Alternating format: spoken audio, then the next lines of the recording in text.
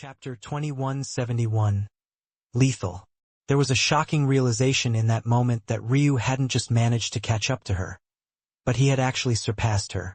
However, it only flashed for a moment before her Tao heart became akin to an unbridled wild beast, lashing out against its chains and roaring to the top of its lungs. In that moment, Serial seemed to have become a completely different person as well.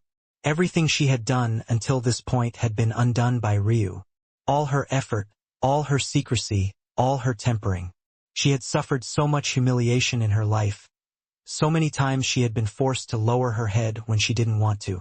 Contrary to what Ryu believed, this didn't make her heart weaker. It didn't dull her edge either.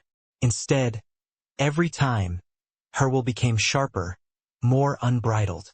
She remembered every instance of those times, and they became akin to flames flickering within the depths of her soul, shuddering against her Tao heart and ridding it of its impurities.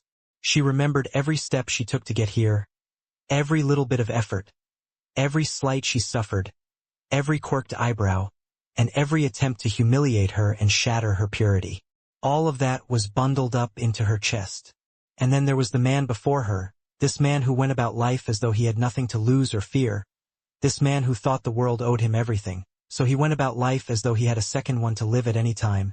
This man she would never admit she loved because how could she love such a foolish, idiotic, brick-headed clown?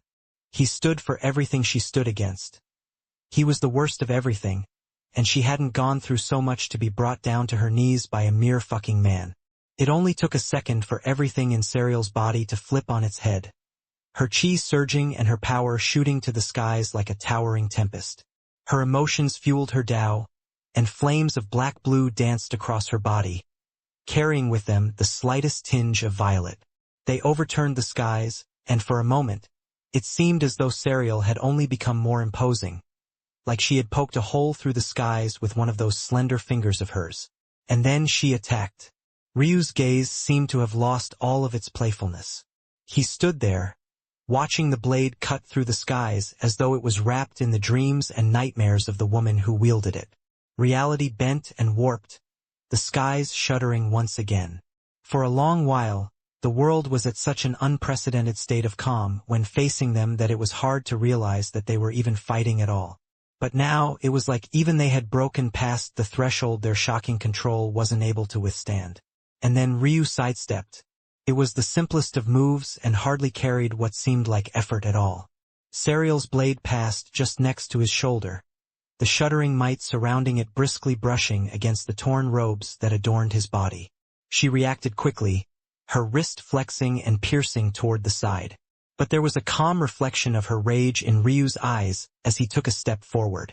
All of a sudden, a blade that should have passed right through his body became her arm instead. He was so close to her that it was her elbow, instead of her sword, that slammed against his side. Ryu calmly caught it with a palm, slamming out with a great deal of force. Serial winced in pain as her arm was nearly bent in the wrong direction. But this so-called wince was nothing more than a flicker in her eyes. Her expression didn't change in the slightest, even as she felt the sprain in her tendons and ligaments. As powerful as Ryu's body was, he couldn't so easily. Boom! 9 Revolution Skybreaker activated, and the strong palm seemed to double in force. Serial's pupils constricted as her arm gave way, her sword nearly flying from her grip. But she managed to hold on to it even as her elbow snapped toward the wrong direction. She took a step back, retreating with a strong shift in her momentum. But somehow, Ryu seemed to stick with her.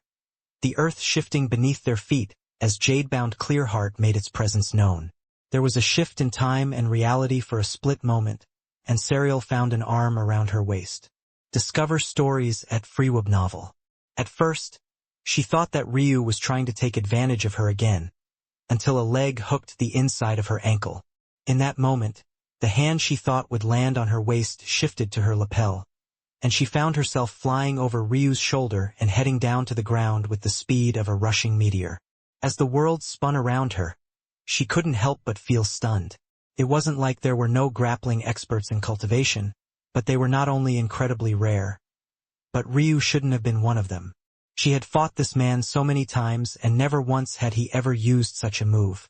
Serial's mind regained its focus, and she seemed to understand what kind of situation she was in. Ryu was in a state of perfect harmony. His moves were not only unpredictable, but they carried with them a sharpness and simplicity that was almost impossible to deal with. Now her leading sword arm was broken, and she was about to slam into the ground with enough force to rock her mind. In that split moment where her head was out of it, the number of things that Ryu could accomplish were too many. Tao God or not, the brain still remained important. It was the main bridge between the body and the soul. If it was out of commission even for a moment, consciousness would no doubt suffer. There was a reason Ryu's brain was a huge part of his intelligence. In this situation, rather than panicking, Serial only grew calmer. How many such situations had she been in? How many times had she put her life on the line? Ryu thought her to be some cowardly flower clinging to the side of the mountain looking for shelter from the harsh winds. But she was anything but. Her body doubled, and she focused everything on creating a shift in reality that was nothing more than a half centimeter. Fooling Ryu's eyes on a large scale was almost impossible. But she had realized already that for something so insignificant, she would be able to get away with it. Ryu would think that she had slammed into the ground a micro-split second before she did, and in the window he used to follow up, she would be able to catch him off guard. Her shoulder flexed as the bones in her broken arm rattled above. This arm whipped backward, and she readied herself. Since her arm was nothing more than a noodle now, she would use it like a noodle. She was a genius amongst geniuses. She had seen the spear whip god aura that Eska and Icemine had created for themselves. Now she would just use the same principle. Was she a madwoman for trying to use a broken arm like it was some sort of whip? Maybe, but she didn't care.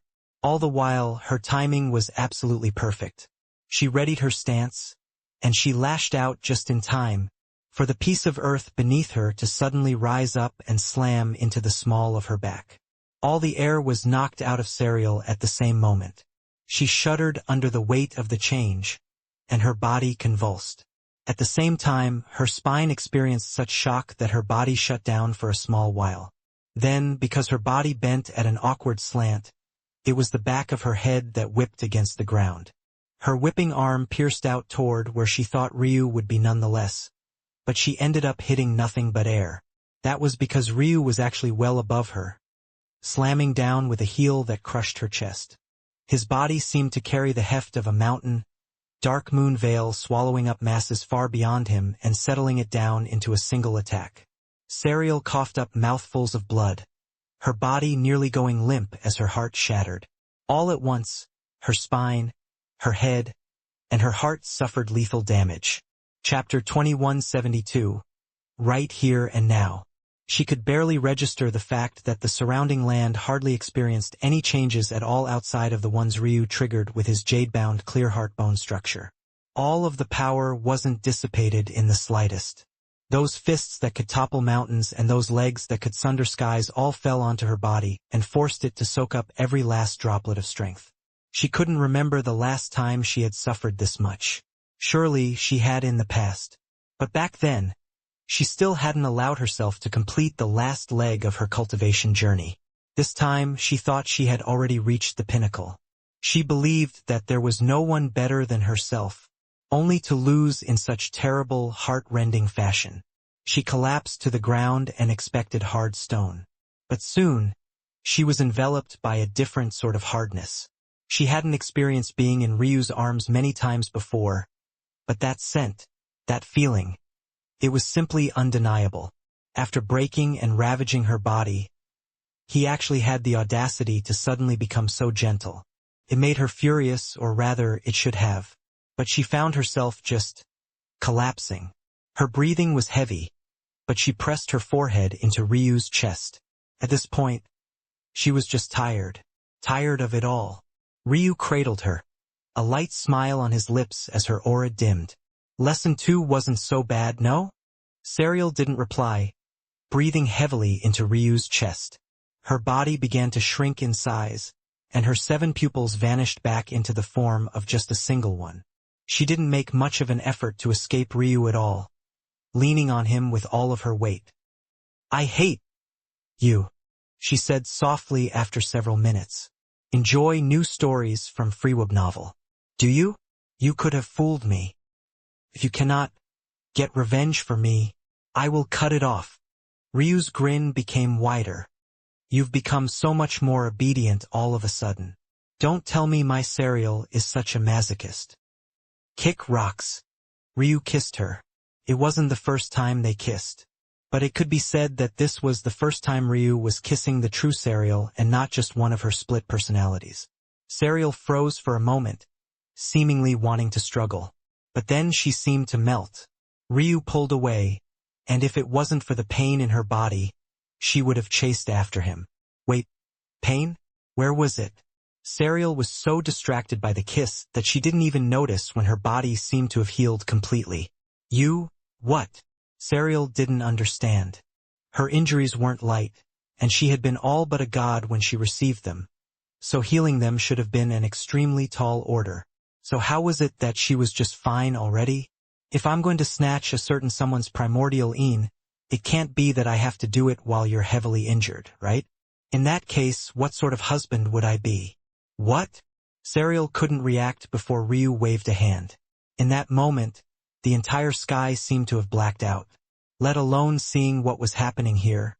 They couldn't even scry fate to get a small idea.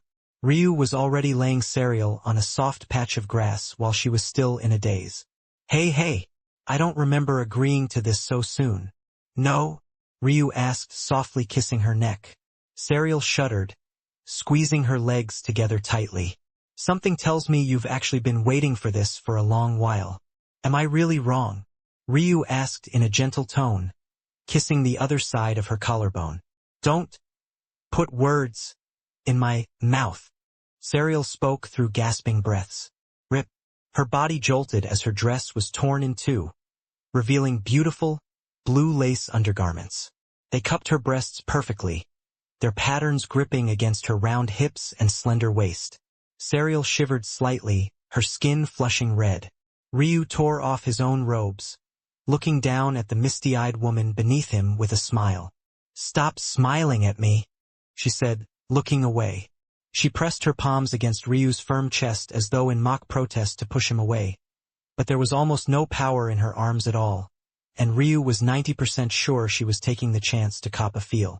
That's one command I can't very well listen to, Ryu replied, his smile becoming brighter. Serial found her arms being bent beneath Ryu's pressure, and soon her lips were covered once more. A strong arm wrapped around her tiny waist, and she couldn't help but wrap her legs around Ryu's. She lost herself in the feeling of his tongue, and all the grievances that had just been boiling inside of her were whisked away with 1 second after another. She hardly reacted when her bra was clipped off, or when a shockingly well-controlled flame burned her underwear to ash. It was only when the soft, pink folds of her most treasured region felt a strong, pulsing heat pressing against it did she awaken just the slightest bit. But in that moment of clarity, she realized that she really did want this. Didn't you say that I jump into your bed of my own will? Serial whispered into Ryu's ear, her breasts pressed firmly against his chest. Ryu grinned. Your hips are wiggling enough right now that I could take it as a win. Technical victories? I thought you were a better man than that. You're right. How about I let my wife have this victory? Oh, of course. I think I'll eat you. Right here and now. Serial opened her mouth to respond but shuddered instead, as she felt Ryu enter her. She bowed her head, biting onto the thickness of his traps to keep silent. Chapter 2173. It feels. But just like with all things she did, she also learned fast, maybe faster than any other woman Ryu had ever been with. Soon, she was winding her hips in ways that made even Ryu want to clench his teeth, snaking her little pink tongue through his mouth with a more and more practiced ease. She gripped onto his back, beginning to indulge herself more and more. The longer they spent connected, the more she felt she was in love with this feeling, intoxicated by it. Now, she could finally understand why others loved sex so much. It just felt so very good. Her body shuddered, a spring well of gushing waters sprinkling down from her legs. However, she only took a split moment to breathe before her hips began to move again. It could be said that she was competitive in all the things she did. She was quite well aware of how many wives Ryu had. So at the very least, in this case, she not only had to quickly catch up to their expertise but had to surpass them all. Ryu grunted, and Serial smiled, cupping his face with her hands and biting his lower lip with a slight hint of pressure. Both of them were upright, kneeling in the grass, but it wasn't long before Serial had pressed Ryu beneath her. Her hips became wilder as she tasted Ryu's lips, growing more and more intoxicated with the feeling, until she felt a sudden pulse within her. She subconsciously knew what it was, but she didn't run from it, pressing her thighs firmly into Ryu's hips and grinding down. The feeling of something gushing within her was enough to make her want to collapse, but her Tao heart seemed to shimmer no less brightly than it had been in the middle of their battle. She was already pulling herself up to go again. She had heard that men weren't very good at going multiple times in a row, so this was her best chance to claim victory. What she didn't expect was for the world to suddenly spin around her. She found a fiendish grin above her as her breasts shook beneath the dim lights. "All right, I think that's enough letting you win for today, don't you think?" Experience Tales with Freeweb Novel. HM? Serial hardly got the hum out before her eyes widened. Ryu seemed to grow another size within her as a droplet of embryonic chi circulated through him, and then through her. All of a sudden, Serial felt her sensitivity increase tenfold. This time, there was no corralling her moans. At some point, she was pretty sure she started screaming. It would have been mortifying had it not been for the fact that her head was in a fog the entire time. She wasn't even consciously aware of what she was doing, and she allowed Ryu to swing her around like some sort of ragdoll or a small bit in the middle of a tsunami. Her small hands could barely hold on, her body shuddering against Ryu's pressing weight and his every stroke. Even when she thought it was finished, it wasn't. Even when she felt like he might spare her, he didn't. It was like he was trying to ingrain into her very psyche that her first victory had truly been nothing more than a fluke. Serial lay sprawled across Ryu's chest, her naked body clinging to him in what looked like sleep. "Will I get pregnant?" Serial asked. Ryu chuckled. "If it was that easy with our talent, then there'd be geniuses running around everywhere." "What? You don't want to have my baby?" "Not yet," Serial said softly. Ryu didn't seem offended, though his words were layered with it. "What? You don't trust in me to get the job done on my own?" Serial pinched his nipple with as much strength as she had left, which wasn't much at all. "I want to be a Tao god first. That will give them the best chance." "Is that so?" Ryu smiled. "And how many children do you want?" "As many as possible. You'd better not forget me, otherwise I really will cut it off. You might have my primordial een and my first, but my womb is still mine. If you neglect my wishes, I will ruin your reputation and mine." Ryu only laughed. If a woman he had yet to make his own had said this, he would have kicked her far away. But his leniency with his own wife could level mountains. From what it looked like today, it seems like the other way around. "It's you who won't be able to handle me." Serial blushed, seemingly remembering hints of all the embarrassing things she had done today. "Don't worry. Soon, there'll be 100 little fae running around everywhere." Serial's blush deepened, seemingly only now understanding the implications. She was quite adorable when she wanted to be. The two lay there in silence for a long while before Ryu finally asked the question that had brought him here in the first place. "So, when are you going to tell me the truth of what's happening here?" Serial froze for a moment before she relaxed. Indeed, if she couldn't tell Ryu, then who could she tell? There were still too many secrets between them. Like, what was the link between the Fae and fiends? Why was she restricting herself for so long if her original goal was to find a husband worthy of siring children for her? How did all of this relate to the Ruin Master Guild? Ryu wasn't sure if she had the full scope of understanding, but she certainly knew more than he did. "Ryu," Serial said softly, strengthening her grip on him as though afraid he would vanish. "It feels like the world could end any moment now." Chapter 2174. Fathomless Scope. Fear. He could feel it almost palpably, as though she was only able to say so much because she was holding him right now. Just what could put Serial in such a state, And what had she been doing this whole time, keeping such a thing bundled up for so long? Ryu became several points more serious, even to the point of tripling the defenses in the region.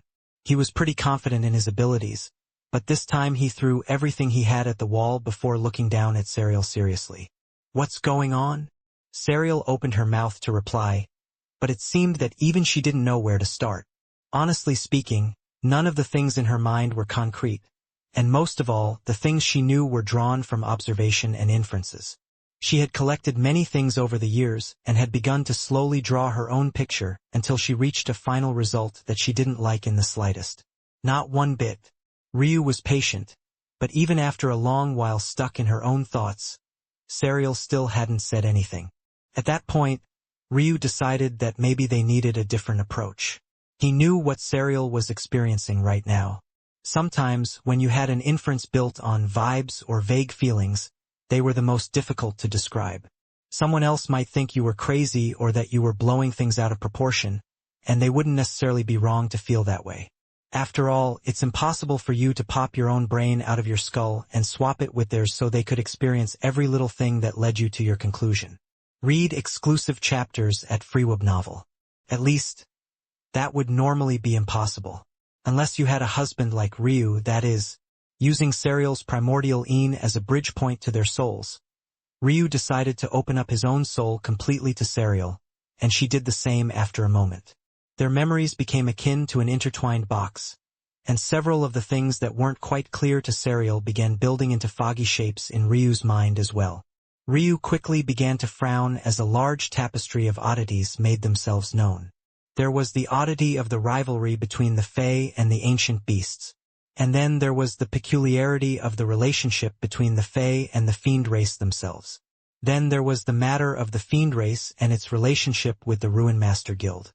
And then there was the scope of the Ruin Master Guild's control and how that might or might not be related to the so-called Heavenly Court.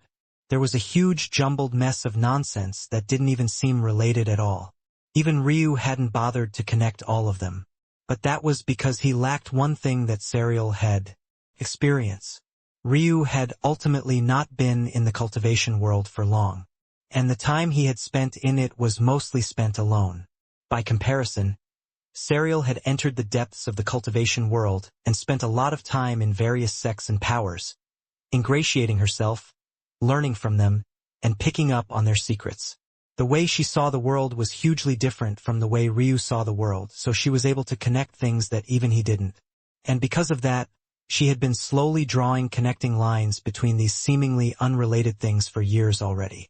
But even with all of that, there was still one thing that caught Ryu's attention the most. As though all of these matters weren't pressing enough, they all tied back to the very same thing in the end: the Phoenix Sky God. That was when Ryu felt the very crux of Serial's fear. And that was when he also realized that it wasn't a normal sort of fear at all. What Serial feared wasn't death or dying. She feared that she wouldn't have the time to grow, the time to establish herself well enough, that she would fail to live up to her promises to herself, to her family, all because she was born too late. That was what filled her with the greatest sense of unwillingness. She didn't want to have to suffer such a fate at all. Feeling through Serial's memories, Ryu finally understood. All of these schemes, all of these movements, even the fiends that seemed to want the destruction of the world itself, were all just acting for the sake of dealing with the Phoenix Sky God. In their obsession with finding a path to break beyond the God realm, the Phoenix Sky God was leaving destruction in their wake. Hope's world was just one of the many that had suffered such a fate. But as time went on, and the appetite of the Phoenix Sky God became more insatiable, it became less and less likely that anyone would be able to stop them. Not the Fae, not the fiends, not the ancient beasts, not the Ruin Master Guild, not even the Heavenly Court. This was the very first time that Ryu had felt the devastation of the Phoenix Sky God in earnest. An existence so powerful, so harrowing, that they had gripped the hearts and souls of every power across all of existence. It was hard to even fathom just how powerful such an existence would have to be to reach this level, and yet beyond that, still be so obsessed with improvement that they were willing to sacrifice so much for an attempt at reaching a step that didn't exist. Maybe it was that sort of obsession that was required to create such a powerful existence in the first place. Maybe it was only by being so focused in mind that you could become as powerful as the Phoenix Sky God. At the same time, Ryu couldn't help but wonder about himself.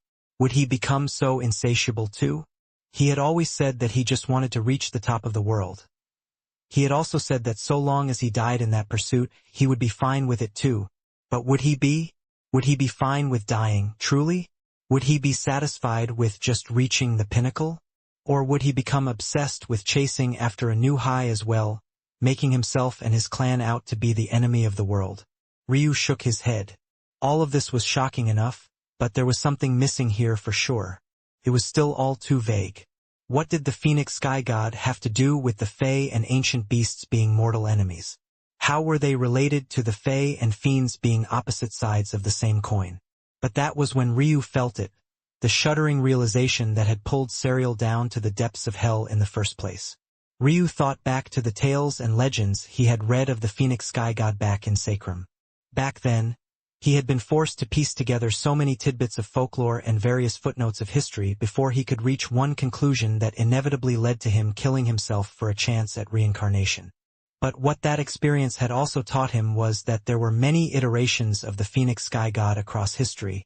Still, no matter which it was, what was clear and obvious was that the Phoenix Sky God was not, in fact, a phoenix but rather a member of a humanoid race. Ryu had no way of knowing exactly what that race was, but what if it was the Fae race?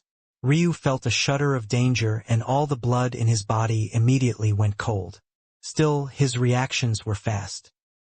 He clutched Serial in his arms and wrapped his robes around her, shooting up with a sharp light in his eyes. His breathing was somewhat heavy, and his gaze became bloodshot. His gaze swept around in a suffocating heft, and even long after the feeling had disappeared, he couldn't help but stay there in a protective stance for several moments longer. Suddenly, he understood just the sort of scope he was dealing with and also why Serial had no idea where to start. When you were dealing with something like this, how could you possibly know where to start? The Phoenix Sky God wasn't just going around to various worlds, destroying them, and swallowing up their paths of reincarnation. The Phoenix Sky God was manipulating the very fabric of the heavens themselves. Even the rivalry of the Fae and ancient beasts was constructed by the Phoenix Sky God for no other reason than to allow them to observe and strengthen themselves. What better way for a Fae following the path of a beast to improve than to watch countless iterations of these two paths clashing? Chapter 2175. Useless. The Phoenix Sky God was no longer just some vague entity to him now. They were very much real. He had spoken to them, and now he had seen just how deep the scope of their plans and machinations went. This wasn't just a normal existence. The Phoenix Sky God was quite literally using the heavens themselves as their chessboard. Serial looked up at Ryu's side profile from her position in his arms, not saying anything to interrupt his thought process. She wondered how he would react to this. Would he still be the same Ryu? Or would he come to understand her perspective more? If he did the former, how would she react? Such a hard-headed man. She almost laughed inwardly, as though already knowing the result. However, for maybe not the first time, this husband of hers actually surprised her a bit. Ryu didn't flash a cheeky smile or a confident grin. Instead, he just looked off into the distance, the uncertainty in his eyes and the hints of confusion fading into a cool sharpness. "All right." This was the only word he said even after so long. Then he looked down at Serial. Only then did he finally flash a cheeky grin. "Why are you still naked, ma'am? It can't be that you're already wanting more." Serial was speechless. She was naked still only because this man insisted on bundling her up in robes. In fact, because of that, he was still naked too. This man was so annoying. Considering her speed and her familiarity with her own body, she could have probably dressed herself far faster than he bundled her up in the first place. She was growing more and more annoyed the more she thought about it. But when she saw Ryu's grin only widening, she snorted and looked away. Unfortunately, that choice seemed to have been a mistake, because before she knew it, she wasn't bundled by anything anymore, and her moans filled the forest floor once more. "Did you forget that we are in the middle of a trial?" Serial berated, snatching Ryu's collar in what looked like an act of anger, but was actually quite a covert and successful attempt at straightening it. "Of course not. But isn't pleasing my wife more important? Ryu blinked innocently. You're insufferable. Let's go. Serial took Ryu's hand and stomped away. The world didn't understand much about what had happened at all. First, Ryu and Serial were fighting a battle of life and death. And in the next instant they were kissing. Then everything went black, only for them to return days later, rushing out hand in hand. It was hard not to be speechless toward such a result. This was probably the most sought-after selection in existence. Why were these two treating it like a joke? No, from what they could tell, this was mostly Ryu's fault. All things considered, the young woman had been taking things very seriously until he ruined all of her plans. At that point, it was already too late to take things the way she wanted to. Once again, this Ryu Tatsuya, no one quite knew how to react to him. A certain matriarch was no doubt grinding her teeth. She already knew that Ryu certainly had more than one woman, and it wasn't like her Devis race was shy about such things, but it was hard for it not to leave a bad taste in her mouth when her daughter had only just been captured, only for Ryu to flirt and bed another woman right in front of the world. What was that supposed to mean? That this woman was worthy of status while her daughter was not? That this woman could be an official wife but her daughter was just fodder? The more she thought about it, the more infuriated she became, and the anger she thought she had long since buried came bubbling up once more. It was her husband that still remained the picture of calm. But this time he didn't say much about his wife's tirade. That said, his feeling was much the same as it had always been. Whether his daughter would be able to make anything of herself or of this opportunity would be up to her. There was another group reacting to this situation quite differently from others, though, and that was none other than the Fae. The Fae hadn't had too grand of an entrance, and they seemed to have been led by Serial alone. Well, other than a particular young man with a white foxtail and ears. However, right this moment, their auras were anything but calm and tranquil. Quite honestly speaking, they couldn't believe what they were seeing. They had followed Serial for a long time, not as her servants but rather watching her progress. As someone from the lower worlds, she had always been someone with great potential, but she had to earn her way up because her foundation was too shallow. It wasn't lost on them just how much hardship she had been through, and how well she had to play a game of stick and carrot, not to mention power and politics, to make it to where she was now as such a beautiful woman. And yet, for all of that to come crashing down before their eyes after the rogue kiss of a single young man, it was simply unacceptable. Continue your story on Freeweb novel. In the center of it all, an old woman with two wrinkled hands on a cane stood the stiffest, her murky eyes staring forward as though she was looking through the projection rather than at it. It could be said that if 60% of the reason Serial had been able to make it through was her own efforts, then maybe another 40% was this old woman. She rarely showed her face, and maybe even Serial was only vaguely aware of her existence, but it could be said that she had invested a lot in this young woman. She didn't expect that her investment would slip out of her fingers just like this. After a long while, the old woman closed her eyes and her cracked lips parted. "Your son is useless," she said coldly. An older man to the side stiffened, as did a familiar elder brother. None of them needed an explanation. If falling snow had been able to do what he was supposed to do, then how could any of this have ever happened? Anger spiked in the hearts of the two men, but in the end, they didn't dare to say anything. They had a belly full of excuses and nowhere to vent them. How could they have known just how much of her true prowess Serial was hiding? How could they have known that she had treated many of their geniuses like a joke for so long? How could anyone so young be so prudent and patient for so long? By the time they realized the truth, not only was she already under this old woman's umbrella, but she had already grown so powerful that very few could control her in the first place. And just now, they realized that even though they had felt they overestimated her, they had still somehow underestimated her in the end. But this Ryu Tatsuya, just how powerful was he now? Slowly, the two men regained their calm, and their gazes regained their focus as they settled on their useless family member. Whether or not that was true would be up to him to prove. But what was clear was that the progress he had made until now wasn't enough to beat Serial, let alone Ryu. If he was going to redeem himself, it was going to have to be left up to him making another breakthrough. Whether he could do that or not, they had no idea. He had the talent, and he could no longer be considered a greenhorn, but it was hard to manufacture true adversity. The next few months would decide whether he was a dragon or a fish in a pond.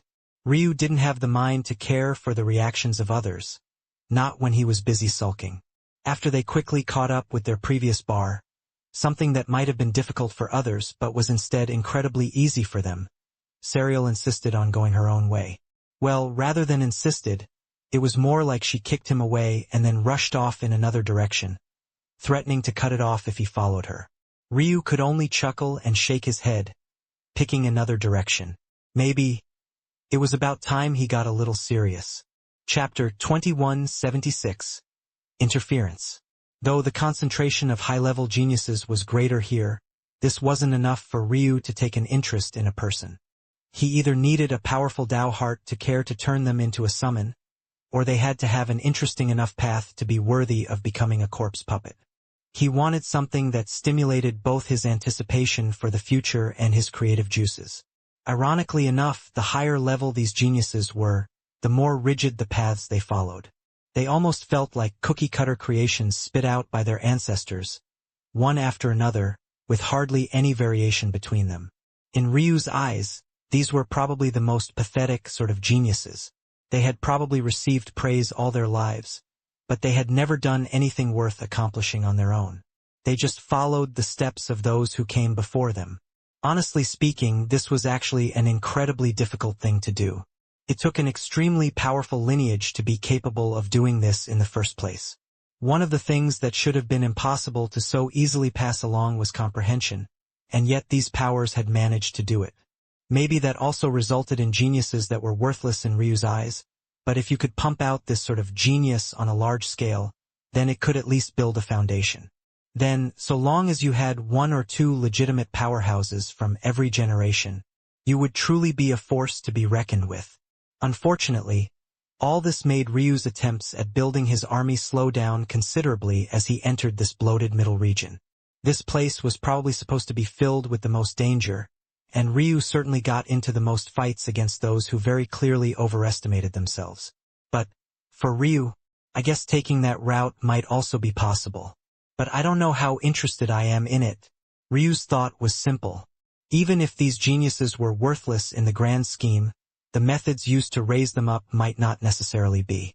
If he took one or two in as a corpse puppet, then he could reconstruct their foundations based on the methods used to allow them to reach their current heights in the first place. Like that, he would actually have a legion for every power in existence, giving him the perfect counter option for them all.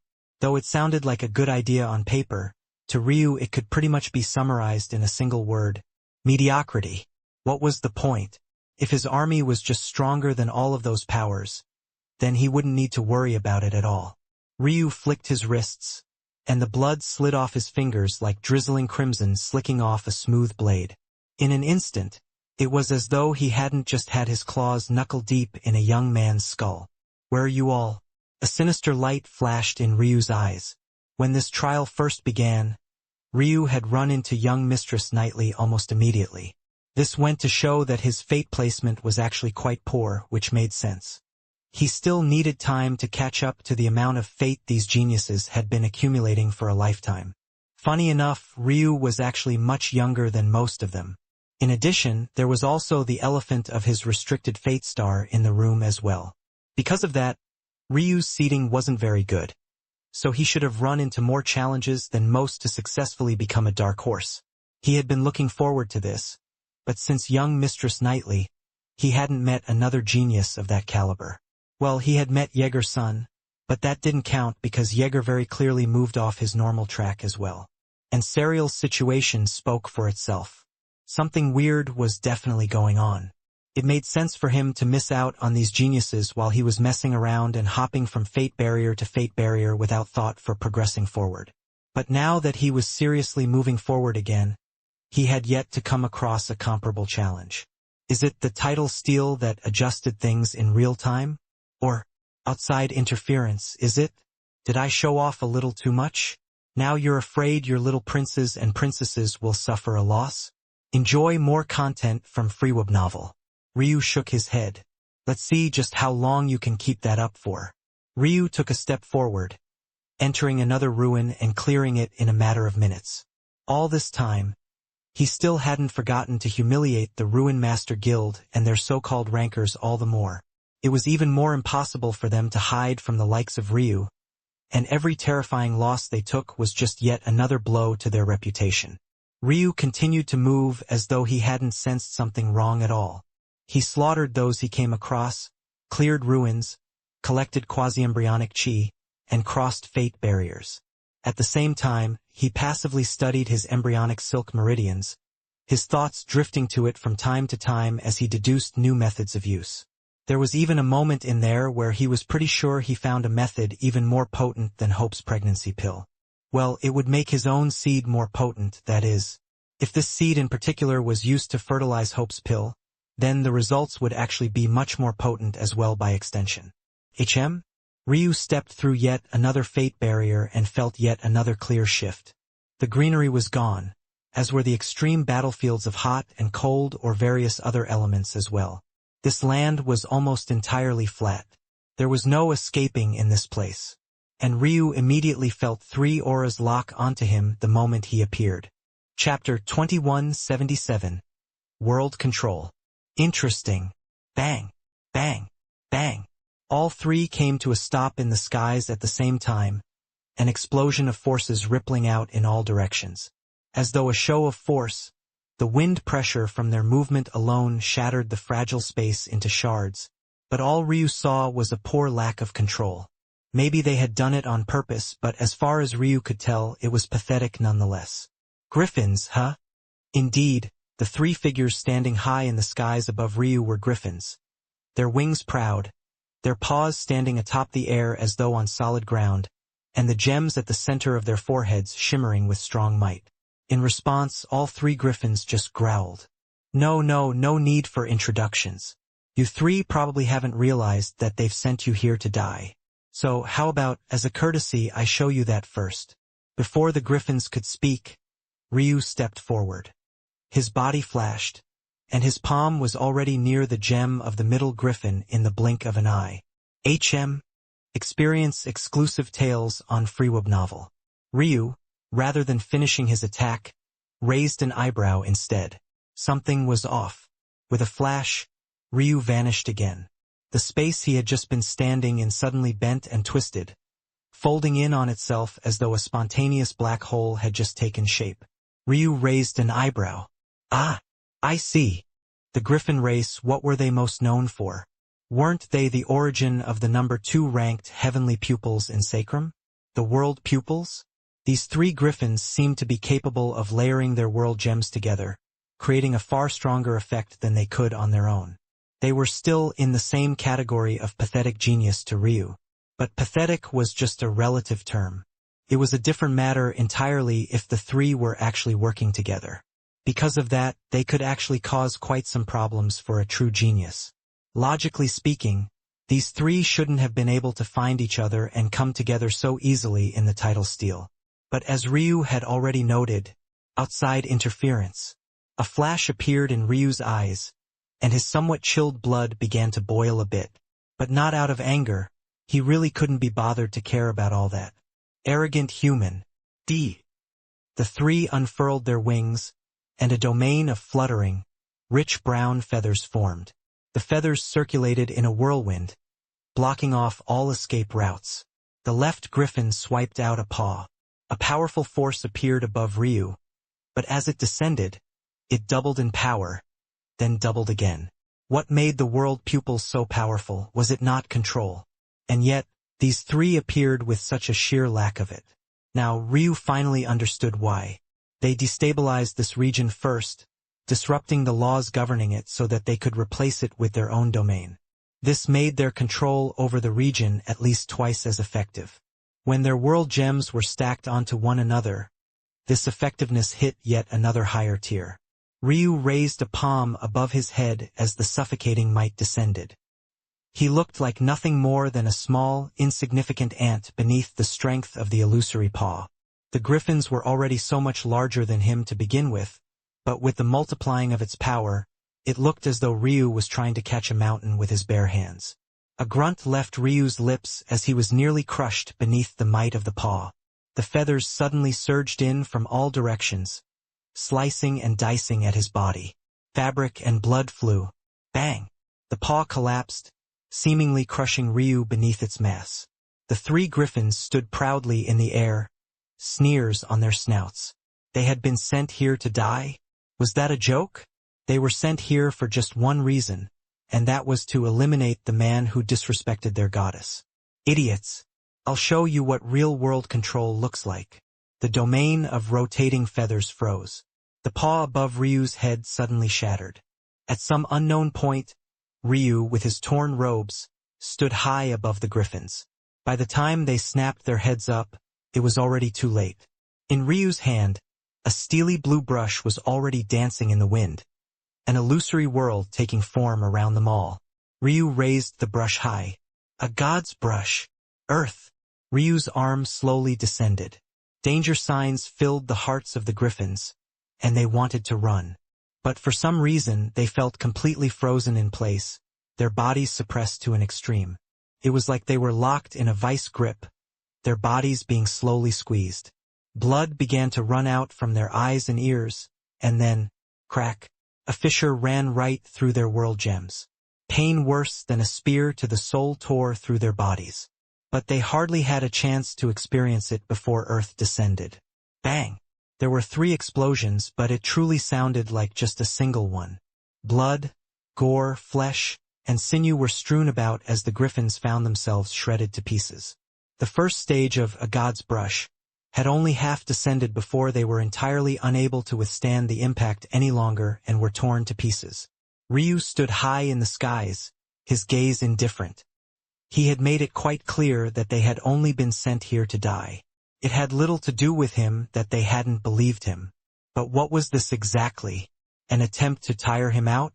Ryu would have laughed if it were funny. Instead, the tiny bit of heat in his blood was increasing. Finally, some real fun. They had better start sending more powerful opponents. Chapter 2178. Why? The world gem of the Griffin race was without a doubt their greatest asset and the source of their talent. It was what housed their soul, the core of the bloodline, the source of the world pupils. It was quite a special item, and a rare material to be sure. Though it could be said that it was a valuable item without any sort of market. After all, who the hell would dare to offend the Griffins by distributing such a thing? There were almost certainly black markets out there, but they were under such secrecy that defining them as rare didn't quite do them justice. Of course, Ryu didn't give a damn about any of this. All he saw were some useful things for Kira to absorb. It was about time that cowardly corpse puppet of his started absorbing some real beasts. He wondered what kind of monster Kira would become in the future as a result. Ryu casually put them away, likely to the fury of the Griffins watching from the outside. But they had likely also known that this possibility had a high chance of occurring. It would be all worth it in the end. Ryu could easily guess at their thoughts, but not only did he not have any intention of dying in this place, not to mention the fact that trying to tire him out of all people was a joke, but while they sat on the edge of their seats waiting for him to finally collapse, they were going to end up suffering a lot of heartache. That was proven true quite quickly because, while they were practically urging Ryu to hurry on to the next region, Ryu took his time scouting the region, found the ruins he was looking for, and cleared them one after another. These ruins were, without a doubt, even more devastating to the Ruin Master Guild than the other had been. It was only natural that the harder-to-clear ones were placed deeper, and by extension, the weight given to them was also much heavier. Every blow here was like a gut punch, and Ryu made certain to take every single one of the chances he was given without fail. And it was only after Ryu was finished delivering his gut punches that he casually strolled into this next region. Well, this is certainly different. Ryu almost laughed again. Ahead of him, there wasn't a single person or even a group of individuals. There was an army of Devis. Once again, he had no idea how this was even possible. Regions were separated, gathering 3 was still possible, but over 500 like here. Ryu looked around for a bit until he understood. Well, the Devis are quite cruel, aren't they? Looking at the dead eyes staring back at him, Ryu realized that these were no longer geniuses at all. They weren't quite corpse puppets as they were still under vague control of themselves. But they might as well have been. What was for certain was that they had no chance of returning to what they had once been. They were in a state of half-life right now where they were neither dead nor alive. But that also meant their fate was in limbo, not allowing the tidal steel to detect them in the normal way. Due to that, they had probably swept through the fate barriers unhindered. No, not unhindered. I doubt there would be such a terrible loophole to take advantage of. If that was the case, it would have been taken advantage of more than what I've seen. There was probably still a price to pay. But I bet that price was a lot smaller than it should have been. Find more adventures on Freeweb novel. Ryu stared forward, scanning each one of their faces one by one. Then he looked up and shook his head. No. If we're going to do things like this, don't think that you're allowed to obscure what's happening from the rest of the world. Ryu pointed a finger to the sky, and a beam of light ripped through a veil. Boom! The army charged at the same time, but the deed was already done. Suddenly, a scene of 1 on 500 played out before the eyes of everyone present. Unfortunately, it seemed that these people had no idea what heavenly tribulation Ryu had to suffer through just to be able to stand here today. Ryu took a step forward, his great sword staffs flashing into his palms. He flicked one wrist, and as though dotting the skies with the delicate point of stars, a flurry of piercing lines erupted. His other arm almost lazily swung. The lines of piercing light shot through one forehead after another. The army had barely covered half the distance between them when almost 10% of them had already died. Numbers really weren't the way to deal with Ryu. Not if they couldn't at least hold their own just the slightest bit without such advantages. Ryu took another step forward, and his lazy swing finished completely. A wide arc was drawn across the ground, forcing the army to leap into the air. The organization was ruined in an instant, and the Deva elders responsible for setting this up couldn't help but curse beneath their breaths. Could it be that Ryu had seen through it all so easily? Might as well be an open book, Ryu said coldly. With a flicker, Ryu appeared in the skies as well, his blades dancing like the wind. No one lasted more than even a single exchange against him. There were no screams, and the blades were so sharp that they passed right through flesh and bone without even the slightest sound either. The only sounds in the region at all were the splattering wet noises as they fell from the skies, their eyes having gone completely dull. There was just the slightest hint of regret in their eyes as they breathed their last. Maybe even until now, they couldn't believe that their own clans had done something like this to them. Ryu continued to unleash a single-minded slaughter, and in a blink, less than half of the Devas remained. It was then he sensed that something else was off. Ryu's great sword staff flipped in his palm, its golden blade pointing downward. With a flex of his arm, he thrust down. A powerful momentum enveloped the land, and a beam of sharpened light descended in a torrent. Boom! Ryu had only just acted when a black dagger silently appeared at the back of his neck. His timing was perfect, and not a single problem could be found. It was well and truly the best sort of assassin strike. Clang! The dagger collided with Ryu's neck. At some unknown point, Ryu had suddenly been covered from head to toe in pristine white scales. The dagger nicked against him, drawing just the faintest line of crimson, but unable to penetrate any further. The assassin's arm snapped back, a reverberating forward clang against their wrist. Ryu was already prepared, his great sword staff swinging back and down as he pivoted his hips toward the perpetrator. The assassin's reactions weren't too bad either, managing to just barely slip out of range, burrowing Ryu's own momentum to retreat. Ryu's blade just barely missed their nose as they arched backward. Bang! Bang! Bang! 3 more Devas shattered into a rain, and Ryu finally saw who his attacker was. It was actually one of young Mistress Knightley's little lovers. Or, rather, one of the consorts that were set up for her in the future. All things considered, this sort of genius wasn't on the level of young Mistress Knightley and the others, but they were only a half-step beneath. There were only a dozen or so geniuses at that elite of an elite level. To be just a half-step away really held some weight.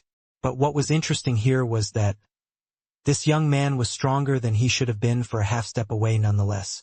It seemed that he had managed to make some progress in the tidal steel after. Ryu slowly lowered his great sword staff, exhaling a slow breath as the wound on the back of his neck slowly healed. The young man stood there with black wings and crimson eyes, a pair of daggers in his hands as he stared at Ryu. "My woman. Give her back." Ryu didn't reply, instead looking down at his great sword staffs. Then, as though thinking of something amusing, he sneered. He flipped his palms, his great sword staffs vanishing in favor of a pair of crystal-bladed, jagged-edged daggers. With a series of subtle flicks and rotations, the daggers danced in Ryu's hands like he had been juggling them all his life before snapping back into his palm with a satisfying echo. "Why would I spit out something I've already eaten?" Ryu asked, pointing a dagger right between the young Deva's brows. Chapter 2179. Unfathomable. His wings spread out, all of them looking akin to devilish blades streaking through the skies. With a single flap, it seemed that space and time themselves were being shredded to pieces. And then he moved. The two figures cut across one another, and Ryu found himself standing with his back to the young man, looking down at the daggers in his hand. His wrist flickered and the blades began to dance, rolling between his fingers and spinning on their tips. All the while, he didn't even bother to look back as the white scales faded from his body. It was hard to tell when he had even summoned them in the first place. "Well, I did already say that I was done messing around." Shurring, shurring, shurring, shurring. Poochie. The blades overlapped and 4 wings fell to the ground in heavy heaps. Each one weighed as much as a mountain, every crash leaving craters of earth in their wake despite the sturdiness of the realm. The young man stumbled in the skies, his body shuddering. To the Devas, the wings weren't just extremities. They were vital organs, they were symbols of pride, they were the very core of their beings. "You know, before this little excursion, I had never even heard of Devas before. I can see why. Your birth rates are so low and yet you're still so foolish with your lives. Go in peace. I'll be sure to take care of your woman. Though I don't know how you have the balls to call her that. Willingly being just one of her many concubines. Not sure how you can call yourself a man." Ryu looked back, his dagger snapping into his palm. The blue crystal glint danced across his indifferent expression, playing to his silvery eyes and white as snow skin.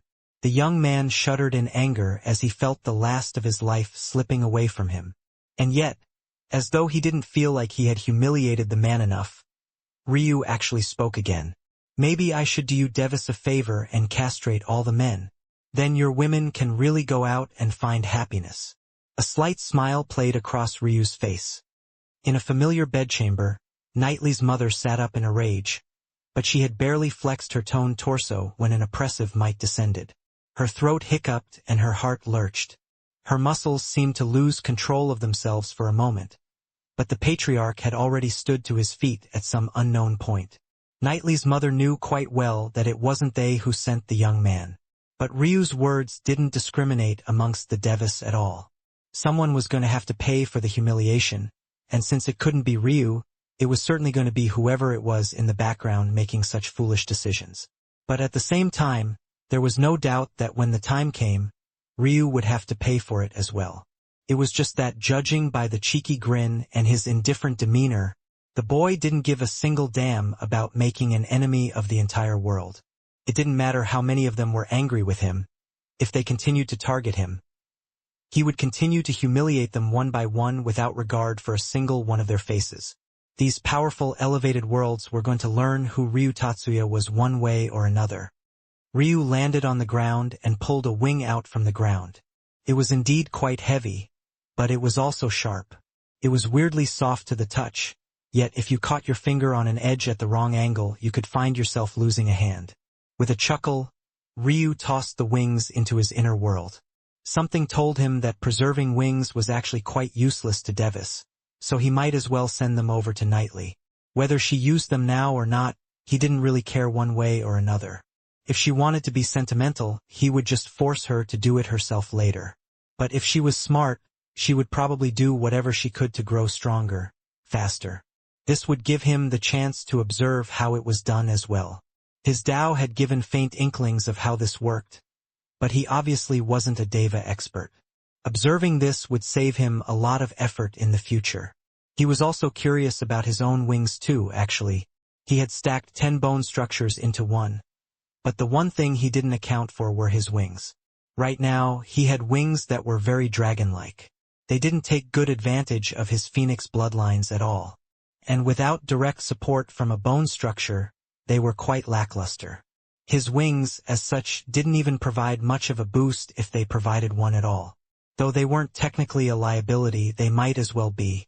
It was like having an extra limb for no reason. They were practically only there to look cool. It wasn't exactly a top priority of his to fix this issue, but it was interesting that the Devas seemed to want to present themselves on a silver platter. And if he was going to steal a pair of wings, well, he was pretty certain of whose head he wanted. There was a certain annoying war god pupil wielder that would certainly appear any moment now. Ryu dusted himself off, then headed off to clear more ruins. By now, his bundle of fate was growing extraordinarily large, so much so that he seemed to have formed another miniature sun in his internal world. Minutes later, he walked out of another few ruins and exhaled a calm breath. Time to do this all over again.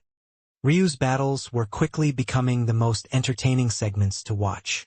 It wasn't just that he was getting by far the most action now, but he himself was too entertaining. How often could spectators experience the humiliation of so many powerful races in real time? It was like some sort of fever dream.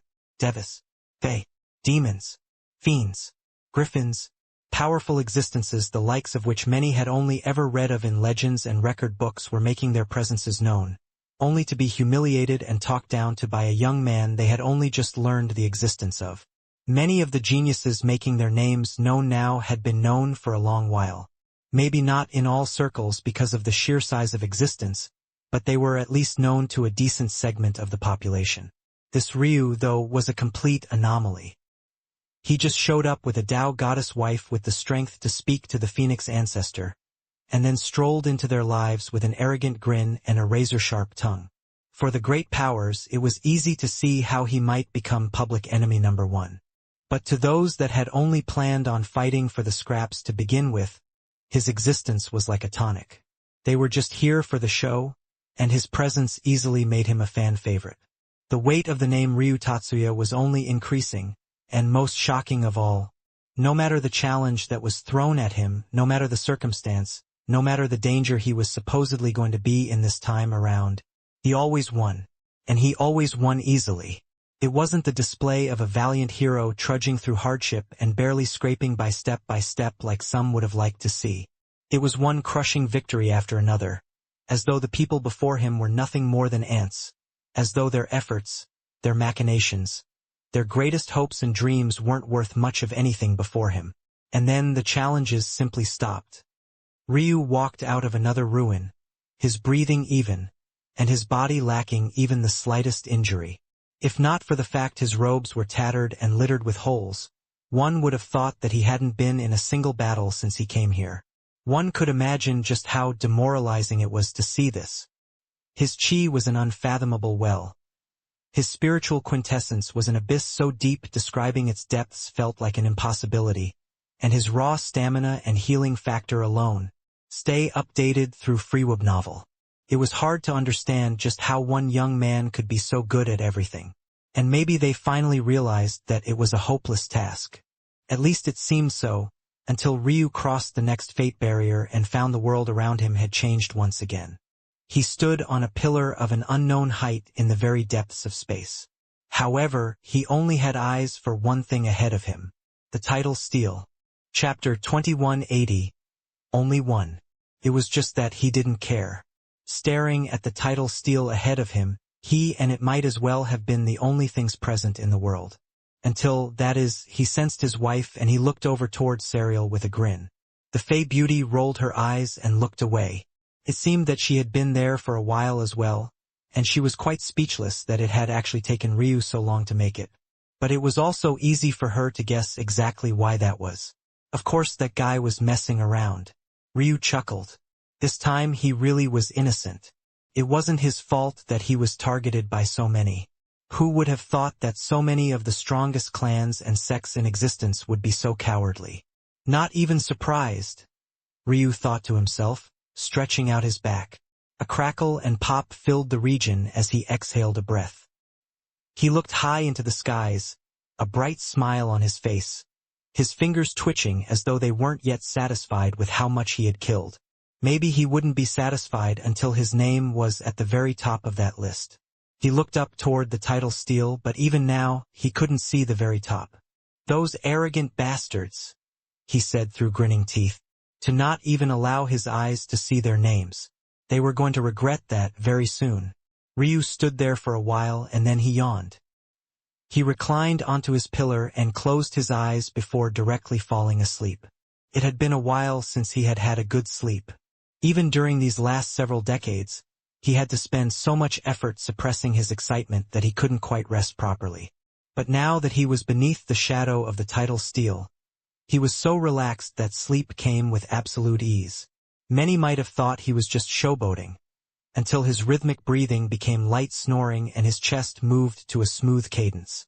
He forgot about the world to the point even Serial found herself rolling her eyes again. This guy was really too much. Slowly, more individuals began to make their presence known. The number continued to increase, and from the first few dozen, there came over 100 more, and then over 500. The numbers began to slow considerably when they got to over 900, and then 950, then 970, then 990, until the very last 999th pillar was filled months later. All the while, there were many focused gazes on Ryu, many filled with murderous intent that would have probably disturbed the sleep of almost anyone else. But why would it bother Ryu? As far as he was concerned, the only reason so many great geniuses made it so far was because someone tweaked his path. If not, he would have taken out at least half of them already. They were lucky they had gotten more time to strut around like they did. Ryu's eyes suddenly opened. He didn't move from his position, but he seemed to have naturally sensed when the last person had arrived. What no one expected was that he would speak first. "Silent Cabus," he said slowly. "I know you're here somewhere. I went out of my way to not look for you, you see. That isn't because I fear you. It's more so because since I've already come all this way, I might as well do things at everyone else's pace. I know you have a fondness for gathering corpse poison. But you see, when it comes to people I hate, I also don't have a bottom line. I wonder what kind of expression you'll make when it's your turn." There was a chill that pervaded the air when corpse poison was mentioned. The words were laced with such a taboo that even the title stele rumbled as though in warning. But Ryu continued to speak as though he hadn't felt a single thing was wrong. "Ruin Master.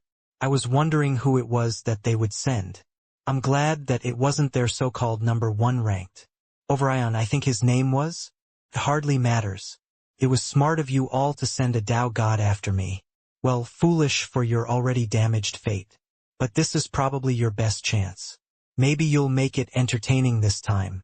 What I didn't expect was that it would be an old friend, but you've already suffered a loss to me twice already. Maybe 3rd time's the charm, HMIM." There was another rumble, this one originating from a completely different space, but Ryu still didn't seem to be finished. "Also, it's true. Fire dragon blood runs through my veins. So does Lightning Qilin blood. So does fire, ice, dark, and Emperor Phoenix blood. Quite frankly, my body is still a bit thirsty for more." Ryu clasped his fingers behind his head, crossing one leg over another as he looked into the stars. He seemed to still half be in dreamland, his words coming out in a calm, lulling sort of cadence. "Ah, martial gods, martial gods, martial gods, there are a few of you I can't kill. My wife's snotty-nosed little brother. You see, that wouldn't be a good look on my part. Her mother, yikes, maybe a few spanks. Her father. That man's already dead as far as I'm concerned." Ryu suddenly grinned. "The rest of you, however, not a single one of you is making it out alive." Ryu finished speaking and smiled up to the skies, only for infuriated laughter to echo soon after. "A fool who doesn't even understand how the title stele works. The ignorant truly say whatever they please." Young Master Bright's words cut through Ryu's momentum. his golden hair flapping wildly beneath his building momentum. As though on cue, the tidal steel rumbled. The clouds around it shook, and the bottom of the tidal steel trembled awake. A pair of characters floated out from the steel. Blade Disciple. The title caught the attention of several people, but the glow of it was dim. It was clear that it wasn't the best of the best in titles. There were actually 3 phases of the tidal steel. The first was to make it here, fighting it out from the 999th spot that would allow one to make it to this point. But then there was a second phase, a phase where the title wasn't yet forged by the user, but instead granted by the tidal steel. Not everyone had the right to even attempt to claim their own title, and it was said that the tidal steel itself had stopped granting unique titles casually long ago. If you wanted such a chance, you would have to earn it. However, that didn't change the fact that these named titles were already of great value. Earning one would already make you a pinnacle expert. Just being here already made you among the 999 best geniuses in all of existence. To claim such a title guaranteed you such a halo even into the Tao God realm. Yet, as though he hadn't heard young Master Bright's words at all, Ryu yawned, and his legs flipped up. He palmed the ground and jumped to his feet in a fluid motion. By the time he did this, 3 existences had already rushed out toward the title with the fastest speeds they could muster. Ryu stretched and then tapped his foot. In an instant he had shot by them all.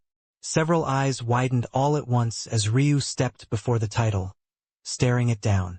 There was a strong suction and repulsion force all at once, as though the title wanted Ryu to take it, but the tidal steel was saying it wasn't for him. A lot of nerve you have. I take what I please. Ryu plucked it out of the air. The 3 figures froze, not a single one of them having expected such a result. But then their eyes went red.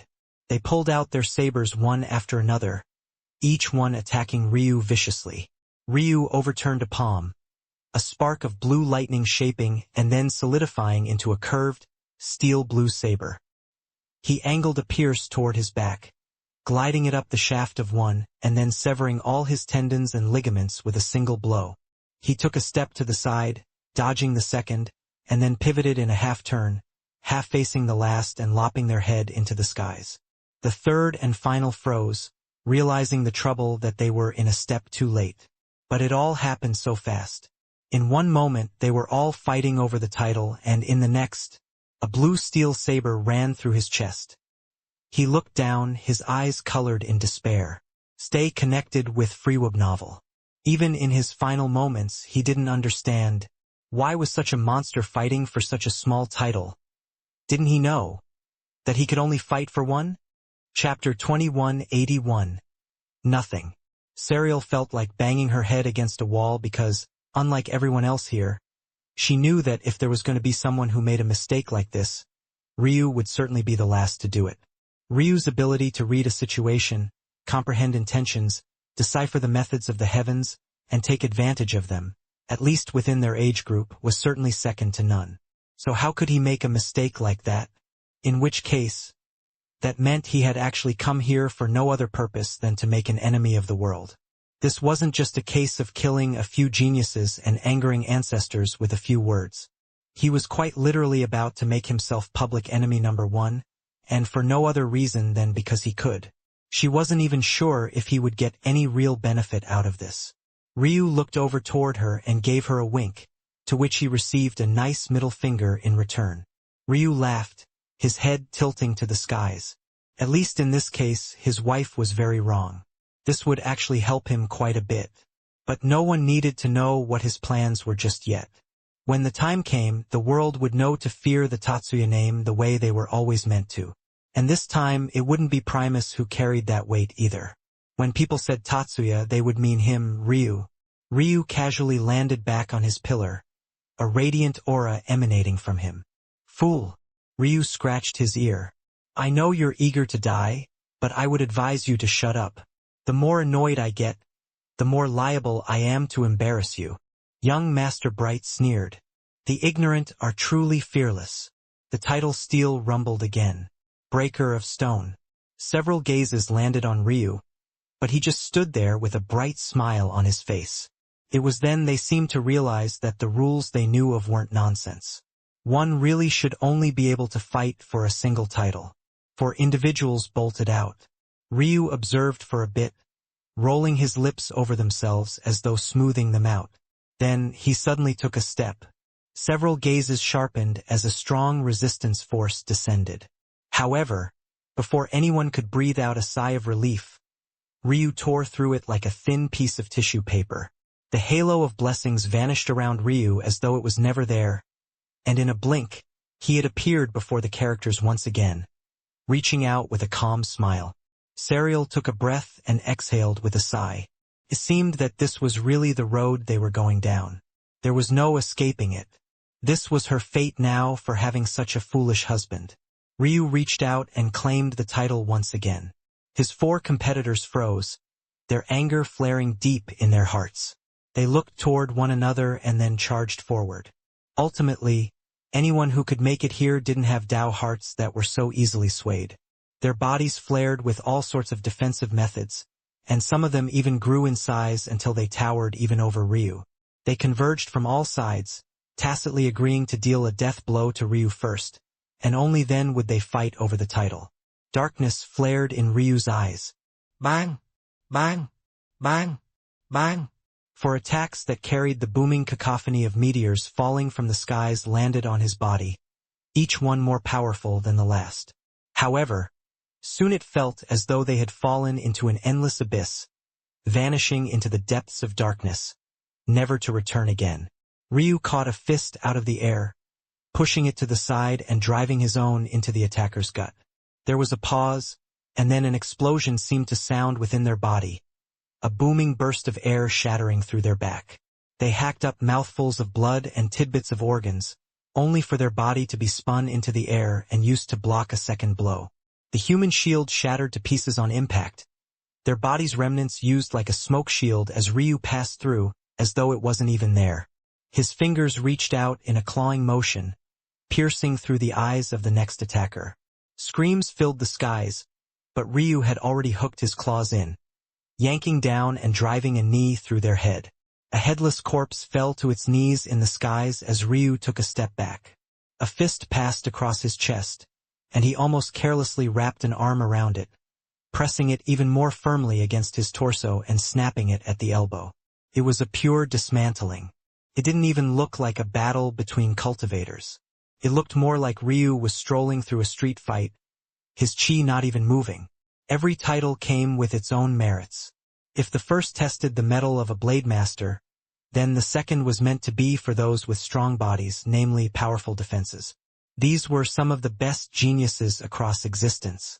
Their bodies should have likewise reflected that since they dared to come and fight for this title. And yet, before Ryu, it was like their bodies were made of clay. Fragile and soft, flexible and pliable. Ryu punched out, his fist ripping through the heart of the last of them. Ryu blinked. 2 hearts. Interesting. You can come. Ryu shifted his arm, and instead of bursting out with a strong pulse of energy that would shred everything apart, he captured the man instead. After studying him for a bit, he nodded and then tossed him into his inner world. Then, without much of a care in the world, he returned to his pillar. It rumbled, another blessing falling from on high, this one slightly more substantial than the last. It was clear that, in the opinion of the title steal, this title was worth just a little bit more. But now, no one knew how to react. This wasn't supposed to be possible. And what did it mean for this to be possible? How far was Ryu planning on going exactly? The title steal rumbled again, and yet another title took shape. This time, instead of stepping forward, Ryu looked toward young Master Bright. Find your next read at Freeweb Novel. What? You have nothing to say this time? Come on. You seem to have such a sharp tongue before. Darkness pervaded Bright's gaze, his golden irises swimming with a hidden blackness. Nothing? Did we learn a lesson today, then, about how to shut our mouths when we don't know what we're talking about? A nice lesson, don't you think? My words remain the same. You are a fool, young Master Bright said coldly. Is that so? Just because you're too afraid to step on toes, too worried about what might happen when your backers can't protect you, I've been walking this road on my own for a very long time. What you see as foolish only exists because you're too much of a coward to do it. Then again, even if you grew some balls, you don't have my capabilities, now do you? Young Master Bright's eyes bulged. Just tuck your tail and wait for your turn. If you dare to step out when the time comes, that is. Ryu raised his foot, and his body flickered and vanished. Once again there was resistance, and then the halo around him vanished. He shot ahead, landing in front of the title first once again. Palm Adept. The ending was just the same this time and the next time and the time after that.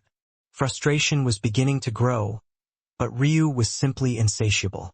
There was hardly a single soul here that wasn't from a power that had pissed Ryu off in some way, shape, or form, and honestly speaking, even if they weren't, why should he care?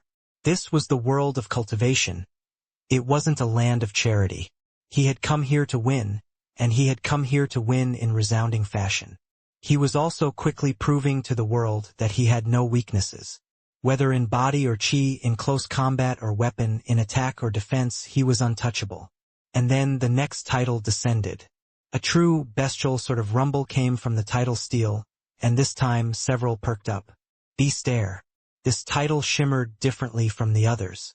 It was the first truly ranked title, and this time it was asking something that shouldn't have been possible for Ryu.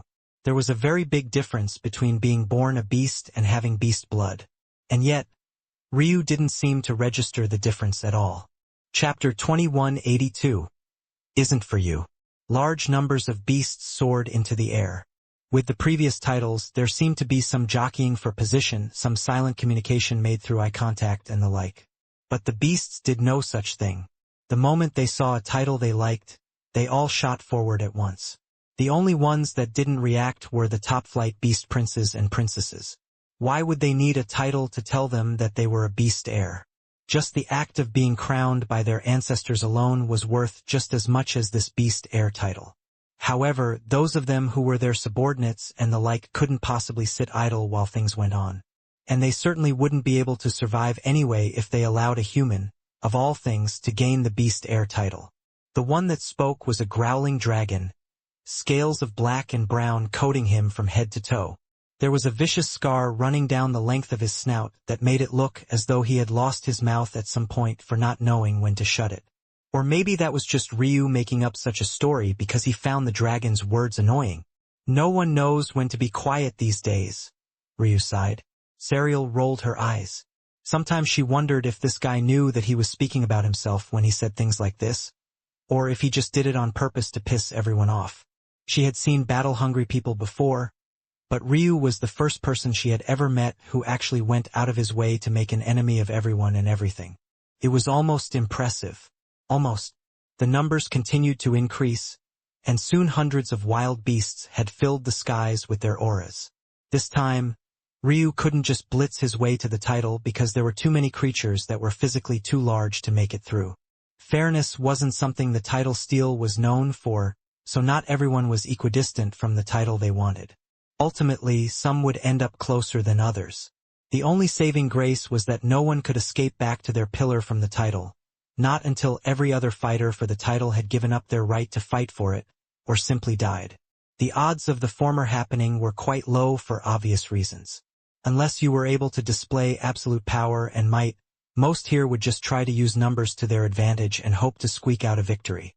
Quite frankly, Ryu found it a bit pathetic. If you couldn't fight for the title under your own merit, then what was the point in having it? Of course, that wasn't to say that he was crying foul. He didn't care one way or another. In fact, having things like this made them far more interesting. It was just that he didn't understand how someone could have a Dao heart weak enough to willingly rely on such a thing in the first place. How did they sleep at night? He bet not well. Ryu yawned. His hand was halfway to his mouth when he felt something odd. Oh, well, that's a little interesting, I guess. Ryu was finding much of his body suppressed, including his bone structures. He found that particularly odd because he had used concepts of Dao bones and his White Phoenix spiritual foundation to complete his bone structures. Dao bones were special etchings that only the most talented of beasts would have. So, Ryu half expected that the title steal would register almost all of his talent as that of a beast. But it hadn't. "You're angry with me?" Who would have thought that such an ancient treasure would know how to throw a tantrum? It's unbecoming. The title steal wasn't a fool. It knew that Ryu was taking advantage of a loophole to gather up all of its talents. It seemed that it had finally decided to retaliate a small bit. Sensing Ryu's aura suddenly begin to plummet, roars filled the skies. Subordinates of the Dragon Prince and Princess were the first to react, the most aggressive of them opening their maws and unleashing vicious breath attacks from above. Ryu looked up to find a rainbow of chi descending on him from above. In his life, Ryu was very used to the fire dragons ruling everything. But from what he had seen, this dragon prince he had yet to exchange a single word with was actually a golden dragon. Read chapters at Freeweb Novel. Ryu looked off to the side to find the dragon prince curled on his pillar, his enormous body wrapping around it, his chin resting as though in a nap. At the very least, there was one other person here who knew how to relax. The dragon prince never seemed to react to Ryu's antics, and even now, he didn't seem to care about the outcome. But that didn't mean Ryu wasn't fascinated by him. Just what was a golden dragon? What did they represent? He had vaguely heard of legends of golden dragons before, but they were all symbolic. They were worn by emperors, and their strength was usually decided by their 5 claws. Well, this dragon prince had 6 claws, and his wife had lavender scales for some reason. This golden dragon wasn't the only oddity here either. Ryu was very used to the Lightning Qilin being rulers of the Qilin, but this time it was actually a fire Qilin. His gaze shifted to the Qilin prince, and he was wide awake, unlike the lazy dragon prince. His fiery ruby scales glistened beneath the rain of attacks, tufts of hair that danced around his hooves and mane billowing in the wind. Ryu and the fire Qilin's gazes met, the fire in the latter's light almost making Ryu feel the heat even at this sort of distance. Fascinating. Fascinating indeed. This rain of attacks was just as peculiar. There wasn't a single fire dragon here. He sensed an earth dragon, a wind dragon. He even sensed a lightning dragon mixed in there, all of them breathing down their rain of fury. But it all almost felt out of place. Ryu was suddenly swallowed up by the breath attacks, or so it seemed. He appeared high in the skies, somewhere out of range, only for a rock to suddenly slice through the air toward him. A wing as sharp as a blade, carrying the speed of the fastest creature of the skies, manifesting at his waist. Ryu's eyes narrowed. Fast! He turned to his space-time soul nature, but he hadn't even finished the thought when a phoenix appeared high above him, its cage forming a claw that struck downward. If it was just a claw, it would be fine. But it was actually a strong spatial restriction. A spatial phoenix? Looking at the silvery flames that coated the creature's body, Ryu was a bit speechless again. What was the point of all of this? Back in his day, ancient beasts were given assignments by the heavens, and they stuck to them. If ancient beasts could just represent anything, then what was the point of all the... Ryu's eyes widened. It can't be. In his distraction, the rock wing sliced into his body, nearly splitting him in two. Without the strength of his bone structures, blood spurted. Serial rushed to cover her cherry lips, a string of curses coming only to be muffled by her palm. She didn't know what Ryu was distracted by. But didn't this idiot know that there was a time and a place for everything? The phoenix claw never stopped coming above for even a moment.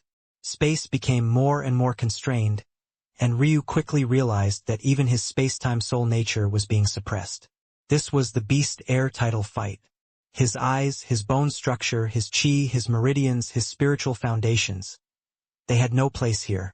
It was either he fought like a beast or he died like a human. No, even death like a human wouldn't be up to him. However, Ryu himself was still in a bit of a daze. Are the plans of the Phoenix Sky God really that deep? There's just... Ryu's gaze shifted, and his eyes landed on the Phoenix Princess, wrapped in a rainbow of colors.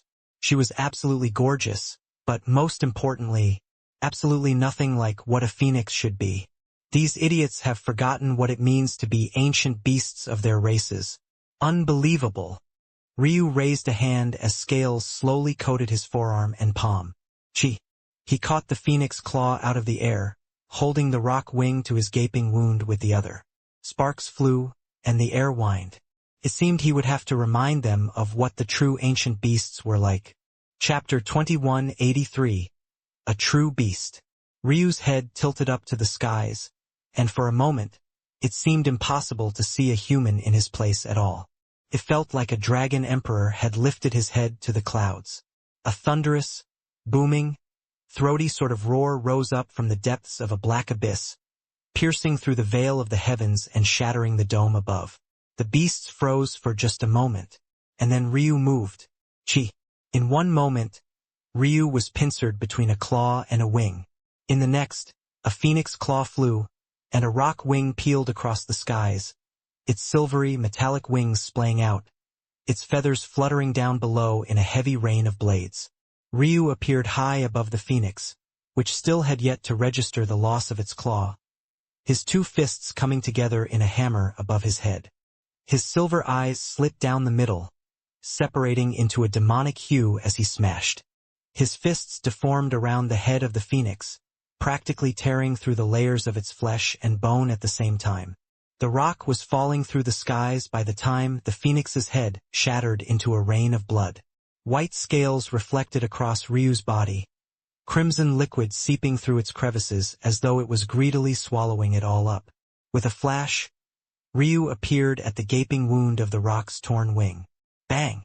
A violent attack smashed against Ryu's side, practically turning half of him into a meaty pulp, but it was like he didn't notice at all. With one of his arms out of commission, his teeth bore down instead, his canines glistening through the air as he ripped into the flesh of the rock with his jaw while his only working arm gripped the other side. Like a savage that had lost his mind, he bit and ripped, yanking his jaw to one side and his arm to the other. He tore the rock in two.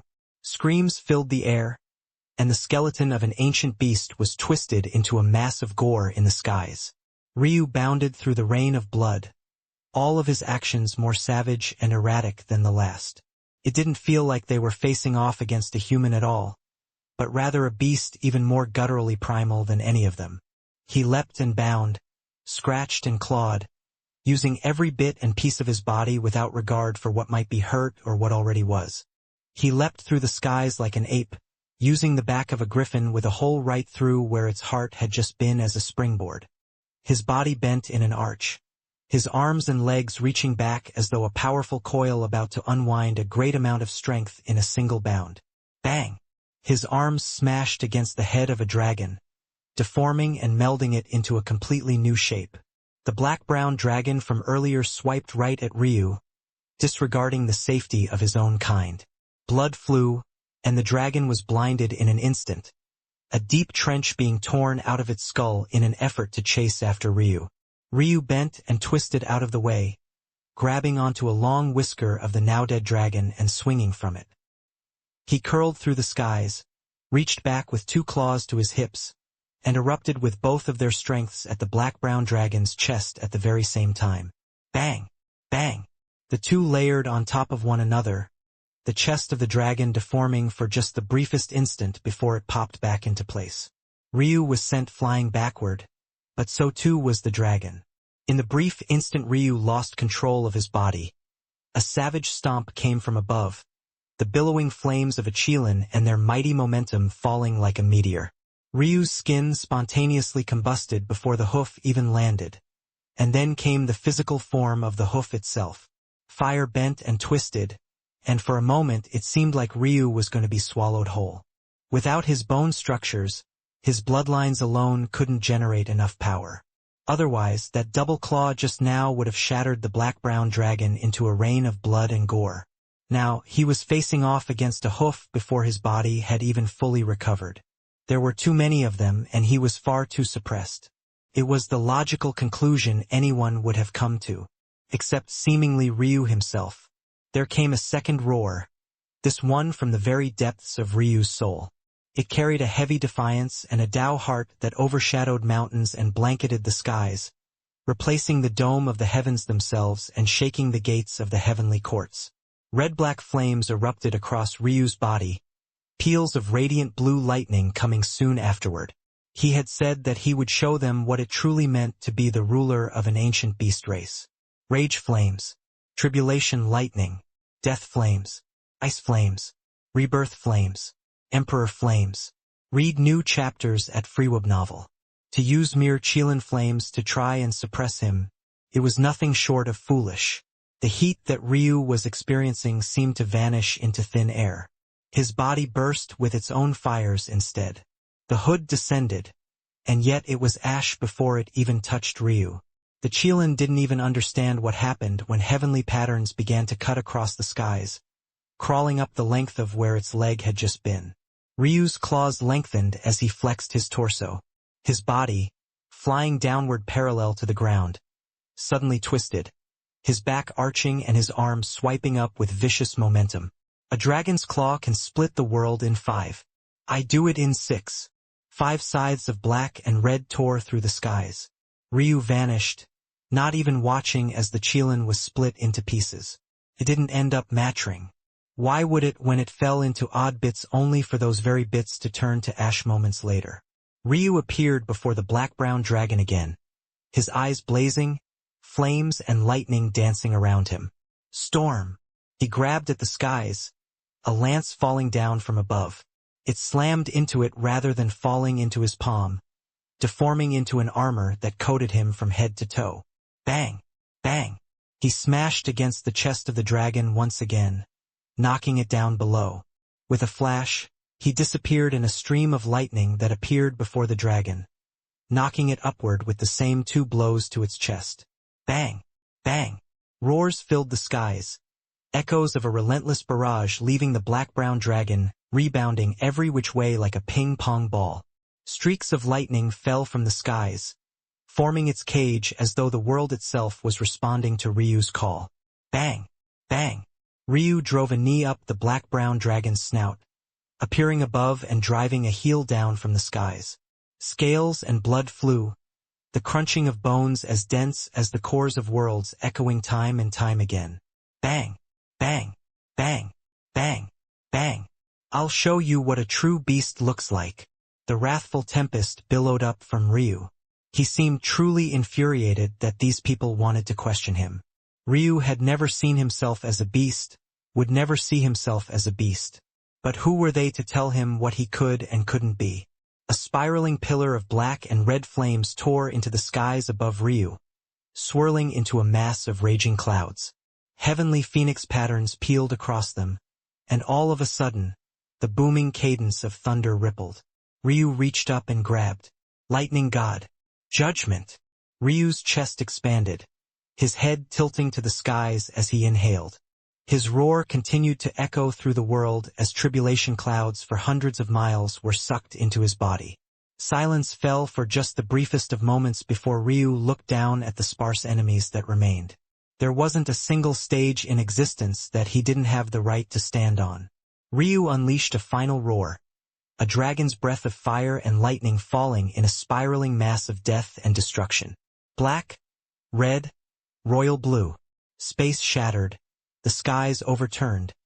Even the pillars themselves swayed wildly back and forth as though they might collapse at any moment. At that instant, even the dragon's prince slowly opened his eyes, his swaying pillar too much for even the likes of him to ignore.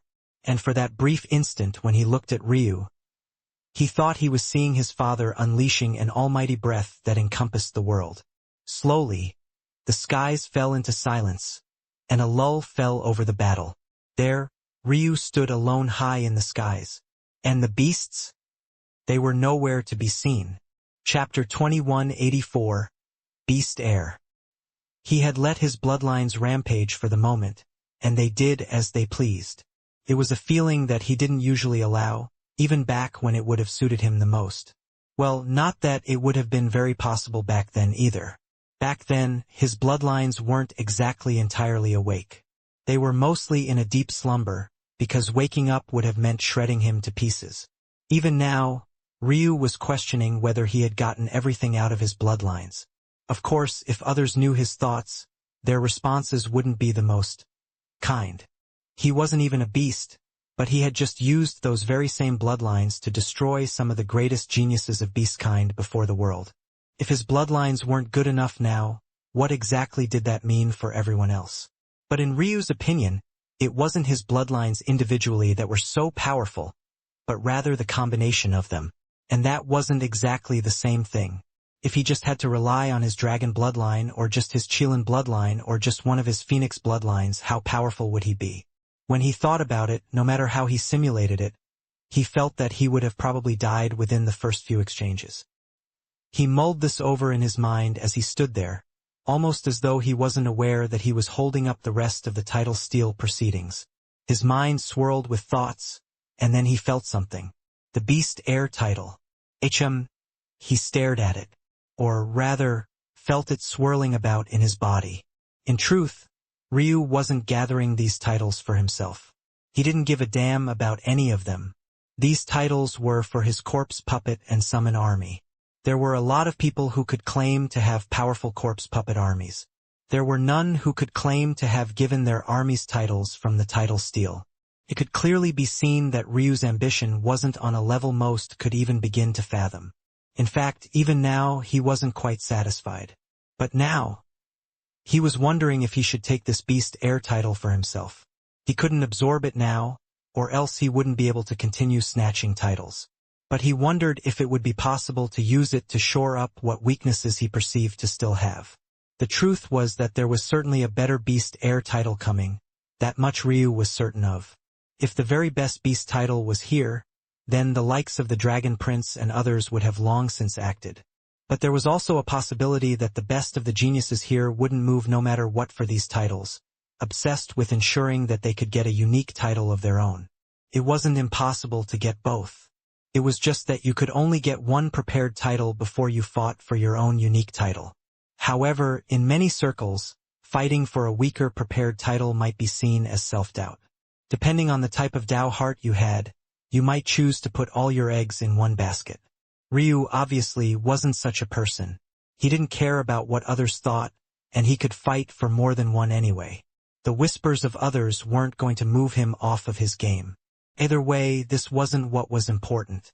What was important was the fact that this Beast Heir title wasn't the best, so it was odd that Ryu would even be thinking about absorbing it. The reason he was hesitating was because he was thinking of giving Kira the best beast title there was here.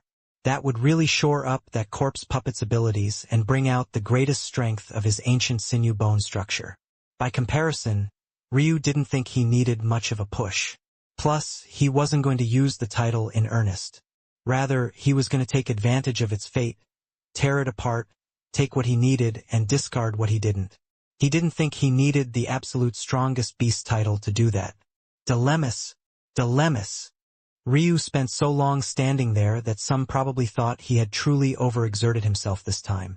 They weren't foolish enough to think that Ryu was just at the level of the beasts he had just killed. They were all geniuses and much smarter than that. They knew that for Ryu to fight for the Beast Heir title, he had been suppressed in pretty much all other aspects. He hadn't even been allowed to use his heavenly pupils in earnest. But that was precisely what made the fact he might have overexerted himself feel more real. Only Serial, who knew about Ryu's embryonic chi, was starting to grow impatient. This guy was doing things at his own pace again. Hurry up and heal yourself. Get off the stage so I can fight too, my hands are itching. Serial was only growing more impatient every time Ryu fought. She wanted to fight too. She wanted to show the world who Serial Mu, Tatsuya was. She had barely had the moon thought when Ryu looked over at her with a glance. A shudder ran through her body, and then she rolled her eyes. Don't read my mind. I'm not, Ryu said. I just felt a disturbance in the fabric of fate, and I had to make sure that a certain someone didn't forget their loving husband. Serial shook her head and looked away, a slight blush on her cheeks. She just wasn't used to using someone else's last name yet. She hadn't done it on purpose. Ryu smiled, feeling that Serial could be quite adorable when she wanted to be. In the end, Ryu didn't make a decision. He just took the Beast Heir title and walked off to the side. He took a seat, bloodied and beaten. There was a huge gash across his side, and one of his arms looked like it was still hanging limply. Ghastly bruises were revealed across his pale skin once his white scales retreated. Quite frankly, he looked like he had a foot in the grave already. Serial only internally rolled her eyes when she saw this as well. She knew that Ryu could easily heal all of this, and yet he chose to stand there in pain instead. For what? To lure in idiots? Sometimes the way Ryu's brain worked made absolutely no sense to her. On the one hand, he was sometimes so very arrogant, and at other times he was so very hypocritical. Didn't he want to beat everyone at their best? So why was he pretending to be a pig to eat a tiger now? The worst part was that even if she brought this up, she knew she would just get a cheeky grin and he would find a way to steamroll over her with logic you'd have to squint at to make sense of. Ryu closed his eyes in meditation, and the title steel finally rumbled again. Emperor's Sword. Serial stood so fast her pillar almost shattered. Ryu opened a single eye, and then closed it as though he hadn't seen a single thing. The timing truly was impeccable. Now he could use his wife to pretend to be even more of a pig. Wasn't it amazing how things worked out? This was certainly a coincidence and had absolutely nothing to do with him. Serial was the first to react, but she was far from the only one to do so. Explore new worlds at Freeweb Novel. Ryu had only just closed his eyes when he opened them again. His head shifted, landing on the group of martial gods and specifically, his so-called mother-in-law. Aurelia calmly stepped into the air, her dress fluttering as her dainty feet walked across the skies. If one looked closely, it was possible to see that her ankles and the soles of her feet were actually wrapped in a silky cloth. To her back, a sword seemed to manifest out of a ribbon of silk, the fabric dancing around it with a flair for theatrics. Ryu's eyes narrowed. He wasn't the type of person who would ever react to such a thing, if he was the one who was personally fighting. But he wasn't the one who was personally fighting. If Serial was able to use her full host of abilities, he might not care very much. But this was a battle for the Emperor's Sword title. Nothing but sword aura could be used. Aurelia's appearance was far from the only change. That was because, to everyone's surprise this time, the Dragon Princess also moved, her large, snaking lavender-scaled body moving through the skies with an elegant grace. Chapter 2185. Dragon Princess. If a human could take a beast heir title by pretending to be a beast, she would naturally be able to take a human title while very much being a beast. She was superior in every way, after all. Sometimes, in a world like this one, silence and action were all that was required. Serial looked over to the Dragon Princess, finding herself irrationally angry. Maybe it was because she had repressed her feelings for Ryu for so long. But in her mind, it didn't matter how unruly or unreasonable Ryu was being. Whatever he wanted, the world owed him. Who was this Dragon Princess to appear here and try to make a statement about her husband? A sword howl came from Serial's katana, sharp blade winds cutting across the skies with savage momentum. Her sword hardly quivered, and yet the world bowed into obedience.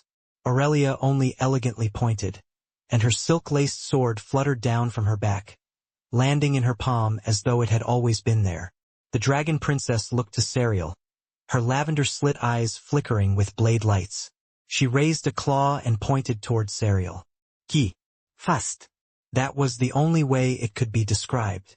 It was like it ignored time and space, blinking out of existence and then back into it. In one moment, the Dragon Princess had raised her claw, and in the next, the blade light was already at Serial's throat. No one even saw Serial move, however. The blade light shattered, a rain of fragmented glass falling down as her cascade of black, shimmering hair danced amidst the wind. Her long ears trembled only the slightest bit, as though in acknowledgement that she had, indeed, moved. Serial's eyes were a much deeper shade of purple, and when she looked at the Dragon Princess, it was as though she was trying to decide exactly how to slice and dice her up. Her white gown fluttered in the air, and she took a step forward. In that moment, the two women seemed to have completely forgotten that they had a third opponent in the first place. But Aurelia didn't seem to care either. She just stood there, her eyes half closed, silky ribbons fluttering around her delicate body. Serial and the Dragon Princess vanished. Ki. It was impossible to see their bodies. Streaks of purple and lavender filled the skies, and in brief instances, it would be possible to see a silvery arc of a katana or a piercing strike of a claw. There wasn't even the slightest hint of chi used, the truest display of swordsmanship dancing across the skies. With the backdrop of darkness, it felt like they were watching shooting stars connect star maps, the start and end of the universe all at once. Until, Pucci, blood spurted, and a roar filled the skies. The spectators watched as a scaled finger fell through the skies. The dragon prince stirred, a deep, rumbling growl coming from the depths of his soul. But as soon as it appeared, so too did a second rumbling. Ryu didn't even open his eyes, but a guttural growl came from the depths of his chest. The vibrations were so violent that his pillar swayed from side to side. A clash of two men echoed across the skies, bouncing against the barrier protecting the title contestants and causing it to quake nonetheless. Neither of them opened their eyes, and yet they both knew exactly which of them was acting, and exactly why that was. The dragon princess appeared in the skies, and the world finally saw the sight they had been hidden from. Her gorgeous, lavender-scaled body was covered in streaks of sword marks, and now, one of her claws was missing, dripping with what was probably some of the most precious blood in the world. If you want to show others up, you should probably check to make sure you have the strength to do so, Sariel said coldly. A beast will always be a beast. Don't overestimate yourself. The dragon princess' eyes bulged, fury billowing off of her in waves. Her aura was slowly growing, and then, before everyone's eyes, she began to shrink. Slowly but surely, a woman with beauty beyond words appeared in a lavender dress. On her head, a pair of horns curled as though she refused to give up the last bit of dragon kin in her. Blood dripped from one of her hands, but as the droplets accumulated, something shocking happened. They slowly began to form the edge of a blade, then its body and then its hilt. Soon, the dragon princess stood in silence, an enormous, curved great sword the length of her body resting in her palm. It was true. She had been quite stubborn trying to stay in her dragon form to win this battle. If this wasn't a title battle, it would have been just fine. That was because she would have access to her full range of abilities. But just like Sariel and Aurelia, she was suppressed. She could use nothing but the sword. Trying to use a human weapon in beast form while her other abilities were suppressed had handicapped her to less than 10% of the strength she should have otherwise been able to display. And now her stubbornness had gotten her injured. Whether she could even still participate in this battle as an equal or not was in the air. But she would surely try. She raised her blade. "Do you think this will make a difference?" Sariel asked. The words had hardly left her lips when they both moved. The clash of swords filled the skies, but without having to deal with such a large target, Sariel's blade became smoother, faster. She hadn't been used to fighting such a large opponent with only her sword available to her. While the dragon princess thought the bump in strength would make a large difference, to Sariel, the shrinking in size was practically like putting her head on a platter for her, especially since the dragon princess' raw strength plummeted off a cliff. Their blades intersected, reflecting off one another. Both blades were exceptionally long, but one of them was thick and unruly while the other seemed to vanish in certain lights. To her credit, the dragon princess wielded the heavy greatsword as though it was nothing more than a feather, and her speed was no less dexterous. Sariel's wrist suddenly twisted during a particularly heavy clash. The dragon princess couldn't react in time to the sudden shift in angle. Or rather, she would have been able to, had she not been missing a finger. The dragon princess tried to apply pressure on the region to stop Sariel's blade from sliding up her own, only to hit nothing but air. When she realized that Sariel was targeting her missing finger, her expression changed, but it was already too late. Her arm flew into the air. The dragon princess' eyes bulged not with pain, but fury. She had never felt so humiliated in her life. Unfortunately, Sariel's blade never stopped and was already coming for her neck. Raising her only remaining hand, the dragon princess burst back into her draconic form. Ki. Another arm flew into the skies, but the size change was enough for the dragon princess to escape. She retreated wildly, the wounds Serial left on her body being so clean that it wasn't until several moments later that blood began to pool at all. The Dragon Princess' hot breath filled the space as her body pressed against the barrier. Another step back and she would be giving up on the title. But her heart was entirely unwilling. Continue reading at Freeweb novel. It was all her fault. If she had just entered her human form immediately, there was no way this battle would have ended so pitifully.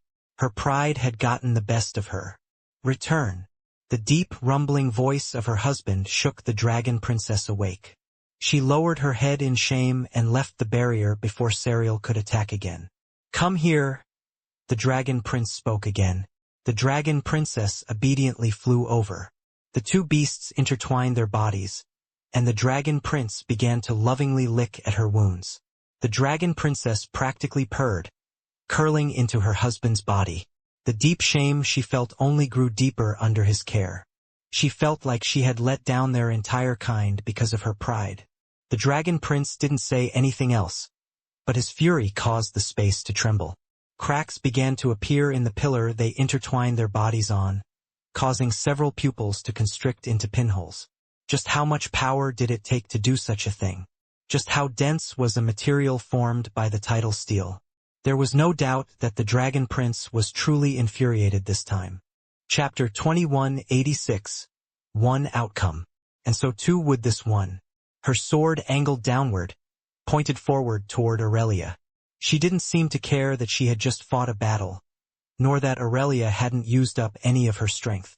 As far as Serial was concerned, the world of cultivation had never had anything close to that of fairness, and she had already been living in such a world of unfairness for her whole life. She had made it this far, and this martial god wouldn't change a single thing. Serial didn't bother to speak a single word. She only looked at Aurelia for a single instant of time before her blade moved. Afterimages filled the air and time seemed to bend and warp, reality forgetting what was true and what was false for a moment as her sword gracefully danced through the air. For such a long blade, Serial wielded her katana as though it was a true extension of her arm. In just a simple swing, she carried a myriad of variations and changes that left the eyes of many spinning. There was no doubt a majority on the sidelines right this moment that felt as though there was simply no way they could block such a strike. And then there were those even weaker than that who couldn't fathom how anyone could possibly fall into such a trap to begin with. That latter group had no right to be here. Aurelia moved. Silk fluttered and her blade danced across the skies. The two attacks seemed to pass through one another, their illusions missing by a large margin. But then there was the slight sound of blade meeting blade before they separated. The echo of the blade seemed to force their real bodies into existence, the afterimages dispersing to reveal two beautiful women crossing blades for the briefest of instances before their swords accelerated beyond what light could keep up with. Ki. Every blow was so light and delicate that it was impossible to tell that they were moving so fast to begin with. It was said that speed could translate directly to power, but something about the control these women were exhibiting made their blade tips as fast as lightning and yet their attacks as light as a feather. They fluttered around one another, their hair, their robes, their swords dancing in the wind as though either one could be blown away at any time. They were probing, poking at weaknesses, trying to find an opening the other could give. And every exchange only seemed to become faster and faster, more relentless. Ki. The silky ribbons began to multiply around Aurelia's body. They wrapped around her delicate feet and the length of her arm, sometimes unraveling and spinning out in a drilling mass of destruction. Serial dealt with them with the same practiced ease. The increase to the number of attacks didn't change her flow in the slightest, her illusory blades multiplying with the speed of her katana. Her stance shifted, and for the first time, she placed two hands on the hilt of her weapon. Her aura completely changed and a heart-shuddering sharpness radiated through the air. Logically, her power should have increased while her agility plummeted. And yet, both seemed to increase. The skies seemed to be seeing double, then triple. One Serial after another manifested, surrounding the martial goddess in a holy sort of dance. Streaks of violet and blue filled the skies, sword chi howls beginning to grow more menacing and frequent. It felt like they were watching two women battle on the edge of an abyss. Each exchange brought them closer and closer to that edge, their toes tiptoeing around the blade's finer corner, gliding across the muse of death as their speeds accelerated. Sariel's blade was suddenly intertwined with a spinning mass of silk ribbon. The numbers of the latter were also growing at an astonishing degree, and each slice was no less deadly than a sword. The ribbon quickly flew down the length of the blade, unraveling and then tightly winding down on its body. Sariel's forearm flexed, and the sound of metal grating against metal echoed with a savage sort of momentum. It felt as though a gear had gotten caught in a gear, their teeth grinding against one another in a bid to loosen themselves. And then, sheeing, the silky ribbons sliced apart, fluttering down like the petals of a blossom's dance. However, in their midst the point of a sword appeared. Aurelia pierced forward, her blade tip, much shorter than Sariel's own, having appeared at the young Fae's throat. Sariel swayed to the side, her afterimages layering onto one another in quick succession.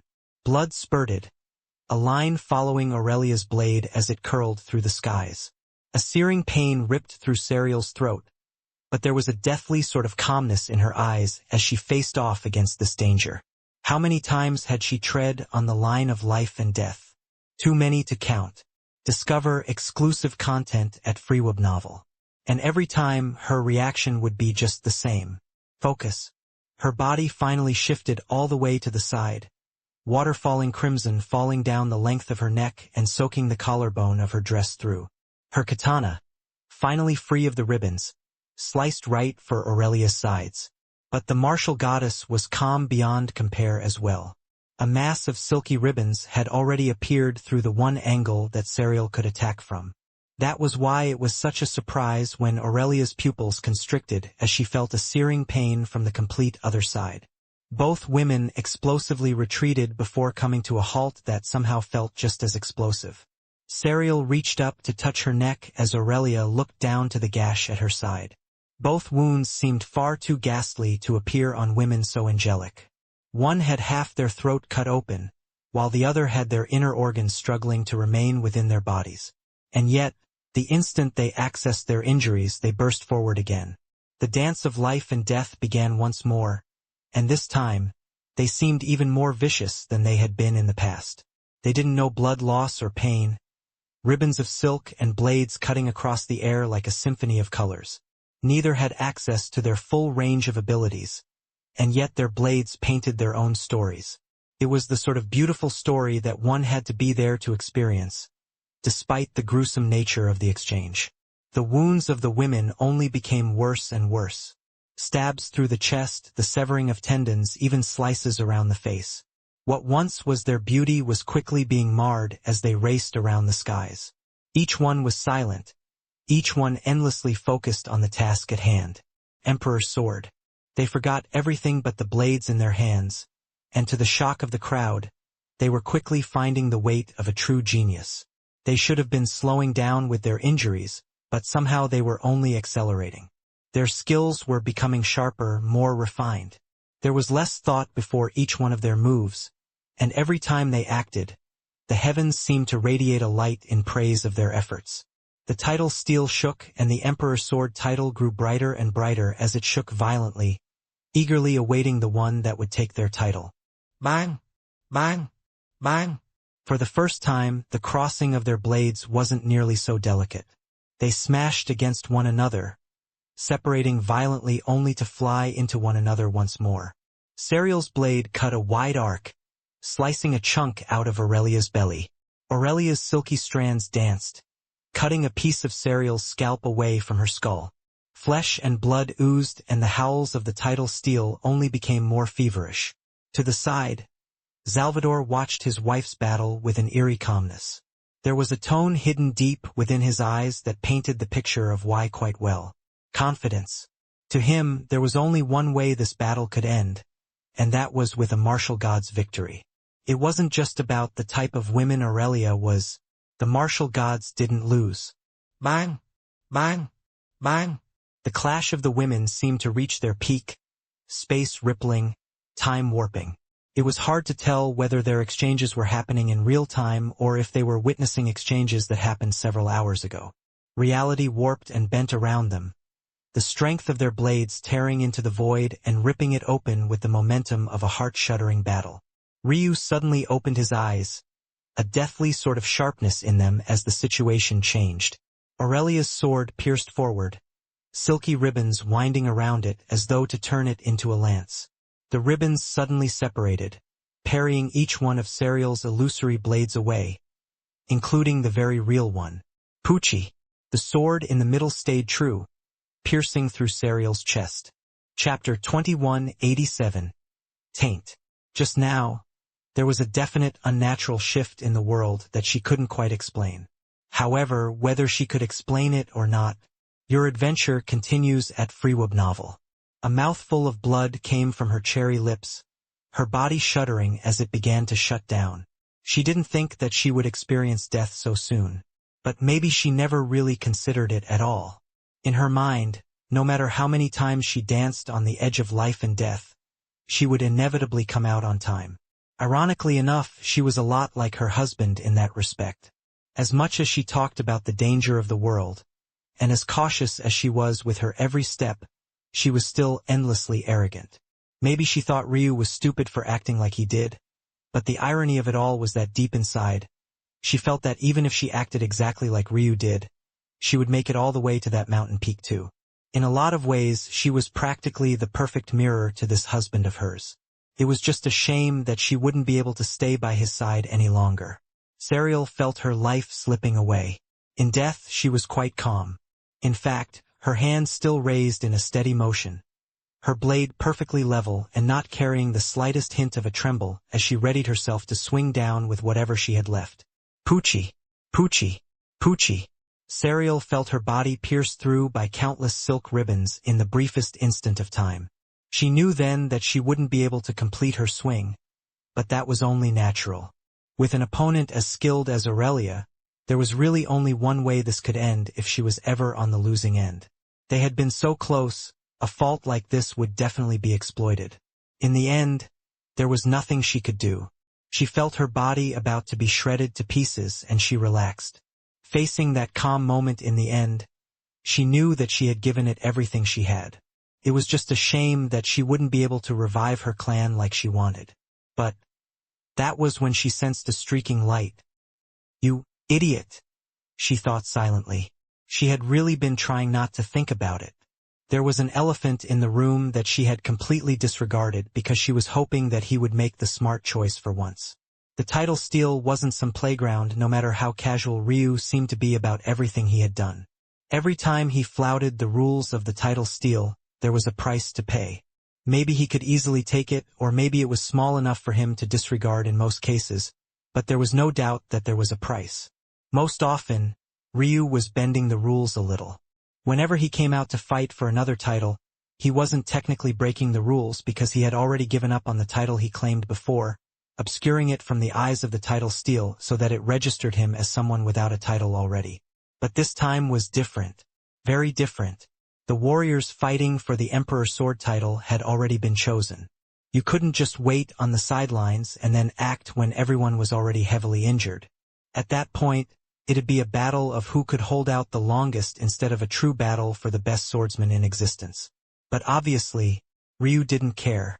He had already moved and slammed against the barrier. There was an indifferent sort of darkness in Ryu's eyes as he slammed through. What should have been an impenetrable barrier shook under his might, and then caved. The title steel trembled in response, a rain of fire and hell coming down from the skies.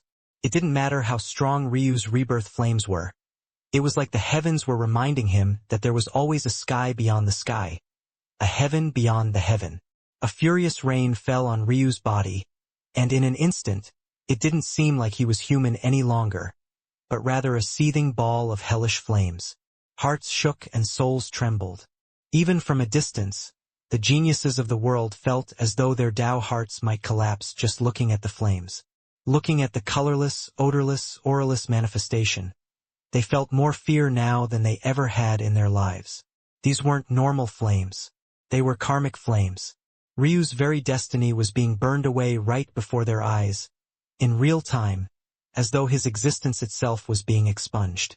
There was a flash in Ryu's eyes and his embryonic chi churned. He burned through it all in an instant. Bang! The barrier shattered and Ryu crossed through the skies, his body a burning mess. He moved so fast that he looked no different from a streaking meteor across the stars. There was a shuddering feeling of danger that took hold of Aurelia's heart. She was just one split moment from taking Serial's life, and logically speaking, Ryu wouldn't make it in time. And yet, she felt like her entire life was flashing before her eyes, as though if she took Serial's life now, she would experience the regret of a lifetime mere moments later. There was only a brief moment of hesitation before Aurelia's heart steeled, her gaze flashing. She was Aurelia, a martial goddess. She was meant to stand atop the world, commanding it from the clouds. No one could tell her what she should or shouldn't do. And yet, that brief instant of time was all Ryu needed. A hand descended from the skies, grasping Aurelia's blade in a flaming palm of colorless flames. Ryu's arm trembled, the pain wrecking his very soul, piercing through his being. The rage of the tidal steel made many shrink back, but the hold Ryu had on the sword only tightened with every passing moment. In his flaming form, maybe the only part of Ryu's body that could be recognized at all was his pair of floating silvery eyes. They stood out even amidst the colorless flame, blazing with their own aura. He squeezed down as punishment continued to reign. The deathly stillness of his pupils told their own story. Even in the face of the heavens themselves, if he wanted to save someone, he would do it. He squeezed down harder. Crack. Aurelia's eyes opened wide and fear overwhelmed her again. It wasn't just from the crack in her blade now, but the flames that were eating away at Ryu's very being. She didn't want to touch them. She didn't even want to get close to them. Her body was shaking before she explosively retreated, her chest heaving. She had already been heavily injured in her battle against Serial. She didn't have much more to give to begin with. Ryu directly ignored her, catching Serial before she fell. Without the blade and ribbon supporting her, it was impossible for her to remain in the skies, not given her injuries. "I hate you," she said softly. The words were barely audible, so long in fact they sounded more like a whispered gurgle than anything else. "I was bored," Ryu replied. He should have been in heart-shattering pain, and yet there was a steadiness in his voice that turned many serious. It was easy to be calm when you had the world in the palm of your hand, when you felt that no one could defeat you. It was another thing entirely when everything was crumbling down around you. Many here knew that Ryu was dangerous, even the most arrogant of them all. Whether it was young Master Bright or the Dragon Prince, they all understood that Ryu was an opponent they had to take seriously. But right now, they felt like those thoughts were kicked up several notches. Somehow, Ryu felt more dangerous now while half-crippled than ever before. Their intuitions were sending them blaring warning signals. "What is that supposed to mean?" Serial coughed out. "If I don't give them a handicap, what chance do they stand?" Ryu replied just as calmly. "You idiot." Serial didn't believe Ryu for one instant. Even at full strength, he was facing too many enemies. Now, he had gone and gotten an injury that he couldn't possibly heal himself from. This wasn't a joke. Ryu could have only been so casual until now because he had yet to battle the true geniuses of existence, let alone face off against the enemies in the shadows that were very much still targeting him. Why couldn't he see that? Ryu reached out and the Emperor's sword title trembled. The flames that coated his body began to tremble, growing stronger and more feverish. "Stop!" Aurelia roared. "I think we both know that you don't deserve this title. You martial gods are truly the bottom of the barrel, the most disgusting, vile example of human in this world. Every moment you remain breathing in this world is another chance for you to taint it. I'm going to enjoy wiping out every single last one of you." Ryu's hand didn't drop down, but his head shifted to Aurelia, his cool silver eyes displaying his rage for the first time. The world seemed to solidify. Chapter 2188. Doubts. Being burned through by karmic flames like this. It wasn't the first time Ryu had experienced such a thing. The very first time was none other than when he met Mei's family for the first time. But this time, his Tao heart was on a completely different level. It wasn't the sort of thing that he would allow even the heavens to shake. So when he grabbed at the title, even if the title steal through a fuss, even if the heavens themselves opened up and unleashed their full reign of fury, he had every intention of taking it. Holding Serial in one arm, Ryu's eyes flashed, and a furious momentum came from him. Explore more stories with Freeweb novel. How could he care about the heavens' fury when his own was burning so brightly? Here, if he wanted to be the skies, then he would be the skies. If he wanted his woman to have this title, she would have this title. A towering sword god aura came from Ryu's body, so menacing and imposing, so all-encompassing and suffocating that the Emperor's sword title shivered. Several hearts constricted as pupils shrank into pinholes. Right now, fueled by his Tao heart, Ryu's control pierced through a veil. It wasn't that he had a breakthrough, but rather that no one could force him to have such focused attention until this very point. And when he unleashed that fury, focused by his burning dragon bloodline, the world bowed. Come! Ryu's roar shook the fate barrier surrounding the battlefield. It bowed and whined, twisting and shuddering under the pressure as the title was forcefully ripped out of the skies. Aurelia overcame her fear, dashing over in an attempt to cross the distance and close the gap. This title was far too important to her, and she had put too much on the line. But it wasn't enough. Ryu snatched the title out of the air and pressed it into Serial's chest before the karmic flames could burn them to ash. The world paused. Because of Ryu's actions, no one had ever truly absorbed a title until now. It was easy to forget, then, what truly happened when someone succeeded in taking a title. Serial's body convulsed, and then a radiant light began to spread out from her. A sword howl that pierced the skies shot to the clouds, soaring beyond even the stars and lighting up the darkness. There was a tremble from Serial's fallen katana, and it shot up from the depths of black that it had fallen into. The katana shivered with excitement, beams of sword chi splintering off in all directions. Aurelia covered her eyes with a forearm, her eyes blazing with rage. She wasn't a woman who showed much emotion to begin with, but seeing the title she had worked for so unceremoniously taken by another, it was hard for her not to feel frustrated and enraged. But there was nothing that she could do. A violet gold symbol was etched into Serial's forehead, her bodily wounds beginning to slowly heal in real time, as though the sword chi of the world was blessing her. The characters pulsed, and her sword god aura took steps forward by leaps and bounds. Straggling insights and loose ends she had never tied up over the course of her life reformed one after another, adding to the foundation of her swordplay and soaring upward with her aura. There was a beautiful sort of change to her countenance, not necessarily in terms of looks, but rather her demeanor. Serial had many personalities swirling around inside of her. Although she and Ryu were quite confident in which one was the real one, how difficult would it be to feel your personality change so actively within you without the chance to fight back against it? It could be said that the power of Serial's cultivation method was precisely this. Having to fight back against changes to your personality to find your true self time and time again. But inevitably, there would be some imperfection. And maybe that was precisely why she hadn't managed to truly perfect her Tao just yet. There were still some inklings, some deviations within her, where she couldn't quite find her true self. And ironically enough, that was Ryu's fault. When Ryu first met Serial, she had been stuck in one of those personalities, having yet to break free. She was shy, demure, reserved, almost all the things the real Serial was very much not. And that version of her fell in love with Ryu. When she was exposed and her true self came out, in a coincidence of fate, she found that her real self had feelings for Ryu as well, not as deep or profound as her shy self, but enough that there was a small mark left on her heart. Ryu was just the sort of man she took a liking to the most, and it made it even harder to get rid of his shadow when her shy and demure self had gone and given their first kiss to him. Could be said that until that point, Serial had followed the path perfectly. She had always been able to draw a strict line between the parts that weren't herself and the parts that were. But because of Ryu, that line blurred just the slightest bit, making it hard to find exactly where the edge was. For the first time, Serial understood why it was the clans and sects were so protective of their women.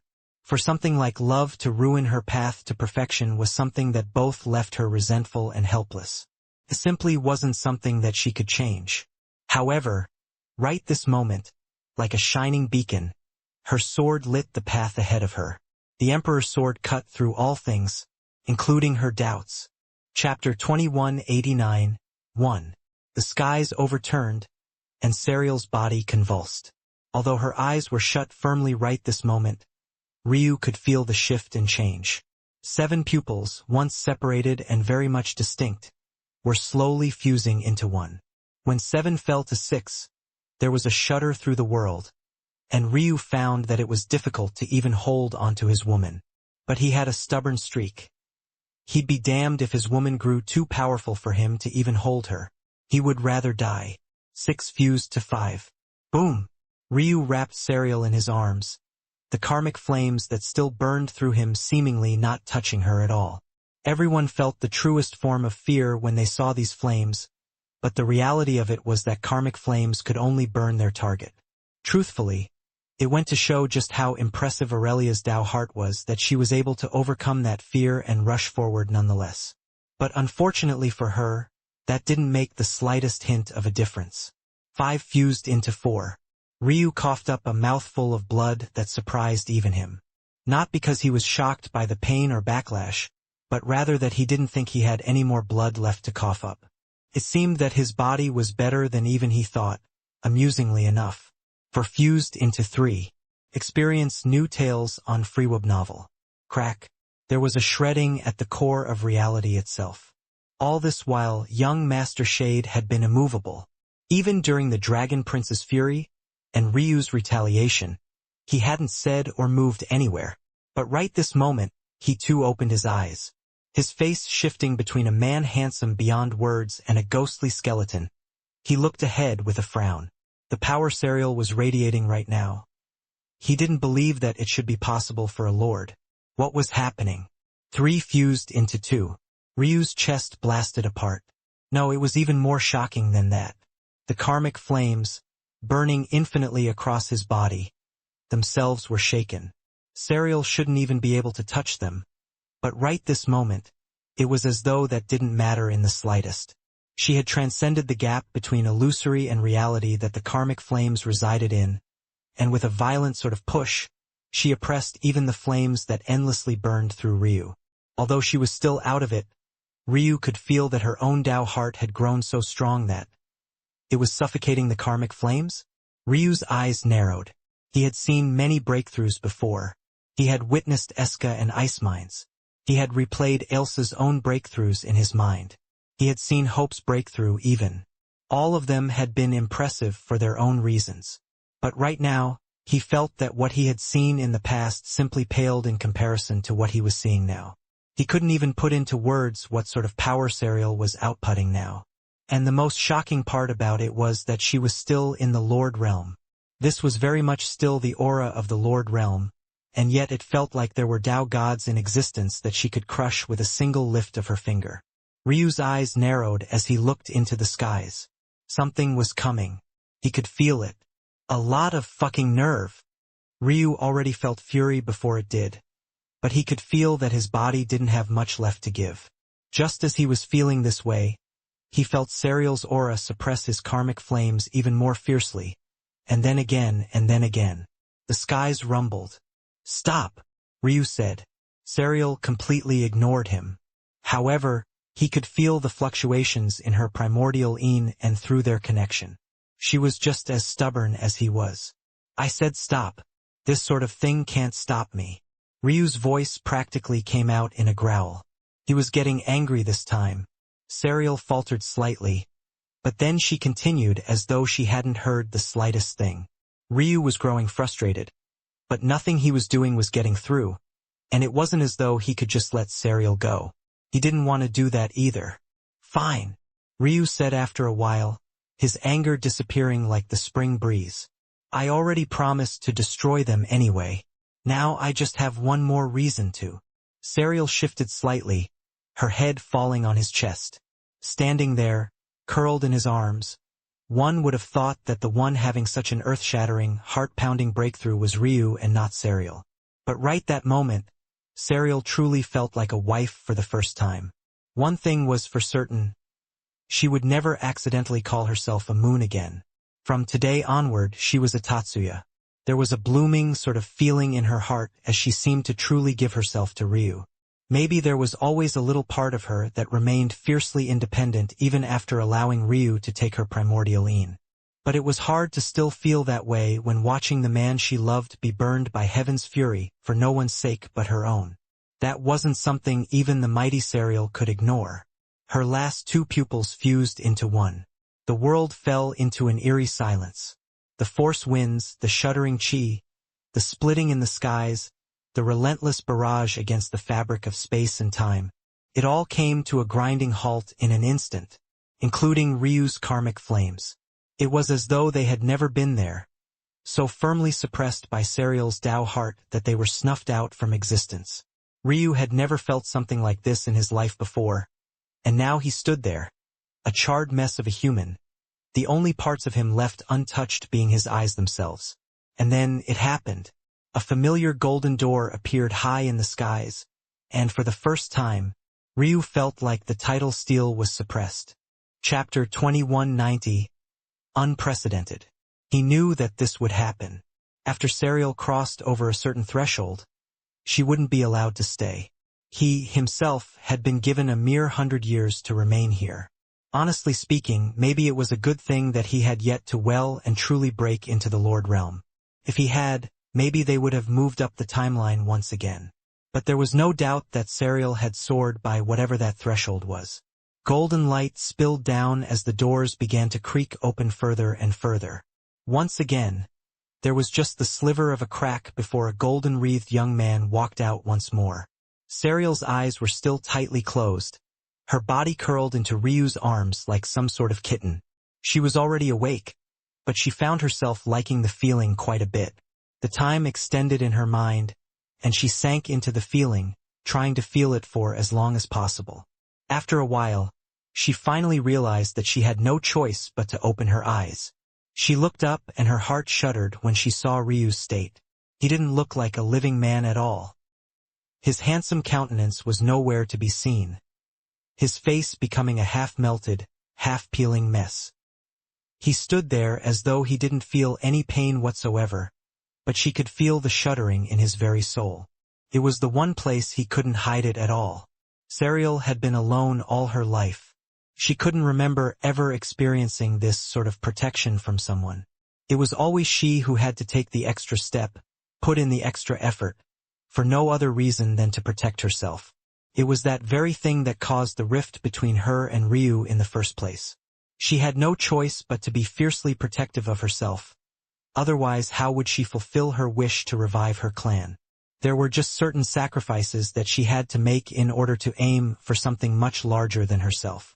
And maybe that was precisely why Ryu's actions hit her so hard. Her hand trembled as it moved up to his cheek. She seemed to see right past the ugly state of his face to the very depths of his eyes and the soul beyond. Ryu's head shifted, looking down at her. Then he flashed a bright smile. Serial grimaced. "You look terrible." "What? You want to divorce me now? I didn't expect that you would have married me for my looks alone. That hurts a little bit. I don't remember ever getting married. I do remember someone pressing me down in the middle of a forest, though. It wasn't very romantic at all. I didn't take you for the type. I'm not. But you should at least give me the chance to reject it first." Ryu burst into a fit of laughter. As the saying went, women were indeed complicated creatures. "Tell you what. I'll forge your wedding ring out of the heavenly court's gates." The young man in the skies narrowed his eyes. "I would advise you to watch your tone. There are certain things." "That's a promise," Serial replied, cutting the young man off. "If you ever lie to me, it's over. I'll find someone else to give me a gang of children.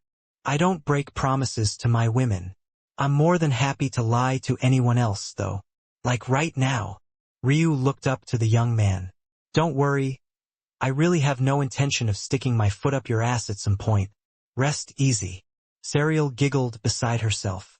It was the first time Ryu had seen her laugh like this, at least with her true personality. And for some reason he couldn't help but feel warm. It was the sort of feeling he had with all his women. His words weren't empty when he said he wanted them to be as willful and carefree as they wanted. He wanted them all to live lives where they could laugh in happiness just like this.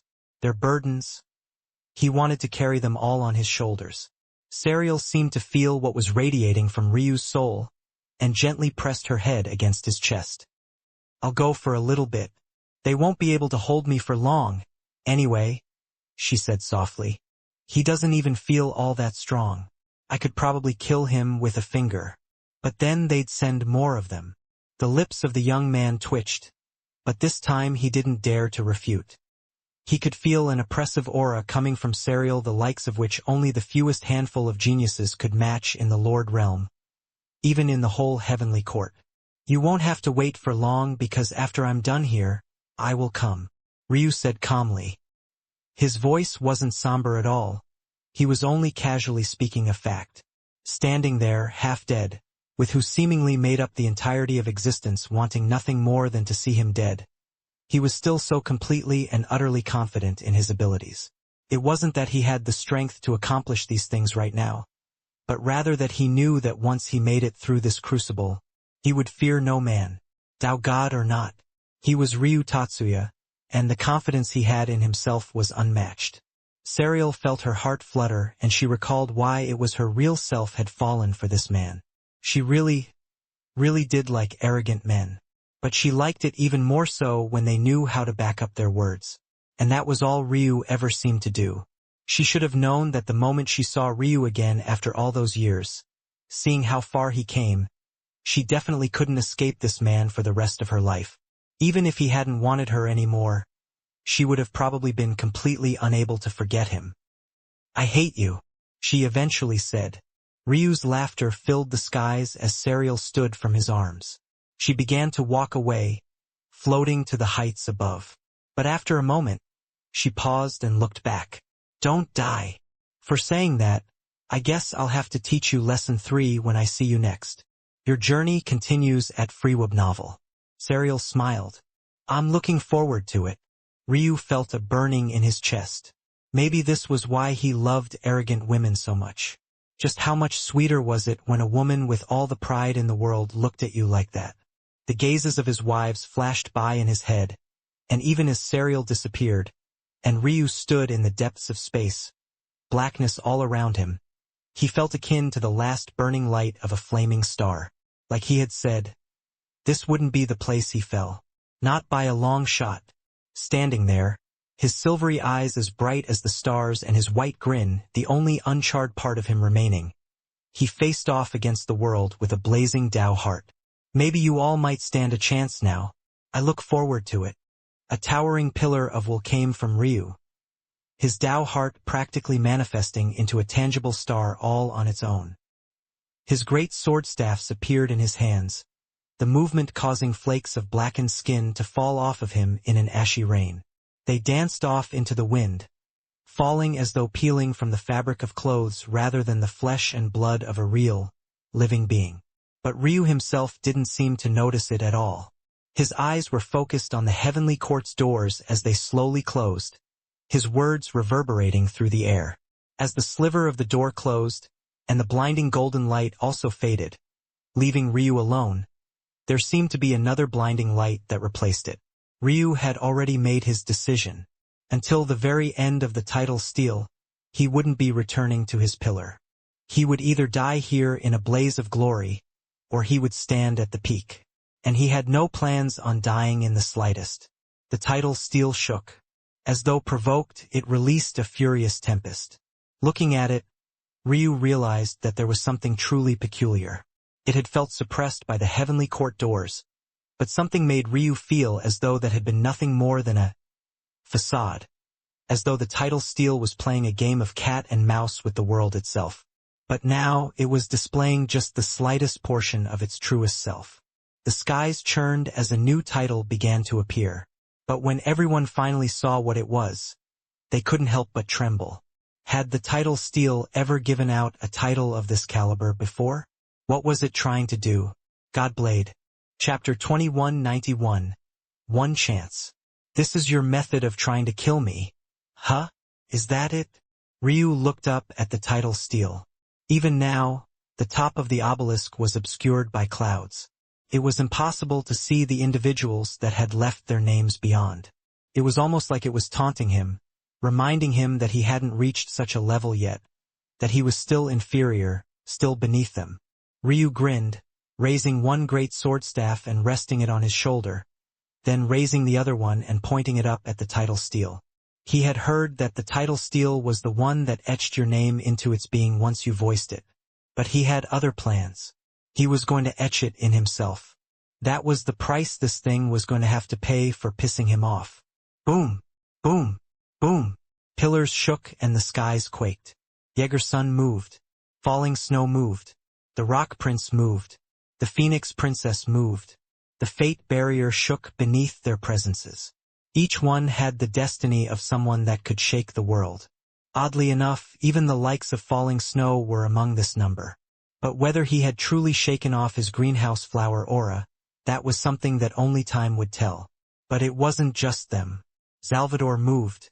Baltar moved. Aurelia wanted to move again, but was far too injured to do so. She had no choice but to retreat. Her heart still seething with fury that her chance to become the Emperor's sword had been so unceremoniously snatched from her. Serial's breakthrough. It should have been hers. It was what she deserved. It was what she had fought for. Her Tao heart flickered and roared in her chest. And this usually calm woman looked at Ryu as though her gaze itself could burn him to ash. But even so, she turned and left. Her control over herself could only be said to be immaculate. She sat down on her pillar, closed her eyes, and took a deep breath. It was like she had forgotten everything in the world around her. Like the title steel had nothing to do with her. She would have her revenge. Ryu stood in the midst of all of this, his body hardly having any blood left to boil. Seeing so many move, he knew that they had also seen just how special this title was.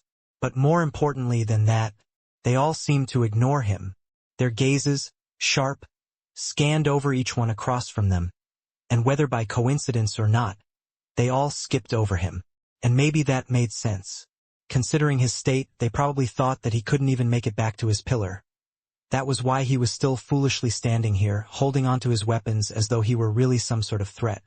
Ryu's gaze, though, was still focused on the title steel, as though he hadn't seen their appearance at all. As much disregard as they had for him, he seemed to have even more for them. He was playing a completely different game. His intent, his focus, his Tao heart was shining for something very different. Maybe these people here knew what the heavenly court was, maybe they didn't. But as far as Ryu was concerned, even the heavenly court itself was nothing more than a stepping stone. The reason he had yet to go was because he had bigger fish to fry. He felt that this title steel had something far more important waiting for him. Plus, he didn't want to leave his wives. And yet now, this heavenly court he saw as nothing more than a stepping stone actually had the audacity to come down and take one of his women away. There might be a grin on his face right now, but he was pissed. The boiling remnants of droplets of blood in his stream right now weren't there because he was excited to face off against these few. They were there because he was absolute, completely, and utterly furious. At that moment, the Phoenix Princess seemed to finally realize that Ryu was ignoring their presences. The tension in the air was practically palpable, and with 7 geniuses, 6 by their estimation because most ignored Ryu, not a single one had moved just yet. But for obvious reasons, she didn't like Ryu very much. It wasn't much of a surprise that she was among the first to notice him. She moved. The tension rose in an instant. The sudden movement was elegant and graceful, a single step across the void of space. But every one of them watched her intently, as though they would all skewer her the instant she showed any intent to deal with them. Ryu's gaze, though, only shifted to her when she was already within 5 meters of him. Even a distance of 1,000 times that was nothing more than a blink of an eye to cultivators at their level, let alone such a fraction of that. "Your wife was very arrogant," the Phoenix Princess said in a calm, sultry voice. "And she still is," Ryu replied. His blades trembled. "How much longer do you think she'll be able to be, when you can't even keep your ridiculous weapons steady? I see that you're not very experienced.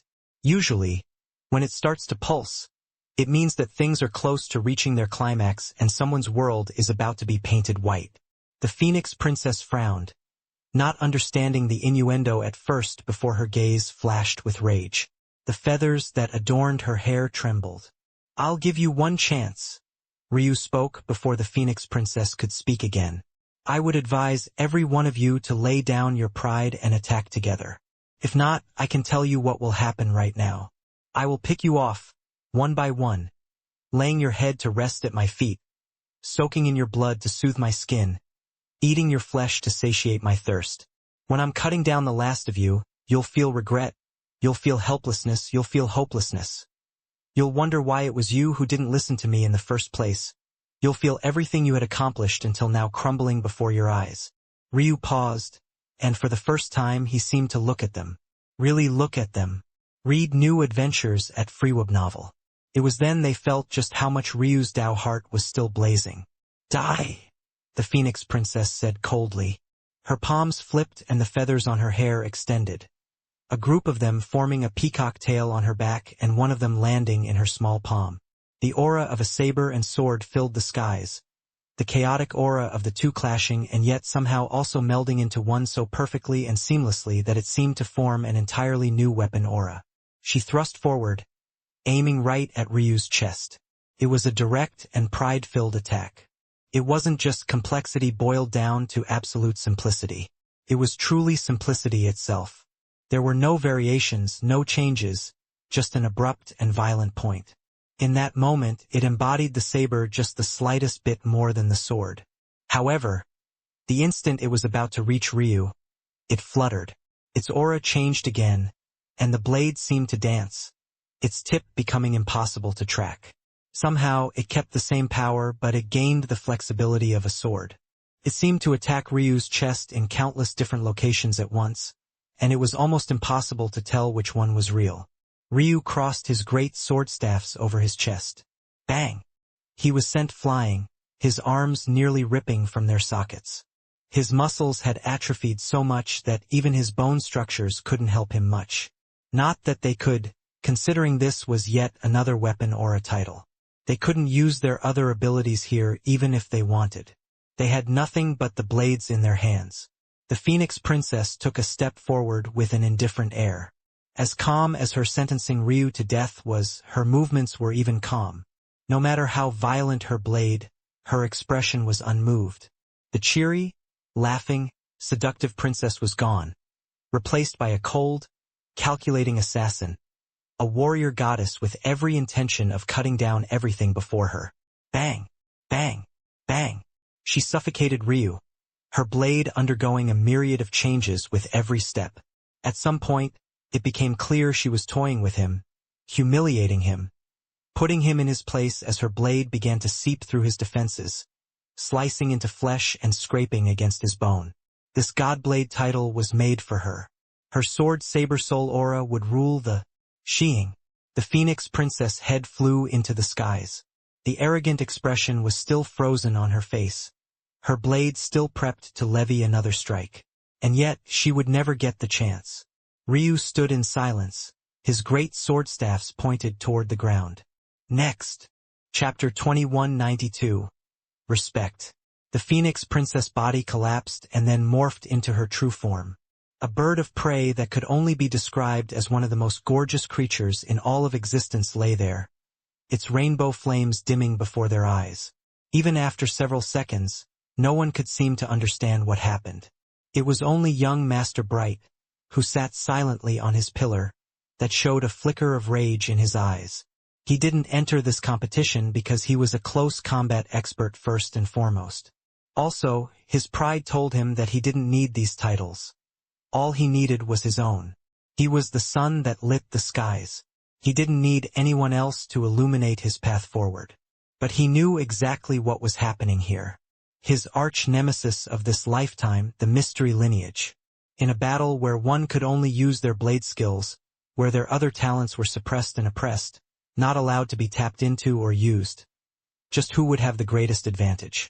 Would it not be the man with the eyes that could see through the mysteries of everything? While the Phoenix Princess was unleashing all of her moves, one after another in a bid to humiliate Ryu, he was simply calmly analyzing.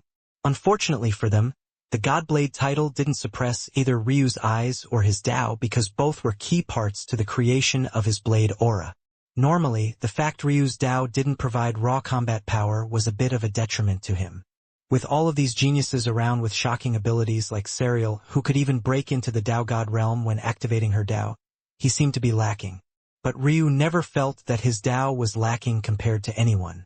And the world would learn of that right this moment. Silence greeted his words. What?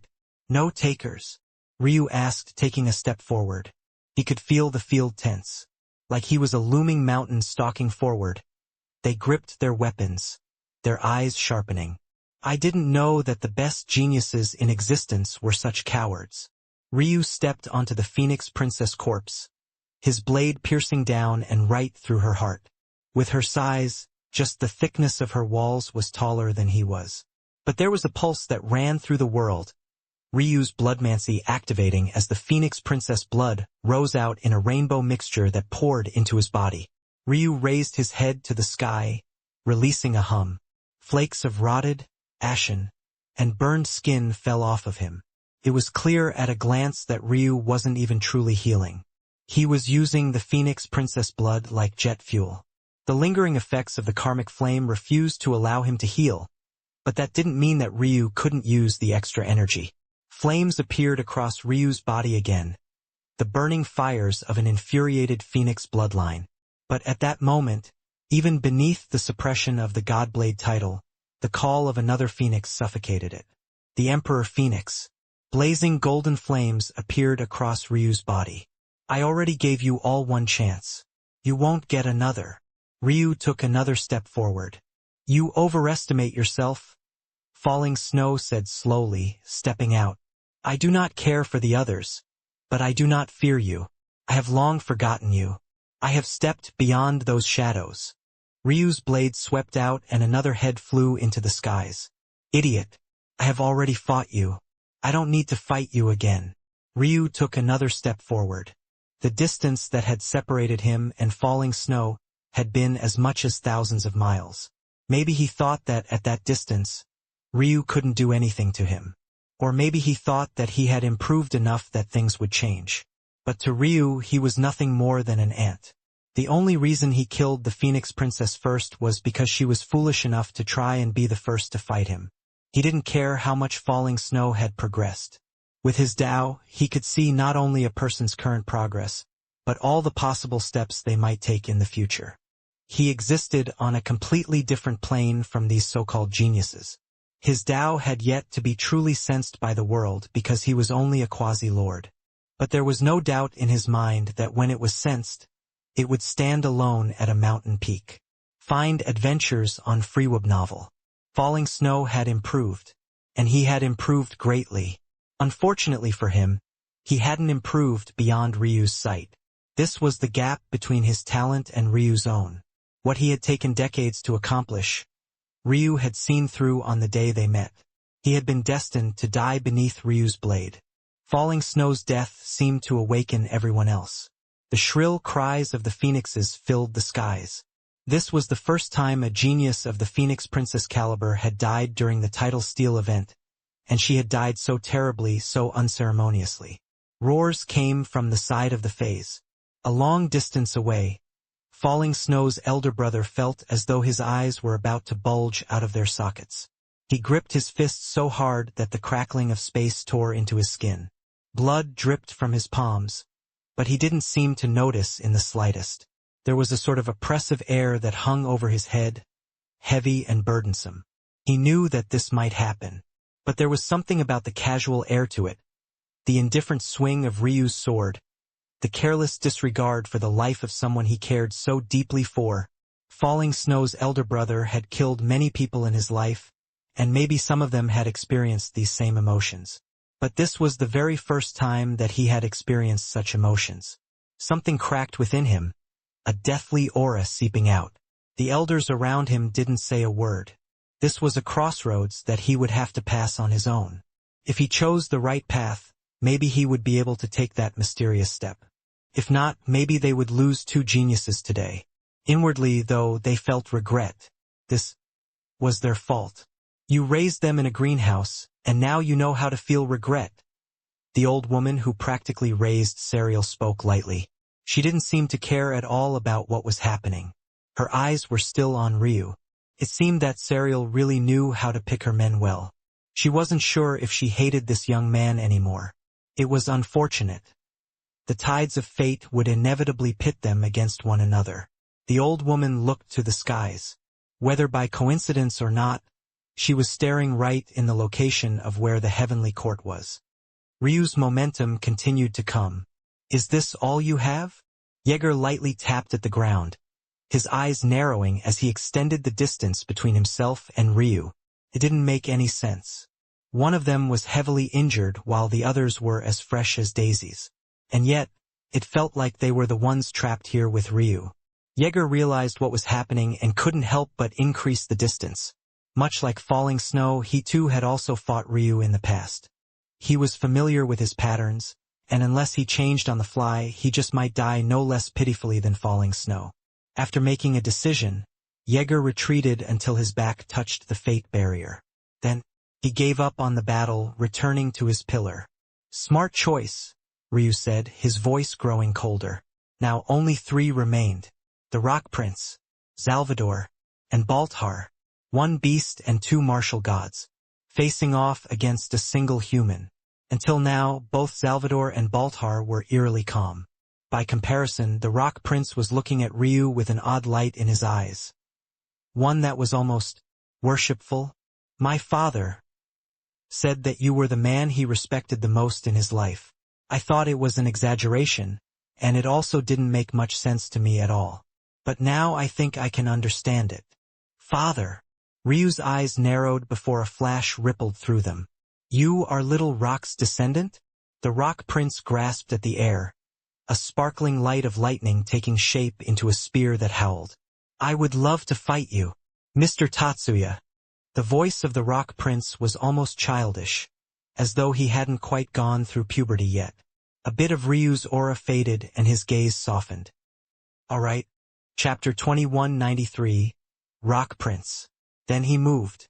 In an instant, his lightning spear was at Ryu's throat. Ryu took a half-step back, his light great swordstaff raising to block. His arm trembled, his blood jostling through his body. In that moment, his blade nearly flew from his palm. Felt like little at all had changed. His body was half broken, his strength minimized to an extreme. What the Rock Prince could learn from him seemed to be nothing at all. However, the Rock Prince didn't stop his attack, nor did he seem to change his demeanor. There was one thing he was focused on: victory. Ryu didn't react much to the change either, fielding one attack after another with a focus. Despite this, though, each one sent him back. Over time, the Rock Prince seemed to grasp his blocking patterns. The light great swordstaff was far better at taking this head-on, its sharpness piercing. By comparison, the dark great swordstaff was far better at parrying, obstructing, and diverting. The two played well together, especially when facing off against a single weapon. Depending on the attack it faced, there were an array of changes that it could make. But when the Rock Prince began to focus attacks that they weren't particularly good at dealing with against one another, he began to turn the tides to an even fiercer extent. It had always been Ryu figuring out the weakness in others, but now the Rock Prince seemed to be doing what he did best himself. There was an air of arrogance in his actions, as though he was trying to prove a point to Ryu, as though he was trying to show him that he wasn't the only genius here. Memories flashed in Ryu's mind of the first time he met Little Rock. Back then, they had started off with a clash too. The two stubborn men had butted heads, fighting it out on that mountain peak. In those days, Little Rock wasn't even a true lightning rock. His bloodline was too sparse. It likely took a great deal of effort to reach the stage finally, and now he had such a talented descendant, prepped to look out onto the world. Even as the Rock Prince oppressed Ryu more and more firmly, beginning to litter wounds across his body, he couldn't quite seem to deal the death blow. Every time he was close, Ryu seemed to just barely shift away at the last moment. There was a calmness in his silver eyes that never vanished. After several more exchanges, his lips slowly parted. If you do not display your path of the spear, you will never win this. The calmness of Ryu's voice belied the terrible state of his body. It felt as though what he was saying was nothing short of ridiculous. However, the Rock Prince's eyes flashed. His spear danced, lightning sparking with a healthy radiance. Thunder clapped, and a single strike rang out like three in quick succession. The world seemed to pause for the sake of this strike. Ryu watched on calmly, not truly feeling like much had changed at all. That was because the Rock Prince didn't listen to his advice. But maybe he was right to. Right now, all of the Rock Prince's attacks were the simplest of the simplest. They were practically the foundations of martial forms, just the slightest tick-up. However, because of that, there was no immediate or obvious flaw to pick out. His defense and attack methods were airtight. It almost felt as though Ryu was asking him to change his tactics for no other reason than to hopefully find a chance to win. Ryu lightly shook his head. His blade suddenly moved, the light great swordstaff suddenly swapping hands with his dark great swordstaff. In that moment, Ryu began seamlessly swapping his weapons between his palms as though they had always been there. The situation on the battlefield changed. The light great swordstaff caught at the tip of the spear, both weapons freezing in the air with a tremble. Then with a flicker of Ryu's wrist, the spear bent and bowed, violently popping upward. The Rock Prince couldn't immediately regain control of the spear as it wobbled above. The light and dark great swordstaffs swapped again, and the slash of Ryu's dark swordstaff became that of the golden blade. Bang! The air exploded as the blade came to a stop by the Rock Prince's neck. "When I speak, you listen," Ryu said like a strict drill sergeant. "My weaknesses aren't so easy to exploit.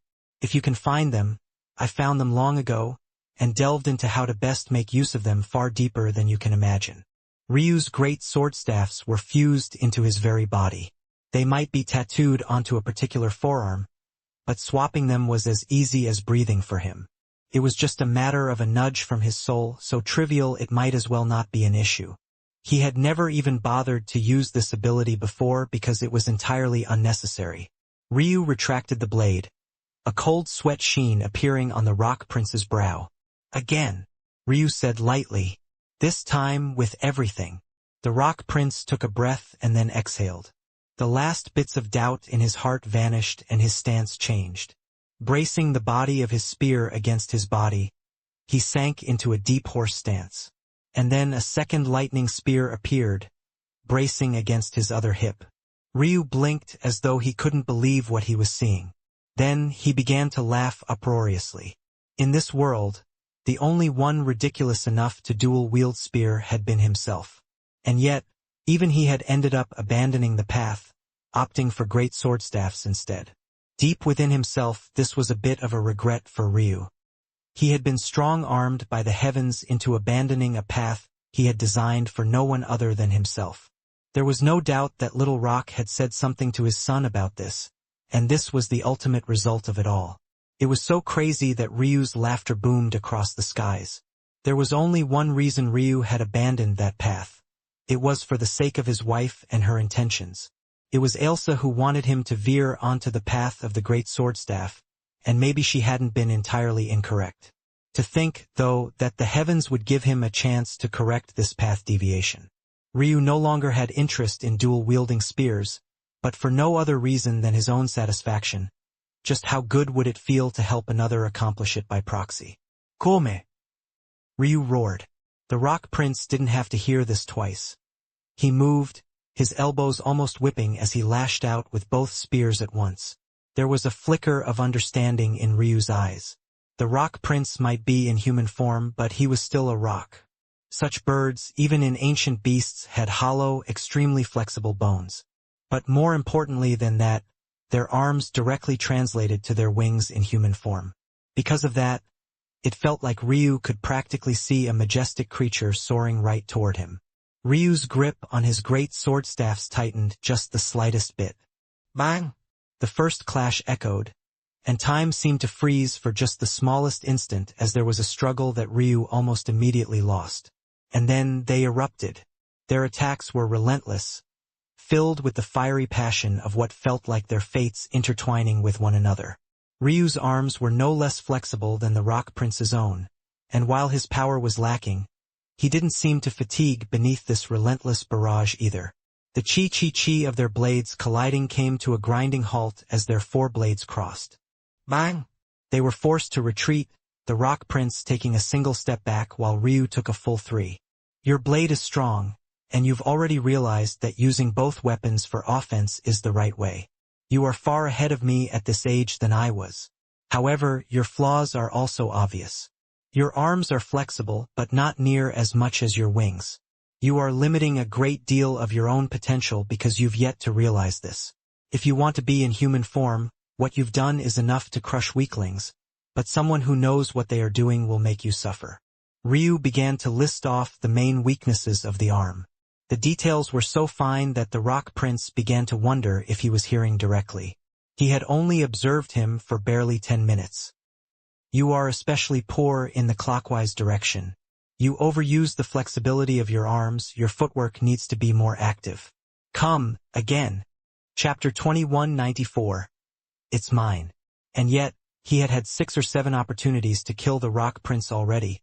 But every time, he simply rested his blade against his neck and then pushed him back, telling him to come again.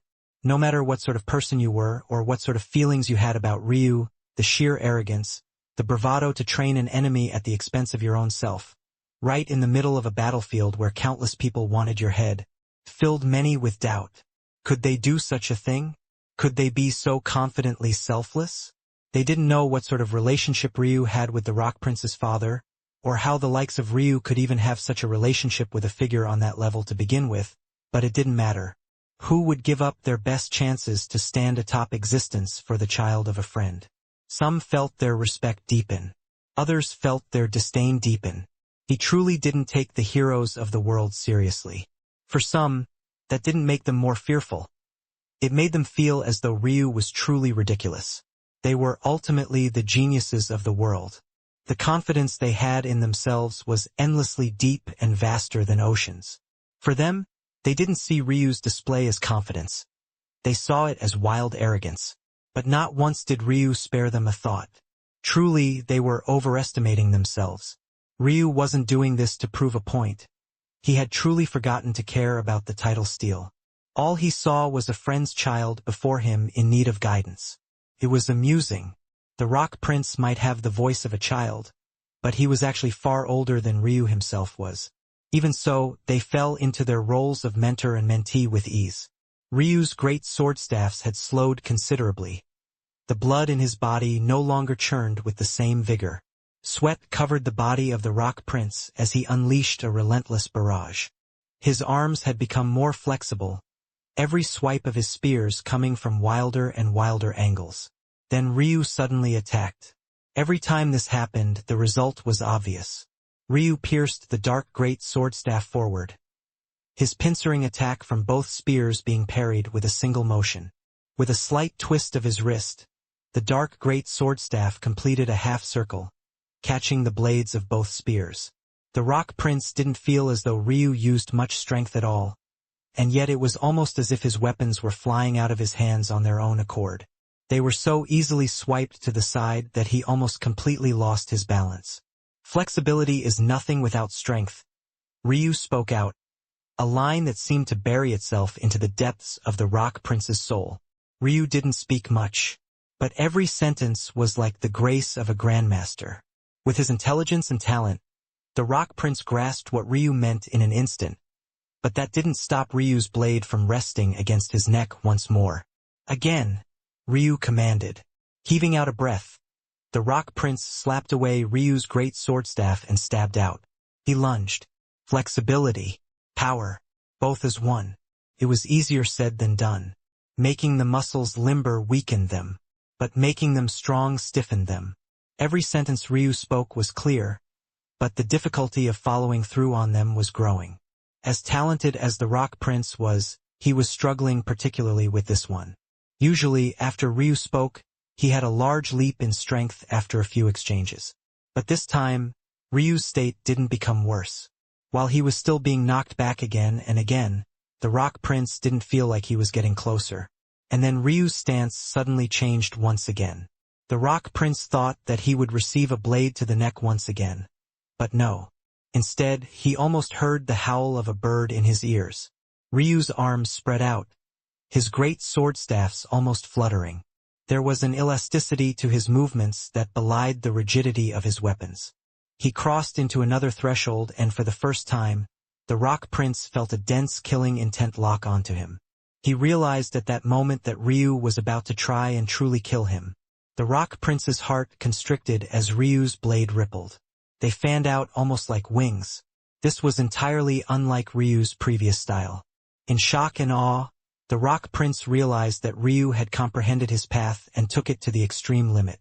At that moment, he didn't have even the slightest hints of other weapon auras. His weapons hadn't changed, but it was as though he was truly wielding two spears. The skies changed and clouds of black churned. Boom! Boom! The Rock Prince's pupils constricted into pinholes. It was either he broke through or he died. There was no third option. Ryu took a step forward and thrust. The first hadn't even landed when the second came. His body bent and twisted, his arms looking as though they didn't even have bones in them as they whipped through the air. In an instant, the Rock Prince found himself surrounded by blades, bending through time and space alike. There were just two blades in Ryu's hands, but it felt like he was attacking with countless, each one forming the sharpened feather of a wing. For a moment, it didn't look like a human dual-wielding sword blades at all. Instead, it felt like a rock god descending from the skies, a single flap of his wings leveling mountains and drying seas. The Rock Prince's Tao heart trembled a single time. It was hard to look at this, hard to accept that a path he had dedicated his life to was being taken over by someone else so thoroughly and perfectly that the heavens were on the verge of granting him a new god aura. It should be his. How could the effort Ryu had put in for just the mere last few hours match up the hundreds of years he had given? For the first time, hints of something else appeared in the Rock Prince's heart. Unwillingness, rage, fury. He couldn't accept it. He wouldn't accept it. His lips opened and a howl left him. The cry of a bird with no less pride than the phoenix formed. Beneath the tribulation clouds gathering for Ryu, he soared into the skies. His arms spread like Ryu's had, appearing from above and striking down. Ryu's skill might have far surpassed his own, but Ryu's body was still heavily limited. In terms of raw speed and leaping ability, the Rock Prince, despite being fatigued, was far beyond him. Descending from above, he thrust out hundreds of times in an instant. If he couldn't match Ryu's skill, he would just take it by force. Using his speed to replace the technique, his blades fanned out, multiplying several times over. The two clashed, thousands of blades overlapping one another. The Rock Prince's roar became more prominent. Faster, faster. He had to be faster. More, sharper, more flexible, more power. His spear blades were quickly being overwhelmed. Ryu had less, but his efficiency was greater, his accuracy more precise. Every time he struck, he landed on a critical point, wiping out 2, 3, sometimes even 4 of the Rock Prince's attacks. Streaks of gold and royal blue clashed in the air, 2 separate sparks of lightning forming. The world watched on in shock, feeling as though they were watching something ridiculous. Weren't other abilities supposed to be suppressed? Maybe it was fine for the Rock Prince to use lightning since his spear was lightning-based, but how was Ryu doing it? A blade flew past the Rock Prince's cheek, and for the first time, Ryu sliced into him. The flare of pain was immediate, but it only spurred him on. A slice cut across his ribs, sliding through their defenses so deeply it almost cut into his lungs. He became more relentless, more fiery, more passionate. Streaks of blood appeared across him continuously, his body becoming riddled with injuries. But all he could see ahead of him were Ryu's cold pair of silver eyes, the rest of him having faded away entirely. One of the Rock Prince's legs flew into the skies. He didn't notice. His ear was cut off, taking a slice of his skull with it. He didn't react. His other leg was severed at the knee. His spears only became faster, whittled away one piece after another. He fought and fought until there was nothing left but the blades in the palm of his hands. Boom! A strike of lightning fell from the skies. The Rock Prince roared. "It's mine!" His Tao heart bloomed and his control clicked into place. his intent guiding his blades. In an instant, the number of spears in the skies increased by a factor of 10. His arms blurring and streaking through time and space. Ryu's great sword staffs shattered to pieces. His body instantly becoming littered with so many holes, he didn't even look human anymore. Lightning sparked and the tribulation high above trembled, its target shifting as the Godblade title shook in place. Chapter 2195. Together. And yet, his eyes weren't focused on himself at all. Instead, he was looking ahead to the rock prince that basked in the tribulation lightning above, a wide grin on his face. He had been told all his life that dual-wielding spears was impossible, so much so that he had abandoned the path himself, taking another. A part of him had always lusted after that for nothing more than his vanity. But for the sake of his wife, he didn't bother to return to it. He had tried other things, even going toward close combat for a while, but these were all in acknowledgement of Ailsa. It was what she would have wanted him to do. This was for him. He might not be the one basking in the glory, but he didn't seem to care very much at all. As far as he was concerned, Little Rock's son might as well be his own. As for the price he had paid to allow it, he didn't even think twice about it or even consider it much of an issue. There was something about doing things the way you wanted to, when you wanted to, that embodied the path of cultivation he loved so much.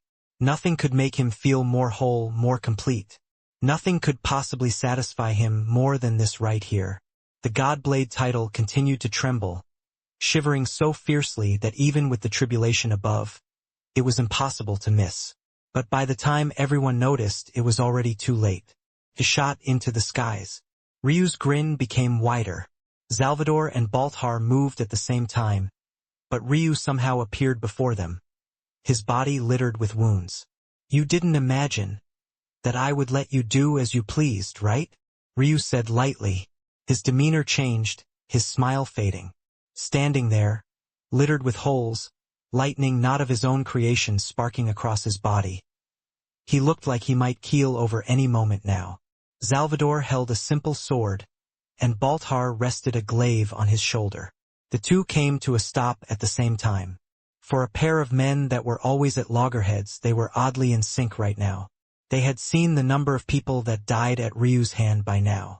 Right this moment, they didn't dare to take him as lightly as they had once wanted to.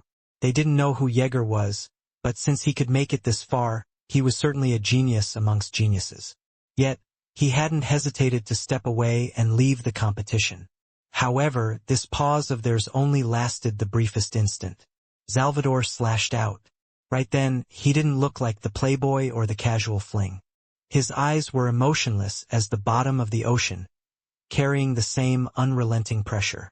There was a sharpness to him that he always kept sheathed, and in a single instant of time he released it all at once. "Not bad." Ryu's words echoed lightly. He had no blades left, his great sword staffs having been shattered by the Rock Prince. It was hard to fathom just how shocking a feat this was. He had forged them with the help of a Tao goddess, their materials formed of the bodies of false shrines. And yet they were now finished. But there wasn't the slightest bit of panic in Ryu's eyes. In his life, he could remember a few embarrassing moments, but being scared of death, being scared of an enemy, those he couldn't accept. He flipped a palm and the blood of the Phoenix Princess surged, forming two rainbow swords of violet, blue, and pink. They took the shape of feathers, the very essence of the Phoenix Princess exuding from them. The saber sword soul aura poured in from the surroundings, and Ryu seemed to have embodied everything about the Phoenix Princess path in an instant. But there was a difference. This time it was perfect. Ryu slashed out, the blade swift and heavy. After the briefest of clashes, it suddenly became flexible, his wrist trembling the slightest bit as it curved an arc through the air. Salvador's pupils constricted as he felt his sword almost fly out his hand. He quickly retreated, accelerating back. Balthar's eyes narrowed, but from start to finish, he didn't move. And neither did Ryu. Standing in the same place, Ryu raised the blades as the booming tribulation clouds above grew more feverish. "You see, I've never really had a blade path," Ryu said lightly. I've yet to decide the sort of path I want my weapons to embody. I just casually hop from thing to thing, mostly relying on fundamentals and finding the flaws of my enemies. So my style is bland and it only works well to counter. It's not as good at taking the initiative. Ryu looked at them plainly. You're probably wondering why I'm explaining this to you. Usually I wouldn't bother. I would rather have your heads on platters. But this time, I'm explaining this to you so that you understand how inferior you are. Ryu's rainbow feather blades settled in the air, steady as the earth itself. I don't even need to use my own path to defeat you. It's unnecessary. Ryu had completely changed. Since the start, he had only waited for others to attack before finding their flaws and countering. This time, he took the initiative. The aura of saber and sword, warlord and emperor, mixed across the skies. He attacked both martial gods at the same time. Body beaten and broken, he suppressed them with nothing more than skill. It was clear to all that he didn't have much strength in his arms. His every strike was slow, having to react to 3 sweeps of a blade with just one of his own. Direct clashes he hadn't been able to avoid before. He slipped out of them with ease. When the martial god duo thought they would face a heavy strike, they experienced a swift change instead. Ryu continuously baited them, and in the very moments they thought they could just ignore his heavy attacks and prepare for the swift ones, they suddenly came. Balthur's spear swept out, ready to parry what he thought would be yet another light strike, only to lose a hand. As though Ryu could see through the future itself, his heavy chop continued, severing Balthur's hand at the wrist. Pathetic. The word wormed into Balthur's heart, echoing through his Tao heart. If it wasn't for just how firm it was, he would have felt it crushed right that instant. He hurriedly retreated, holding out his spear with a single hand. But he was no rock prince, and he certainly was no Ryu. He might still have some skill, but it wasn't nearly enough. It truly was pathetic. With Baltar retreating, Salvador might have held his own for a few moments. But quickly, wounds began to litter his body. Ryu's strength seemed to come from a different depth. He wasn't just fighting to fight, there was someone in the skies that he was protecting, and these two were overestimating themselves if they thought they could make it by him.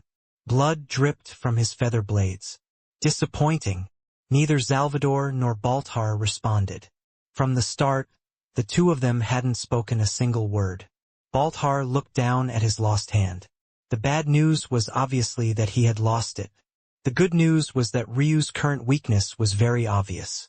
His skill was heart-shudderingly high, but his physical presence and prowess was highly limited. Because of that, Baltar was able to quite easily recover his hand before Ryu could destroy it entirely. Reattaching it wouldn't be a problem. However, there was a deep unwillingness within him. Just how could a gap in comprehension be this vast? Were they not all geniuses? Together, Salvador spoke for the first time. His voice was a bit stiff, as though he was saying a word that he didn't want to. No one really understood what this meant either. Hadn't they already been working together? What was the point of saying this now? Baltar gave Salvador a look, but eventually he nodded once. Putting his severed hand away, he raised his spear with a single arm. The two stood shoulder to shoulder before Ryu, but all of a sudden, in his senses, they almost became a single person. Ryu's eyes narrowed. He had never seen such a thing before, and this shouldn't be a bloodline ability. If it was, the title would have suppressed it. Plus, he knew what bloodline abilities the both had. Salvador was a divine wing and Baltar was a divine hegemon. Neither had the ability to do this. But even in his narrowed eyes, there was a savage grin hidden within. They had already tried to cheat his wife. Wouldn't it be natural that they try to cheat him? Chapter 2196. Smile. He had thought a lot about what the martial gods were doing. Even for him, it wasn't immediately obvious. Even now, he felt like he only had about 90% of the story. Cheating something like the title steal wasn't easy. Ryu felt that doubly so after feeling its interaction with the heavenly court doors. While it had felt like the title steal had cowered, Ryu felt something peculiar about its actions, as though it wasn't cowering but sheltering itself for a moment, as if it were actually trying to hide something from the heavenly court. That much was odd. because there was no doubt the Heavenly Court knew that the title steel existed. It wasn't like the thing vanished off the face of existence when the Heavenly Court appeared. And given how many tabs the Heavenly Court no doubt kept on this world here, it would make even less sense if they didn't know what all the strongest powers were chasing after. This made the title steel even more curious to Ryu, but that wasn't what he was considering right now. How were the martial gods tricking it? It sounded like a silly question, especially since Ryu had managed to trick it several times now. After all, he should have only been allowed to fight for a single title outside of trying to stamp his name onto the body of the title steel. In that case, why could he do it but no one else? Was he just being the typical arrogant Ryu once again? This time, the answer was no. Ryu didn't think that he was the only one that could trick the title steel in that way. It was just that those with such abilities were either of higher cultivation levels or felt no need to do so. After all, Ryu was only fighting for so many titles because he needed them for his corpse puppet army. Not many people followed such a path to begin with, and if you had the skill to trick the title steel, you would be entirely uninterested in such low-level titles. So why was he so stunned by the martial gods? It was because his method of tricking the title steel involved using its own rules against it. While colloquially the rule was that one could only fight for a single title, this wasn't actually the case. The true rule was that one could only claim a single title. This meant that so long as Ryu never integrated with the title, but instead just took it and passed it off to someone else, it wouldn't count as claiming, and thus he could fight again. The title steel could feel what he was doing, and it was angry about it, but ultimately it was an item. Much like the heavens, it strictly followed its own rules, so it was forced to allow Ryu to participate. What the martial gods were doing was very different.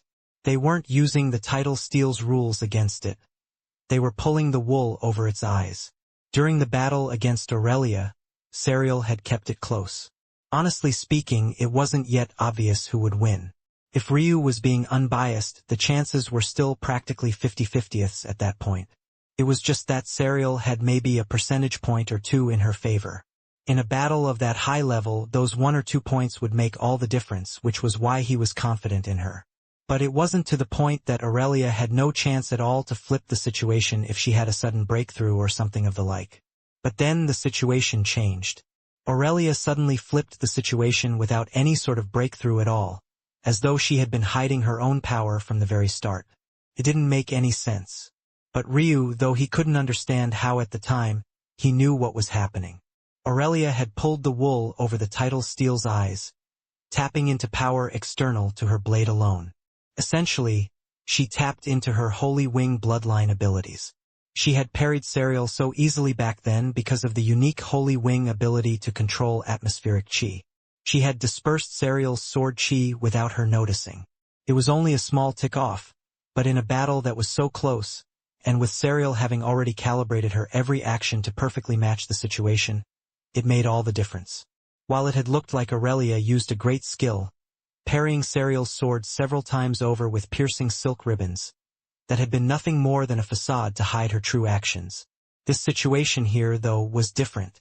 The martial gods seemed to be pulling the wool over the title steel's eyes in a different way. But oddly enough, this was the last piece of the puzzle that Ryu needed. The reason they weren't using the same method as Aurelia was that they were afraid he would see through it. Others might think that he was talking nonsense before, but the martial gods knew what Aurelia had done. So when he said that Aurelia was cheating, most might think he was just trying to protect his wife's dignity, while the martial gods had felt their hearts constrict. There had to be a reason for that. This meant that whatever method they were using now, if Ryu actually saw through its secrets, he would either be able to counter it, or this would expose something that the martial gods wanted to hide for much longer. Even as Salvador and Baltar rushed him, Ryu's eyes almost seemed absent. His gaze shifted, landing on the title steel in the distance, and then toward where the heavenly court doors had manifested. Why had the martial gods hidden all this time? Wasn't it for the sake of hiding from the heavenly court? They're tied to the Ruin Master Guild. Unexpected, or maybe it's only natural, and should have been obvious. If the Ruin Master Guild was able to manipulate the title steel world to have their little ruins, then maybe it should be obvious that the title steel would have been manipulated in other ways as well. But the Ruin Master Guild should already know that I've seen through them. So why so scared now? Why so intent on making sure I didn't understand this one particular situation? The Ruin Master Guild had always been the outward-facing facade. It was relentless in the pursuit of something. Are they really connected? When he thought about it, they were quite similar. The foundation of the martial gods was their relentless pursuit of knowledge. They based their entire culture around it, not acting like many other clans at all. They didn't care who their geniuses married or who they had children with as long as they proliferated, created new bloodline combinations, and forged new skills and techniques. It was what they pursued with every fiber of their being. Ryu's gaze flickered as he thought back to the Phoenix Sky God and the deductions that Serial had led him through. No, the martial gods and Ruin Master Guild probably aren't connected.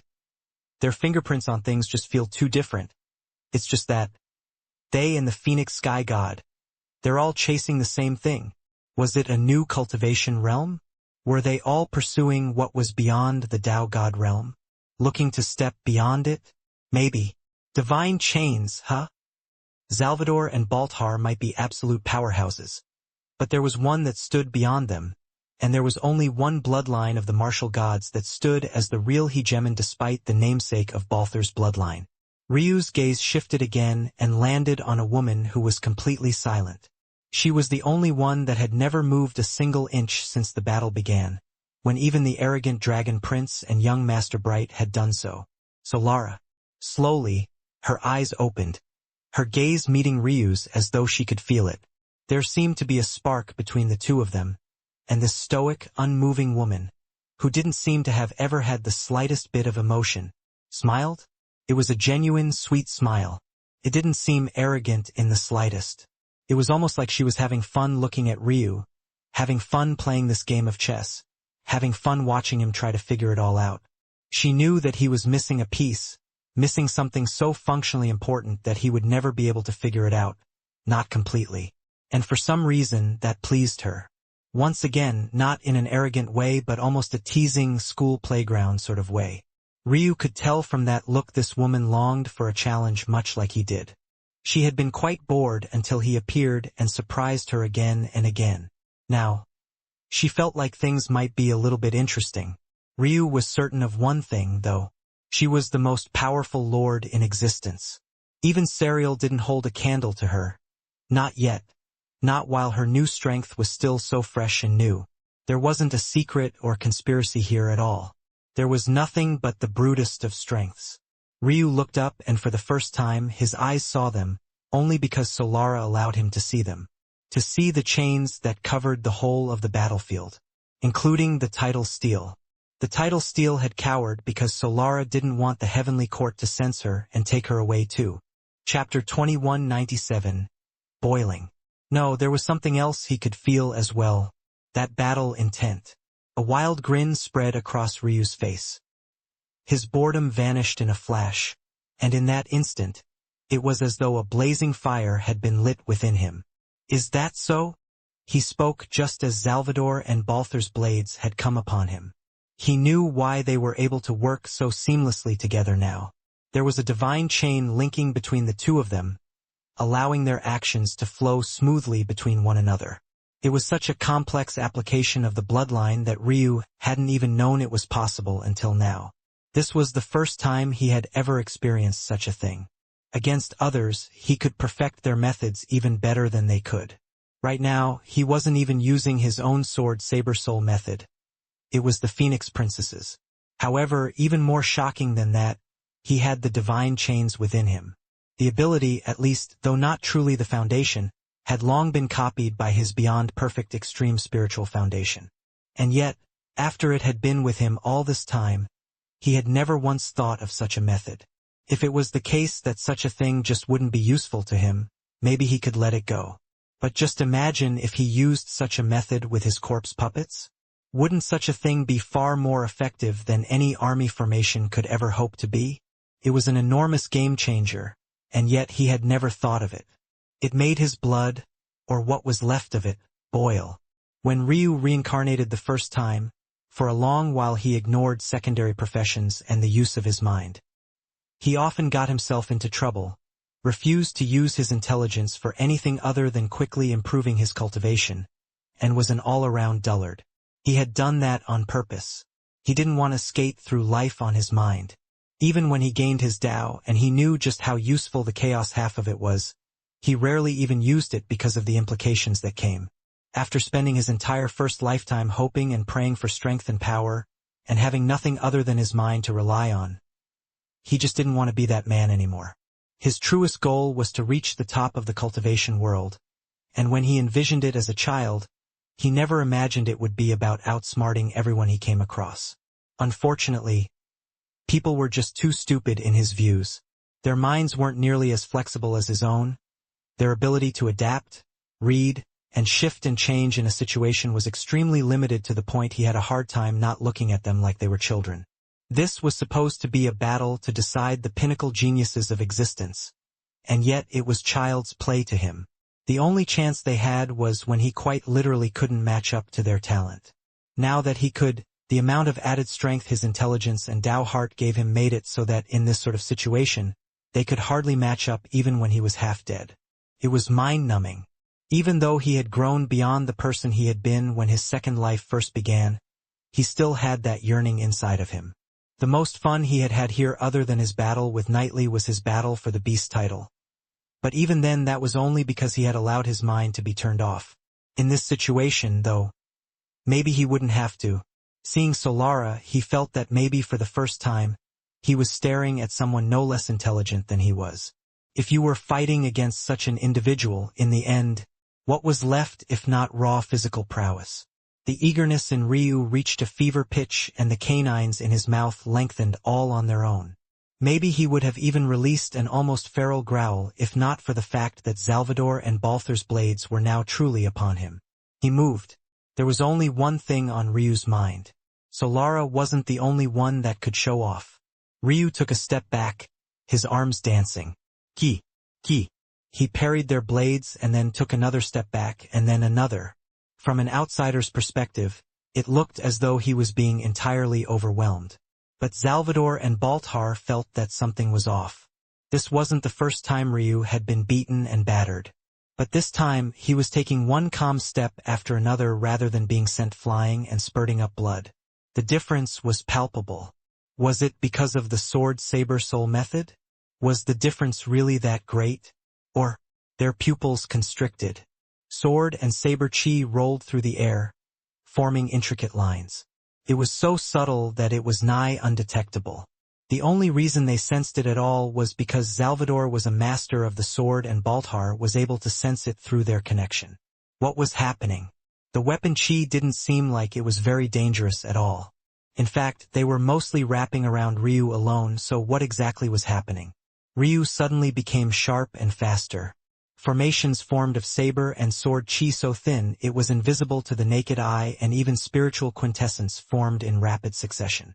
Every time he stabbed out, his blade would pass through one of them, suddenly explosively increasing their power. He swept and weaved, his arms moving in an independent and yet interlinked dance. In that moment, he didn't seem like he was injured in the slightest. No, it was nothing more than a facade. If one placed the Ryu of hours ago with the Ryu of now, there was an obvious gap in just how fast the two were moving. This Ryu was much slower, much more labored in his movement. And yet, he was moving so fluidly, so gracefully, with such elegance that it didn't seem as though he was struggling at all. He had completely eliminated the jerkiness of the Phoenix Princess weapon style, truly made it his own. There didn't seem to be any transition between sword and saber at all, and when they swept forward, they almost encompassed the entire world. They felt a fire coming from Ryu's Tao heart right this moment that made them realize they had never truly felt the depth of it until this moment. No one had been able to stoke that flame. Not even the Tao gods Ryu knew were hiding in the shadows. Not once in his life did Ryu ever feel like he had a true rival. His blades clashed against Balther's spear blade, an eruption of power descending. The formations slapped into one and Baltar felt as though he was meeting a dozen powerful strikes at once instead of just one. He buckled to a single knee, struggling to keep his spear above him and stop Ryu from severing his neck cleanly from his shoulders. At the same time, as though he had two brains in his arms. Ryu's blade flickered against Salvador's arm. One blade was heavy and strong, the other soft and gentle. He met Salvador's speed with 3 quick strikes of his own, the very tips of their weapons colliding in the air thrice in quick succession. Salvador felt himself neutralized, and he needed a moment to gather himself for another attack. Ryu needed no such thing. The fourth was already coming. In truth, Ryu's own momentum was already dead in the water as well. However, an invisible sword formation took shape, gathering up his dispersed strength and recentering it. His wrist twisted in a fourth thrust, this time just barely missing the grazing tip of Salvador's sword and skimming against the length of its bottom. The curl of his wrist sent it flicking upward. Salvador had no strength in his arm, and he almost lost grip of his sword entirely. He couldn't even react before the blade slipped into his ribcage, sliding in an infinitesimally tiny space between his heart and lungs. A searing pain racked him from top to bottom. "I really do want to kill you," Ryu said with that wild grin on his face. "But if I do that, who will my father kill? You should know not to overestimate yourself. Who do you think you are?" Ryu's wrist vibrated and Salvador was sent flying. Unfortunately, not before a series of sword and saber chi imprinted themselves into his chest. Salvador's eyes widened, a fury coursing through his body. He felt it immediately. He had no ability to control his lower half any longer. Ryu had somehow made him impotent. "Ryu Tatsuya. You, however," Ryu continued with the same grin, his blade still firmly pressing down on Balther's spear. "What purpose do you serve at all?" Ryu's second sword, now free of Salvador, pierced forward, but, unexpectedly, not toward Baltar. Instead, it looked like Ryu was aiming right at empty space, and his attack was almost too gentle. But that was because he wasn't thrusting at all. He was picking something up, the undetectable chain between Baltar and Salvador. "I could have severed this the moment you exposed yourself. But where would the fun be in that?" Ryu's grin turned to Solara as he lopped Balthar's head into the skies. Chapter 2198. Sword Saber Soul. Solara hardly reacted to this at all, the smile on her face having long faded and her eyes having long closed. She had returned to a calm state, unbothered and unfettered. Ryu, however, with a tremble of his wrist, Balthar's head shattered, a rain of flesh and blood falling. Ryu looked up to the skies, ignoring Salvador as though he was nothing more than air. To Ryu, one opponent, especially not one he had exchanged so many blows with already, was worth his time or attention. Solara had certainly triggered him a little bit. When his competitive spirit was stoked, his gear changed as well. He had never felt what it felt like to have a true rival before. He rarely respected anyone, and most of his enemies were people he thought had little more on them than years. When he was facing people like that, it was hard to care. They were those he knew he would surpass in due time. How could they make him care? What Ryu had also never considered was that always being so confident was a double-edged sword. On the one hand, it made him dauntless. But on the other hand, it also meant that he would never truly feel the weight of a challenge. Was it still bravery if you didn't feel fear? This was the paradox Ryu had always faced. Only against an opponent that could truly make him feel something would there be a difference. In the past, that had once been Serial, but she had become his wife. He couldn't possibly use her as a target, now could he? There was also the Phoenix Sky God, but whoever they were still much too far away from him. Now, there was this Solara. This was far more interesting, and she had also pulled out a great deal from him. She had an interesting effect on him. Feeling the sword and saber chi rotating around him, Ryu smiled lightly, allowing it to sink into him silently. It was doubtful that most would be able to sense it. Not even Salvador had noticed this tidbit. He had been thinking about how to win this for a while now. After this Godblade challenge was finished, the odds that the real battle for claiming a title would begin were extremely high. In that case, it would be no holds barred, and his chances to rely so heavily on his comprehension would be limited. It was no secret why he could kill so easily here. Everyone was limited to their skill alone, and it was impossible to outskill Ryu of all people. So how would he survive the next round? His body had nothing left other than his chaos chi. His embryonic chi production had slowed to a crawl, every droplet being diverted in an attempt to undo the damage of the karmic flames. But karmic flames were precisely what burned corpse poison into being. It might be a form of energy even higher than embryonic chi and its counterpart. It was just that it wasn't something that could be wielded by cultivators. Then again, embryonic chi wasn't meant to be wielded either. Regardless, Ryu's embryonic chi was completely occupied with an extremely slow-paced healing. The only reason he had his chaos chi at all was because it was connected to a separate world. But his chaotic silk meridians, well, they were the third strongest material in the world, not the first. And even if it was the first, it wouldn't stand a chance against such boiling karmic flames.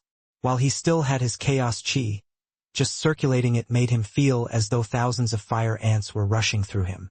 His actual body and physical strength had even less to be said about them. They were all but destroyed. He was barely standing. Right now, he hardly looked like much of a human at all. From a handsome young man, he looked like a walking corpse, and the only reason he didn't look like a charred corpse instead was because of the Phoenix Princess. But he had already used up what he could from that, and at best, the changes were cosmetic. This was all to say, how the hell should he win? Well, the answer had been obvious to Ryu from the start. If his body realm was useless and his chi realm was compromised, the answer would lie within his mental realm. That was simple enough to Ryu. He would figure the rest out. Of course, karmic flames wouldn't have such an obvious weakness to it. It definitely targeted his soul as well. The difference was that Ryu had a perfect black buddy soul. Compared to the rest of his body, he could withstand the hit with much greater ease to his mental realm, especially since he had done something quite crazy that he hadn't let Serial sense. But that was something that he would keep in his back pocket as he continued to suppress the pain that came from this very choice.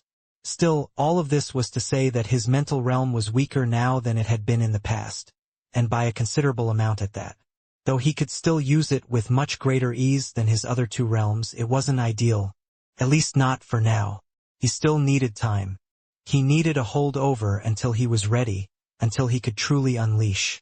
Ryu just thought about using his summons and corpse puppets. That was the obvious answer.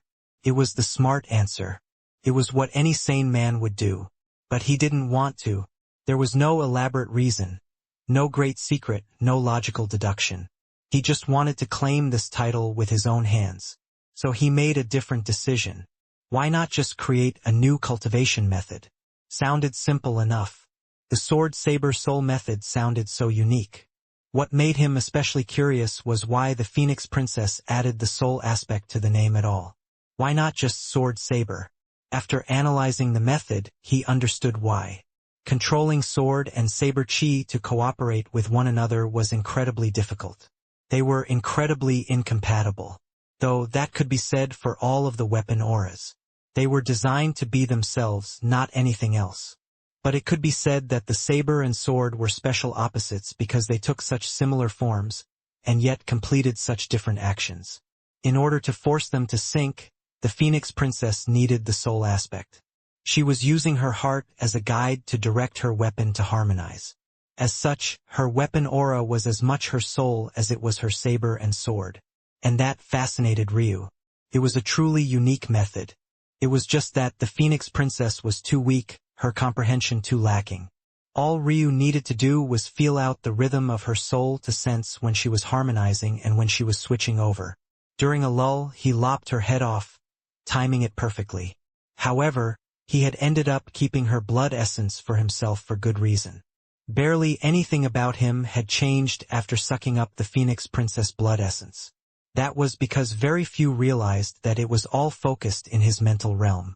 The winding, invisible filaments of sword and saber chi were intertwining with his soul, pulling at the white flame and forming layers of formations that filled in the gaps. These gaps were actually just examples of severe damage to his soul. But now, these sword saber soul formations were filling in the gaps. The question was, what were they doing?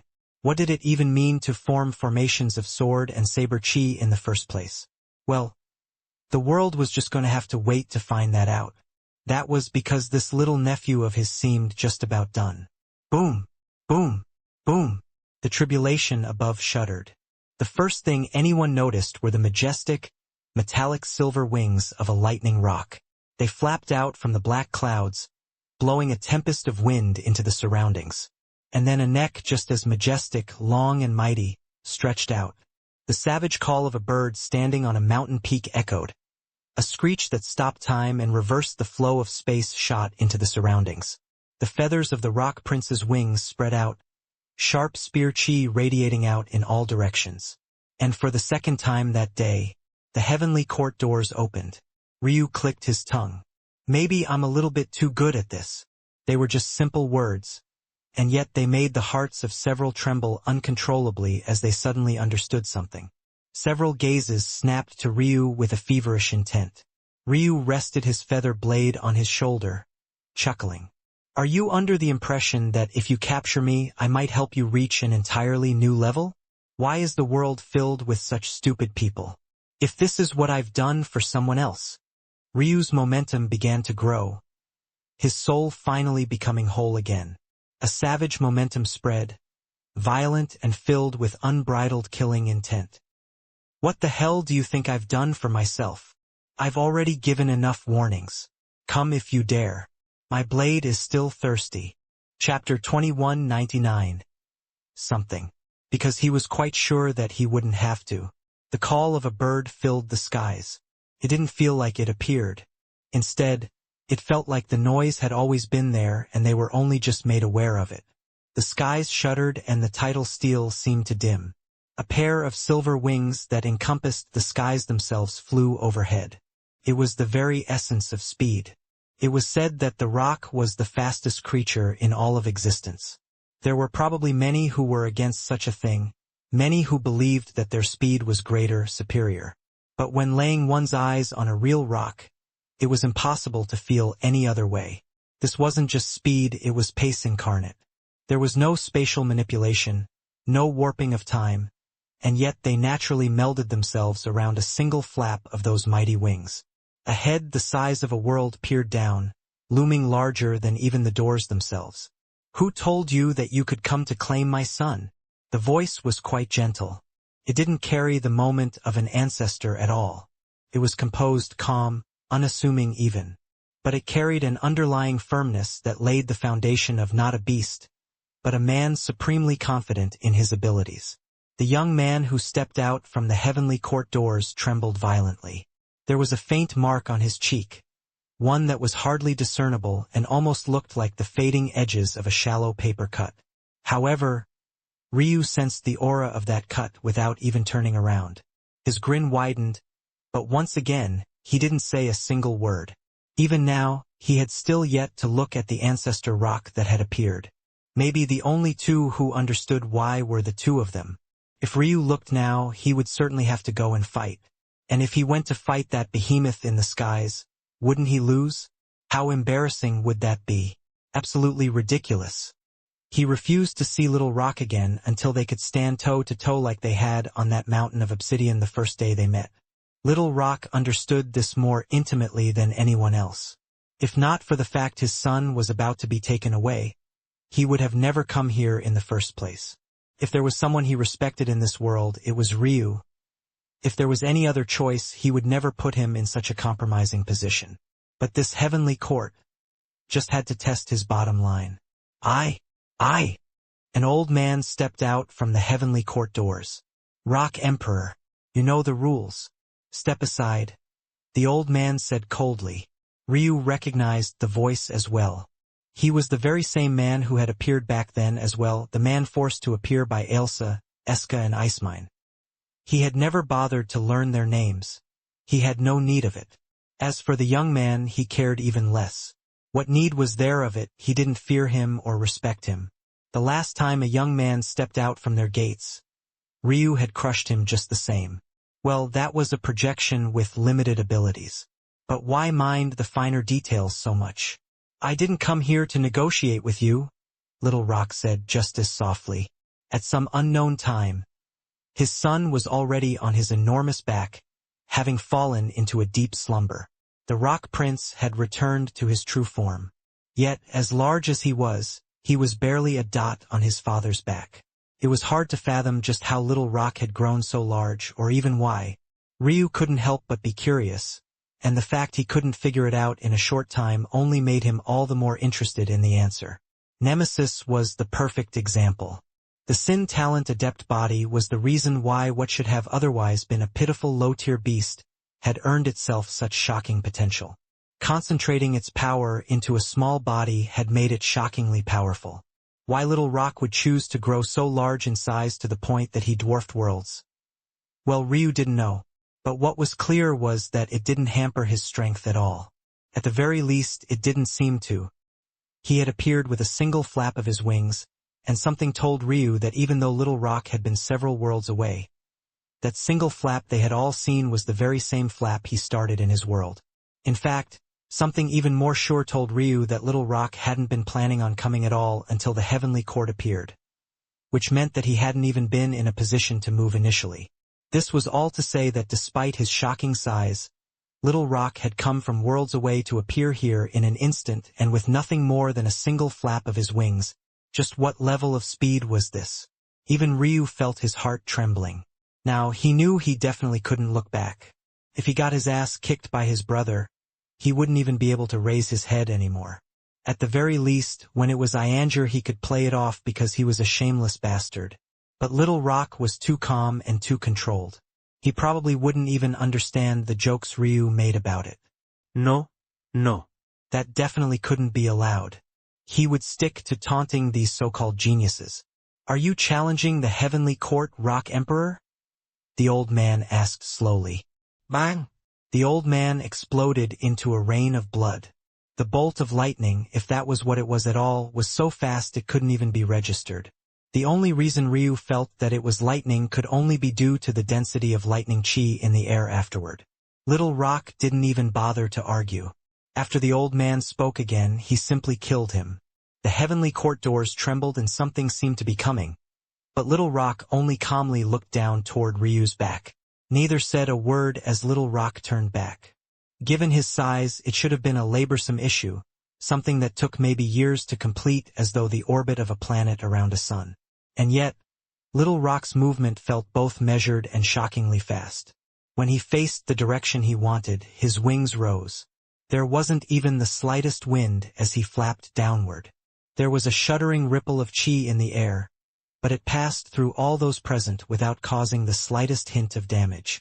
And then, in one instant Little Rock was there, and in the next he was gone. Ryu finally allowed himself to look back up to the skies. He couldn't help but wonder what Little Rock had experienced. It seemed odd that he didn't choose to help Ailsa out of her trouble despite wielding such strength. The only explanation should be that he was occupied by something as well. But what situation could tie down the fastest cultivator in existence for so long? Ryu's gaze flickered. It seemed that he would have to start getting stronger for reasons other than his own vanity. Honestly speaking, even after Serial spoke to him about the Phoenix Sky God matters, his thought process hadn't changed much. He wanted to defeat them for his own ego, to truly stand atop the world. Well, there was obviously his promise to his wife as well, destroying the Ruin Master Guild and dealing with the Heavenly Court and all, but those matters were also somewhat routine to him. This felt different, though, but not necessarily disconnected from these matters he was already aware of. Ryu watched as the Heavenly Court doors shuttered. The young man who had come out from it seemed to have lost his soul. But then his head suddenly snapped toward the door. Realizing something, the young man shot toward it, barely slipping inside as the shuttering doors slammed close. Then the doors vanished. Ran. Ryu frowned. Was Little Rock truly that powerful? What was he missing here? Yana? Where are you? Ryu suddenly thought, looking toward the doors. There was Little Rock. There was Ailsa. Two of maybe the strongest cultivators across existence, and yet they still couldn't find her. Something was going on here, and Ryu didn't believe that it was that Yana had been lost to time. If that was the case, the two would have long figured that out, and he would be able to sense the truth from their minds. If the Heavenly Courts had not one, but two of his wives, there would be more than just hell to pay. A slit on Ryu's forehead wiggled just the slightest bit before returning to a thin golden line. He would go through the stream of time and wipe out their entire lineage, bathing them in blood. The title steel trembled and the battlefield changed once more as the Godblade title had finally been claimed. Ryu, still feeling the stoking flames of fury, knew it was coming. The final run. Chapter 2200. Almighty. It seemed like they would disperse at any moment, and yet they were only growing thicker. Then they abruptly separated. However, the sight everyone thought they would see wasn't there. Instead, there were lines of clouds, each one layering over a name that stood tall above the rest. Each rainbow cloud, growing ever thicker and brighter in substance and presence, obscured the name of a cultivator that had once placed their title down. The path forward was obvious. Climb as high as you could, as high as you dared, and see if you were worthy of being among those few. Ryu only gazed at it for a moment before he took a step. In an instant he had flashed ahead. It seemed that he had completely forgotten about the others around him. He never did things based on the opinions of others from the very beginning. The peak of the martial world. That was what he sought after the most. In a flash, Solara had vanished from her seat. The pillar continued to wave around in the raging winds, the violence of the atmosphere growing to a fever pitch. Those that found themselves too weak to withstand it could already feel in their hearts that they didn't have the right to participate in such a matter. But the unwillingness in their hearts made them continue on. Whether this would allow them to break through, or if they would crash and burn like so many before them, only time would tell. But the end result for most had long been decided already. Jaeger-sun launched himself up with a light step. Hand in hand, the dragon prince and princess did the same. The fury that hung around the former was very much still there, but the small hand of his queen seemed to satiate them just the slightest bit. As for why they had entered their human forms, maybe only they knew. Young Master Shade was the slowest of them all, young Master Bright having already formed himself into a beam of golden light that tore through the skies, with his aura howling. However, this didn't seem to be because he was actually so slow and incapable of doing more. He just seemed to like his leisurely pace. As his face flickered back and forth between a handsome countenance and a skeleton, he strode across the skies. His head turned in a certain direction, landing on a few figures, dark horses that had yet to make a single move. His lip curled, his skeleton rattling. Amusing. Bang! Bang! Bang! Several of them shattered into a rain of blood. Go dream of success in the afterlife, he said calmly. He had been getting antsy for a long while, unable to fight a single battle. It was starting to drive him crazy. This damn title steal liked to take its sweet time getting to the main event. If he didn't vent a little bit now, he would end up doing something stupid at the wrong time. If you're trash, understand you're standing in the world. Shade spoke lightly as many froze, looking at him warily. Now you too, though. Shade grinned at a pair of figures that hadn't even looked at him. They were separated by light years, their bodies shrouded as they shuttled ahead at an unhurried pace. Interesting indeed. He didn't even bother to try to fight them. There were enough pigs to slaughter already. He pointed out a bony finger that flickered to a fair digit and then back to an outstretched bone. Ki. Death and destruction reigned.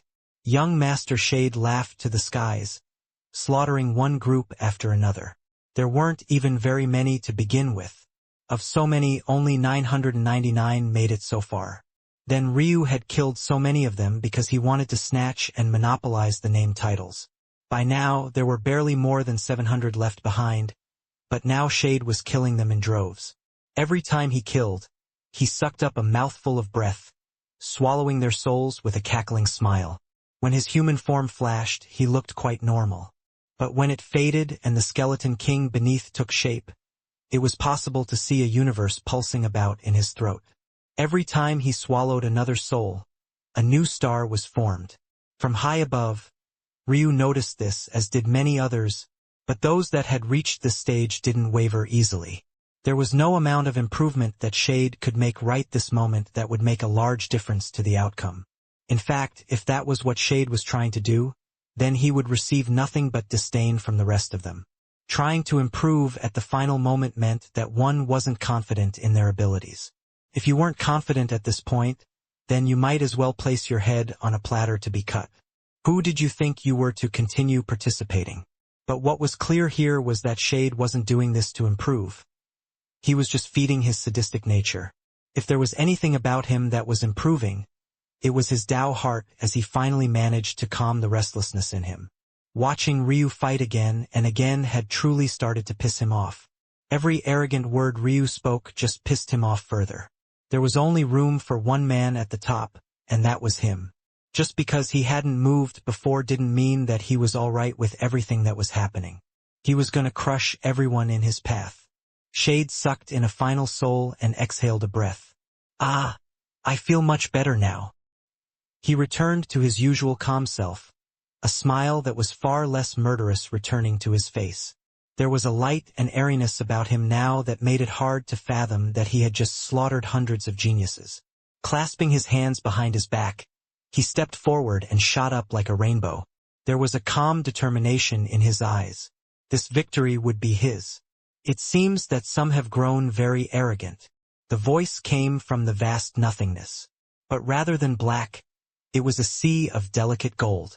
Somehow, though, this grandeur felt empty, not because it lacked substance, but because it was so large that it felt as though it couldn't be properly fathomed. As such, when most faced it, they would feel nothing at all. One of our own has died, Almighty. We must do something about this, or else the influence of the heavenly court will plummet.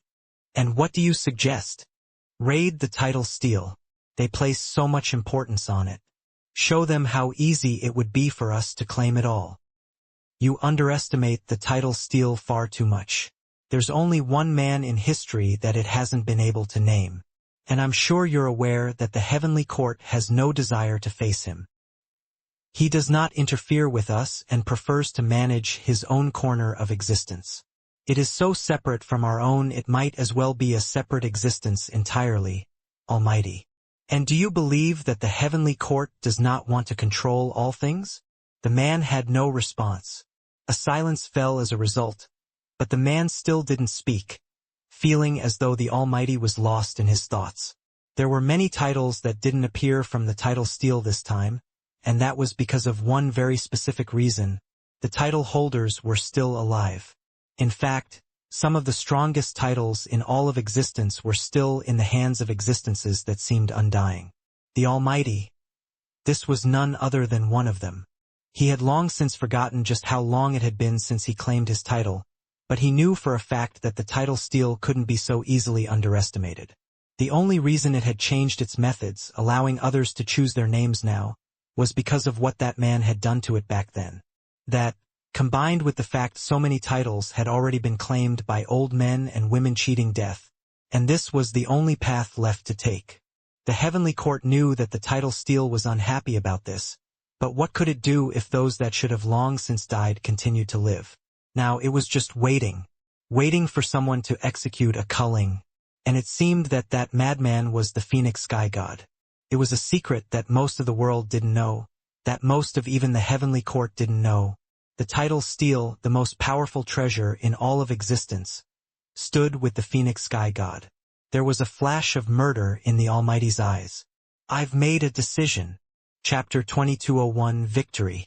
You should learn to be less rude to one of the most powerful warriors in existence, you know? Ailsa replied after regaining her focus. I don't know what you're talking about. All I see is a disobedient wife. In that case, do something about it, Ailsa said with a teasing smile. You won't be so cocky for much longer, Ryu replied with his own sneer. Do you think trillions of years are so easily overwritten? I think you've forgotten that our minds are connected. You know, as they say, what's yours is mine. That's not how it's supposed to work. What's yours is mine. And because I'm your wife, what's mine is also mine. I don't think you've read the husband handbook properly. Also, aren't you a bit too shameless? Shameless? I wouldn't say so at all. Go find me another lord capable of parsing through trillions of years of a Tao God's experience, and then you're free to say that to me. Ailsa rolled her eyes. She found that she really couldn't win an argument with this guy anymore. Now that she thought about it, maybe it wasn't that she won in the past but that Ryu was too cold, too distant, too arrogant to continue an argument he already had a path to victory in. It was like he felt it was a waste of time. She could still remember their first interaction was an argument, but Ryu hadn't even bothered to reply to her final statements. She had felt quite good after that, but now she was second-guessing it. Looking toward her husband, and seeing his smile, Ailsa felt like rolling her eyes again. Insufferably shameless. Winning an argument doesn't always mean you're right, Ryu said after a while, his smile softening. Sometimes it isn't worth it to argue because even if you win, it's meaningless. Are you saying I'm too stupid to win even with the facts on my side? Ailsa raised an eyebrow. Ryu laughed, sweeping his wife's waist into his arm. You're getting much better at being spoiled. It's cute. Ailsa was stunned for a moment, but this time, her natural response wasn't to blast Ryu into pieces. As far as Ryu was concerned, this was what they called progress. And you're getting bolder. I still haven't decided to forgive you. I'll have trillions of years more to make up for that. Then you go on and wait those trillions of years. A woman of my caliber isn't so easy to taste. Ryu rested his nose in the crook of her neck, taking a light sniff of her delicate scent, feeling the softness of her skin against the tip of his nose and his lips. It didn't feel as real as he wanted it to because this was nothing more than a projection. In fact, only Ailsa could truly feel his presence while he was relying on his soul to sense these things. But it still felt nice to hold his wife nonetheless. Ailsa rolled her lip. She would be lying if she said having Ryu hounding her all this time wasn't nice. She had, of course, been pursued by more men than she could count from the time she was a teenager to this moment today. Countless years had passed since then. But for one, there was a very good reason Ryu was her life partner. When he returned to his truest self, it was as though it was impossible for him to say something she didn't like no matter what sort of lukewarm reaction she had to it. And more importantly than that, she had never really given those men the time of day. If they had hounded her like this, they would have long become a mist of blood. Ryu, though, well, even if she was filled with enough hate to do such a thing to her husband, which she certainly wasn't, he was just a projection. She knew that he would form again and act even more shamelessly. However, that didn't stop her from being a bit embarrassed. She felt her knees going weak to the touch of a mere projection. It had really been far too long, and this arrogant bastard knew that. Truly insufferably shameless, Ailsa whispered. When you're with me, I don't care how powerful you are. Ryu raised his head, softly whispering into her ear. If you dare to pay attention to other things while we're on a date again. Ryu gave Ailsa's ass a crisp slap. She shuddered and then pushed him away. You're getting a little too arrogant, she said in a fit of anger. Ryu grinned, the softness of his voice vanishing in favor of laughter. Don't look in that direction again, little lady. We have other things to do. Like finding Yana. Onward and forwards. Ailsa gave Ryu a look and then slowly shook her head. Fine. The direction she was looking in could have been more obvious. Of course it was the heavenly court and most importantly what she sensed them doing. She didn't like it one bit, and she knew that very soon, it would almost certainly affect Ryu. All this time, Ryu hadn't talked about what was happening at the title steel a single time. A large part of her just wanted to go and observe, but she knew that Ryu wouldn't allow it. This barrier he would cross on his own. If Ailsa were there, she would almost certainly act. And if she acted at the penultimate moment, he wasn't sure if he would be able to cross that barrier. There was only one thought in his mind right now, and that was victory. Victory. Victory. Victory. Victory. Ailsa didn't have to interfere at all. That was because today, he would remind her what it felt like to be his wife, what it felt like to be protected to his back. Chapter 2202. First place? An attack almost immediately came from his back, but his body shifted, becoming a stream of darkness. The beam of light passed right through him as though he were entirely intangible. If you want to prove your little lineage to be so great, attacking from the back isn't exactly what you should do, don't you think? Ryu didn't even look back at young Master Bright, his eyes ahead. There was a peculiar feeling about this world of clouds. The beam of light shot off into the distance, being swallowed up by the rainbow lights ahead and then vanishing. Ryu looked down at his feet, feeling that there was solid ground beneath him, and yet not being able to sense exactly where it started and finished. Rainbow colors of violet, blue, and pink rolled over his feet and ankles. If there was a particularly powerful wind, it would even stream over his calves from time to time, displaying an odd fluidity. Just staring at it, Ryu didn't feel like the clouds were following the usual laws of fluid dynamics. There was another force acting on it other than the obvious. Fate. How fascinating. This was fate in yet another form, and until now this was the third that Ryu was seeing. Or was it? Ryu began to second-guess it. He had to count embryonic chi. Technically speaking, it was probably the purest concentration of it. It was what decided the talent of a youth before they were even born, and there was nothing more important than that at the very beginning. But then there was the quasi-embryonic chi of the tidal steel world. It was the first time he had seen such a thing, and Ryu found that it was the key to starting to use his embryonic silk meridians the way that they were meant to be used. Now, however, he felt like he was experiencing yet another. This energy, it should be what forms the titles. So this is a complete and active form of embryonic chi. Just how powerful is it? And how do I control it? Reaching quasi-embryonic chi was actually quite easy. But staring at the complexities of his rainbow energy, Ryu felt like he was looking at something so complex that even his own mind was having trouble wrapping his mind around it. It was a feeling that he rarely had at all. There was so much calculation involved. The reason he couldn't follow the fluid dynamics of these clouds was that they were working on a completely different principle. I see. There's no way I can control this energy, not right now. Maybe not even when I become a sovereign. A sharpness radiated from Ryu's eyes. In truth, he wanted to say not even when he became a Tao god as well, but he suppressed that thought, burying it so deep and violently that it was shattered beneath the might of his Tao heart. There was simply no way that he would ever have such a thought. The day he became a Tao god was the day everything would be in his reach.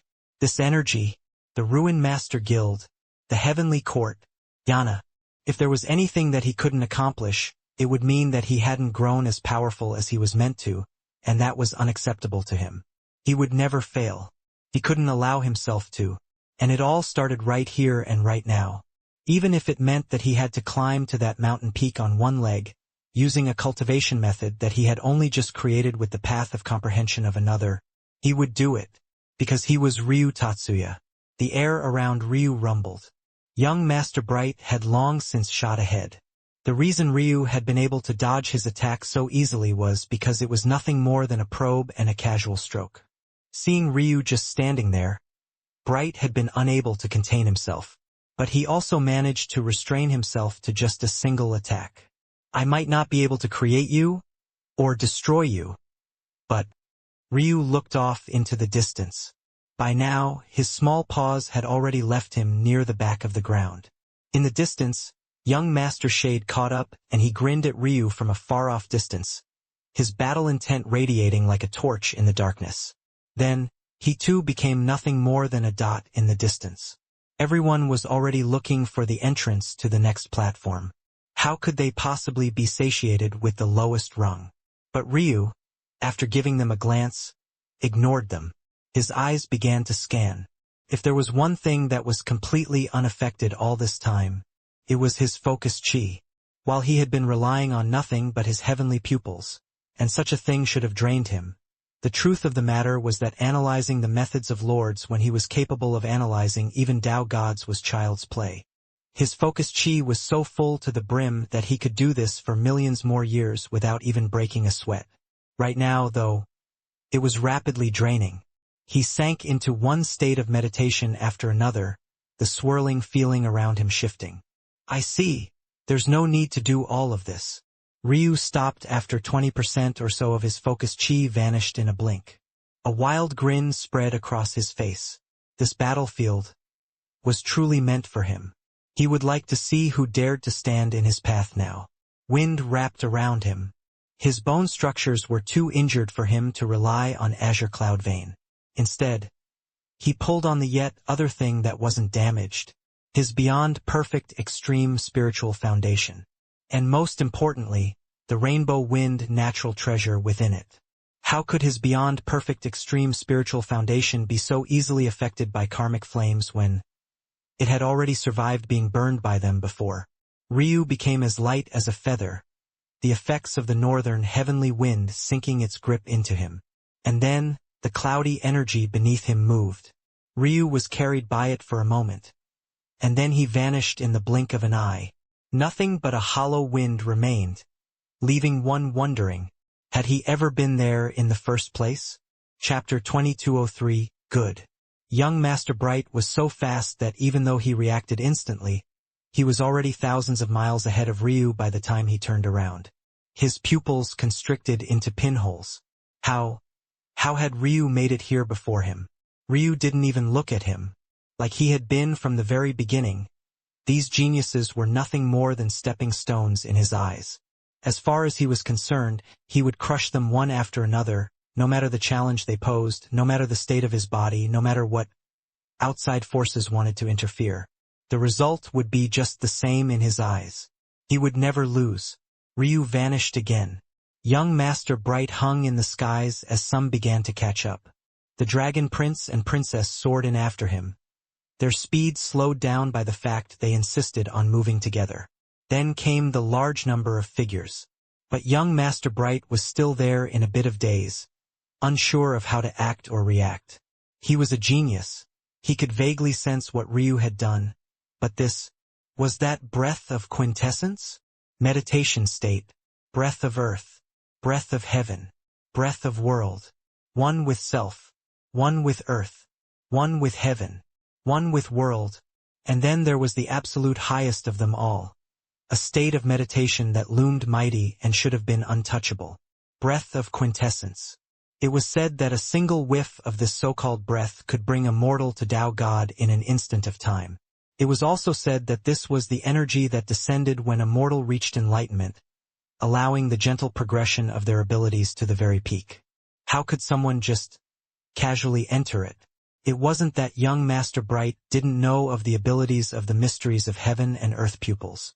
It might not even be an exaggeration that he was more familiar with their parameters than Ryu himself was. This wasn't to say that Ryu didn't understand his heavenly pupils. But Ryu's pupils were very different from those of others because he had unlocked all 999 seals so early on in his cultivation path, not to mention pushed them so far they went dormant, only to be revived by a mutated phoenix rebirth talent. Ryu's pupils simply weren't the same as others of the mystery lineage to begin with. Plus, there was the fact that young Master Bright had grown up in a far better environment than Ryu, not to mention had a vested interest in understanding everything about the mystery lineage. That was all to say that he knew that the focus skill of the mysteries of heaven and earth pupils existed, but maybe even Ryu didn't know that he wasn't supposed to be able to use it with such impunity. Ryu had never struggled with focus. As early as he unlocked his mysteries of heaven and earth pupils, he had easily been able to sink into the first three states. As his cultivation increased, the others came only just as naturally. It wasn't even remotely a struggle for him. When he could finally touch breath of quintessence, he didn't even second-guess it. But aside from shock right now, there was a light of furious greed in Bright's eyes. If he could just have the faintest whiff, just the slightest bit of a touch of breath of quintessence, just how powerful would he be? He clenched and unclenched his fists as others soared by him. He hardly reacted to them at all, his mind elsewhere. He had been studying the mysteries of heaven and earth pupils for too long, and they were simply perfect to complement his war god pupils. The strongest combat heavenly pupils paired with the strongest comprehension heavenly pupils. Just what sort of monster would that create? Young Master Bright pivoted in the air and shot off again, this time even faster than before. He zoomed by one participant after another, a fiendish howl coming from his Tao heart. This place would be where he rose to the very top. Young Master Shade came to a stop once again at the end of the group. He rose his nose to the skies, sniffing slightly. Then, a peculiar expression crossed his face. He passed me? When? What scent is that? Why is it so strong? Why does it fill me with such excitement? He didn't realize it? Or maybe he did, but he was standing in the same exact location Ryu had been in when he suddenly appeared on the second platform. Fascinating. Fascinating. Fascinating. I can even sense nether chi coming from him. Is this the power of the mysteries of heaven and earth pupils? No. It feels more powerful than any I've seen before. Jade chuckled. It seems that there was a reason why it had taken so long for another pair to appear. The balance of karma was hard to predict, and if such a valuable talent was born, then it could only be the case that heaven had given it a lot of tender care and affection before it was successfully formed. Jade licked his lips, the excitement in his eyes only growing with every passing moment. His bloodthirst sank into his very being and threatened to overflow once again. A tent began to grow on the lower half of his robes, his blood flowing to places it hadn't in a very long time. His excitement reached a peak and he covered his face with a palm, laughing up to the skies. He had really thought that he would be bored coming here. But to think that there was such a man waiting. Good. Ryu appeared on the highest of the clouds, his expression calm as he looked ahead to find that someone had arrived first. Solara. Chapter 2204. Rage. You are faster. I don't think you mean that. I don't, Ryu said, a grin spreading across his face. Solara had almost certainly studied the title steel ahead of time. There was a vast gap between someone who had comprehended things on the fly and someone who had prepared a comprehension long ago. Of course, the jury was still out on which of them was actually faster. The reality of the matter was that unless they started at the same time, it would be impossible to tell. But the fact that Solara was able to prepare in advance also told of the gap between them, a chasm that existed between their foundation, their knowledge, their upgrading, maybe even their talent. There were certain things that simply weren't so easy to bridge no matter how talented you were. Solara had grown up in a martial god clan that was prepping to raid against the heavenly court. Just how many resources had she received? How much knowledge had she benefited from? To her, it was only natural that she grow so strong. If she couldn't do this much, then she would simply be too pathetic. Standing there, the winds blowing against her dress, hugging her curves, she looked quite at peace. She had calmed from her initial excitement, realizing these matters. I would advise that if you can, you should leave. I would prefer not to kill you now, it wouldn't be fair. Not only are you not at the Lord Realm yet, but you also don't have a foundation that matches mine. Go, train, bridge the gap that exists between our backgrounds, and then maybe one day we can fight again. In fact, if you so choose, you can join my martial god clan. You already have a wife and your child will be of our blood.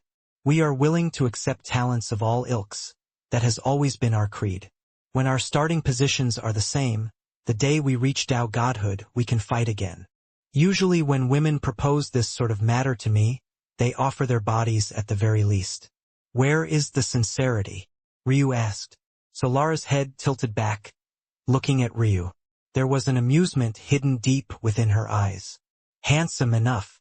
Unfortunately for you, my body is promised to the heavens. The sentence was light and airy, and almost plain in its simplicity. And yet, the clouds of rainbow beneath her feet rotated wildly. Ryu laughed to the skies. Handsome enough? Right this moment he looked like a walking zombie. The pieces of his skin that weren't a rotting mess were reddened beyond belief as though it were the flesh beneath. His head had sparse strands of hair. He was completely naked, and what was left of his lower half was also its own charred mess. All things considered, if one were to say he was the ugliest man in the world right now, he would have no way to refute them. He truly did look the part. Tell me, woman, which of your ancestors chained my fate star so I know who I have to kill?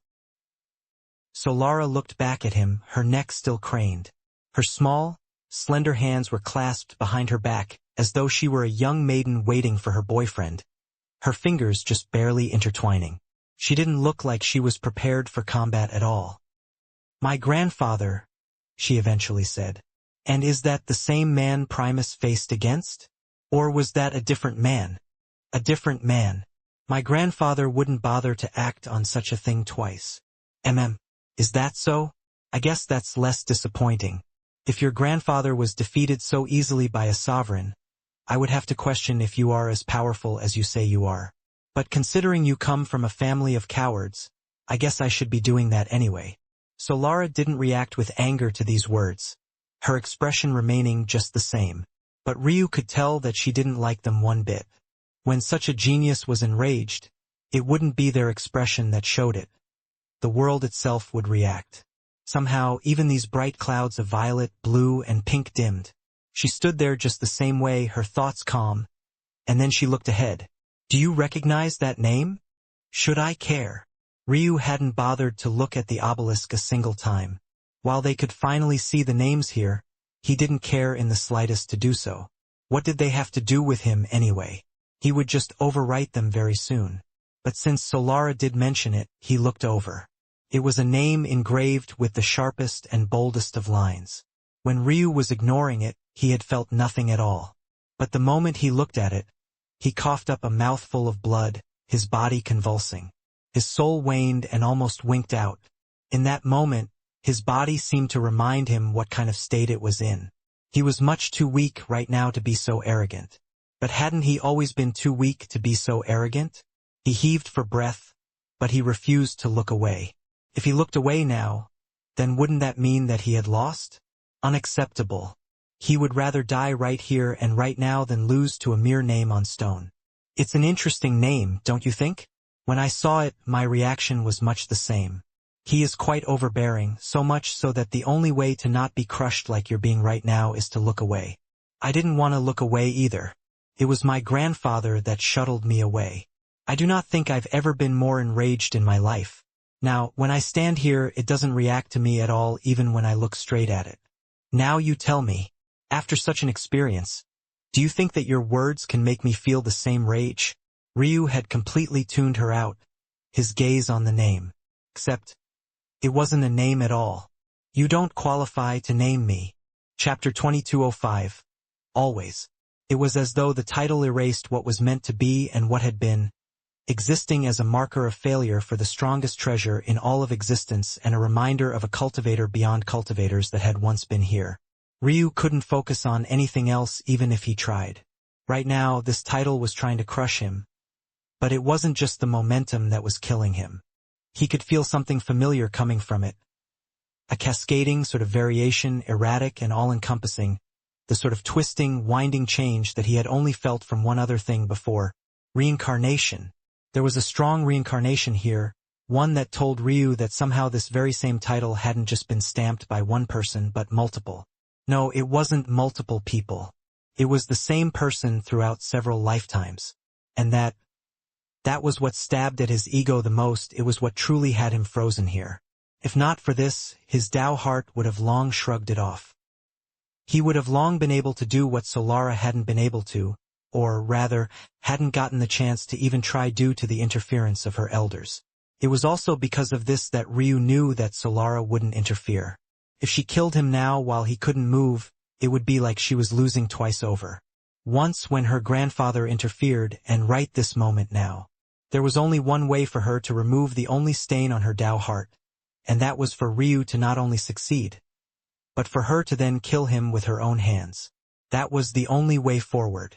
For the very first time in his life, Ryu might not be first in wanting to succeed in a cultivation endeavor.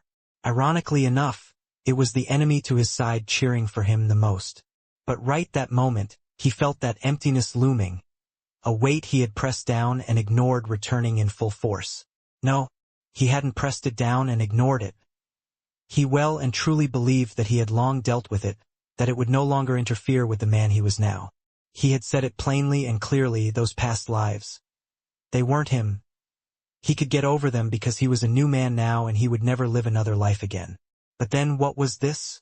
Who was this man superior to himself, capable of living out so many lives and ending up with the very same conviction every time? Was he actually inferior to someone in Tao heart? Was he so weak, so pitiful? Had he just grasped at any excuse that he could find to make himself feel better while in reality there were lofty existences laughing at him from above? Ryu stared at the title and stared at it, his teeth clenched, veins popping across his body and fissures, for the first time since it had formed in this iteration, began to squeal across his Tao heart. There was no escaping it this time. It was a mirror put up to his face, a strong slap across his very own cheek, a reminder of weakness, of folly. The last time he had ended up in such a state. Ryu walked alongside Ailsa and suddenly became very quiet. This time it was he who looked off into the distance, his gaze somewhat blank. What happened to paying attention? Who's looking off for other things now? Ailsa said. Her voice was somewhat soft, as though she had already sensed what had happened. She could remember her words back then as well, and honestly speaking, she had felt them to be quite cruel. She was a wife before she was a cultivator. How could she not allow her husband even a single moment of weakness? Wasn't it in sickness and in health? Couldn't be that she was the only one that could feel pain and sorrow, right? But back then, Ryu's weakness had been boiling over into a strong frustration for her. It wasn't just his limitations, it was the chains his limitations placed on her as his wife and life partner. There were things she simply couldn't do because he was too weak, and it was hard for resentment not to build over so long. After seeing him pop up in an even worse state than she remembered, she couldn't even hold back anymore even if she wanted. She might be Ryu's life partner, and their personalities were perfect mirrors of one another, but that didn't mean that they weren't different in their own ways, or maybe not. Ryu also had his own breaking point with her, did he not? Maybe if he was a little more stubborn, and had trillions of years to ruminate on it like she did, he might have truly gone forward with their divorce. It seems, Ryu said lightly, that someone has done something that I couldn't. There was a matter-of-factness in Ryu's voice, one that didn't seem to carry the real emotions his body was facing. And that was because he had purposely cut that off. He had no desire for Ailsa to see him in that state again. I'm sorry, Ryu, she said softly, taking his hand. I was very angry back then. Ryu looked down at his covered palm, remembering this as the only time since he met Ailsa again that she had initiated any sort of contact with him. He took his hand back. Not like this, he said coldly. Ailsa's pupils trembled, but she soon regained her calm. After a while she nodded. The two fell into silence. I believe in you, she said softly. I always have. This time, it was Ryu's pupils that trembled. Chapter 2206, or, she had already guessed what Ryu was facing. Part of her just wanted to tell him that that man had already reached the pinnacle of existence when he reincarnated the first time to bring his family back together once more, that he had his moments of weakness as well. But she couldn't, because Ryu wouldn't want to hear it, and because it would make no difference to him. That truth might only make him feel worse. A gap in power was one thing to him, a gap in Tao heart, in will, in determination. That was unacceptable. He had always been chasing the pinnacle of the world, but that wasn't for the sake of forging his heart. He had always thought his Tao heart to be impenetrable. Why would he need to increase his cultivation for the sake of improving it? Why did his Tao heart need to rely on the heavens? Why did it need to rely on time? Why wasn't he already perfect? The frustration was boiling his blood on the inside. His thoughts so focused on his weaknesses that he missed the forest for the trees. Ailsa slowly put her hand down and the two traveled forward in silence. She didn't ask any questions, and with Ryu cutting off most of his senses and emotions from this clone, she couldn't feel what the real Ryu was going through even if she had had the heart to do so. But did she have the heart in the first place? She really didn't want to see him in that state again. Her gaze shifted to the cold side profile of her husband once again. He stared off into the distance, his mind and body so focused he seemed to forget that she was there in the first place. Suffocated. That was what she was feeling now. The day Ryu first confessed to her, the day he accepted her as his wife. She remembered it so clearly. It was out of the blue. She had fallen out of the habit of checking his mind because he never checked hers. With her pride, she just silently stopped doing so, at least to a great depth. But she could remember the ecstasy she had felt, because it was like he was bearing his soul to her of his own accord, gracing her with his thoughts and feelings not because he had to, by mandate of the heavens and their life partner title, but because he wanted to. She had forgotten the value of that feeling. It instead boiled over into frustration as she suffered loss after loss. Not because her own cultivation talent was lacking, or because she hadn't had enough time, but rather because her husband was too weak. A swelling of regret pooled in her chest, her eyes misting over before her chi evaporated it away in an instant. Suddenly she stopped. Ryu's clone looked her way. "What is it?" he asked. Elsa gave him a look, then suddenly pivoted. She stomped a foot into space and then dashed in another direction. Ryu's clone frowned. That direction, wasn't that where his true body was? Elsa's speed was great, far greater than anything he could measure up against. If it wasn't for the fact that he had tethered this clone to her fate. It was how he had been able to find her in the vastness of space to begin with. As such, despite how fast Elsa had been moving, he had always been able to keep up. Now was no exception.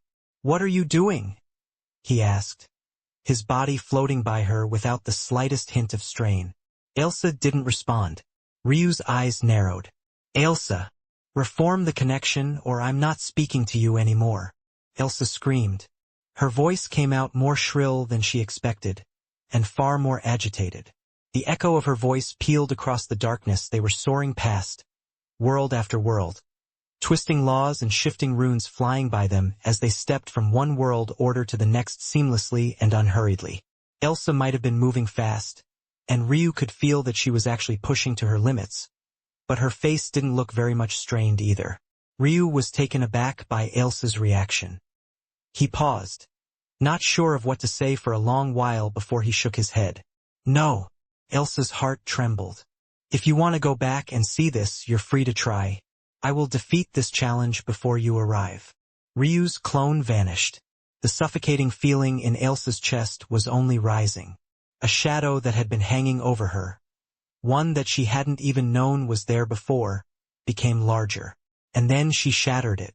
Tears fell from her eyes in streams. A striving for perfection was probably what plagued them both.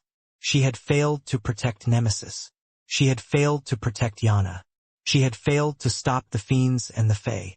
She had failed to stop the Ruin Master Guild. She had failed to stop the Heavenly Court. One after another, she failed and she failed again, and then she piled it all up on Ryu so that she could escape the fate of blaming herself. It was easier that way, just like it was easier for Ryu to pretend as though his former lives weren't him at all. But that weak Elsa was her. And in that state, she had said things to her husband that had made the state of his own heart far worse instead of better. She was his wife, and yet he refused to allow her to see him at his weakest. And now, he just might do something reckless to ensure she never did. He was determined. She would either arrive to see a man that had risen above it all, or Ryu. Elsa's shrill cry filled the abyss. Corpse. Chapter 22072. What did it feel like to be frozen in body and in soul? Ryu couldn't say he knew, even though he was experiencing it right this moment. That was because his mind itself was frozen as well, his thoughts falling into an endless lull, his plasticity completely gone. He could only think about one thing, focus on a single matter. There wasn't a second. One would think that the entirety of existence had vanished, and all that was left was this one title. Memories of what happened with Elsa flashed into his mind and his eyes became endlessly sharp, veins popping across them. He clenched his teeth so hard that it seemed he might shatter them all on his own. The sheer violence in his eyes could have murdered an entire race of beings. His unwillingness and feeling of inferiority was suppressed only just the slightest bit by the fire of his wife being on the way. He couldn't do this again, he couldn't fail like this again. It was the only thing keeping him together. Breathe. It wasn't the same sort of power as determination alone. For the first time in his life, Ryu's progress was related to what he felt someone else thought about him. He didn't even realize when he sank into the difference. It was a different type of fuel that he had never experienced before, but it was tainted. It wasn't pure. It wasn't entirely him.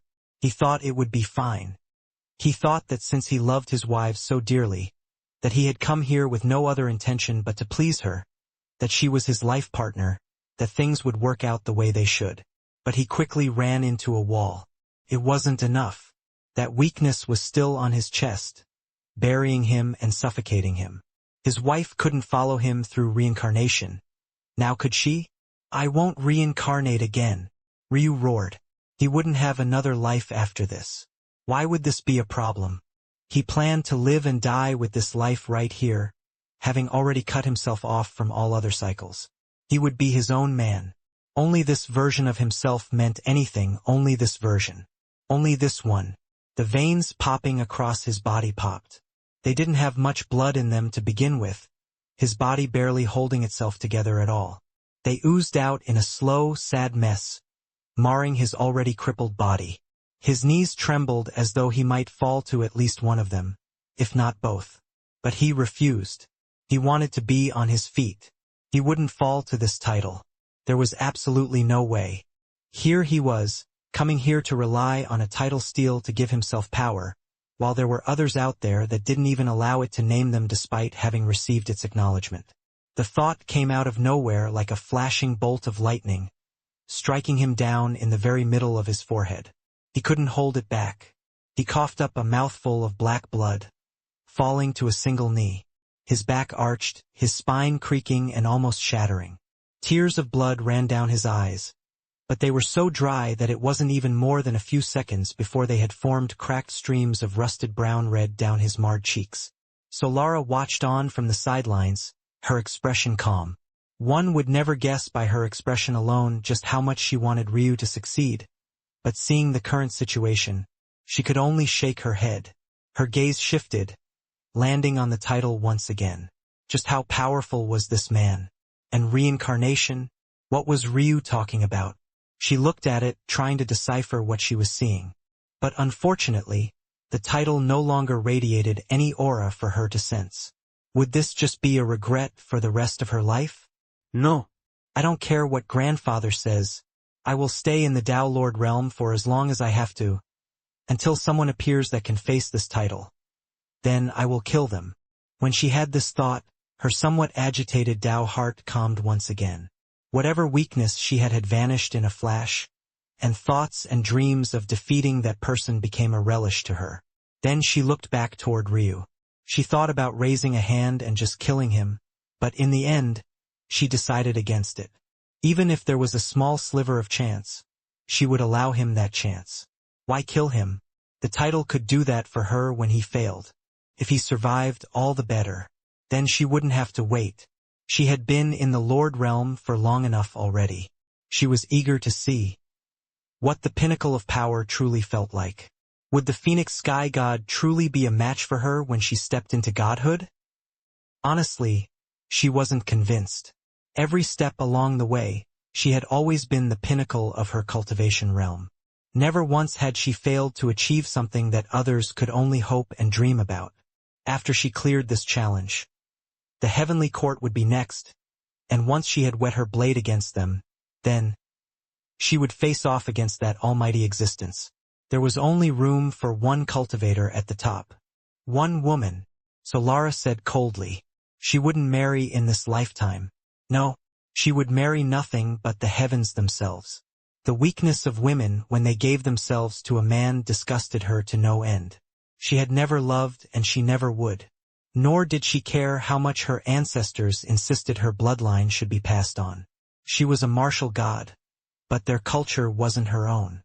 In this world, she needed to rely on nothing more than the chains in her hands and the fire in her heart. She looked toward the title once more. I will name you too, she said coldly. Boom. Chapter 2208 Weak. The title steel shuddered and Solara was forced to take a step back. But the sneer on her face was just the same. So what if it was stronger than her now? Wasn't that just because she had suppressed her cultivation for so long? If it wanted to fight, she would gladly return when she had stepped into the Tao God realm and see if she couldn't scratch that name that had pissed her off for so long off. Staring at it filled her with nothing more than fury. Solara took a breath and exhaled. Then, she closed her eyes, ignoring the rest of the world. Now wasn't the time yet. Once Ryu died, she would etch her name above the heavens themselves. Elsa continued rushing through the darkness, cursing herself for having gone so far. She had already searched everywhere with life in the first place. Now she was just aimlessly searching in the vast void in hopes there was some world that she had missed, some existence that existed beyond existence. Because of that, she was impossibly far away. And unfortunately, she didn't have Little Rock's speed. It would take her time to get there, and she could only hope that because it would take her that time, that Ryu would take that into account and not push too hard. Please, please, please. Droplets of tears, with the faintest hint of golden runes in them, fell from her cheeks, fluttering into the darkness and blooming. In a far-off future, these tears would almost certainly form treasures or worlds, and no one would know that they came from a wife's grief. Ryu tried to grip at the ground, but there was nothing at all to grip. He scratched against an impenetrable surface, his nails bending back. And yet that pain was far better than the one roaring through his mind right this moment. There was nothing he wanted more than to forget, but he wanted to press forward. He couldn't bury it again. It had worked once, but it wouldn't work again. He could trick everyone in the world but himself. This was the one thing that he could never make up for, the one thing that he could never explain away. Someone had done something he couldn't, and that ate at him again and again and again. No, it wasn't just that they had done something he couldn't, but it was in a path that he took a great amount of pride in. He never once felt that he was inferior to any other in Dao heart. He had even had it shattered before in the past and simply continued as though nothing at all had happened. But now, I'm weak. The words were becoming harder and harder to ignore. Those lives, every time he did something foolish, something cowardly, something that would fill him with disdain right this moment. It was like another knife was twisting into his heart. You are kinda weak. A voice of a man, gruff and deep, arrogant and aloof, echoed in Ryu's ears. Ryu grinned, blood flowing from his orifices but his pride kicking in again. Go fuck yourself. Ho ho ho, tough words. What, you want to do what I did? There's only one me, kid. Oh, and I feel like I should tell you, but the first iteration on that little steel you're seeing right now, I was 16 years old. Ryu's pupils trembled. He didn't need to think about it. He knew it wasn't a lie. A man like this would have too much pride to lie. Then came an uproarious laughter. There's only one me in this world. I guess I could take you as a disciple if you choose to be obedient. Don't let me figure out where you are. Ryu could practically feel the grin falling down on him. You're lucky I'm in a good mood. I just set my daughter off and I'm having a good time watching her grow right now. Otherwise, I might smite you for saying something like that. I would be careful making comments about my daughter, if I was you. As much suffering as the Title 1 left as a teenager can give you, I assure you I can make you suffer far worse. Ryu hacked up a mouthful of blood. The intentions of the man might have been unclear to anyone but Ryu. He didn't come here to make sure he didn't gain any competition. He didn't come here out of curiosity. He came here out of sheer boredom.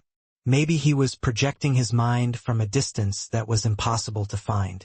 If you, Ryu continued as though he hadn't heard the man, can find my wife for me, I will. The man seemed confused for a moment before he understood. Then he began to laugh uproariously.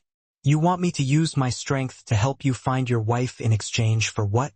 For you to become my disciple. He laughed so hard that Ryu could practically hear the tears flowing out of his eyes. Listen, kid. The voice boomed.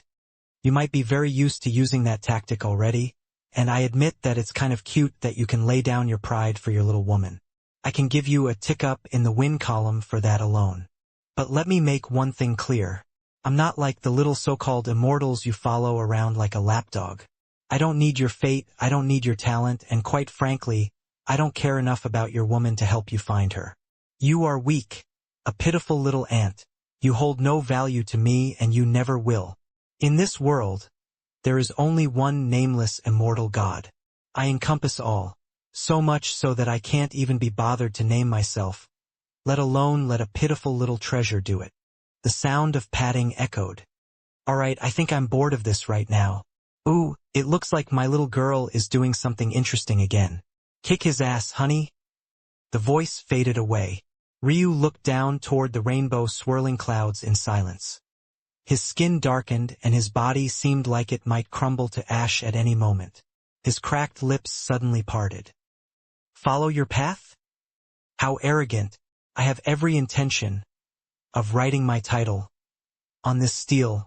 I can't wait to lop your head off your shoulders. Ryu's head lowered to the ground. roaring into the nothing as he gave it a last push of everything he had. Crack. His Tao heart gave way. Crumbling. Chapter 2209 Week 2. Ryu hacked, but nothing came out. His body was empty, his soul was dry, and now even his spiritual foundation didn't seem to have anything left to give, having collapsed and given up. Ryu's head hung low, his body having fallen to its knees and his back rounding. It looked like he might tip over at any moment, but his frame, or what was left of it, had barely reached some sort of balance. He knew, honestly, that trying to brute force his way through wouldn't work, but he had tried to do it anyway. This was probably what Elsa feared the most. The combination of him overestimating himself and rushing so that she wouldn't get here. And this time, his Tao heart had shattered not just because of some poorly calibrated treasure, but well and truly because of himself. It was a pain that was entirely different, a far heavier cost that weighed on more than just the soul but fate and life itself. If there was any life left to begin with. Annoying. So Lara said coldly, a flash of her true feelings, an anger that rested in the depths of her heart, flashed for the briefest instant before she suppressed it. If she had to wait, then she would just wait. She raised a finger and a beam of concentrated law came from its tip. It sliced forward, piercing through Ryu's forehead and sending him sprawling to the ground, unmoving. There wasn't even the slightest hint of blood, and why would there be? Ryu's body had nothing left, and even if it did, her control was far too high to suffer from such a thing. So Lara turned to the tidal steel, a frown on her face. Whatever, she didn't have the time for this and she wouldn't let her ego get in the way of what she had to do. She was disappointed in the fact that she couldn't fight someone she thought was worthy of her. But she wouldn't waste her time on small fry in some vain attempt to make up for that. Since she was here, she would just claim her title and end all of this. Ryu's eyes glazed over, staring into the skies as he felt himself slip away. There was an odd sort of finality to just how silent it all was. There wasn't the sort of fireworks and fanfare one would expect at all. Recalling his life, the one life he wanted to be the truest of them all, he wondered if at any point he truly thought that he would ever fail. But then there was a split in his memory. Was this his truest life? Was this the man he was supposed to be?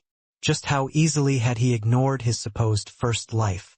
Hadn't he become another sort of pathetic man by then? There was little he had wanted more than to reach the mountain peak of the cultivation world. And yet, he had reached the silliest of conclusions when he faced his truest roadblock. This was his only life, the only one that mattered? Well, hadn't he had pathetic experiences in this one too? Or was he only going to count the moments after the Phoenix Sky God intervened on his behalf? When he thought about it in those last fleeting moments, it was hard to feel that it was anything but pathetic.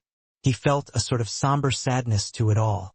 It wasn't rare that he reached conclusions that were incorrect. He had made many mistakes before in the past only to end up pivoting toward new directions when he picked up on them.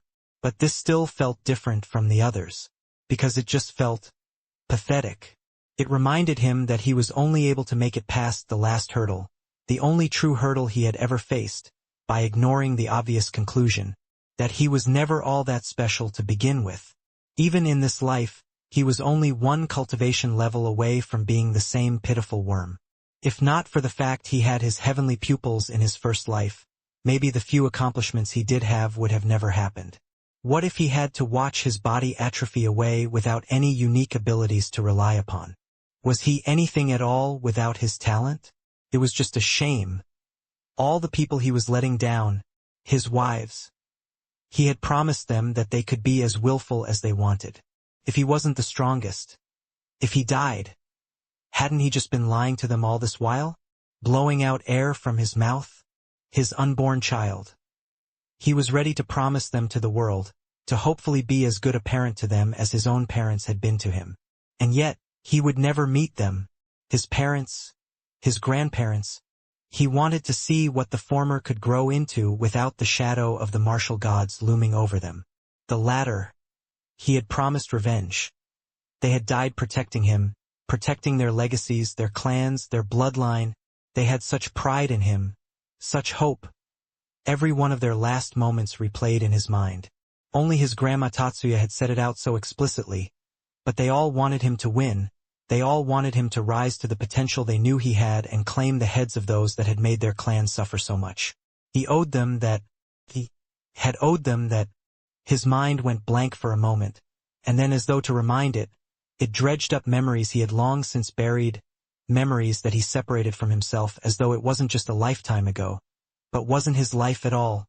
Memories of the Tor clan, of the humiliation he suffered, the constant defeats, the constant horrors, being blinded as a child, never being given the chance to cultivate, being publicly whipped in the arena, being forced to watch Granny Miriam die right in front of him because he was too weak to do anything.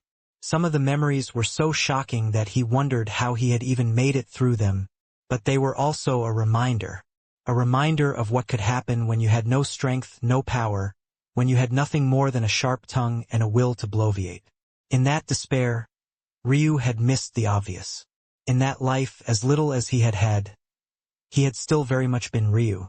That little boy that he liked to pretend hadn't been him at all, probably represented what should have been the proudest moments of his life. It was that little boy alone that represented all the things he hoped he would be even if he had no strength at all. But he couldn't find himself taking pride in it at all. It wasn't the sort of pride he wanted, it wasn't the sort of thing that he wanted. Looking through the shades of his life throughout time, he had had his moments of that pride, that arrogance. But it didn't manifest in the way he thought it should mean. He didn't have the talent, he didn't have the strength, so it only appeared in short spurts before flaming out. Who knew, maybe in that life too, as his so-called parents and the Tor clan wore him down, he would have reverted to the same pathetic state he had in all his other lives. What the difference? I don't know. What is the difference? He had already thought of it. He just didn't want to admit it. Even now, his mind was too flexible. Solara's blow hadn't even injured him. It hit him in his incomplete third eye, being born from his heavenly pupils. Although it wasn't yet as powerful as them, its sturdiness was something to behold. For others, their eyes were the most fragile parts of them. For Ryu, it was probably the exact opposite. Much like Solara was ignoring everyone else, Ryu had practically ignored her, lost in his thoughts, uncaring of what she might be doing at this very moment. His thoughts, his focus, his heart was on that one answer: support. In that life he had Granny Miriam. In his life he had his parents and grandparents, but it wasn't the answer he wanted. He wanted to reach the mountain peak on his own. He wanted it to be by his own merit. He wanted to be strong because he said he was strong, not because he had been coddled and received love as a baby. He felt that it was just so pathetic, so human. He and this nameless immortal god were not the same. They had never been the same. They would never be the same, but Ryu was asking for the impossible. He was essentially enraged with himself for ever having been a child that needed the protection and affection of others to begin with. That weakness, any sort of that weakness, infuriated him like nothing else. The same way his wife had to coddle his emotions during his first time infuriated him. The same way having to take his own life just to hope the Phoenix Sky God would choose him infuriated him.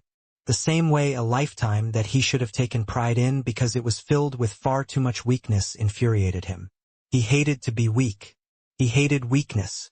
He would rather die. He would rather sever his own life than be weak. I will never be weak again. I will rewrite my name. Boom. Solara's head snapped back toward Ryu. Chapter 2210 Rewrite. Ryu unleashed a howl. He didn't sound human at all, nor did he sound like a beast. It was more like an ancient primordial monster, a lurking fury hidden in the depths of an abyssal darkness. It was like something within him was rampaging with all the rage in the world. It rattled against its cage, lashing out, violently pulling against the sides of his soul and the walls of his heart. Black flames erupted from him, pouring out in all directions. Not red-black in the slightest, and not carrying the same fogginess of another familiar type of flame. It didn't seem to be either his rage flame or his death flame. It didn't really feel like a fusion of the two either. Instead, there was a third in there. It was as though the rage flame, the death flame, and the white flame had all combined to form a completely new sort of flame, one that was the very antithesis of the white flame. He was a man that had built his Tao heart on hypocrisy. Who cared if the heavens said he shouldn't be able to brute force this sort of mental breakthrough? Who cared if he had said the heavens weren't at fault for the hardship he had faced in the past? Fuck the heavens. When Ryu realized just how irrational his own fury had been, he doubled down. He would rewrite his name, and he meant it with every fiber of his being. As for what that meant, just what that represented, he didn't give a damn. He would do things the way he wanted to do them. He didn't need anyone else, he didn't need support, he would do it on his own. This time, he swore he would do it on his own. This nameless, immortal god, he could feel it. He was a sentimental man, someone who cared deeply about every little thing. He had reached the pinnacle and then gave it all up to return to the very start, reliving every aspect of his life once again. Ryu loved his family with every fiber of his being. But he wasn't the same man. He would never allow his women to die in the first place. There was another path to breaking through. He could feel it. It was the path the heavens wanted him to take, the logical path. To acknowledge that he needed the help of others, that he needed support, that it was okay to have been a child that needed the caring caress of his mother, of his caretaker. He didn't want it. He didn't care for it. That wasn't the man he wanted to be. He wanted to be that resilient child that was indifferent even to being whipped until he lost 3 layers of skin off his back, whether he had Granny Miriam in his life or not. He didn't want his heart to rely on others. He didn't want his emotions to be tethered to the love he experienced. He wanted to be the pillar that held up the skies. He wanted his wives to live a carefree life, for his children to have everything they could ever want, to repay his parents for what they had done for him, to allow his grandparents their revenge. If he was going to be a pillar, he had to be akin to the heavens. Unfathomable, unflappable, unmovable. He couldn't grow into it. He had to have always been that man. Ryu's shoulder moved, slowly being pulled up as though a string was pulling him along. His chi rippled through the air, his spiritual foundation roaring back to life. Pools of white flames poured out from his white phoenix spiritual foundation, ripping through his body and combining with his rage flame and death flames. He didn't care about anything else, his thoughts focused yet wild. He converted whatever strength there was left in the Phoenix Princess blood into his own flames. His fury fueled his rage flames. The Phoenix Princess blood poured out and fueled his death flames. And his white phoenix spiritual foundation churned, pumping out what it could in waves. And then came his cosmos fog, spark of life. That was what they called the white flame. It was too optimistic for his taste, too steeped in the normal ways of life, of the ebbs and flows, the ups and downs. He wasn't interested in it. Give him something else. Something that was more in line with his personality. Something that was more in line with the fury burning in his heart right now. He wouldn't call it spark of death, he wouldn't call it a spark at all. It was a smothering abyss, a dense suffocation of the normal ways of life, an ignorance of the laws not because he was too stupid to understand them, but because he didn't care to understand them. He didn't care what the normal path was, he never had. He didn't care about what should have been natural, he would write his own rules. Spark of life would just follow those rules, bending them a little bit here and there, but ultimately the foundation would remain the same. He didn't want that. Rewrite it all, including his past lives. Ryu's second shoulder moved, his body lifting itself up. The flames were blacker than night, blacker than the void, so dense and heavy they almost lashed out like real whips as they lashed out at the air. Like the tendrils of a puppet master's strings, they attached to his body, forcefully yanking him up from the ground as though they wouldn't take his state into account. Who said he was injured if they said he wasn't? The world bent and twisted, large clouds of complex runes jumping into form and then vanishing, only to appear again with slight tweaks. Rewrite it. The words seemed to be the only thing driving him.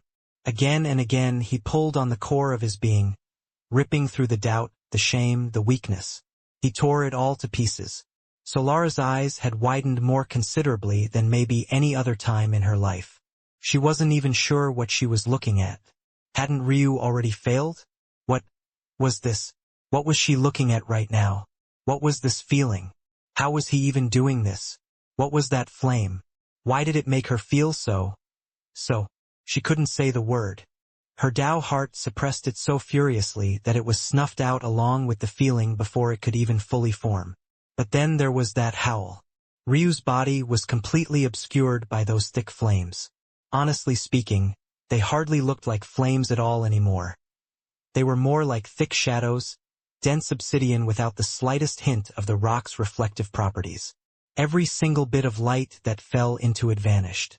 If not for how bright the rest of the region was, Ryu might have vanished entirely. A tendril of line grabbed Ryu's head, and his body was finally pulled up from the ground entirely. Boom!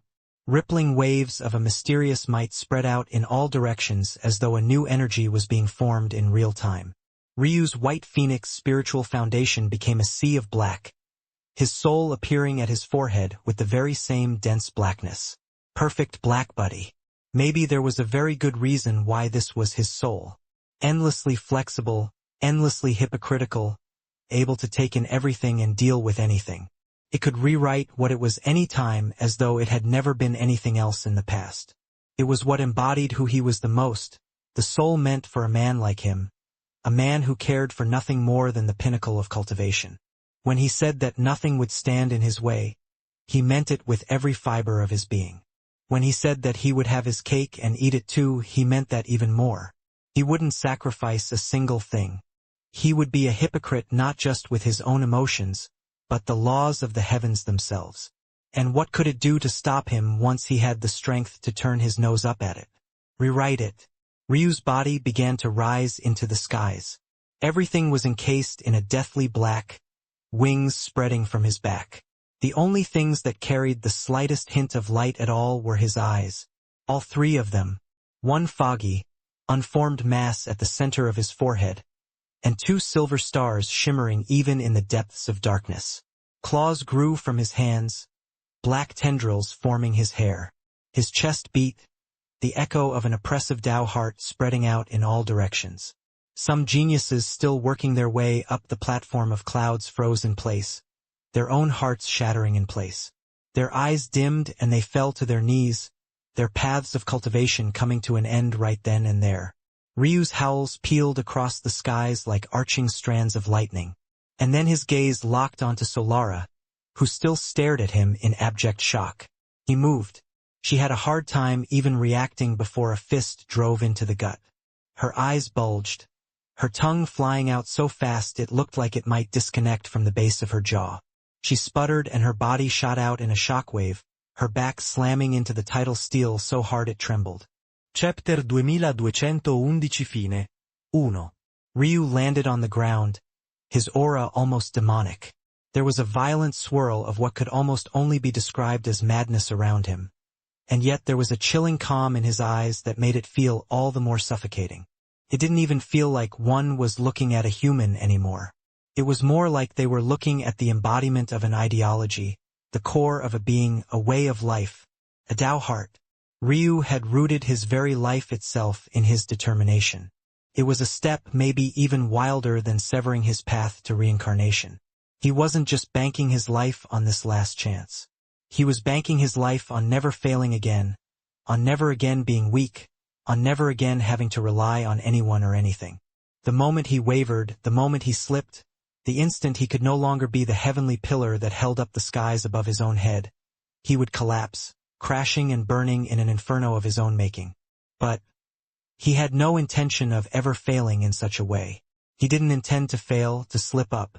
He intended to blaze through right to the very end, to stand at the pinnacle that others couldn't reach.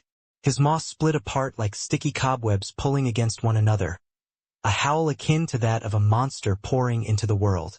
It was hard to describe in any way but fiendish, relentlessly demonic. Compared to the beauty of the true fiend race, this was something else entirely. But what was the scariest of it all was that Ryu was perfectly rational. Solara coughed, trying to force her airways to open up again as she recovered. With her strength, she wasn't used to crashing into things in the first place. But usually when she did, it would give way. The fact that the tidal steel hardly trembled at all meant all the power was transferred right to her. Not only that, but all the pressure of the strongest existences to ever reach this point poured down on her. In that very instant alone, just by catching her off guard in this way, Ryu could have certainly killed her. Between the power of his attack and the blankness of her mind, that brief instant would have been enough. But he didn't. His howl echoed in her ears, a translation she didn't need pouring into her psyche. Get up. Rage flared in Solara's eyes. This was the second humiliation she had experienced in her lifetime. The first was when her grandfather didn't believe in her, ripping her away from an opportunity of a lifetime. And now, this aunt was actually treating her like the whetstone here? She stood to her feet. Her hair began to whip about, chains pooling out from what looked like other dimensions. They rippled and waved, entering one portal and exiting another until one chain after another formed in the skies in an endless stream. With the number of them that there were, they should have tangled up into a mess, losing their function and form. And yet, they seemed to be organized, so purposeful, so oppressive even to the laws they deemed to control themselves. A pathetic existence like you has no right to battle me, but I will have you learn your place. To allow your own heart demon to take over your body just for a small chance to survive. I would rather die. The words sounded so similar to something Ryu had said before, so close it pinched down on a nerve and ripped it up as though to remind him of the pain. And yet, there was the very same chilling light in Ryu's eyes. His focus belied the rampaging aura billowing out from him. Bang! He vanished. There was a blur before Solara's face, but she reacted quickly. Her hand elegantly graced the skies and then it suddenly accelerated, pointing down in a violent motion. Bang! Bang! Bang! The path before Ryu was pierced through with chains, but Ryu's body had contorted. His legs and arms moved independently of one another, his torso twisting in the air and his flexibility being placed on full display. His gaze never left Solara, as though he had no need to pay much attention to the attacks at all. And then his head twisted, his neck flexing to one side. His entire body flipped upside down and he seemed to slip through all the attacks, his back arching as he somersaulted, landing on his feet facing away from Solara. Another attack was coming, but this time it ripped through Ryu as though he wasn't even there at all. Bang! A palm slammed against Solara's back, or rather it almost did so. A chain of laws had appeared and calculations sparkled in Solara's eyes as she understood something. One of the chains and sets of portals in the air froze and then broke apart into runes. Those runes vanished into a glass dome that flickered only once before disappearing from sight entirely. In that instant, Ryu felt as though a part of him had been ripped away from the world. His warping control of space was stripped. Ryu vanished again nonetheless. Solara's eyes narrowed. Slap. The echo of a palm streaking across her face rang almost hollow. Her eyes widened, but she hardly had the time to pay attention before a fist drove right into her gut. Her body convulsed and a powerful pressure ripped right through her. Concentric circles of exploding air extended out from her back, her spine nearly shattering to pieces. For a moment, she couldn't fathom just how Ryu had so much raw power. Wasn't his body a mess? Wasn't he only a quasi-lord? What was going on? Fine. She growled. Her aura and demeanor changed. Wings extended from her back and then doubled, only to double once again. A crown rose from her head, growing larger and shimmering like the halo of an angel. Somehow, she tapped into all three of the martial god's most powerful bloodlines. Chapter 22:12 Fine. 2. Originally, Solara didn't want to do this. Ryu was already a cultivation realm beneath her, so she had also suppressed herself to quasi-lord. But even though she had used her chains to do this, she knew that there were certain advantages that she would always have, so she likewise chose to restrict some of her abilities. However, watching Ryu toy with her like this was well and truly pissing her off. Since he seemed to think he somehow had the right to stand on the same stage as her, she would show him just how much she was holding back. Or rather, the tip of the iceberg. The chi in the region solidified. Her wings fluctuated just once, and it was as though a layer of black had been peeled off of Ryu's body. She appeared before him in an instant. Sever. Chi. An arm flew from Ryu's body, only for tendrils of black to snag it out of the air, forcing it to reconnect. Ryu sidestepped a slashing chain, grabbing at it with his perfectly healthy arm. Fast and sharp, His movement didn't hold the slightest hesitation. But that didn't stop Solara from sneering. Trying to grab her chains of all things? A dense fog suddenly coated Ryu's palm. Cosmos fog. Solara's expression changed as she lost connection to her chains for the briefest of instances. It was only a split moment, but it was enough for Ryu to grab onto it and pull. She was launched off her feet, not having expected such a thing. An elbow drove into her face. Her skull deformed, a chilling pair of silver eyes becoming the fuel of nightmares as Ryu took another step into it. Bang! She was sent flying even faster than before, but this time she barely flew 10 meters before her wings flared out. She purposely took on more damage just to save her own pride, the tendons and ligaments of her wings being pushed to an extreme just to stop her in place. Her hands were already moving, one seal after another quickly taking shape. The crown above her head shimmered, making every seal easily 10 times more powerful. The divine hegemonic crown communed with the heavens, making it feel as though an army of Solaras were forming seals instead of just one woman. Claps of thunder rang through the skies, tribulation clouds forming. But then runes on her wings lit up, sucking them inside. The divine wings pooled in its power and controlled chi, rippling with streaks of lightning as they concentrated over their surface.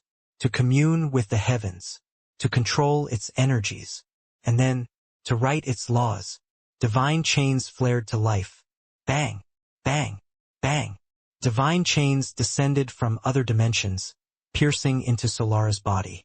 Veins popped across her, and then a skin-tight armor began to take shape. And yet, just looking at it, Ryu knew that this armor weighed as heavy as worlds. It was just that rather than making it bulky, she had somehow twisted them to maintain her endless flexibility at the same time. Bang! Bang! Solara smashed her fists together, chains extending from her back akin to a peacock's tail. She vanished.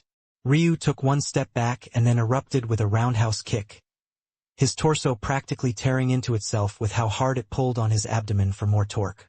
Boom! Two shins met in the skies, a reverberating power echoing on in all directions. Crack! Ryu's legs split in two, his bone cracking beneath the pressure, entirely unable to withstand it. A chain lashed out from Solara's back, slapping against his face in retaliation.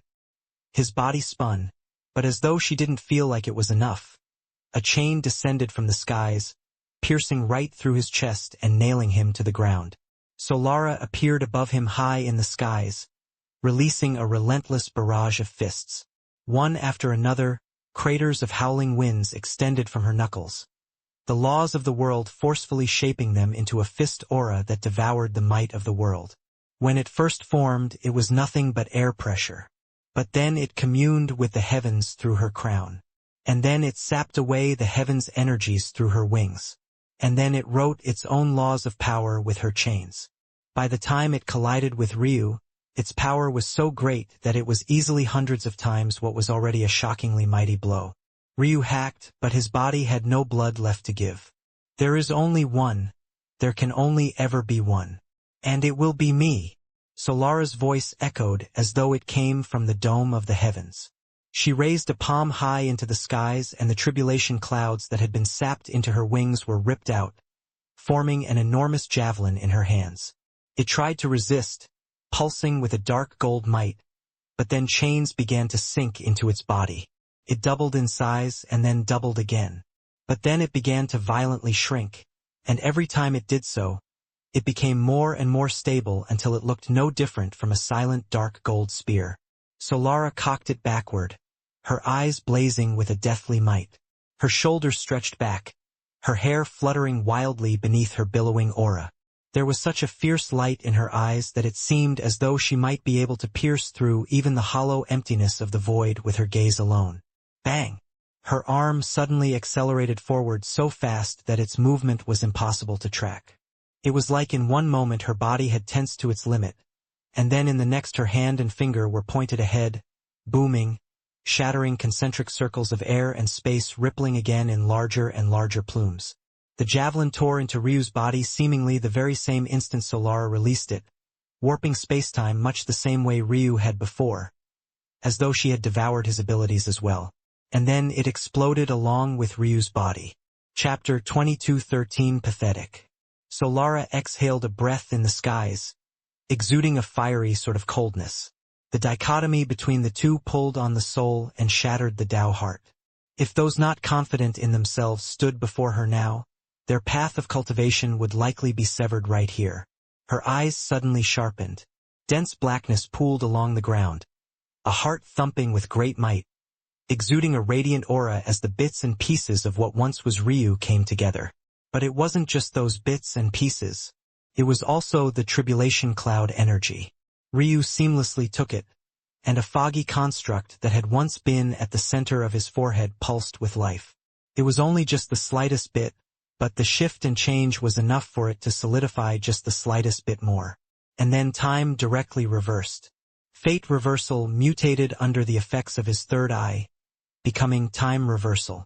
The world rippled and whined, but Ryu's Tao heart and will were like a clamp suffocating its complaints. If he wanted the laws to be rewritten, they would be rewritten. Bang! Space-time exploded, and, like his Tao heart had formed a black hole, Ryu was snapped back into place in an instant of time. Solara's eyes narrowed, but then puckered out of her control. It certainly didn't help that a fist had suddenly appeared at her fist. While she was distracted watching a scene, she didn't realize that time had already been bent out of place. She was watching something that had already happened with rapt attention as though it were in real time. While her enemy had long appeared before her. Her face was already beaten and bloodied from their earlier battle, but it was even more distorted now. It felt as though three Ryus were slamming into her face all at once. Time reversed and he smashed again, and then again, and then again until her skull fragmented. Every time space-time backtracked, she would feel as though she had been healed just the slightest bit, only to suffer an even worse blow. Her mind spun, finding it difficult to solidify itself in time. Confusion painted her features and she felt spells of dizziness. Ryu had realized long ago that the advantage of his space-time soul nature came from how he could take advantage of the complexities of the fabric of reality. By layering on the changes to space and time, making them difficult for others to follow, he could then make himself a true king of this world. Space, time, and fate were things that all cultivators could gain some degree of control over so long as their realms progressed enough. If that was the case, the only way to gain an advantage was by being even better. Since Solara had so graciously taken such a powerful pool of tribulation lightning for him and concentrated it even more with heaven's laws, how could he not oblige? Just now what she had done was actually quite shocking.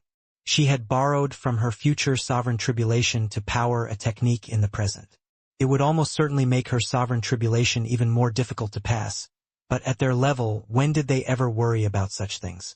However, she had no idea that such a thing was exactly what Ryu needed. His ability to control space-time reached an all-new level and he peeled back more mutations to his heavenly pupils, using them with impunity. Ephemeral tapestry shifted and changed, showing him not just the shifts to chi, but also to space-time itself. He grabbed hold of them, manipulating them, twisting them to his favor. From an outsider's perspective, it looked as though he was dozens of people and Solara was nothing more than a punching bag. She was relentlessly pulled in and out of the stream of time, every barrage landing, retracting, and sometimes even layering into one. Bruises, cracked bone, shattered limbs, and peeling lumps of flesh began to fall from the skies as she was beat like a drum. Sometimes the pain was delayed so much that she didn't even register what was happening until there was a sudden spike, and that made a brief moment of clarity she might have had shatter apart under the tides of signals. Solara knew that if this continued she would die. Ryu would obviously not slip up and make such a mistake, but the moment he caught onto an advantage it was like there was no getting out of it. She knew she was stronger, but there was something about facing Ryu that made it feel like it didn't matter. He would always find a way no matter what the situation. Even if there was a gap in power, he would suppress her intelligence and skill. She had never experienced such a thing in her life, and she had no intentions of allowing it to start today. Solara's body trembled as it began to shut down. Her inner organs gave in, starting with her digestive system and then even working their way to her heart. Soon even her brain itself might give in. But right then, Just as she bucked up against what could have only been a true death, there was a roar in her mind. Crack. A seal within her was undone. She knew it would happen. The moment her body began to shut down, it was impossible that her seal on her cultivation would continue to remain. From the quasi-Lord realm, she shot back up to the Lord realm, her overwhelming aura alone sending Ryu flying off into the distance. But she didn't move at all. Even though she could feel that half the bones in Ryu's body had shattered from that shocking wave alone. She hung almost limply in the skies, her body quickly healing itself under the effects of her divine wings, and yet blood still pooled and leaked down her fingers and toes, dribbling from her chin. Chapter 22:14 Again. Ryu sensed it maybe even before Solara did. There wasn't just a single seal on her body that had been undone just now, but two, and the second of them had been placed on her eyes alone. Emperor pupils. But they weren't normal emperor pupils, just the same way his mysteries of heaven and earth pupils had long stopped being normal as well. The fifth-ranked heavenly pupils on sacrum, a pair of eyes known for their lofty might. But honestly speaking, Ryu had always thought them to just be an inferior version of the number 2 rank world pupils. Emperor pupils were akin to world pupils, but far more narrowed in scope and focus. World pupils could manage and control the world, while emperor pupils targeted the minds of people, controlled the masses and wielded puppets. If you were clever enough with world pupils and talented enough, you could certainly do the same. Though this was just Ryu being nitpicky, honestly speaking. The characteristics of the two were very distinct, and saying that they were the same was akin to saying that the two halves of Ryu's Tao were the same just because one could see through the world and the other saw through people. That said, there was still a reason the emperor pupils were ranked beneath the world pupils. All things considered, aside from Ryu's own bias and pettiness, the emperor pupils had their own merits and carried with them a shocking amount of power. Its most fundamental ability was known as Emperor's Crown. It allowed its user to force others into submission. Its second most important ability was Emperor's Scepter. It allowed its user to use those that it had forced into submission as fate farms to strengthen themselves. These two abilities alone were enough for a wielder of these pupils to rule worlds, overturn oceans, and conquer laws. The speed of cultivation because of these two alone was mind-boggling. If an emperor pupil wielder had the support of powerful cultivators, they could probably reach the sky god realm in a single day as an infant without the slightest hint of impurities or lingering dangers remaining. And that was because with Emperor's Scepter, it wasn't just the fate of one's subjects that they could take advantage of, but their comprehension as well. That meant that if you could force a sky god or multiple sky gods into submission before even reaching that realm, then you could use their insights to form your own unique Tao. Therein probably lay the real reason Ryu had always been disdainful of these pupils. It wasn't that they were truly just inferior forms of the world pupils. They were truly their own distinct existence. It was that they couldn't even be considered true cultivation anymore. Everything could be handed to you on a silver platter if you were lucky enough, and in his first life, Ryu wondered why he had been born with the first-ranked heavenly pupils instead of these fifth-ranked ones. With them, he could think of 100 different ways to cultivate even without a spiritual foundation. And that sort of weakness, he absolutely hated it. A growl came from Ryu as he recognized the pupils. There might be some sort of relationship and friction between the war god and mysteries of heaven and earth pupils, but he could hardly give a damn. He didn't even spare the likes of young Master Bright a thought. However, these pupils, he hated them because of no one else but himself. And that was enough for him to rampage. He didn't even care what sort of mutation Solara had successfully formed from them. He stomped a foot and shot forward. Solara still seemed to be in half a daze. But this time, when Ryu's fist approached her, it stopped a full 6 inches away. She looked up, shaking her head. "It seems that maybe my grandfather was right," Solara said softly. Right now, she didn't even want to be here anymore. As far as she was concerned, she had already lost. Thinking about what her goal here was, and what she had to do, her gaze flickered. But then she shook her head again. Maybe another time. She didn't care about what goals the martial gods had. They could figure it out on their own. She turned and then vanished. Ryu's fist suddenly continued forward, shattering through a rain of space as though it were crumbling glass. But Solara was already gone. His knuckles passed through nothing at all. Ryu felt confusion for a moment, and then rage. He raised his hands. Solara crossed through the emptiness of space and then suddenly came to a stop. A figure had appeared before her. "Girl, this isn't the plan." "I don't feel like it anymore, Grandpa," Solara said softly. The old man opened his mouth and then slowly closed it, shaking his head with a sigh. Fine. Maybe I've allowed you to be too willful in the past." Solara was still looking forward, but it was almost as though she was looking through her grandfather instead of at him. Her mind wasn't focused at all. "It should still be fine," the old man said after a while. "But whether you can make it through this will be up to you alone. Your heart can only be decided by yourself. If you had chosen to leave out of fear, I would stop you. But you are leaving because you have already accepted your loss and feel that there is no point in fighting in your fully powered state as it will make things meaningless. I can accept this. You were not ready to face the nameless immortal God. It was my mistake for allowing it so early. It is impossible to fathom how strong a Tao heart like his is when you have never faced an opponent that was your equal. Now, however, you have. What you choose to do with that." The old man's gaze suddenly became malevolent. "Who?" He tried to act, but he couldn't. He could feel that the tidal steel would blast him to pieces if he did. Space twisted around Solara and her vision blurred. By the time she reacted to the scene around her again, a fist had already slammed into her nose. Again. Bang! Chapter 22:15 Dome of Heaven. Ryu's fury seemed poured into his very fist itself. His emotions were like a firing kennel, concentrated into a ceramic and then exploding forth the instant it reached its limit. He had already been swinging his arm before she even appeared, and the moment his knuckles crackled, the world folding away before him, he unleashed it all at the same time. Who was she to decide when their battle ended? When he didn't stand a chance? When he was too weak to continue? Who did she think she was? Bang! Solara's body practically folded out of the way, the great amount of pressure concentrating onto her face making it bow and whine for the briefest of instances before she was sent flying away. She rolled along the rainbow-clouded ground, her body flipping and twisting. The teleportation had left her a great deal disoriented, and she still wasn't sure which way was up and which was down.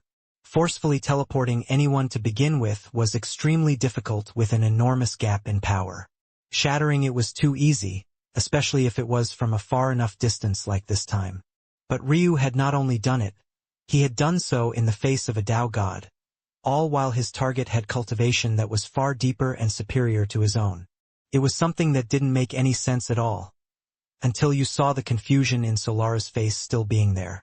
Even now, it was hard to tell if she was aware that she had been teleported away the first time. That was when Ryu appeared above her, his fists coming together in a hammering motion as he flexed his torso as though it were a spring.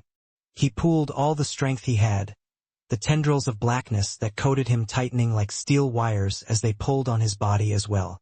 Solara might have been disoriented, but she knew how to sense danger. In the end, that danger became like a beacon in the dense darkness. She rolled. Bang! Ryu's fists heavily slammed against the ground, a large number of chains rolling toward him. The difference was striking, suffocating, even. The chains hadn't even landed when he felt the laws restrain themselves in their presence. His Tao heart trembled as though it might collapse, and the chi in the surroundings fell into silence. It didn't even seem like she was actively trying to do this. Instead, the mere presence of the divine chains alone was enough to cause this as though it were baked into their very being. His body twisted in attempts to dodge, but he couldn't stop two of them from landing, one right through his shoulder and the other through his leg. Solara, still disoriented, used her divine chains to sense Ryu's exact position. In a flash, she was up, her fist driving into his face. If Ryu still had blood left to give, maybe this blow would have caused a spurt, a geyser of bloody red. But instead, it just deformed his face to the point that its already unrecognizable mass of black flattened, and then nearly continued into a concave curve. It was clear that Ryu's skull had already shattered apart. The only thing that remained was the skin of black that kept him intact. A skin that Solara's fist couldn't seem to make it through. Even so, with a shattered head, how was survival possible? Such things were rare even at their cultivation level. But Solara knew that it was far more over. Ryu's head almost violently snapped back into shape, as though nothing at all had happened. A second fist from Solara was already on the way, slamming against his chest. Then a third came. Every blow was like the descent of another meteor, every one cratering holes in Ryu's body. Ryu himself was having trouble moving with the laws of the divine chains keeping him in place. She unleashed a relentless barrage against him. Everyone aimed to kill. At the same time, she was slowly becoming less disoriented until she snapped out of it clearly. Her eyes revealed a sea of chains, swimming through the air like flood dragons pulsing with silver-blue might. They were so numerous and concentrated that it almost looked as though they had replaced the dome of the heavens themselves. Confusion colored her face once more. When had she summoned so many divine chains? She definitely hadn't. Had she grown more powerful? She hardly felt a dent in her focused chi and chi. Well, she was actually quite sure that she could easily summon this many. It was just that she would have to be against an opponent that was actually worthy. And Ryu didn't fall into that category. Die, she said coldly. Ryu's maw snapped open, a howl blowing her hair back in response. Solara froze, feeling as though she was staring into the depths of an abyss. Somehow, the sound of the howl was still translated to her mind. Disappointment. He was disappointed in her? There was a rage that flared in Solara's eyes. How dare he? Her thoughts froze. He. Bang! The chain in Ryu's body suddenly shattered, and the chains in the skies vanished. In its place, the projection of Ryu's inner world remained. At that moment, Solara understood Ryu's disappointment. He had wanted a battle where he could shut his brain off, where he faced off against someone no less powerful than himself so he could see just how far his fists alone could carry him. At the start, Solara was able to do that. But in the middle of the battle, Ryu had a breakthrough in his third eye, and she was entirely unable to keep up after the fact. In fact, she was the one who foolishly gave him the chance to begin with. Pathetic. A god's brush. Heaven. Everything reversed, a color being painted into the world that crashed down onto her body. Bang! Bang! Bang! Bang! Bang! Bang! Bang! Chapter 22:16 Own Making. Solara felt as though all her blows against Ryu had suddenly been refocused onto her. She hadn't even noticed that Ryu was using fate reversal continuously, using the space aspects of his incomplete third eye to fuse it into his a god's brush technique. It still didn't make sense to Solara. Ryu shouldn't even have the ability to cast such a skill, not when his body was in its current state. Nothing was adding up right, and it made her feel as though she was trapped in a world that didn't make sense, a world of Ryu's own making. As her own blows landed on her again and again, shattering her down to her very being, she realized that there was a darkness in the skies that hadn't been there. He didn't use his chi to build this world. The realization slowly hit her. Just what were those flames? No, were they even flames in the first place? Just what was it? It didn't make any sense. The moment she saw it, she thought that she was certain of what it was. The manifestation of a heart demon. It wasn't exactly something common.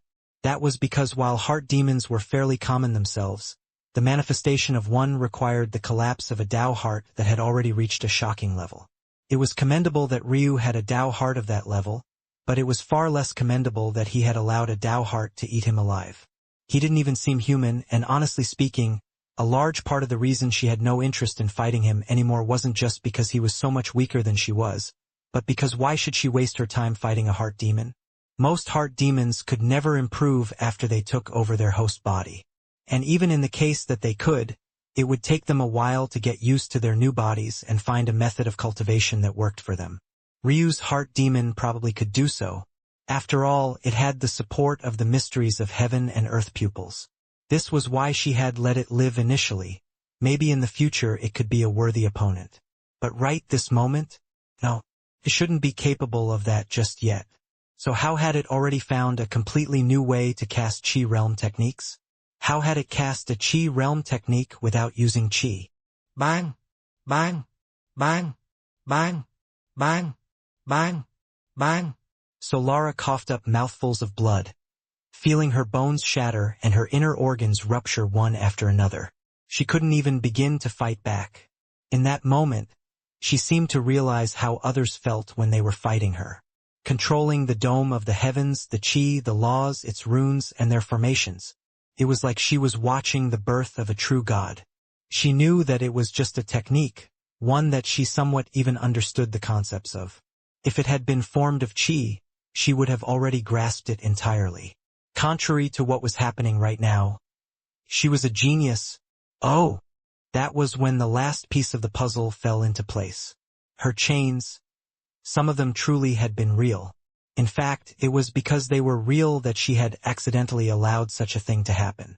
Analyzing the strongest state of her divine chains, especially while they ran through his body, constantly pouring their laws into him, was precisely what Ryu needed to complete the last leg of his comprehension.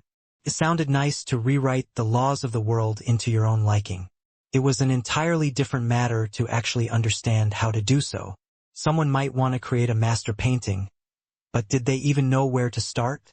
They saw an array of colors, but how would you layer simpler colors to create it?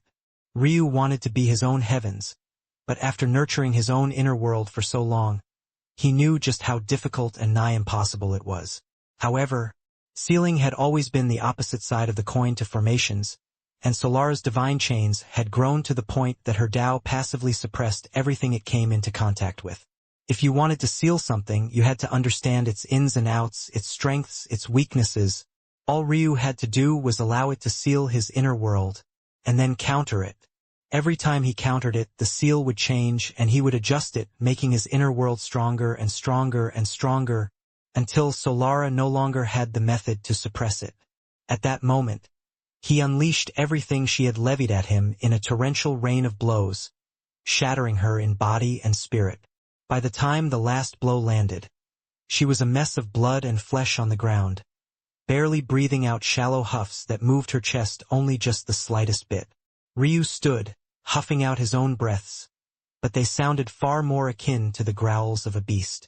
Layered in menacing battle intent, his every inhale and exhale came with howling winds, the sudden and continuous reversals of the flow of air causing violent vortexes to form continuously. Solara coughed. "I admit," she said softly, "that you are strong. It's unfortunate that you've lost yourself." She began to slowly stand, pushing herself up. When her body was too weak to continue, chains manifested, some wrapping around her, and others piercing right into her own body in a ghastly sight.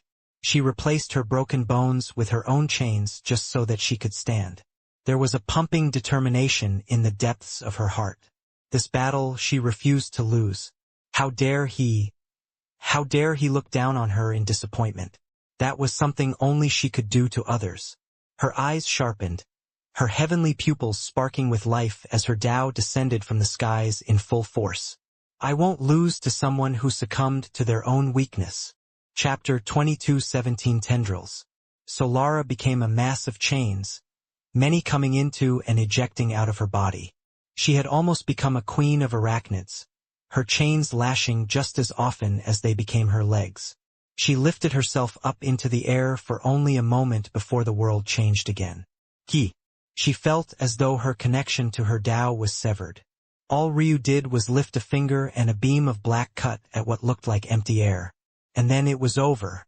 She had barely just risen again when she came crumbling back to the ground. Ryu had already been studying the passive form of her Tao. He had literally used it to rebuild his inner world and refine a god's brush. Activating it now only made her even more vulnerable to him. The same echoes of disappointment thrummed in her mind, and there was nothing she could do to escape it this time, even if it was exactly what she wanted. Never did she think that the first time she unleashed her Tao into the world in so very many years would end like this. It didn't even fully manifest. Its might wasn't even displayed to the world before its wings were unceremoniously clipped. Shattered. She collapsed to the ground, the echoes of a beast's growl resounding in her ears. No, it felt more like a wounded beast backed into a corner. And yet, it was more than willing to fight for life with everything it had. And then it was over her. Ryu grabbed her throat and lifted her up. His grip was so tight that her already injured body almost shut down. His body should have been too weak to even begin to harm someone as powerful as she was. And yet, he had managed to do it without relying on his own fists at all. It truly was pathetic. So Lara coughed, her feet dangling in the air. But she didn't so much as reach for the hand on her throat. Another howl blew her hair back, and once again, she understood the words perfectly. I am the heavens. Words that were arrogant beyond belief, and yet she couldn't gather up the same disdain. Just a laugh. Maybe I should marry you, then. No. So Lara spoke out weakly once more, but she couldn't resist. She was pulled into Ryu's inner world. It was nothing more than a joke at her own expense. When Ryu first appeared, she had said the heavens was the only thing she would marry. Now, having lost to a man who claimed to be it, and feeling more pathetic than she ever had in her life, she said this. In reality, she would rather die. As for Ryu, he didn't even react to it, as though he was entirely incapable of comprehending what she had said. No. So Lara spoke out weakly once more, but she couldn't resist. She was pulled into Ryu's inner world. He was entirely uninterested in killing her, not when she would make a summon that was far better. Or maybe he would turn her into a corpse puppet. How good would that feel? To take the granddaughter of the man who had tried to ruin his life and turn her into a slave. A savage grin spread across his face. He would be the dome of the heavens. His presence couldn't be blasphemed, and all those that did would have to pay a dear price for it. His gaze shifted, landing on those familiar words on the obelisk once again. An equally familiar pressure washed over him. Ryu howled. Bang! Bang! The divine chain ancestor was forced to take 2 heavy steps back, cursing as the barrier stopped him once again. He had far more power to use, but the tidal steel barrier was like its own paradox. The last time he broke it, the treasure had been in a state of dormancy, so he had been able to save his granddaughter. But this time it was fully awake. If he used too much power, he would be blasted apart. But if he used too little power, he would be blasted back like this. There was probably a sweet spot he could find, but by the time he did, his granddaughter would be. The old man's head snapped back. A zooming power over the distance caught all of his attention. For the moment, he even forgot about his granddaughter, his eyes sharpening. A beauty with fluttering golden hair and crimson eyes as dense as rubies coated in blood appeared. Small beads of sweat falling from her brow like droplets of diamonds. The old man was floored by her beauty first, and then he became confused. Just what was such a powerhouse doing here? And how hard did such an existence have to push for them to look so tired? He was directly ignored. The beauty didn't even look his way as though he wasn't there, slamming into the barrier with a palm. Bang! Her arm exploded into a rain of blood, but she didn't seem to notice at all as she slammed out with another. A fairy appeared above her shoulder, weaving its golden lights into her empty arm socket. Bang! Her other arm shattered, but her first had already grown back and she slammed out again. It was a continuous, vicious cycle, endless and relentless. The old man watched from the side, his pupils trembling. Injuries created by such a powerful treasure, especially one that controlled fate, shouldn't be even remotely so easy to heal. If they were, why would he just be sitting around here? Damn it! Damn it! Damn it! The beauty roared. The old man could feel that she was trying to close in on the sweet spot he had been looking for too. But the problem was, it doesn't exist. He spoke to himself softly. This wasn't a normal treasure after all. There was no way to make it through. Tears flowed from the beauty's eyes, a dense regret pooling out of her. Tendrils of black began to emit from her chest. Her tears became howls. Chapter 22:18 Him. Ryu's intent gaze on the obelisk paused as he looked off into the distance. He only gave it a brief glance before he snorted, his gaze turning back to the obelisk. The density of darkness around him deepened and he released a growl. It couldn't be seen, but veins popped up across his skin beneath the plumes of blackness. His strain increased considerably in a brief instant, but he stood there unmoved.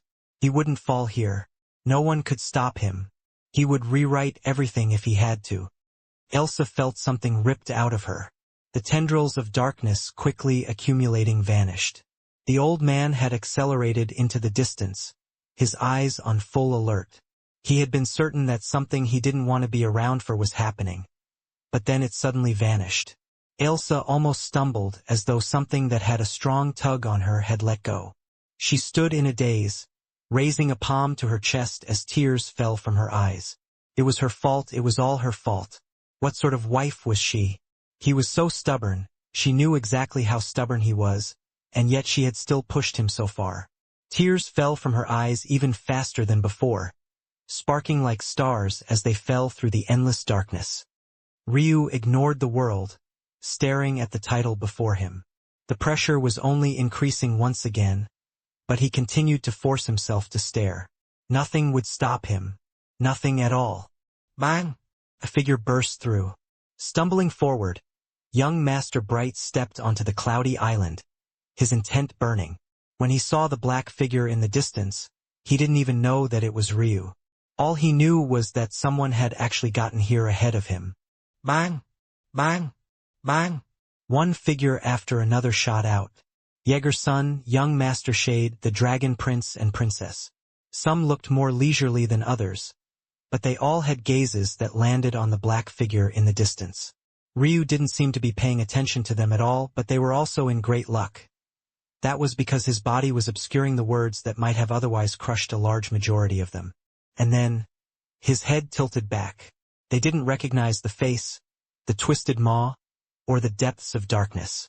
But those eyes, they were geniuses, they would never forget them. Ryu. Salvador and a horde of martial gods burst through just as Ryu looked back. They recognized him immediately as well, but when they saw a striking lack of Solara, their hearts shook. Aurelia's eyes were particularly wide.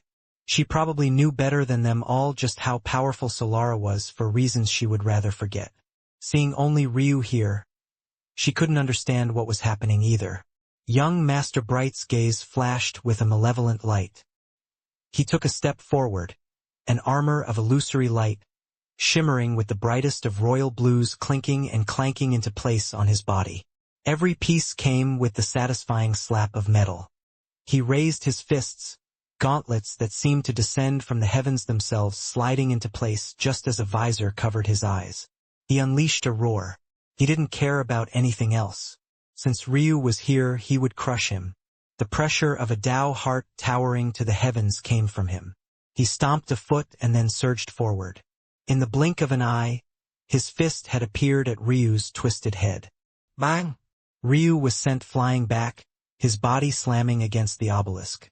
Young Master Bright had already closed the distance. Following so closely it almost looked as though he was flying along with Ryu. Ryu tilted his head to the side. Boom!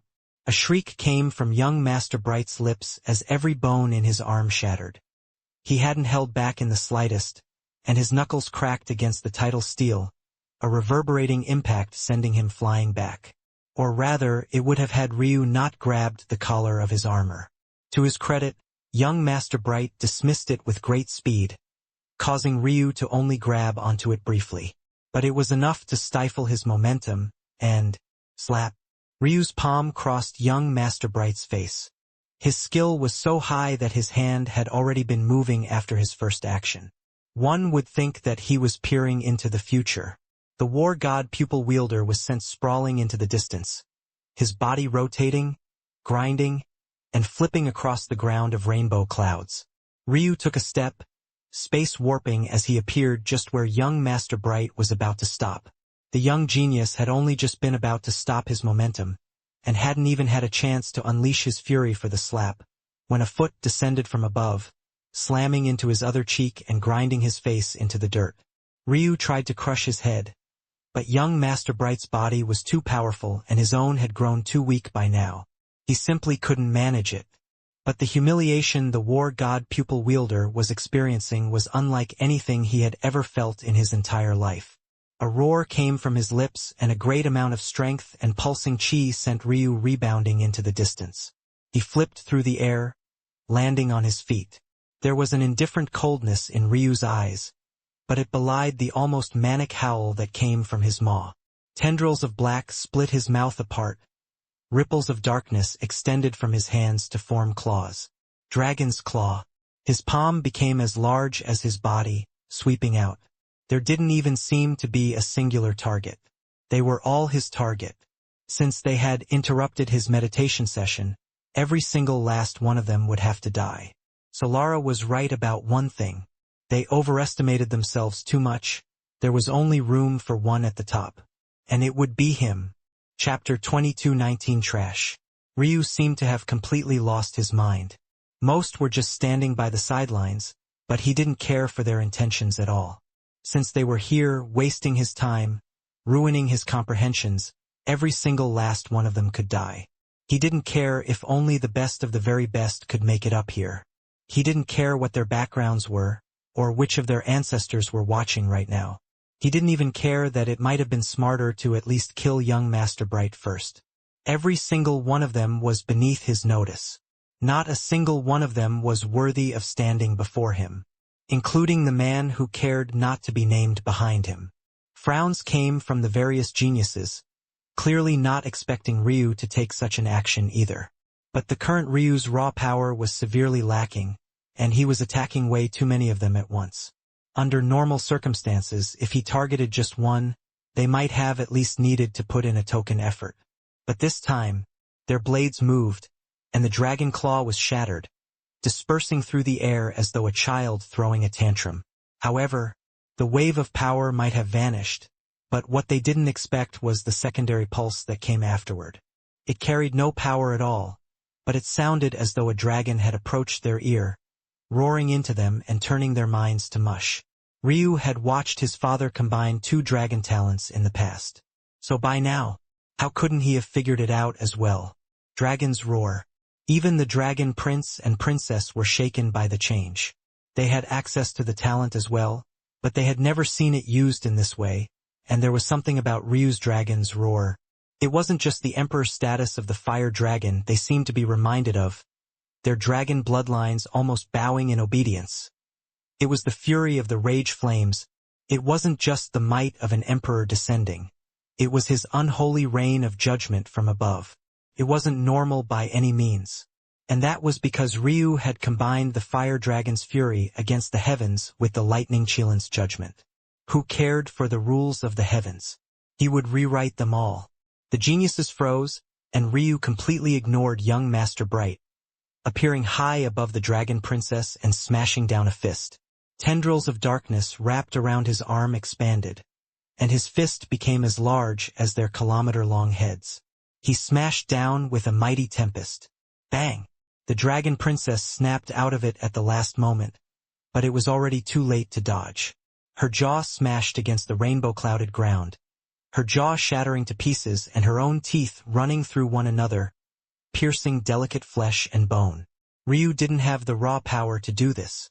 His body was too weak right now, but he had angled his punch just right, forcing the jaw of the dragon princess to shift slightly out of alignment, just enough that her row of sharp teeth punctured through herself. She was heavily injured in an instant. Her skull was just fine after the impact of Ryu's fist, but her maw had become a mangled mess of flesh and blood. The dragon prince unleashed a howl of fury. Bang! Ryu was batted out of the air by a tail. It was so large and looming that it felt almost as though a moon had crashed into him. There was simply nowhere to dodge. Even the wind pressure almost shattered the bones of his body. He was sent flying into the distance, crashing into an invisible barrier. It was a barrier that he could have allowed to phase right through him, one that he could have used as a passageway to leave and exit this overwhelming battle. And yet, it was one he used all his intention to force to remain intact, withstanding the full force of the blow. His body almost completely shattered on impact, but it was the almost sticky, tar-like blackness that coated his body that kept him together. His own maw snapped open, and despite the size difference, He roared right back at the Dragon Prince, the echoes and reverberating masses of their formed sound waves crashing in the air. Space collapsed and distorted, twisting masses of the fabric of reality bending and deforming beneath the echoes. And then Ryu suddenly grabbed at the air. As though his claws sank into space itself, it latched into it and then pulled down. The distortions in the air were all calculated by his mind. Two peaks could combine and multiply. A peak and a trough cancelled each other out. Ryu lined up all the peaks as though the world was nothing but a blank canvas for him to draw on. And then he snapped his arms to the side, his torso flexing and his body rotating. His and the Dragon Prince's sound waves fused into one, and then compressed into a single large cannon that blasted against the Beast Prince's head. Bang! It was as though the Dragon Prince was flattened in a single instant of time. The concentrated waves of two dragon roars were compressed into a single wave. His golden scales were peeled off, the length of his maw compressed against the rest of his skull. The sickening sound of bone being crushed and deformed filled the skies. The body of a dragon was so impossibly powerful that it was difficult to fathom. The sound of them shattering, as such, felt like they were listening to celestial bodies falling from the skies. Ryu stomped a foot in the air, surging forward. The black tar that coated his body began to redden as though masses of magma were pumping beneath its surface. Veins and pulses of magma rippled across his body. And then another dragon roared. This one sounded like it came from a distance. Not just a distance of space, but also one of time, echoing across the annals of history. The reverberating impact made the blood of the two dragons grow cold. Buried secrets they had long forgotten surfacing in their blood. The true emperor of the dragons, the one that stood above them all. Their eyes, blurring, looked into the skies to find a scarred face covered in red scales, carrying a crown of bone and horns extending out from its body. This crown wasn't an external item but rather a formation of its skeleton, rising out from its skull as though it was born to rule over all. The mighty momentum of a dragon. The Dragon Emperor. The Fire Dragon. Its illusion flickered in the skies until it suddenly solidified as though pulled through the stream of time. Ryu opened his maw once again, the accumulation of flames and fires within him forming into a mass of raging crimson that flickered like the solar flares of a red star. Dragon's breath. Pop. The sound was almost out of place, almost as though something that had been in place had suddenly been popped out, forced, pushed out, and replaced by something far mightier. There was no choice other than to die. The Dragon Prince and Princess pair were enveloped, their bodies unable to move, their heads beaten and mangled, their pride crushed into the very roots of the ground. Boom! It was the sort of impact that didn't seem to have a sound at first, until the world suddenly gave up trying to suppress it. It rippled out in all directions, the suffocating impact of compressed, fiery air causing even many of the geniuses present to retreat. Ryu stood in the skies, allowing the pillar of fire that rose out from the ground to envelop him as though it didn't count for much of anything, as though he feared nothing. By the time the flames flickered out and dimmed, there was nothing left of the two dragons but a pair of Dao bones and beast crystals. Ryu waved a hand, and his mass of blackness enveloped them, swallowing them whole. They and their auras vanished from the air. Bang! Young Master Bright's face was stomped into the ground once again. He didn't even realize how it happened. Ryu had just been in the skies, and he had been standing in the far-off distance. When had Ryu appeared above him, and when had his cheek been ground into the dirt again? His eyes bulged with fury, but Ryu was already gone, appearing before Jaeger's son, a slap resonating across the world. Jaeger tried to raise his saber to block, but it was meaningless. Ryu howled, and the translation was beamed to all of their minds once again. Trash. The eyes of all the geniuses by young Master Shades bulged with fury. He wasn't taking any one of them seriously. Chapter 22:20 Useless. Ryu seemed to toy with Jaeger Sunday. The fiend tried his best to keep up, using his two sabers to block and attack, looking for openings. But it was useless. Jaeger had already escaped Ryu once before during the Godblade title battle, knowing that he would be at a disadvantage because Ryu already understood his battle style. He thought that outside of that title battle, he would be able to make a great difference, using his other abilities to bridge the gap. At least back then, he hadn't truly gone all out with things. It hadn't been time yet. But even when he brought out his full host of abilities, it was like it didn't matter. Ryu saw through them and countered them as though he had already seen it all before. Recalling the battle he had just seen against the dragons, Jaeger realized that Ryu had somehow transitioned to an even higher state of comprehension. It was then his eyes widened. He had been so focused on the things happening around him that he couldn't see the bigger picture. What was this overwhelming, suffocating aura? Why was it that he felt like there was an enormous umbrella above their heads? He couldn't figure it out, but Ryu could surely tell him. That umbrella was his breath of quintessence state of meditation. Since the very start, he had never dismissed it.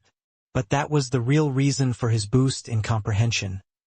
The real reason was thanks to Solara, who asked her to give him pieces of her sovereign tribulation so that he could improve his third eye once again. He wasn't just seeing comprehension through the present anymore. He was seeing it through prisms of the past and the future. His mind was on a level they couldn't even begin to fathom, and against opponents like these, he could practically see the future. 7 more moves. In 7 more moves, he would take Jaeger-san's head. The premonition seemed to Jaeger as well. It wasn't that he could see the future. Instead, it was the echoes of a warrior's intuition. He could feel his loss coming, his imminent death. He had never felt like this before in his life, even when his 3 elements were rampaging in his body. Everyone assumed that he would die back then, but he had always survived, had always found a way to make it through, to strive forward in ways others couldn't fathom and accomplish what they thought he couldn't. But this time, it was like an unsurmountable mountain, a powerful pressure that descended from above like a god rewriting the laws of the world. Bang! Bang! Bang! 3 fists landed on Jaeger's chest in quick succession, slipping through his twin sabers as though they didn't exist at all. The wind pressure of 2 of them seamlessly combined their own peaks and troughs, parrying one of his blades just enough that its edge only barely nicked the edge of Ryu's neck. It was a level of combat and calculation that Jaeger couldn't even fathom. It didn't feel like Ryu was battling against opponents of his own level at all. It was more like a martial arts instructor playing around with children. How was it even possible to use wind pressure alone to do such a thing unless he knew exactly what trajectory his blade would take?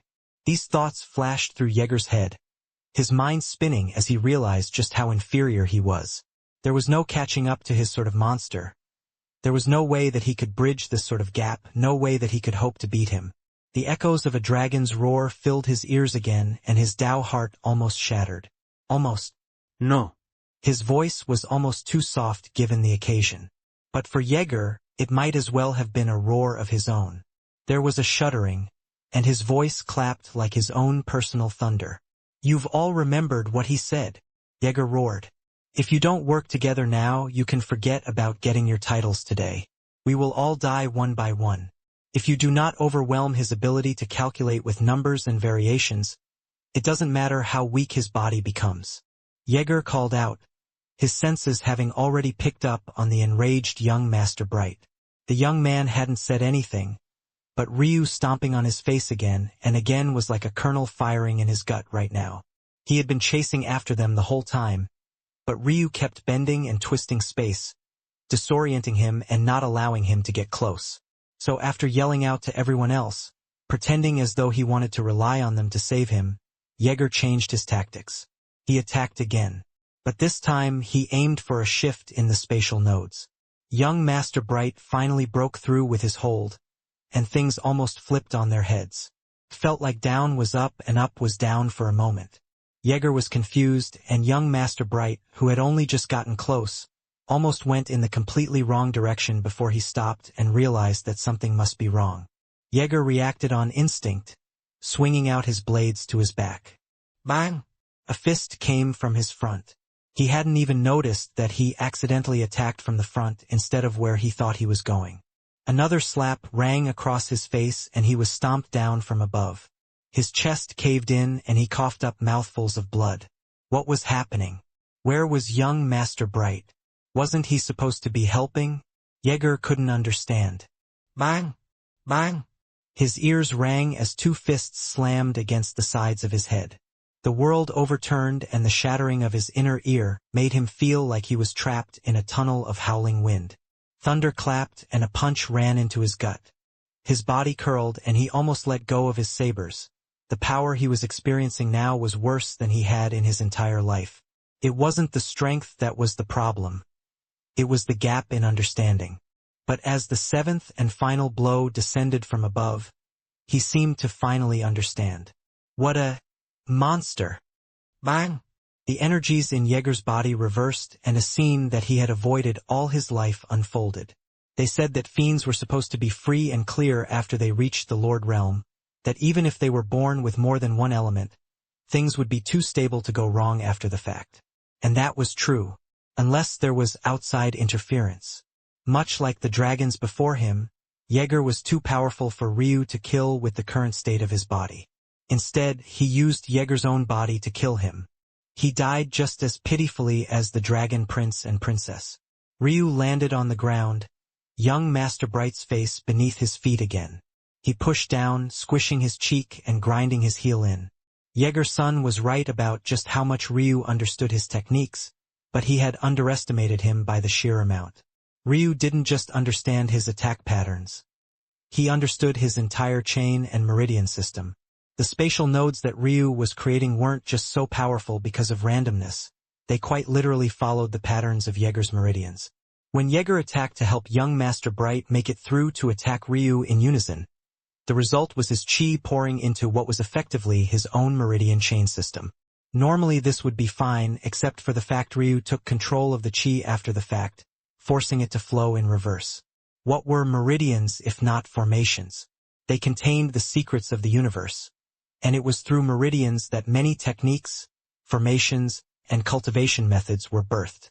This was an inescapable fact. Jaeger poured his own chi into a meridian system identical to his own, yet not under his control. And the worst part was that it was spatial chi as well, making the process seamless and hard to detect. By the time Jaeger understood what was happening, it was too late. The meridians in his body had synced with the formation in the outside world.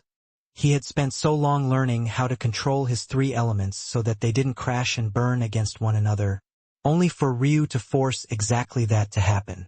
The fiend could only smile bitterly before his body exploded. He combusted from the inside out, his chest expanding and then imploding. Before he could affect Ryu, though, he was sucked away by a mysterious force, vanishing. Ryu only observed this for a while before he disappeared. Boom!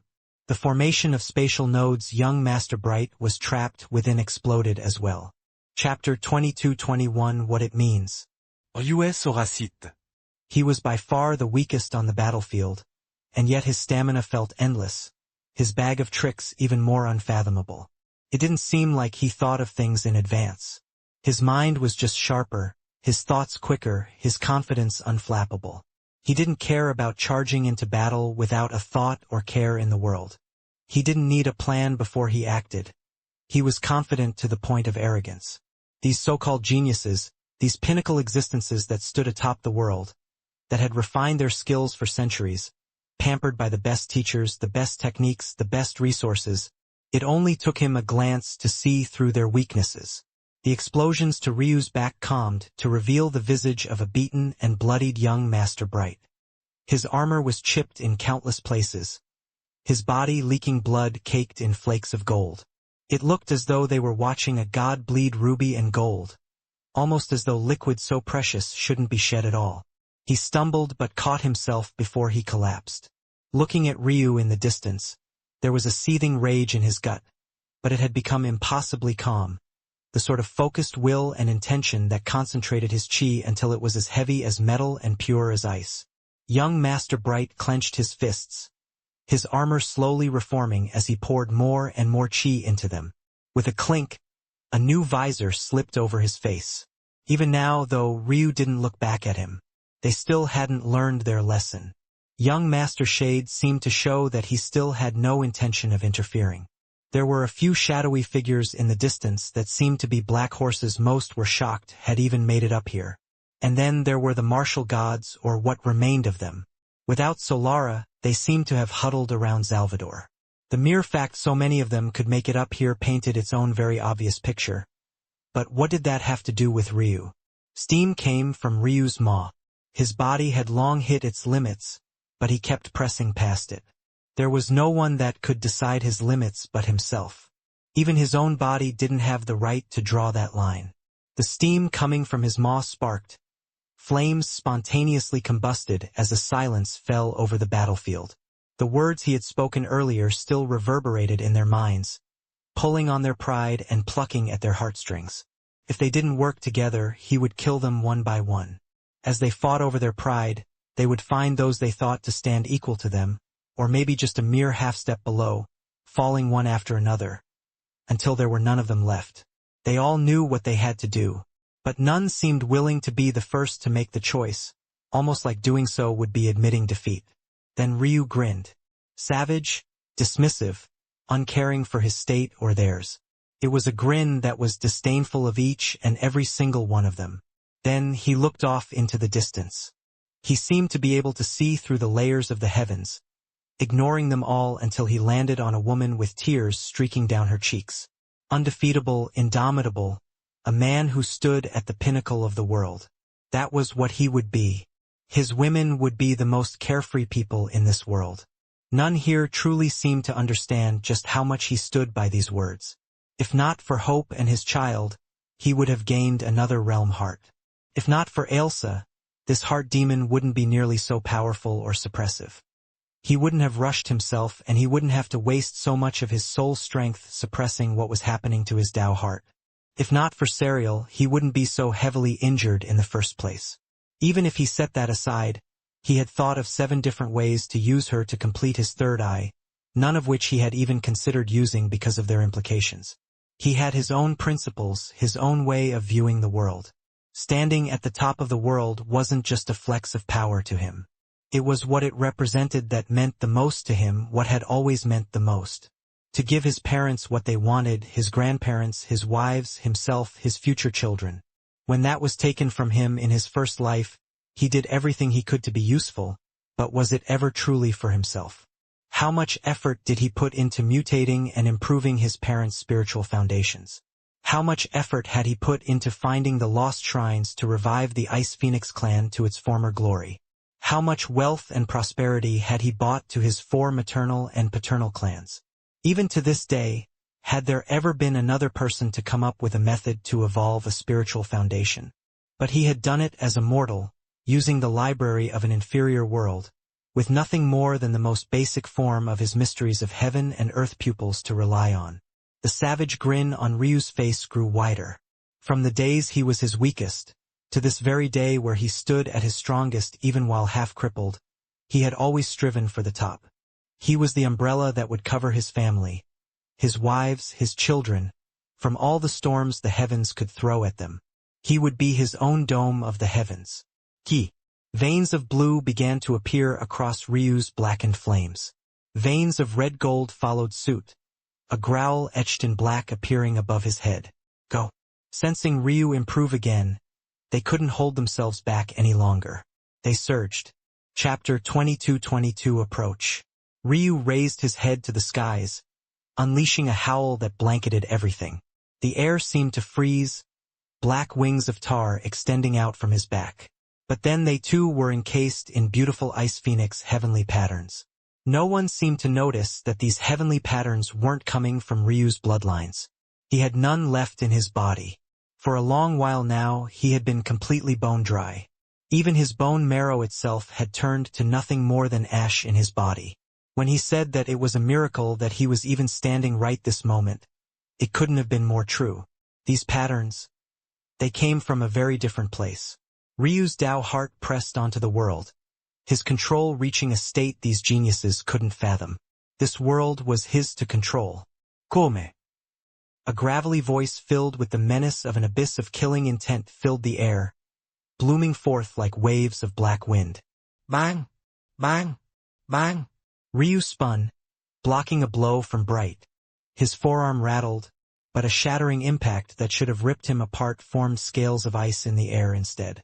He was still sent blowing back, but Bright forcefully shook his gauntlet, wasting a split moment shaking the ice off. There was a change in the air, and Ryu felt the blow coming before even his spiritual quintessence picked up on it. A sword. Sharp, fast, heavy. Swirling with a might that gathered all the chi for kilometers and concentrated it into a single edge. Elena's mother. If not for Elena, all of the martial gods would long be dead. The wild grin on Ryu's face grew wider. He loved it. Challenge him more. Press him into an even smaller corner. Try to bury him beneath your techniques and your spirit, your Tao hearts and your chi, your cultivation methods and your confidence. He wanted it all. Even in the face of it all, he would do things as he pleased. The blade passed right through him, cutting into the tar-like flames that covered his body. Or so it seemed. The tar deformed, the blade entering so sharply it split Ryu down his collarbone and chest, even aiming toward his hip. But then it suddenly bounced back. Ryu's split body rebounded, the tar still covering what should have likely been a gaping wound. But he hardly had the chance to recover before Elena's father and stepmother acted.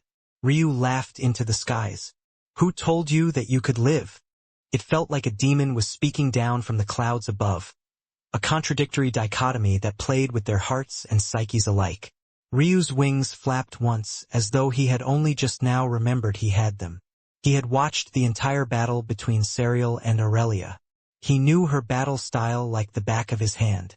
How could she possibly hit him so easily? That went doubly so for Salvador, who he had fought personally. So how was it that right after Aurelia's blow connected, Salvador's came next, slicing into him? In fact, it almost looked as though Ryu had thrown himself into the blade. Salvador's expression changed, feeling that something was definitely wrong.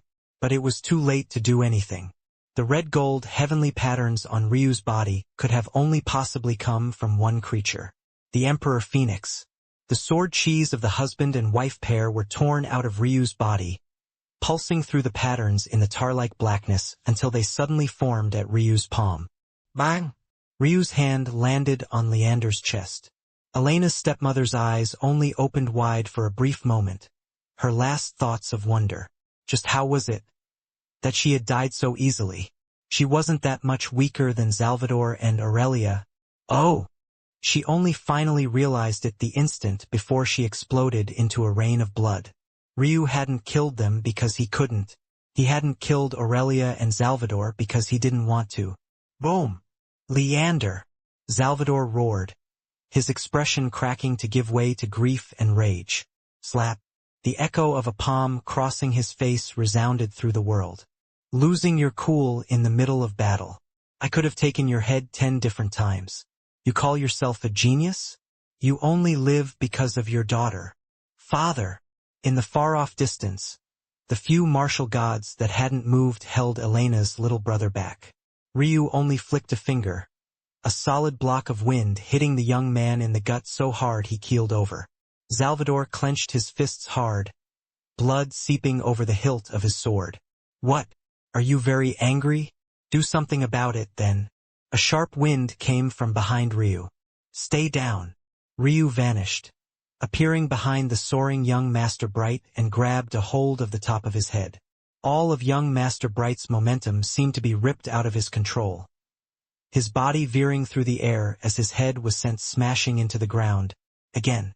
By now, he had attacked too many times. Ryu saw through his patterns, and that was that this idiot had none at all. He relied so heavily on his heavenly pupils that he fought on nothing more than instinct.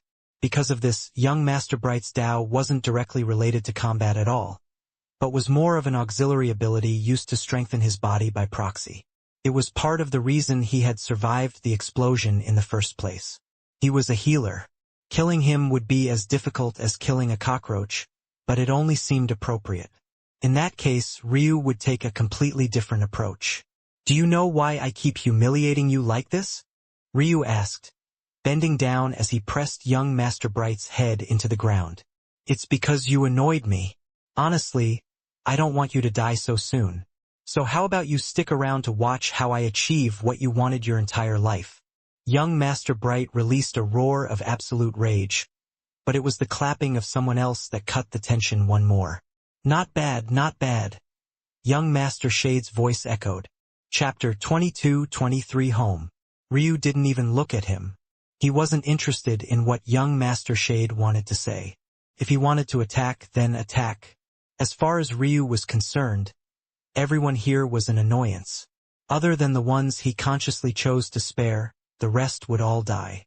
Every single last one of them, including young Master Shade. Ryu's arms flashed and he was already punching forward before there were any changes to the region around him at all. A bony arm wrapped in chains appeared from empty space. You really should pay attention while I'm... Bang! A fist slammed into young Master Shade's back. He was sent flying into the distance, his body rebounding across the ground. You're the weakest of them all, Ryu said coldly, still not quite looking at young Master Shade directly. I'm not sure where your arrogance comes from, but your Tao heart is volatile and weak, and your body shifts between corporeal and incorporeal not for some cool effect, but because you have no ability to properly control yourself at all. You bit off more than you could chew, stepping onto a path you're too weak to follow, but somehow you think that gives you the right to be arrogant. Young Master Shade's pupils constricted before the flesh on his face vanished once again, revealing the skeleton beneath. Then he grinned, a savage grin lacking even the slightest hint of humanity. But that means that you have the solution. I do, Ryu replied, his hands slowly coming together to form a seal. I'll give it to you. Just obediently become a summon. Young Master Shade was stunned for a moment before he laughed uproariously. Why would he take such a path if not for avoiding this precisely? He might look like he was in a ridiculous state, but that was only to Ryu's eyes. The fact that Ryu could see through this didn't make him more apprehensive. If anything, it made him more excited. That meant if he could capture Ryu, his path to the peak would be completed. The demon slowly stabilized his body, but then he froze. Ryu formed a second seal and then slowly formed a third. There seemed to be a pressure trying to keep his hands from coming together, but he only continued to move. By the fourth seal, their combination caused a clap of air to collapse space around his palms and fingers. Young Master Shade couldn't even move anymore, his teeth gritting against one another as he tried to pull himself out. But he seemed to have been forcefully snapped into his skeleton king form and he couldn't come out of it no matter how he tried. Mixing the path of demon and fairy. You tried to become a Kabus fairy and contract yourself, gaining the ability to perfectly control your Tao path and lord over death itself. It's an interesting path. You're just not smart enough to use it properly, and you don't have nearly the talent you need to execute something like that. To others, you're powerful. To me, you've always been an ant never worth my attention. The sixth seal formed. Are you all just going to stand there? Young Master Shade roared. The seventh seal seemed to rewind time, and the demon's voice echoed again, falling into an abyss of nothingness. I already told you what would happen. Why you, as a demon, think you can stand before a summoning necromancer and keep your life is beyond me. Obediently yield. The eighth seal formed and Shade fell to the ground, his body convulsing. He could feel that it was over. There was nothing that he could do at all. It was then, when Ryu was slowly forming the ninth seal, his forearms and wrists trembling in an attempt to keep his fingers straight and true, that a figure moved. A black shadow, shrouded in a cloak that seemed deeply entrenched into the very bounds of space themselves, closed the distance in the blink of an eye, slamming out a bony palm toward Ryu's back. Ryu's maw opened, a sneer painting his face. As savage as Shade's grin had been earlier, this was even more so. Shade might have been a demon, but at this moment, picking between the two, there was only one devil present. And it was Ryu Tatsuya. Ryu continued to press his fingers together, and all at once, the pressure on Shade vanished into thin air. Then it formed over the man behind him. Bang! The pressure descended from the skies. Boom! The figure was driven into the ground. It was only a brief instant before they broke free, their shadowy figure vanishing into motes of blackness that reformed in the distance. But that brief instant was enough for Ryu to grab out. There was a tearing sound through the air. The pressure had already shattered the cloak of the figure, but that wasn't Ryu's real aim. A rattling filled the air and a figure was ripped out, Chains of blackness and foggy darkness filled the air, each lashing carrying the howls of souls and the dispirited air of bad karma. And then came the wall of crimson. A hoofed steed with a majestic mane and arrogant disposition manifested. The once cloaked figure reached out, trying to grab at one of the chains, but it was too late. The delay in its escape ripped it out of striking distance. Ryu grabbed out, grabbing one himself and pulling. The crimson steed bucked, rage and fury coming from it as it lashed out against everything and anyone. Ryu's arm was almost ripped from its socket. He didn't even have much strength left in him. The steed's bucking and whining were enough to destroy worlds, its stomps cratering space itself. Every buck was like another smashing fist against Ryu's body. But Ryu held on. At the same time, the dissipating seal energy in the air seemed to converge once again. Come home, Nemesis. There was a calm rumble to Ryu's voice. Chapter 22-24 Make It Harder. Ryu's methods weren't things that others could wrap their heads around. But to him, they came like free-flowing spring water. Calm, unhurried, and exactly when he needed them. When he saw Jade in the past, he knew that there was a chance. A genius as arrogant as Jade would know of the weakness of his race and have no desire to fall into it. The reason he was the best, and the reason the demons only sent a single one of their kind, was because he was not only the best of the very best, but also because he was the only one that couldn't be so easily captured by necromancers. Jade had given up everything to gain a path of fairies to add to himself. Because of that, he had been able to resist all attempts to contract him in his lifetime. In fact, he had made all those that attempted to do so suffer fates worse than even death. However, his method was imperfect. Much like Serial, he hadn't managed a full merge, and quite a lot like Selhira, he was struggling with combining two such different paths as well. But it was precisely because Ryu had seen this so many times in those close to him that he recognized it immediately. He knew someone followed an unfocused path when he saw it. But he also knew something else. What were the odds that his main target was a Kabus controlling his demon partner as well? While it looked like he was using a unique sealing method for a man combined with the path of a fairy, instead, he was really planning on countering a Kabus and sealing a very familiar demon. When the seal shattered the first time, all Silent Kabus had done was break the exterior, shattering the pieces meant to counter a Kabus. And all that was left in the middle were the runes perfectly designed to pull a demon into submission. Would the seal have worked to suppress Jade? Yes, it would have. But that was part of the brilliance of it. Ryu had formed a trap that would have worked out in his favor no matter the situation. And now, Nemesis came to a healed stop, his head looming large over Ryu. The aura of a sovereign radiated outside, but seemingly suppressed by something. The tidal steel didn't react to it at all. All of a sudden, it seemed that Ryu was in control of the most powerful existence on the battlefield. Go rest, Ryu said softly. Nemesis lowered his head, plumes of hatred and other emotions coming out in waves. And then he vanished. Ryu stood there in silence for a moment. Was it selfish of him to not allow Nemesis a chance at revenge? Maybe in part.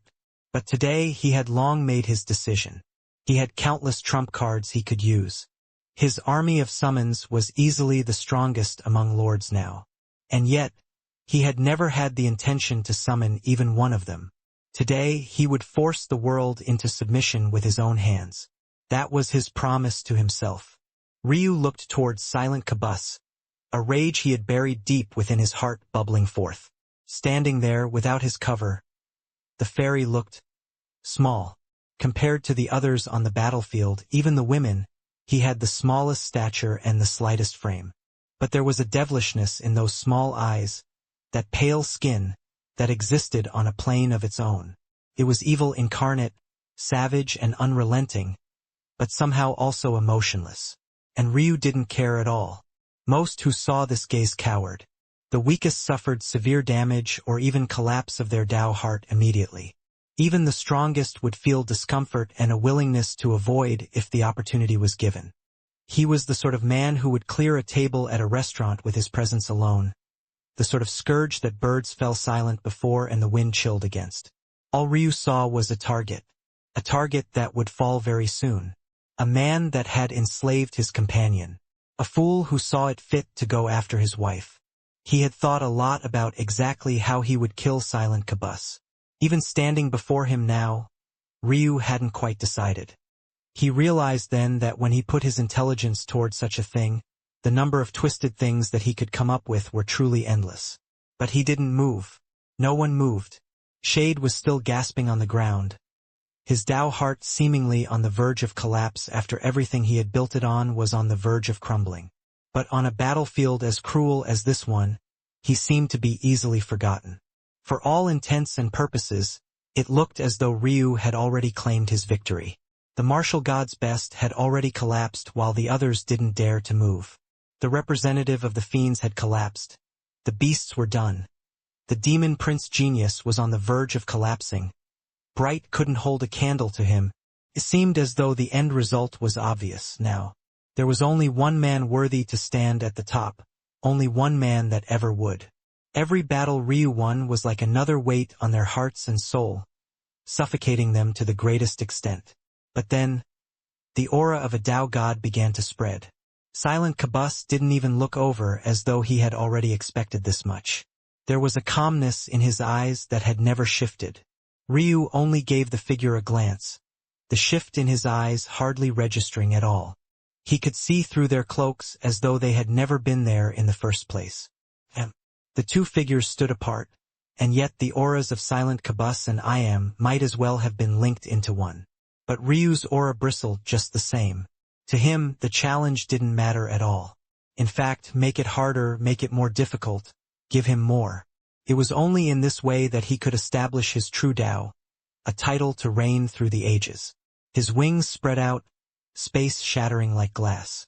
His hands shot out right afterward, grabbing onto two shards as though they were blades. Kamdi. Chapter 22-25 Monsters. Ryu's Tao heart seemed to echo through the skies, but the state of his body painted a very different picture. He looked like a flickering candle about to go out at any moment, an ant that could be crushed with the slightest breeze, a cultivator that had long been devoured by his own desires, his very own darkness. And yet, those here had long since given up on trying to paint him in that light. They stood in place with hardly any control over themselves. Many of them had already let their apprehension and fear eat them alive. In Ryu's presence, even if they normally wouldn't have made any mistake at all, they would certainly do so now. This was the pressure of facing someone you thought was perfect, someone you thought to have the entire world in the palm of their hands, someone willing to face off against the aura of a Tao god and not even question the title steel behind about how this could possibly be allowed. He didn't care about fairness or unfairness. He didn't care about the mountain he had to climb or the sort of corner he was being painted into. All he wanted was a battle to prove himself. Not to the heavens. Not to his clan or even his wives. But to himself. He was the man he had always thought himself to be, the man he had dreams of being, the cultivator that could hold up the skies with a palm and stabilize the earth with a step. He was. A booming roar of thunder echoed in Ryu's mind, blood spurting out of him from what were seemingly fountains of nothingness. The heavens seemed to be targeting his very blood essence itself, forcing him to leak out whatever semblance of life he even remotely had left. And then he moved as though he couldn't sense it. If they didn't want to come to him, he would come to them. Ryu seemed to lose the ability to speak once more. A manic howl coming from his lips. Heavenly patterns, once beautiful and shimmering in delicate hues, became more akin to cancerous growths around him, gripping onto the air and the fabric of reality, pulsing into them, and releasing a shuddering, menacing air. They corrupted life and even death itself, pulling at their edges and twisting them into something entirely new. Ryu completely ignored I Am, appearing before Silent Qibus with a claw that grew to the size of the fairy's body. Bang! Silent Qibus moved, his body becoming illusory as it slipped into the ethereal plane. Space folded and his steps accelerated. Unlike I Am, Silent Qibus had regressed his cultivation. As such, he was truly at the Lord realm. Of course, compared to other lords, he had touched the edges of the God realm, so his strength was still on a completely different level. His body had also been tempered by sovereign Qi in the past, so he was much more difficult to harm by extension. However, he was still susceptible nonetheless. After seeing Ryu's methods and strength, while he was confident, it wasn't to the point of taking him lightly. There was a calm reassurance to his expression, though, as he slipped away seamlessly. The layers and complexities of his methods would be far beyond these kids. Ryu, even with his eyes, wouldn't be able to see through him so easily. A slap rang across Silent Quibus' face, a shin slamming against the block of his elbow in his hip in quick succession, before a claw ripped through the robes and skin of his chest. The fairy managed to arch his back and dodge at the last moment, Ryu's series of combos so quick that he was sent flying diagonally to the side. The chilliness in Silent Quibus' eyes remained the same as he somersaulted through the air. His calm gaze looked down at his chest and bruised arm when he landed on his feet. He really shouldn't try to get into a close combat battle. He was a fairy after all. Unfortunately, the only corpse puppets of his main lineup that he could summon were Nemesis. But now the steed had been taken from him, and so easily at that. That pissed Silent Quibus off a bit, but he could only blame himself for his own failures. And how could he come here so ill-prepared? He would never be.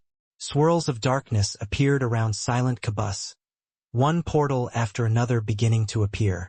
Monsters that could have only come from the sick, twisted nightmares of a madman began to step out one after another. Ogres with their skulls sewn together, a pair of women that had chains bolting their swinging breasts now and their necks twisted to the side, men that had iron balls hanging from their crotches, dragging them along with every step they took. It was a sight that was hard to describe and accept even for those that weren't of the faint of heart. But if one looked closely, one after another, it would be possible to recognize these monsters. These were geniuses. Geniuses that the world had lost track of long ago. Each and every one had once had a bright future, and now they were out for the world to see, out for the world to understand just how tragically each and every one of them had died. A female corpse puppet with her jaw hanging by a single long ligament reached forward, ripping the spine out of an ogre that was easily 3 times her height. With a screech that could make the strongest of heroes' hearts itch with goosebumps, she swung the blood mass like a whip right at Ryu's head. There was a shift in the air, space warping and yet obediently remaining intact as it appeared right about Ryu's head. It was a level of precision and control that none of the geniuses here seemed even remotely capable of replicating. Ryu had no choice but to dodge. Chapter 22-26 Did it matter? Space was entirely locked down. Beneath this control, it was like even Ryu's third eye was being suffocated. Chains rotated through the air and oppressed the wind itself. Bang! Ryu's body was smashed into the ground, flattened as though a pancake. Then, like he was some sort of rubber ball, he was bounced out of the air, the elasticity of the black tar-like flames covering his body making it look as though he had no bones at all. But he felt every single inch of it all. His body fragmented to pieces once again, his mind blurring. The pain was unbearable. Until now, he had been able to ignore it, but there was something about Silent Quibus' control that seemed to snap him back to reality, as though to remind him that his control was far from the pinnacle. How could he dare to control the heavens and become the sky itself if he wasn't even capable of controlling the space around a sovereign that had regressed back to lordhood?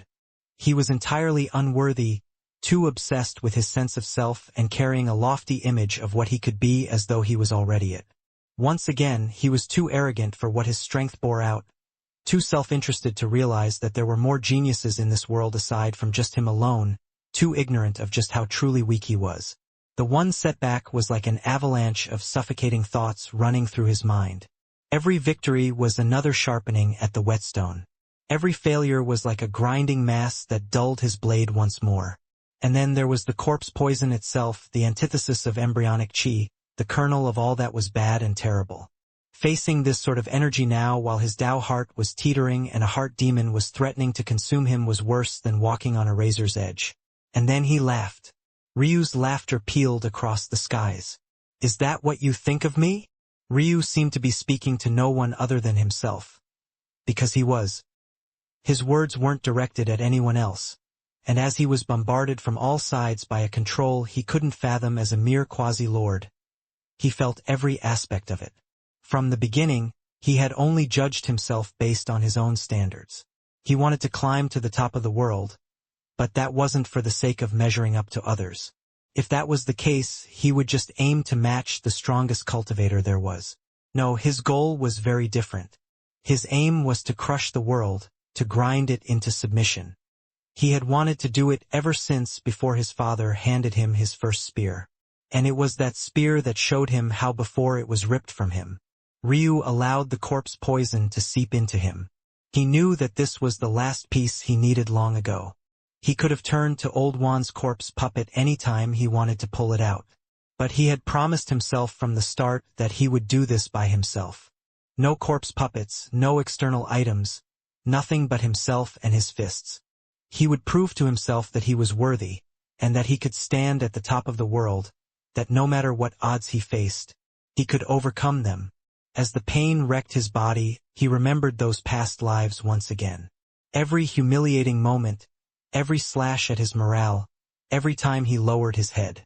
The swirling emotions filled the rage flames that pumped through his body, the black tar only growing darker and darker, more suffocating, more unforgiving. At some unknown point, the slashes against his body began to rebound back harsher than they sent him flying. Every whip might have echoed with a louder and louder boom. But it was only Iam whose eyes seemed to sharpen in time to realize what was happening. Just as Ryu was about to pierce through that thinnest of thin veils, Iam shifted from his position. There was a large gap between every royal cultivation realm. Everyone carried a completely different sort of weight. Silent Kabus had already made Ryu feel like he couldn't react well. The gap in power was one thing, the gap in control was another, the sense of timing and ability to grasp opportunities yet another. For Iam, it was on an even higher level. Ryu had been ready for a counterattack. He had still underestimated the sort he would receive, though. Iam seemed to slip through all of his countermeasures, appearing before Ryu in a blink and punching out with a fist that seemed almost foreign to him. Ryu could feel the difference between a technique that had just been picked up and one that had been honed and mastered over years. It wasn't just a matter of skill gap, but he could quite literally feel the gap in fate as though it wasn't truly tied to the man. So this was how Iam had hidden himself. He had masked his Tao with others, picking them up and incorporating them into himself until he managed to maintain his god control while the likes of Silent Kabus had to suppress themselves. A claw was ripped through Ryu's chest. For the first time, the tar-like flames couldn't maintain themselves, and Iam's chi poured into Ryu's true body, tearing him to pieces and ripping out everything that it could find. It was relentless and didn't carry the slightest hint of mercy. The principle that Ryu had felt so intimately while scanning his lives played out once again. The butterfly effect. Just the slightest hint of a change could blow everything off course. It could shatter what it meant to be you. So the question was, how was it that he had managed to remain himself during the Phoenix Sky God's trial? How was that one of the only lives which, despite the humiliation, he could be proud to say was him? Well, did the answer matter? Seemed that today would be his death date. Chapter 22-27 Who cared? Ryu looked down at the arm through his chest, or maybe that was what he tried to do. In the end, the only thing that shifted were his eyes, his body lacking the strength it needed to even move in such a way anymore. Feeling its presence, and the way a burning fire ripped through him, he was eerily calm facing the end. There didn't seem to be anything to fuss about. Had he wanted victory? Yes, he had. More than maybe anything else in this world. But this was just how the world of cultivation was. He had killed more than his fair share of people who had their own dreams and aspirations, their own hopes and goals. He didn't even think twice when he did it. He had said it more than once, even ironically at that. He didn't need such hypocritical feelings. He laughed to himself. He was such a hypocrite that he was even willing to decide what was okay to be a hypocrite about and what wasn't. That was who he was. His creed came down to his personality and his personality alone. He didn't allow outside influence, even a so-called moral compass, to decide who he was. And that was when the answer finally came to him. I see, Ryu said softly. Ryu's eyes shifted up from the arm in his chest as he met Iam's gaze. There was a calmness in there that belied the savage nature of the aura he was giving off, nor the dense corpse poison and heart demon aura. He looked like that scholar sitting at the library once again. What was the main difference between the Phoenix Sky God's trial and these others? It was that compass. Throughout all these lives of his, he really had been the same person. The difference was in what he decided was important to him and what he decided wasn't. Whether it was as the heir to the Tatsuya clan or the heir to the Tor clan, he was a noble in both lives. In one life he was coddled and caressed, shown love and support. In the other, he suffered untold humiliation even by the hands of his own parents, seen as little more than a tool to be used or executed for the sake of a legend that wasn't even his own. All because he had been born with a hair and eye color that he shouldn't have been. But in both lives, he had chosen defiance. That was the underlying difference. Defiance against the heavens. Defiance against the Tor clan. They were two things on completely different scales. To say that he was the same in both almost seemed asinine as a result. But to a little boy who knew nothing of the world, who could see nothing of the world, the Tor clan was his heaven. It was a matter of perspective. Could you truly look a child in the eyes and laugh at them because of this? By extension, could you look at any one of his other lives where his choice was something else and look down on them just the same? There was a flash in Ryu's eyes. Of course he could. He didn't like their decision at all. How dare they humiliate him in this way? How dare they stain what it meant to be him? But as he slowly shifted his lenses, as he began to see them in a different light, Ryu began to see other things. He didn't just see a man lowering his head to a noble. He saw a man who chose to lower his head so that this noble wouldn't target his wife and children. He didn't just see a monk following an inglorious, annoying path of gathering fate and tricking others. He saw a man steeped in discipline, willing to cut from himself the insecurities and temptations of flesh. One after another, his lives were recontextualized in his mind. Serial was a woman he had once adored, but fell out of favor with him because of her choices and decisions. But logically speaking, was she any different from the woman he had taken a liking to back then? He had eventually gotten over it and changed, embracing her as his wife. But had he ever really faced exactly what that meant? Maybe in part. But it wouldn't be unless he embraced it for himself that it would make all the difference. And why do I have to do that? Ryu asked, once again speaking to himself. There was a shift in the air as he seemed to be talking to no one at all. Even his sense of self seemed to have vanished, replaced by nothing. Most, even I am, seemed to believe that this could only mean one thing. Death. What else could it possibly mean? Ryu, however, was still lost somewhat, drifting through the empty abyss. Even if he understood, it didn't mean he had to like it. He accepted Serial as his wife not because he was in favor of her actions, but because it didn't matter to him. Normally, he would be a man disgusted by Elena's laziness, her distaste for battle. Even if she was willing to go all out when the moment called for it, it shouldn't be enough for him to love her as much as he did. He could go down the list of qualities about his wives that he didn't like one by one with great ease. Even Elsa, his own life partner, had quirks about her that he didn't like. And sometimes, ironically enough, those quirks were just perfect reflections of himself. But he didn't care. Because as he had said, he would hold up the skies for them. Who cared if Elena was lazy? Who cared if Serial preferred to keep a low profile? Did it matter if they could stand behind their husband's back? If he could protect them as he had always promised to? But his standards for himself, those were very, very different. Chapter 22-28 I Am. The wind shifted around them as I Am pulled his arm back. Ryu's corpse collapsed to the ground, tar-like flames sticking to the fluttering rainbow clouds. A pair of silvery eyes looked up to the skies, but they seemed to be all that was left. I Am looked down, and then reached to pluck Ryu's eyeballs out for himself. He was a member of the Rune Master Guild. How could he not be fascinated by researching such special eyes? But he hardly made a movement when everyone acted at once. Their greed had already been boiling over, so how could they allow I Am to take hold of it without any pushback? I Am's eyes narrowed, but he suppressed his urges. His aura flared out and he struck out with several palms. However, it was young Master Bright and young Master Shade that suddenly appeared before him, a scythe and a fist pincering him from two sides. I Am was forced to retreat. Suddenly, the confidence everyone was feeling seemed to return. None of them had experienced anything like Ryu before, a man so weak and yet able to pressure so many to such a shocking degree. I.M. might be powerful and his control was exceptional, but he was using techniques he wasn't completely comfortable with, and they had a numbers advantage. On top of this, they could all feel the Tao God aura. As such, unlike with Ryu, who was a lord in most of their eyes and they couldn't bring themselves to truly fight together against I.M. was free game. The worst of it for I.M., though, was Silent Cabus, who was the only one that hadn't moved. It felt like the eyes of a viper were behind him.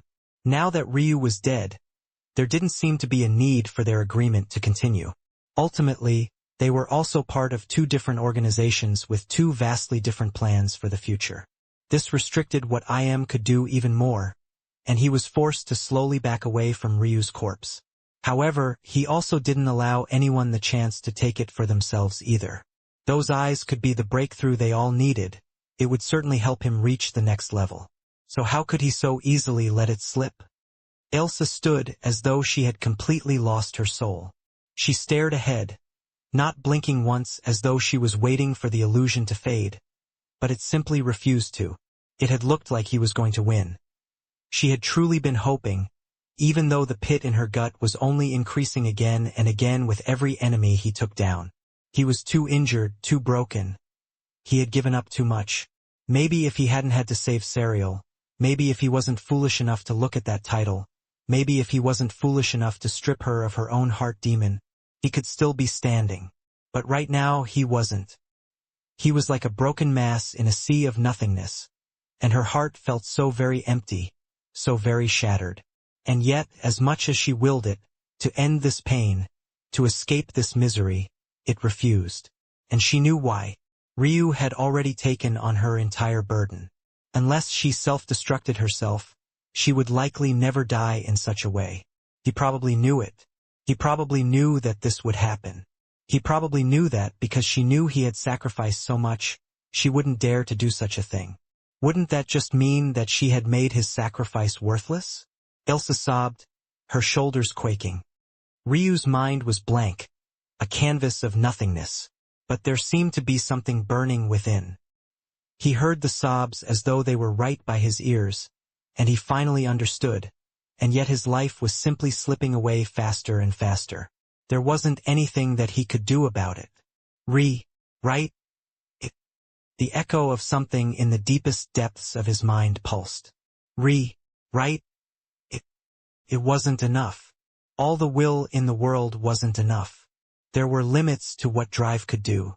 It was why he had needed circumstance to push him part of the way to where he stood today. He took hold of the reins himself afterward, but there was no denying this fact anymore. It was a good thing, then, that he had a plan. He wasn't the same Ryu of the past. He had once hated the heavens with his very being for what it had done to him. But then he had grown to accept that the heavens were just a mass of laws. It didn't owe him anything. If anything, it had helped him a great deal. However, it wasn't until this moment that he fully embraced it. The butterfly effect, the circumstances of his life, the pieces that had to fall into place to allow him to be here. He was always the same man, he would always be the same man. He could only ever be one man and would always be one man. And then Ryu's voice echoed as though it descended from the dome of the heavens itself, the entire battlefield freezing over. I am. Ryu's voice rumbled. The sky above the sky, the Tao above the Tao, the heavens above the heavens. I am. Omniscient, omnipotent, omnipresent, all-powerful and eternal. I will have a name that resounds above all, looming like a dome above existence. The title steel rumbled, lines of gold and violet swirling as a name that had birthed its own humiliation was extricated. Its power used to write a new name. In a far-off place, the nameless immortal god sensed something and then scoffed. He didn't seem to care enough, returning back to his wives. The lines continued to morph and change, a new name being written. I will be the mountain peak you all chase for the rest of your lives. The title steel suddenly fell into silence as though to ensure the rest of the world listened carefully. I am. The echo of Ryu's voice pealed across the rumbling clouds like splitting strokes of thunder. Ryu Tatsuya. The final strokes of the title were emboldened and the dome of the heavens shattered. Chapter 22-29 Pulse. The words echoed across the world. As though the fabric of reality itself was reacting, rippling waves shook it all. Ryu had thought a lot about what his title should be, more thought than he had maybe put into anything else. As a master of linguistics, he had learned countless languages, and even more methods of conveying thought. As a rune master, his views on the world were endless compared to the fellow cultivators of his generation. It could be said that if there was anyone in this world that could pick the perfect title for themselves, that man was Ryu himself. But no matter how he twisted himself and bent himself silly trying to think of the perfect title to encapsulate all and everything he was, the further he got away from making a decision. It didn't matter how long he made the title, how many things he tried to encompass within it. Nothing seemed to be enough. So he went the other way, trying to constrain the title, shorten it, forcing himself to find words that could mean many things at once. And that was when it clicked for him. A short title representing everything you were. What was that if not your name? All of these people and geniuses were chasing after titles that could only be shared once, hoping and praying that the title they chose for themselves, some variation of a title that had likely existed at some point in the past, were wasting their time. Were there people in the past that had the name Ryu? Almost certainly. Were there others with the last name Tatsuya? There definitely were. Were there those that had the combination of the two, formed together? He could already sense them where he stood. He knew other Ryu Tatsuyas existed. The world was simply too large, too vast. There might even be Ryu Tatsuyas out there that had gained their names by the accidental choices of syllables of their own unique language but didn't have the same meaning to the characters at all. But what did that matter to him? There wasn't a single word in the world that couldn't be found in some other place, representing some other thing. He had already felt that the title steel itself was greatly restrained by the sheer number of titles that it had given out in the past. But from now on, when the name Ryu Tatsuya was spoken, it would only represent one man, one existence, encompassing the cultivation path of a single powerhouse. He would force his name, handed down to him by his parents and his grandparents before them, to embody something on a plane of existence all its own. When the name Ryu Tatsuya was echoed, they would understand precisely what that meant and what it represented. The title steel shook and quaked. Pulling on the faith that was once left by the nameless immortal god, it wrote Ryu's title into the annals of history. This was clear favoritism, and there was no getting around it. Ryu's title, much like the nameless immortal gods, wasn't set in stone like another's title might be. What it represented depended on what they would accomplish, had accomplished, and would continue to accomplish. This wasn't the title steel saying that Ryu's title was superior, but rather that it finally had the momentum it needed to express its distaste for the nameless immortal god's methods and praise for Ryu's path. It was the title steel.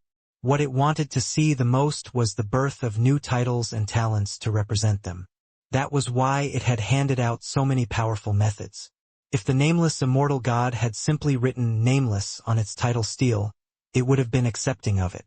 But to disrespect it so unnecessarily for doing nothing more than trying to help him, the title steel almost scoffed in displeasure. A treasure that had lived for so long had certainly long birthed its own intelligence. Now that it finally had a chance to vent, how could it not? It seemed to have completely forgotten that Ryu had only just been trampling all across its rules as well. But as far as it was concerned, Ryu was at least technically following the rules and helping its titles to spread. The nameless immortal god, however, not only did he trample on its rules, but he had denied it the chance to birth maybe the strongest title to ever exist.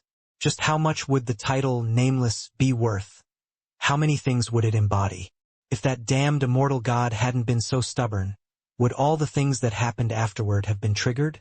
Now he was off on vacation, living up his life, while existence itself crumbled. Yet he took no responsibility for it at all, as though it had nothing to do with him. To make matters worse, the treasures of the world capable of striking the balance and leveling things out once again were all in his possession. He didn't even need them, but he kept them for no other reason than he didn't like giving up his things. It was ridiculous. Absolutely ridiculous. He would likely only step in when the world actually showed signs of impacting his own life. But at that point, how many would die? The insufferable bastard didn't give a damn. Ryu could practically feel the frustration of the title steel boiling over, and he couldn't help but raise an eyebrow. Honestly, he wouldn't give a damn either. Maybe the title steel was being a bit too eager here. Yes, you would. The message was clear and obvious. It was in a mixture of emotions and runes that others wouldn't be able to decipher at all. And yet it only took him a moment to settle into this language. Ryu paused. Why was this title steel so confident about that? Oh, is that why? Ryu nodded. That was possible. This nameless immortal god seemed to already sit perched at the top of the world. He didn't care to rush around proving himself against every challenge and found basically everything to be beneath his notice. But Ryu, there was still a burning fire in him. He hadn't even become a lord yet, let alone an immortal god. Or whatever the hell that was. Something told Ryu by the intent behind the language that the cultivation systems were different, and that fascinated him. Ryu had been across many worlds, but everyone seemed to follow the same cultivation system. Where had this other one come from?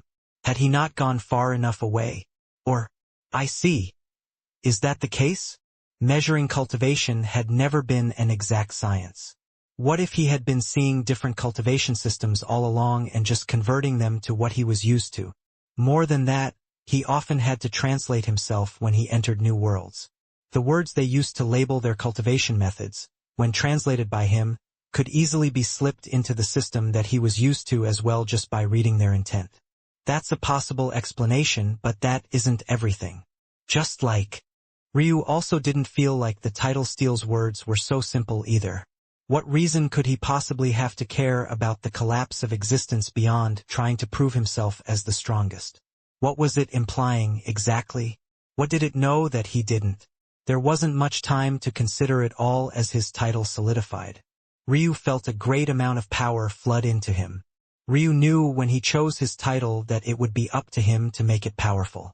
What he maybe hadn't considered enough because he wasn't used to it was just how powerful he had made it already. Just how many powerhouses were watching this battle. How many had witnessed his strength. How many shocking geniuses with fate that should be much stronger than his own had he crushed already. While he was still very much ready to build his title up to the level he wanted it to be at, he had neglected to understand what sort of level he had already reached. Amongst his generation already, Ryu had maybe the greatest fate there was. In the abyssal plane, a fate star that had once been dull and lifeless, unable to spin on its own, was rotating faster and faster, solar flares of gorgeous silver akin to molten steel forming large arcs across millions of miles. Magnetic pulses radiated outward, and a fate star in the distance. A distance that had once been far too far for them to even interact, was suddenly sucked into its orbit. A whipping power lashed out, devouring it whole before it could do anything. The collision of two stars should have been enough to erupt with a blast scene across countless light years. And yet, this second star was snuffed out as though it had never existed at all. But the silver star was still hungry. A pulse akin to a roar radiated out. Chapter 2230 end. Batum. Ryu's body convulsed, his eyes snapping open. As though his Tao heart was only now being awakened. Radiant power echoed through the planes of existence. Akin to a slumbering dragon being poked awake, he stared up at the skies, his body laying there with a gaping hole in his chest. But judging by the placidness in his gaze, one would have never thought that he had experienced such injuries in the first place. Batum. What a peculiar feeling. The spiritual foundation was in the abyssal plane, but so too was the fate star. Ryu had never truly connected the two because they seemed unconnected. He had lost count of the number of ancient texts and annals of history he had poured through. Not a single one of them had any mention of any sort of connection. So why was it that he felt so awake right now? I see. Another radiant pulse came from Ryu's mind, and he was enlightened to something truly shocking. But it had nothing at all to do with his fate star, his Tao heart, or its relation to his control. Well, he guessed it did in part. But regardless of that, it didn't matter.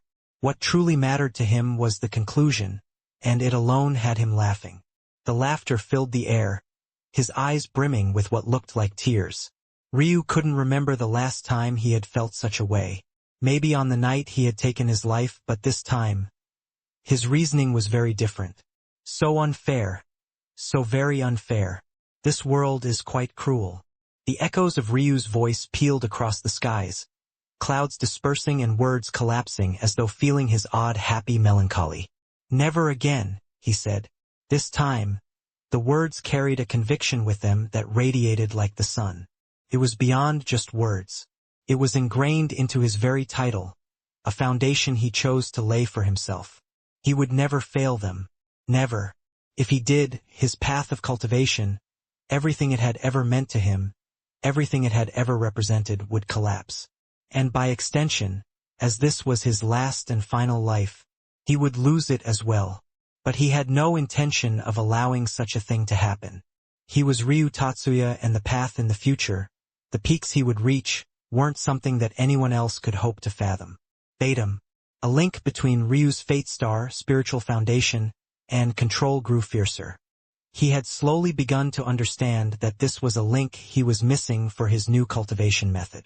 In fact, he should probably be thanking himself for being stuck at Quasi-Lord for too long. If he hadn't, he would have left behind a flaw that would have been difficult to fix. Of course, it was his cultivation method, so he would have most definitely found a way to turn things around. But why go through the trouble if he didn't have to? Why fail if he didn't have to? Why take a step back if he didn't have to? From now on, he would only walk forward. What was the greatest control if not that of fate? He already had such a great affinity for it, but what he had never truly contextualized was how other cultivators gained it. He had a strong affinity for it because this was the way he was born. Eventually, he integrated it into a soul nature, but he had always had it. It was likely that for normal cultivators, as they approached Tao God, and spent long periods of time within it, they too grew closer to their fate star. Being able to sense all aspects of themselves and have perfect control of one's path through all planes of existence. That was what it meant to be a Tao God. But Ryu's cultivation method was a step beyond. He had incorporated control into every aspect of his being, from the earliest cultivation realms to the highest. When he stepped into Lord, it wasn't just a matter of gaining a closeness to his fate star. He gained real control, real dominion, real dominance over his own fate and the ability to swallow, suppress, and crush that of others. A formation was triggered in the depths of his dantian and the linkage was completed. A trifecta of soul, spiritual foundation, and fate star was created. Absolute carnage was being wrought in the abyssal plane. A single fate star swallowed everything in the vicinity, growing larger and swallowing up more. It reached the bounds of existence itself, growing so enormous that it couldn't grow any more, not without crushing everything. But then it pushed past that boundary. Beyond perfect extreme. Bang! The abyssal plane fragmented around it. Datum. Ryu's aura had grown so powerful that none was capable of standing near him, let alone actively trying to get close. Like a flickering flame carrying a density of power and might that could burn a world to the ground, he just lay there, until reality shattered. Ryu found himself falling, or so it felt. Beneath him, an enormous silver star had appeared. Elena's little brother stared at it far too intently. While most others smartly looked away, his stubbornness was his undoing. He screamed as his eyes were burnt away, his irises becoming nothing more than flashes of white as blood fell like a rain of tears. Ryu fell toward the star, his body still limp and unmoving. But soon it became clear that he was falling much too slowly. Rather than falling, it was more like reality had been twisted so much that their usual judgments were impossible to follow. And then the silver star rotated. There was a huge suction of energy, but it didn't come from the fate star, but rather Ryu himself. The enormous star, unfathomable in its scope and even larger in its dominance, was obediently pulled into Ryu's body. But just when it seemed that things were finished, the world shattered once again. This time, it was an enormous sea of blue-silver, so large and expansive, and filled with such dense chi, that the surroundings felt dull and uninteresting by comparison. However, within it, treasures so rare a single world might only be able to produce one of them in a lifetime floated within. But their greed couldn't even grow before it, too. was sucked into Ryu's body. Baitum, Baitum, Baitum. Power radiated out of Ryu in waves. Thrumming energies from all places were sucked away. With a crack running through the planes of existence, chi of all kinds were pouring in toward the sudden formation of a void. With the Fate Star having appeared and then vanished, and the same happening for the Beyond Perfect Extreme Spiritual Foundation, it was like the region around Ryu had become an area of especially low concentration. In response, energies naturally flowed to the region, and right into Ryu's body. Baitum. The black tar-like flames on Ryu's body grew thicker and bolder, shrinking into his shriveled-up corpse and then latching onto his perfect black buddy soul. At the same time, the spark of life flames of his white phoenix spiritual foundation poured into his body.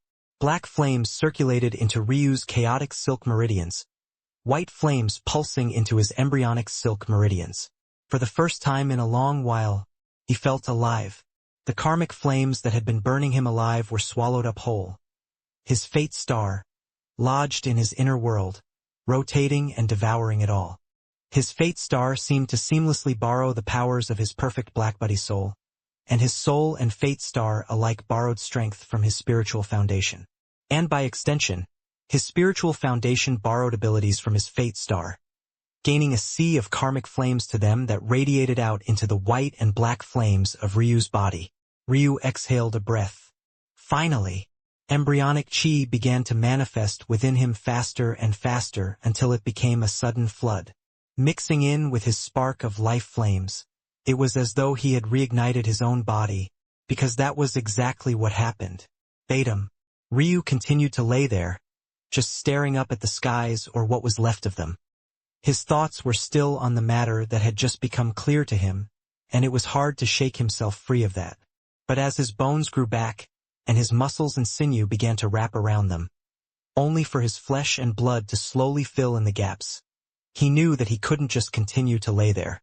The longer he did, the longer it would take to get that moment. The moment that he could set all of this back to the way it was meant to be. It seemed that the title steal was correct. He would indeed get him involved.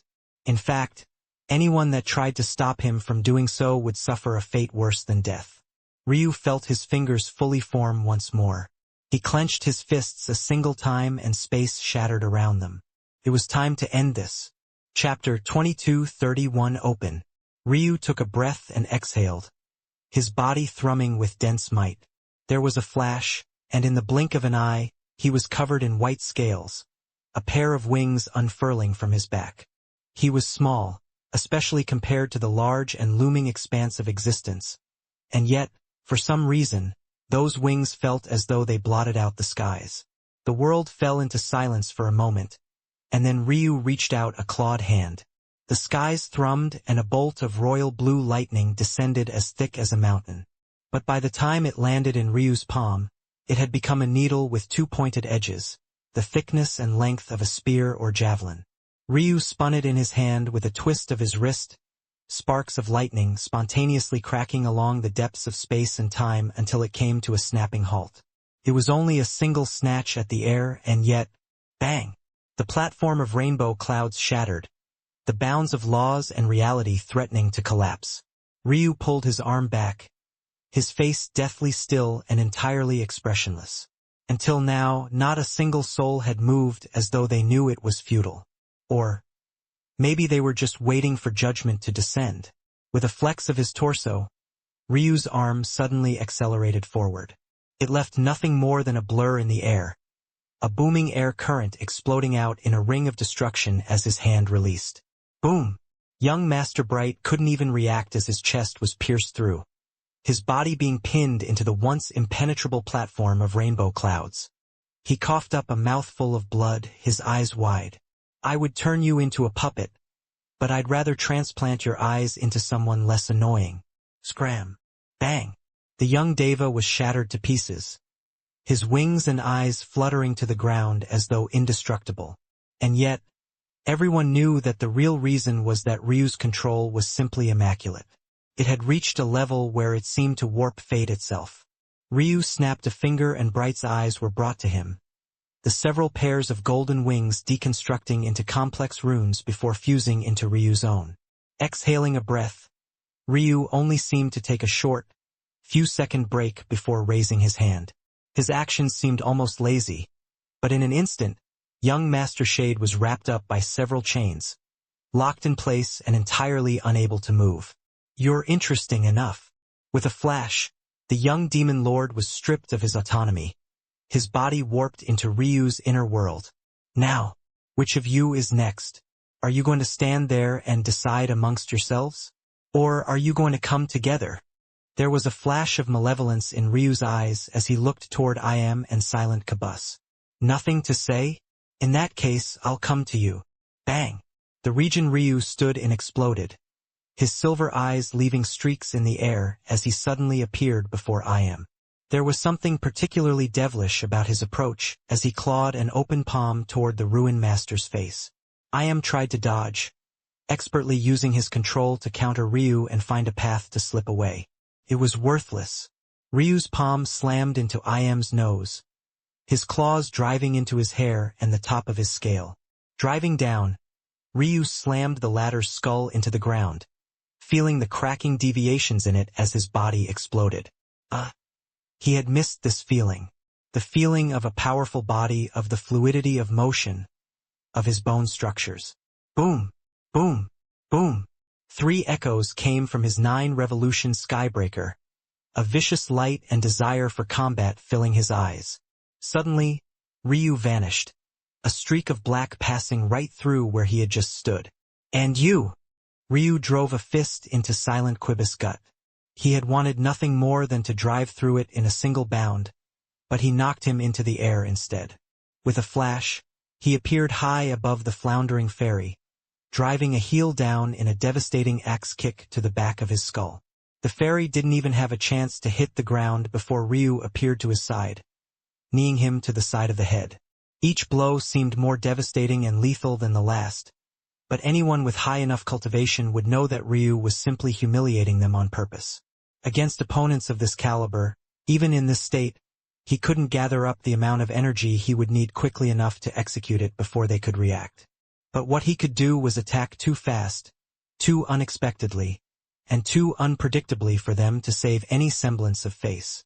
Ryu landed on the ground lightly, his wings unfurled to radiate out sharp streams of air that had them rolling along the ground. "If you insist on thinking that you can get out of this without sacrificing a great deal, I can save you some time and help you accelerate to the only logical conclusion. Bring out what you have now, or else you'll lose your head just like all the others before I've had my fun." A wild grin spread across Ryu's face, veins of black running out from the corners of his eyes as a darkness slowly enveloped the white of his pupils. He reached out one hand as the black tar flames appeared once more, forming a great sword staff of dense dark energies.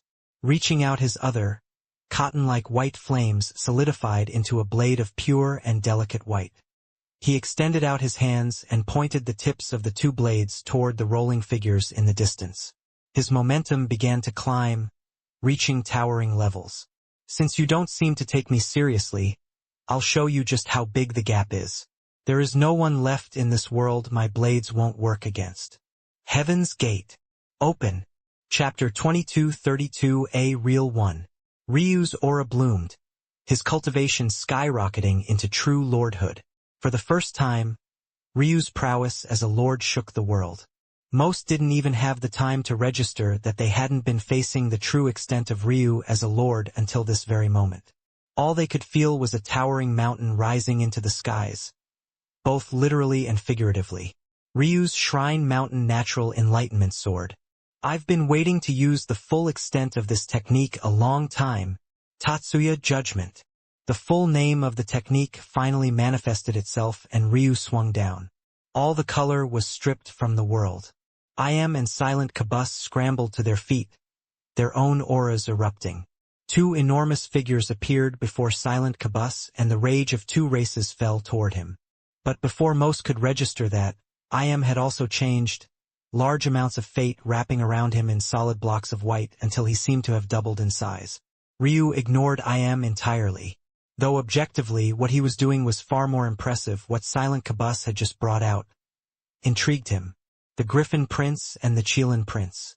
At some unknown point, Silent Qibus had actually contracted them both as summons, and they didn't seem to have the slightest bit of resistance. Though, he doubted if he could really get away with calling her little anymore even after the regression. After all, she too had experienced trillions of years. What are trillions of years if not just a few extra thousands of years? Is this your trump card? Ryu asked, looking at Silent Qibus as though I am didn't even exist. He's controlling fate on a scale most here couldn't fathom, and you brought out two geniuses of the young generation that I could kill with a snap of my fingers? Honestly, for someone daring enough to try and claim my wife as your own, you lack any redeeming qualities. You're a disgusting dreg, you lack strength, you lack power. You hid from a woman for millennia, while building up a false reputation of her actually caring for you. As a man, I have no idea how you live with yourself. Silent Qibus didn't respond, but Ryu only smiled in return. I know. For a person like you to have committed so many vile acts, how could your Tao heart be so easily shaken?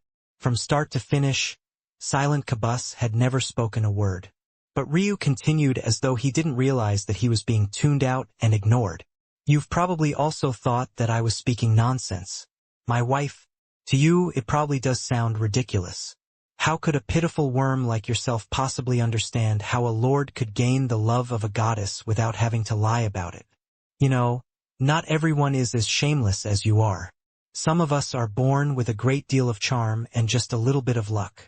Ryu's aura completely changed, and in that moment, he seemed to have vanished, only to be replaced by the perfectly replicated aura of a cultist fairy.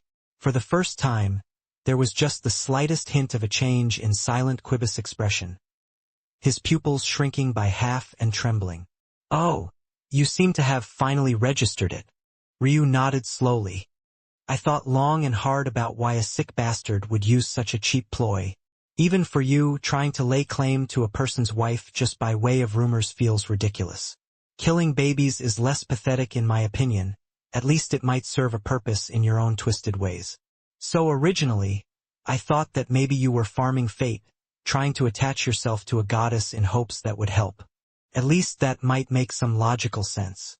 Of course, I ignored maybe the most obvious reason, that being that you actually wanted a chance with her and somehow you thought that this might be the best way. It would probably be too bold indeed. Do you have any idea how stubborn my wife is?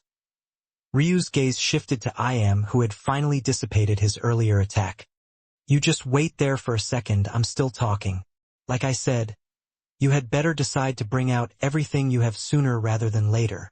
Ryu slashed out again, and this time an echo of 9 revolution sky rumbled through his body and veins popped along his arm. But he completed the swing nonetheless before turning back to Silent Qibus. It just couldn't be, right? Ryu asked, blinking. The big bad, genocidal maniac is actually an invalid who can't talk to women? Is that why you dismember and humiliate them? Is that the best form of communication you have? Silent Qibus' jaw clenched, his expression still hardly changing. It was an impossibly subtle change, and yet just how sharp were Ryu's eyes? Oh, did I strike a nerve? Unfortunate. Why don't you come and bite me? Having a piece of me is as close as you're ever going to get to touching her anyway. There was another ripple from Ryu's body, and this time, it was the aura of a primordial Een that radiated outward. A very specific primordial Een. Silent Qibus seemed to have turned into an entirely different man. His clenched jaw unhinged. His eyes turned into 2 dark orbs of abyssal light, and a wild, monstrous roar sent out shockwaves as powerful as a dragon's breath in all directions. His bones cracked and deformed, and then he lunged forward. Ryu looked away from him and into the distance, then spoke as though he was speaking to the audience of the world itself. You see this? This is what a real heart demon looks like. As for this, Ryu raised his hand, his black great swordstaff flashing. This is what dominance looks like. Bang! Ryu swung his sword down, slamming Silent Qibus into the ground. Chapter 2233 Pride. Silent Qibus rebounded against the ground, his body practically shutting down on impact. However, Ryu's sword didn't manage to cut through him. Ryu himself didn't seem surprised by this, nor did he care very much at all. Controlling a chi on the same level as embryonic chi was far from something that would be easily dealt with, especially not when the fairy had suddenly reached this state. By triggering a heart demon like this, Silent Qibus had actually become several times more powerful. The reason Ryu's black flame had become tar-like was because of how the rebounding of karma reacted with the laws of the world. It either swallowed or rejected. The end result was an exceptionally bouncy, but also sticky substance that had defenses like no other. Of course, if you couldn't control your mind, it also made you a complete madman as well, something that Silent Qibus was more than displaying now. Right now, the backlash that Silent Qibus was experiencing was far beyond anything Ryu had, and it showed. Ryu's sword blade rose into the air. Chi. All of a sudden, the tough, unbreakable substance was split in two by his white sword. Silent Qibus writhed on the ground, but couldn't move at all, as though an ant pinned to the ground. Holding onto the hilt of his great sword staff, Ryu bent down, tilting his head and looking at the writhing form of the fairy that had pissed him off so much. I really can't bear to kill you just yet. Ryu seemed to have entirely ignored IM's presence. But not only had the Tao god not reacted with any offense to this, he just stood there, seemingly trying to calculate something. After suffering Ryu's last attack, IM knew that it would be impossible to deal with this situation in his current state. He needed his real power. But if he used his real power, then the tidal steel would react and smite him. That wasn't something that even he could survive. There was no choice but to rely on the hodgepodge of skills, techniques, and otherwise that he had gathered up from tidal steel world. It wasn't enough. IM suddenly met Ryu's gaze, only to see the latter's smile. It was the face of a man who had the world in the palm of his hand, of a man who could finally sniff the mountain peak that he had been chasing his entire life. The smile of a quasi-Tao lord who could look down on a Tao god as though he were an ant. At that moment, IM felt something trigger in him. A feeling that he hadn't felt in a very long time. A feeling that he had suppressed for so long he had forgotten that he had suppressed it in the first place. Pride. How long had he felt that distaste on the tip of his tongue? How long had it been since something had triggered his boiling blood?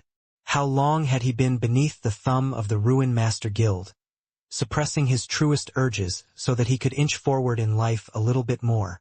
He turned his power onto children he found useful, weaklings he could easily manipulate into doing what he wanted.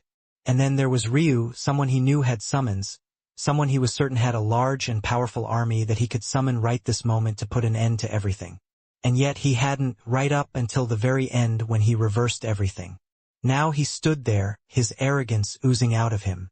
Before he reached this point, how many people had told him that his inflated sense of ego was too much? How many people had looked down on him, thinking that he thought too much of himself? How many times had he been suppressed again and again, only to rise up once more? Not once had he compromised, not once had he lost his edge. That was the difference between the two of them. The light in IM's eyes blazed bright and brighter. His arms suddenly flared out, the flapping of his heavy sleeves slapping against the wind. A pair of magic circles appeared around his wrists and the tidal steel rumbled. Boom! Boom! Boom! The skies split, arcs of karmic flames descended and enveloped IM whole. As though replaying some time lost to the past, only a pair of eyes could be seen. It was something that Ryu had personally gone through just days ago in order to save his wife. But now, IM was pulling out his full strength for no other reason than to save himself. His way of cultivation. He wasn't thinking about success or failure. He was thinking about rekindling the flame in the depths of his heart. Ryu's gaze flashed, and then a wild grin spread across his face. Bang! They both moved at the same time. Ryu's blades had vanished from his hands. One after another, runes lit across his bones, his white scales reflecting their dancing aura within their crystalline sheen. Boom! Boom! Boom! Boom! Boom! Boom! Boom! Boom! Boom! Boom! Crackles of thunder echoed as Ryu activated his 9-revolution skybreaker bone structure to the absolute max, cosmic fog billowing around him. His fist met IM's and his arm almost exploded on impact only for it to be reconstructed. The strength IM was outputting now was a completely different level.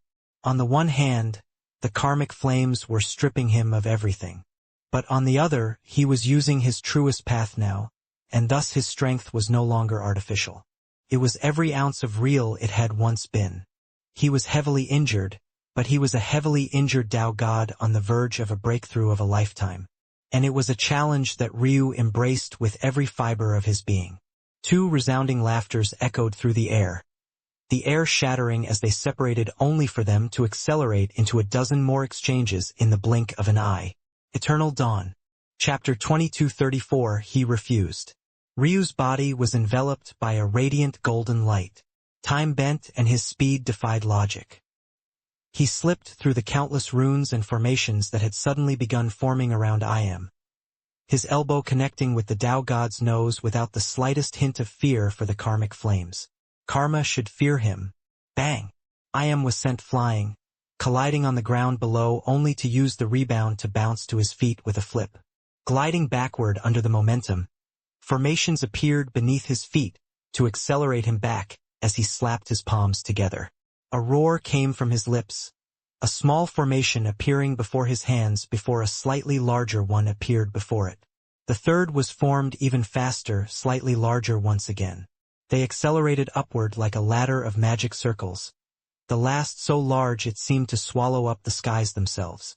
Ryu was so small before it that he was barely half the size of a single rune that made it up. And yet, his grin remained, the calm coolness of his eyes belying how wild his aura was. If you want to battle me, I suggest you change your path. Using formations before me, even if you are a Tao god, only means death. Bang! Death acupoint. Ryu pointed out a single finger, his Empyrean warframe activating for the briefest of instances. And yet it was enough. Bang! The entire formation collapsed, but Ryu was far from done. Fate reversal. Grabbing at the air, the formation suddenly reversed, the largest of the magic circles appearing right before Iam, while the small one landed in Ryu's palms. The air solidified, the wild grin on Ryu's face practically dripping with blood. Boom! Eternal Dawn bloomed, a beam of concentrated light coming from Ryu's chest and entering the first. Everything else happened so fast that even a half blink would have caused you to miss it. It all rushed through in a single breath, growing large to the point it could have swallowed a moon in a single blast. Iam was swallowed whole. There was no place for him to escape, and the power was turned right back onto him. Those observing couldn't believe what they were seeing. The things that Ryu was doing with his eyes weren't methods that the mysteries of heaven and earth pupils should be able to apply. Death acupoint was meant to sense the death of a living being, not find the weakness in a formation. Fate reversal was supposed to undo damage suffered by the user from a specific opponent, not steal control of a technique cast by a Tao god of all things. Ryu was dancing between the line of animate and inanimate, gliding across the blade of fate as though he had forged it himself. And that he was. One half of his Tao dealt with life. The other half dealt with laws and their reality. Karma and Dharma intertwined, and now the line was no longer so clear. Who cared if death acupoint and fate reversal were only meant to be used on people? With his Tao, the difference no longer mattered. This was his strength. Iam stumbled back. It was hard to tell how much damage he had suffered, even after the beam of blinding light vanished. The karmic flames blazing across his body were far too plentiful. He coughed, but what blood might have come out burned away. Even so, he wiped his lip with a sleeve out of habit. A chuckle came from his mouth. Strong indeed. Ryu's Tao could only be said to be the strongest he had ever seen. He never thought that a comprehension Tao could possibly be so powerful. Usually, in battle, their use was decided by what training the cultivator had already done. It didn't often impact the immediate situation. But Ryu's, Iam had no idea how much effort it had taken for Ryu to reach this point, though maybe to others it might be a joke. How many years had Ryu truly spent cultivating? Was it even much more than 100? But it was now that the fruits of his labors were finally manifesting. How long had he spent trying to get his talents to synergize properly? And now, they finally were. Ryu vanished, his fist driving into Iam's gut. Before the Tao god could even fly far, Ryu appeared behind him, driving a knee into the small of his back. Every time Ryu attacked, booms of thunder would echo. He withstood the shattering of his bone and flesh, using his replenished embryonic chi to heal himself and his cosmos fog to absorb much of the excess energy. This was the first time he had used his 9-revolution Skybreaker bone structure to its fullest extent, and its power was absolutely intoxicating. No, power in general was intoxicating. He had lost track of how many times he had been forced to suffer at the hands of someone with a stronger cultivation than him. Never again. He refused. Not even a Tao god this powerful. Jade-bound Clearheart. Ryu's leg kicked up to the skies, his heel driving up IM's jaw and sending him flying to the clouds. Then he spread out his arms, the platform of rainbow clouds rumbling beneath his might. Shock peeled across the faces of those present akin to lightning across dark clouds. This was the platform of the tidal steel. There was no earth affinity strong enough to move it, let alone control it. And yet, a javelin formed out of it, wrapped in clouds of rainbow, sparkling with violet, blues, and pinks. Ryu caught it out of the air, stomping a foot that caused the world to tremble. His torso flexed, his shoulder rippling with veins and pulsing might. Bang! He released the javelin, sending it flying into the skies. IM watched it approach, sighing on the inside. Change his entire Tao. He had tried. He had truly done the best he could. It just wasn't enough. His Tao was precisely the kind Ryu countered the easiest. But at least, he had found a little bit of his pride before he died. A rumble came from his back. The skies split in two. A golden gate opened wide. A blinding light followed it, making it feel almost as though the tidal steel itself was melting away. And with it, the javelin did as well. Chapter 2235, don't you think? Ryu looked up to the skies. Or rather, his eyes had always been there. He had already felt that this would happen. There was something odd in the air, or rather there had been for a while now. He knew that something else was coming much the same way he might if his intuition had triggered. It just didn't matter to him that much, until he felt Elsa's rage. His gaze shifted from the figure stepping out to his wife in the far-off distance, still blocked out by the barrier. But it was clear that this door was spawning within the limits. For some reason, the tidal steel was still acting demure and reserved around this golden door. Yet, all Ryu could seem to focus on was the fact his wife was completely and utterly enraged by something. By him. Ryu raised an eyebrow. That seemed unlikely. The light was too blinding for others to see through, but it was nothing to him.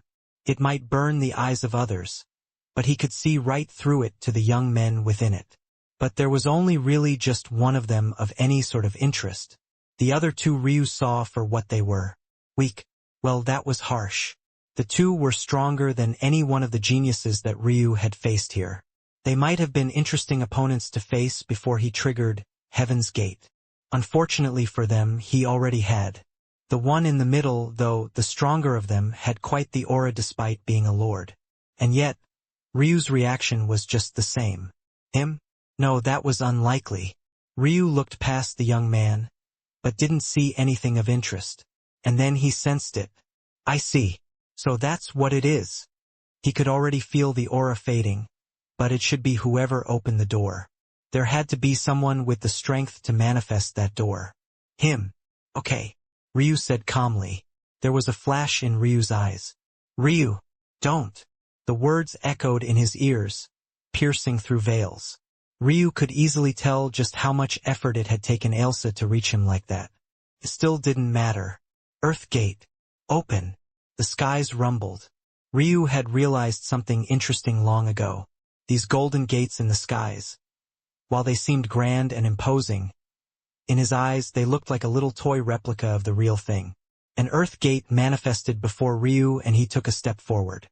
He hadn't forced it to manifest to this extent in a long while, but this time he had done it for a very clear purpose. The golden gate above dimmed almost as though all the fate swirling around it had dimmed considerably. A snort came from the inside, but it was more surprise than fury. I don't really know who you are, but you have quite some nerve, Ryu said calmly. Reaching out a hand, Ryu grasped at the air. Fate reversal. The color drained from Ryu's face, but he didn't seem to notice at all. The snort stopped echoing as though the figure seemed to have realized something. "Stop!" The voice didn't seem panicked, but rather firm and completely unyielding, as though he was very much used to everything hanging on his word. But Ryu had never listened to anyone but his own parents. One would think he never heard a single thing.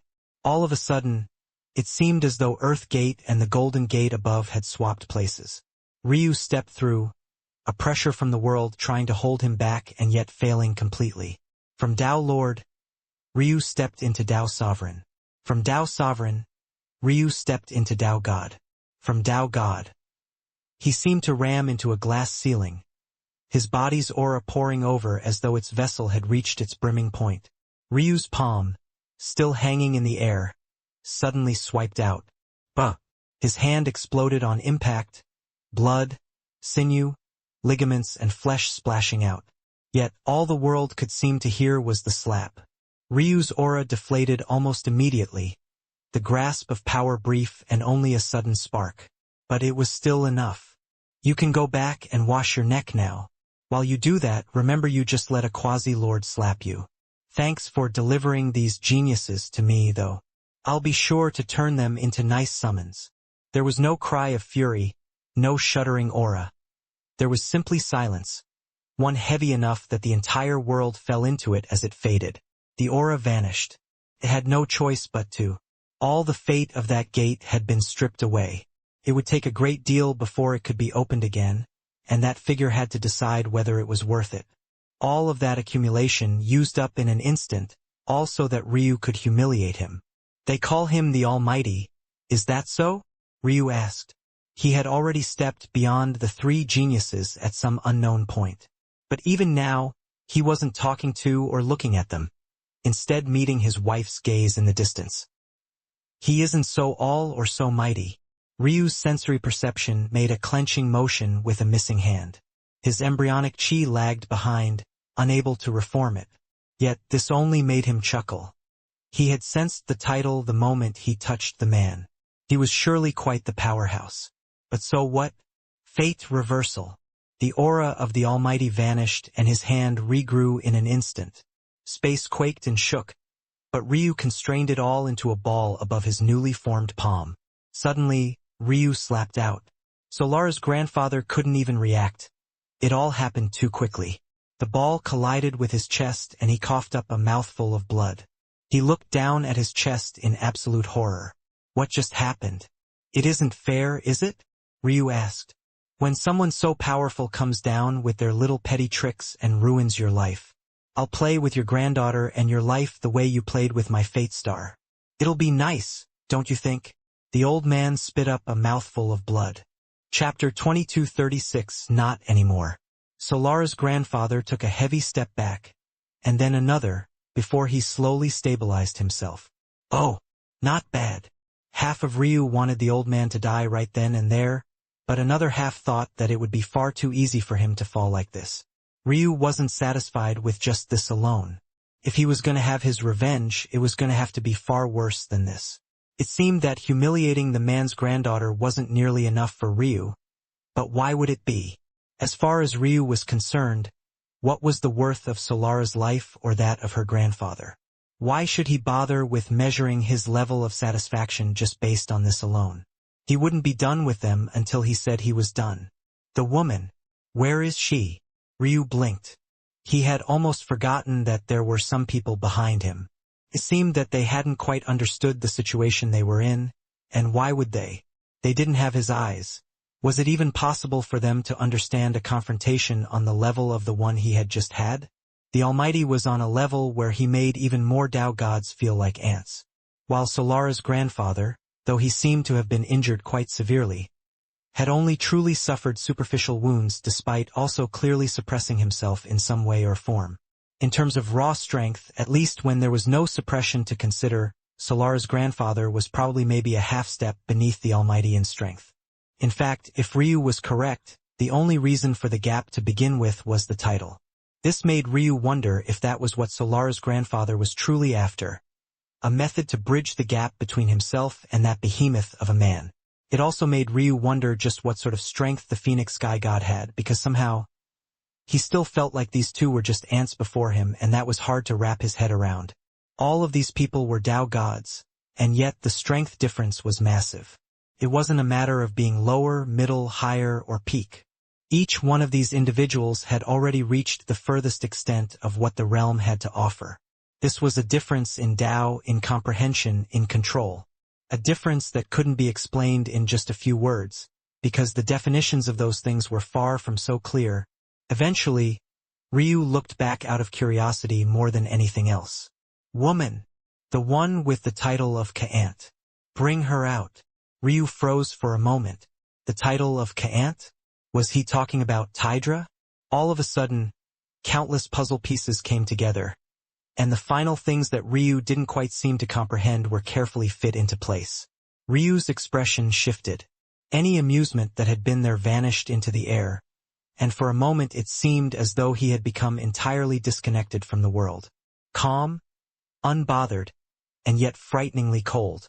Like someone separated from energy, he hardly moved at all, and the world down to its very atoms shifted into silence.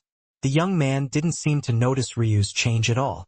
Originally, we came just to deal with you since you've overstepped your bounds. But there is the scent of a title on you that we have been trying to find for quite a while. Hand her over, and we will give you a swift death. Bang! A head exploded. Ryu didn't even move, but the young man that had spoken shivered once before his body fell from the air. The only one of the three that Ryu cared to even look at looked calmly to his side. The splatter of blood that would have hit his face stopping a full meter away before gliding down a golden barrier. I wonder, Ryu said slowly. No, there's really no need to wonder if I already know the answer. You must be the few that killed my great-grandmother. I wondered why it was that Primus always had to stick up his ass. Why his methods never seemed to make much sense and his goals were never all that clear to me. A hum came from Ryu's lips. Now you seem to think you can do the same thing to me? Do you think I'm the same weak excuse of a man? I believe you've already proven yourself to be. Bang! A second head exploded. Now only the young man in the middle was left. I'm not really sure what he was referring to, Ryu said calmly. It couldn't possibly be my wife, because she's quite cozy and safe at home. You'd be surprised what the mysteries of heaven and earth pupils can do when they have perfect synchronization with mutated truth pupils. Right about now, the truth clone my wife sent will probably collapse now that the gateway between the two worlds has collapsed. In the meantime, the fool I just slapped can simply calmly wash his neck. The only young man that was left continued to look at Ryu as though he was trying to understand something. You speak too much. Doi? Ryu asked. In the past, I didn't like to speak very much, but that quiet, stoic man was never the real me. I can't stand to explain myself to ants, but when my blade starts itching, my tongue also gets sharper. The two didn't seem to move, and yet there was a warp in space. Two blades manifested from nothing, clashing against one another before warping around each other's forms and collapsing. Boom! Space crumbled and there was a violent ripple outward. It is a sign of weakness, the young man said as though his words were truly so precious. You don't see the irony in that, do you? Ryu asked, taking a step forward. You come here, speaking of titles, trying to control the thoughts of people, putting so much stock in words themselves, and then claim that they should not be spoken. The young man involuntarily took a step back and then looked down at his feet as though he was shocked by his own actions. He looked back up to Ryu, a frown marring his once indifferent expression. It's precisely because of that that words are so precious. Look at you, speaking in a full sentence finally. Would you like a reward for that? Ryu took another step forward and the young man took yet another step back. You! And now we're back to saying so little. It's a shame you had so much potential. Words only have meaning because they are spoken. You wouldn't be able to understand a single thing about your path, even to communicate it to yourself without words and understanding. Theoretically, you could if you built cultivation on your own from the ground up, but I think we both know you aren't nearly that caliber of genius. You built your foundation on the shoulders of giants, learning from their words, and piecing together information from their languages. only to turn around and pretend as though you're distilling knowledge by keeping your tongue chained to the roof of your mouth. Ryu took another step forward and the young man took another step back. There was a shuddering in the latter's Tao heart that he couldn't understand. His Tao wasn't even built on words, and his philosophy of speaking so little wasn't even something that he held dear to his heart. It didn't make sense for Ryu to be able to just latch onto this and give him such hell for it. The worst part was that even if he could feel that something didn't make sense was happening, he had no ability to articulate it or even pull himself out of it. He was stuck and could only watch Ryu ramble nonsense and feel his heart being chipped away, piece by piece.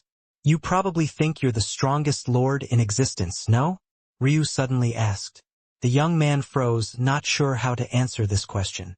But then Ryu's aura plummeted, falling from lord to quasi-lord, and for some reason, he found himself taking a breath of relief. The moment he did, he knew that it was over. "Not anymore," Ryu said calmly. He raised a finger and the head of the last young man exploded. Chapter 22:37 Concentration. The current level of Ryu's Tao wasn't something that lords could fathom. Blurring the line between animate and inanimate was far more powerful than the words to describe it alone suggested. When facing an expert like the young man, he could even take a concept that the latter only vaguely held onto and make it as real as life itself in the target's body. The fact that the young man thought it alone was enough. By the time he realized that he should be guarding his mind against Ryu, it was already far too late. The thoughts had weaved their way too far into his brain. The irony was that it was precisely because Ryu was using words to do it that made it all the more impossible for the young man to extricate himself. He was stuck in a loop. On the one hand, he didn't believe his position that words were precious all that much. But because Ryu was constantly proving how precious words were with every step, he was actually forced into believing it because the facts were playing out right in front of him. But then that forced him to accept his position that words could be scarce all the more, only for Ryu to continue to use a flood of them to continue to attack his Tao heart.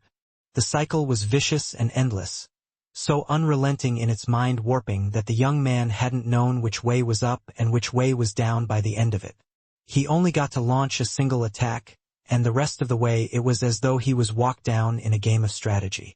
If this young man wasn't the most powerful lord in existence, he would have at least been top 5. And yet, he didn't even get a chance before his head was shattered to pieces. Maybe if they had managed to make it here before he formed his title, they might have had a small right to make him sweat. But now? Impossible. Ryu was untouchable at even a quasi-step beneath Lord, let alone at the same cultivation level. He wasn't yet at the mountain peak he had been looking toward all his life, but he could feel that he was close. Right now, however, his thoughts were swirling with the words of the now-dead young men. Can't. And once he left this battle, he would more than prove that. Right now, however, his thoughts were swirling with the words of the now-dead young men. Can't. It was the pivotal word in Tydra's poem, but he hadn't expected for it to be her title. More accurately, he hadn't been paying attention to such a thing because he never linked the two. Were titles the secret to mortals becoming gods in a single bound? In that case, just how important was a title on that level if it was paired with someone that had already become a god through normal cultivation? What were titles anyway? Did he really understand them to begin with? Was it really just the ultimate application of fate? That seemed to be the correct answer, and yet still just half of it all at the same time. It was making him wonder just what he was missing here. Thoughts swirled in his mind until it all eventually drifted to Primus' late wife. He had learned that his great-grandmother was a human who became a god through the arts long ago. What he hadn't known was how she had died. Until this moment, it was almost certainly related to the heavenly court. Ryu had no love for Primus. He didn't care for the man at all. However, his great-grandmother was the matriarch of the family, the one that had given birth to his grandfather, the man that sired his own father. For him to find out that her death was at the hands of these people, a fire suddenly blazed in Ryu's eyes as he looked toward where the heavenly court doors had vanished. For Ailsa, he would already raze them to the ground. For them to ask him to hand over Tydra, if for no other reason than his ego, he would humiliate them down to the last man, woman, and child, To have killed his grandfather's mother? To be the reason his clan had likely suffered so much? To have jaded Primus to the point he forgot what it meant to be a patriarch, a man at the head of a household, a true Tatsuya? Ryu would show Primus what the Tatsuya name really should have represented. Scree. Silent Kabus finally broke free of the sword that pinned him to the ground, launching himself up at Ryu. Ryu looked over casually, the auras of the Griffin Prince and Qilin Prince suddenly flaring up as the fairy passed through them. Interesting. He finally felt Silent Quibus Dao clearly, and he could see now why he had taken such a risk to capture Nemesis of all creatures despite knowing how important he was to Ailsa. It seemed that everyone really wanted to piss him off today, but he was long past the point of calm and patience. Ryu's aura returned to the Lord Realm seamlessly as though he had never left it. To him, the battle against an enemy rarely, if ever, got harder after they brought out their Dao. It only got easier. Even so, this time he brought out far more strength. He could feel the fatigue from what he had done with the Heavenly Court's gate earlier, and he felt that it was only about time he ended all of this. Empyrean Warframe. The cultivation of the Griffin Prince and Qilin Prince were stripped from them, pooling into Silent Quibus' body in a torrent. It was strong, violent, and ruthless in a way. It was no surprise, though, that someone like Silent Kabus would have a Dao no less grotesque and twisted.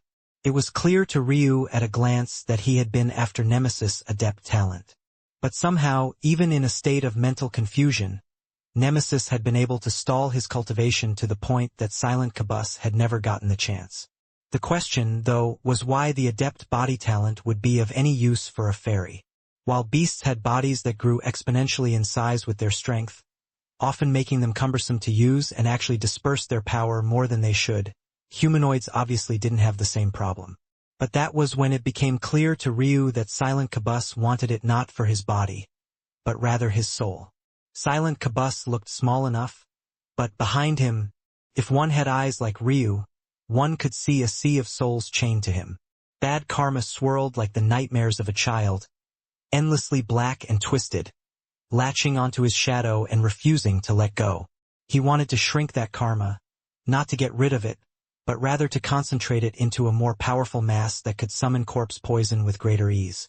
It was a unique path to be sure, and maybe even one that could be said to be somewhat similar to Ryu's perfect black buddy, if it was the case that they were even remotely on the same path of cultivation. Scree-cree. Ryu reached out a hand.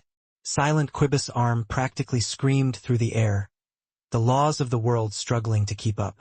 But, Ryu caught his wrist, the world falling into silence for a moment before all of Silent Quibus' momentum caused a wave of air to rush out in all directions. Even now, Ryu really couldn't decide. How could he kill this man? Somehow, even forcing him to undergo all the tortures he had forced on those before him wasn't enough. But now, he felt that he finally knew exactly what to do. You want to concentrate them? How about I help you? Ryu asked, his voice almost gentle. For some reason, even in that state, Silent Quibus' pupils trembled. Unfortunately for him, Ryu had already acted. Reaching up with his other hand, Ryu spoke oh so lightly once again. Lines of fate. The world turned into a sea of black, white, and gray lines in his eyes. There was a ripple as Ryu moved his wrist in a wave-like motion, his eyes sharpening. Making him suffer the same fate wasn't enough. He would replace Silent Quibus' past lives with those of those whose lives he had ruined. Then, he would make him undergo the same test the Dream Wraiths had forced him to withstand. That was a form of concentration, wasn't it? Chapter 2238. No. The scream that echoed was unlike anything those present had ever heard. Let alone those present. Even those that weren't even watching the proceedings from a far-off distance felt their blood curdle, their souls feeling as though they were trying to claw out from their very bodies. It was pain incarnate, hardship and grotesque discomfort distilled into the purest of liquids and forced down their throats. As painful as the sound was to hear itself, one could only imagine what the person in question was suffering through. Ryu didn't just want Silent Kabus to suffer normally. That was too good for him. He didn't want him to experience the same things as his victims either, at least not in the normal sense. A man like this, towing the line between life and death, had long since come to terms with the fact that he would either reach the pinnacle of the world or one day suffer no less than all those that had died at his hands. It was something that all those of his cult had long since become comfortable with. They were ready for this sort of death. So how could Ryu give him what he wanted? The truth was that Silent Kabus had never loved Ailsa, at least not in the conventional way. What he wanted was the experience, the pleasure, of ripping a woman of her caliber down from her throne. He wanted to see what it would feel like to make her suffer, to make her moan, to make her feel true humiliation. He fantasized about it, allowed it to soak his spirit and calm his soul. It was something he thought about every day, and maybe to him this was the pinnacle he chased. To want his wife alone was already more than enough of a sin for Ryu to make a man suffer the worst of fates. But for something like this, he couldn't forgive it so easily. So he erased everything that was Silent Kabus, replacing it with the lives of those he had ruined. Did this also shatter the paths of reincarnation of these people? Yes. But Ryu didn't give a damn. And this was a fate that Silent Kabus had long severed for them. These shadows that followed him were none other than their souls. They would have never had such a chance to begin with unless Ryu released them. That said, judging by their reactions, the pain they had suffered, for a chance at revenge like this they would give up everything they had. The level of suffering these people had to endure to produce corpse poison was beyond what the concept of humanity itself could withstand. Many of the things that Silent Kabus had done simply couldn't be written about at all. But now, in their own way, through the use of Ryu's strength, they were earning their path to their own revenge. Every time one of Silent Kabus' past lives was erased, it was replaced with the life of one he had killed. He wasn't just suffering the pain of their bodies, he was feeling their humiliation. He was experiencing the breaking of their hearts, the shattering of their souls. But worst of all, again and again, he was brought to that very same tipping point he had brought them to. There was no way to shut it out. They had become his own experiences now. They were him and he was them. He couldn't remain indifferent because they hadn't remained indifferent. He couldn't close off his emotions because he had made sure to tear theirs open. He couldn't withstand the torture because he had never failed to bring even the most prideful of people beyond the point of no return. "Do you feel that?" Ryu asked as though Silent Kabus could hear him at all.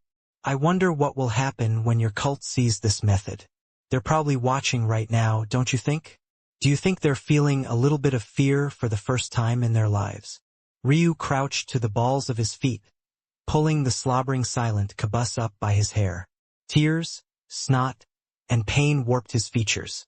It was probably the most pathetic a sovereign had ever looked in the history of existence, much less one as talented as Silent Kabus. "I'd honestly prefer not to see this face of yours, but I think my wife deserves to, and I think it's best the world see it too. You see, I'm not a man with a great amount of patience. Today will be the last chance any one of you have to kill me, because after I leave here today, I'll be crossing from quasi-lord to true lordhood. You sent your best geniuses, they died. You sent a sovereign, look at him now. You sent a god. He hasn't even dared to attack despite my back being to him." The heavenly court themselves descended, and their little mighty tyke got slapped and sent back to his little corner of the world. Honestly, if I were you all, I'd be doing my very best to rush here with all my might and make certain that I don't take a single step out of here. Ryu grinned a fiendish grin. "What do you think, Silent Kabus? Kill me?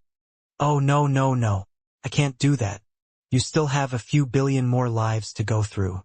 You're only on, what, the dozenth or so. You really have quite some bad deeds on your hands. You really have no one to blame but yourself for all of this." Silent Kabus keeled over, vomiting up mouthfuls of black blood. But because Ryu was still holding up his head, it pooled over his jaw and down his body, the scent of sizzling blood filling the air. "You're a grown man. I know you just experienced being an infant again, but some propriety, please. Me. Please. Ryu smiled a smile that could only be described as devilishly handsome. "No, I don't think I will." Chapter 2239. Obviously. Stood in silence. He had almost lost his life just now, and yet it felt like just another normal day. or rather what a normal day had been before he lost himself in the Ruin Master organization. He felt quite free. But looking at Ryu's back, he couldn't help but shake his head inwardly. This world, its waters ran deep. Had he lost to Ryu? Of course. And he would accept his loss wholeheartedly. But that didn't mean that there were certain truths that couldn't be ignored. Not only had he failed to take that step, he was also suppressed by the tidal steel. And now he was being burned alive by karmic flames. Even if Ryu did nothing at all, he would die. Maybe he should have been mad that Ryu seemed to have forgotten that in his little soliloquy. But he wasn't. Right now, despite the pain ravaging his body, he truly felt at peace. And then Ryu looked back to him as though he had only just now remembered his existence. For a loser, you sure know how to smile. I am blinked, his eyes flickering down as though he was trying to see if he really was smiling or not. However, the twitch of his lip alone seemed enough to prove the fact to him. Eventually, he shook his head. I'm dead. Does it matter? Says who? I know a useful summon when I see one. People die when I want them to die. They live when I want them to live. The world is really that simple. You are arrogant, as I've always been. It seems to have not gotten you killed yet. Yet. Ryu let go of Silent Quibus' head and the latter slumped over, falling in a pool of his own vomit, snot, and tears. The beautiful thing about the body of such a powerful cultivator was that most of that would just keep being produced. Ryu raised his head to the skies and laughed as he stood. If they believed him to be arrogant before, he would only be more so. He wouldn't rest until this world knew what the title Ryu Tatsuya truly meant. Watched Ryu laugh calmly. Even now, he wasn't angry. Maybe after a certain point, it wasn't arrogance at all. Just confidence. Just a powerful understanding of self-worth and what he could accomplish. Yet, maybe because of his own strong Tao heart, felt the same way he had before Ryu laughed. The world was too big. Do you know who that nameless immortal god is? Asked. Ryu grinned. Does it matter? Only insofar as it makes you realize there are people in this world that you cannot beat. There have always been people that I cannot beat. The difference has been the same every time. The only gap between me and them is time. Even if that is technically true, when you face someone truly immortal and doesn't know the meaning of a bottleneck or an end to their potential, and they likewise have endless time on you, how could you ever catch up? It was a despairing thought. In the history of existence, just how many geniuses had been born?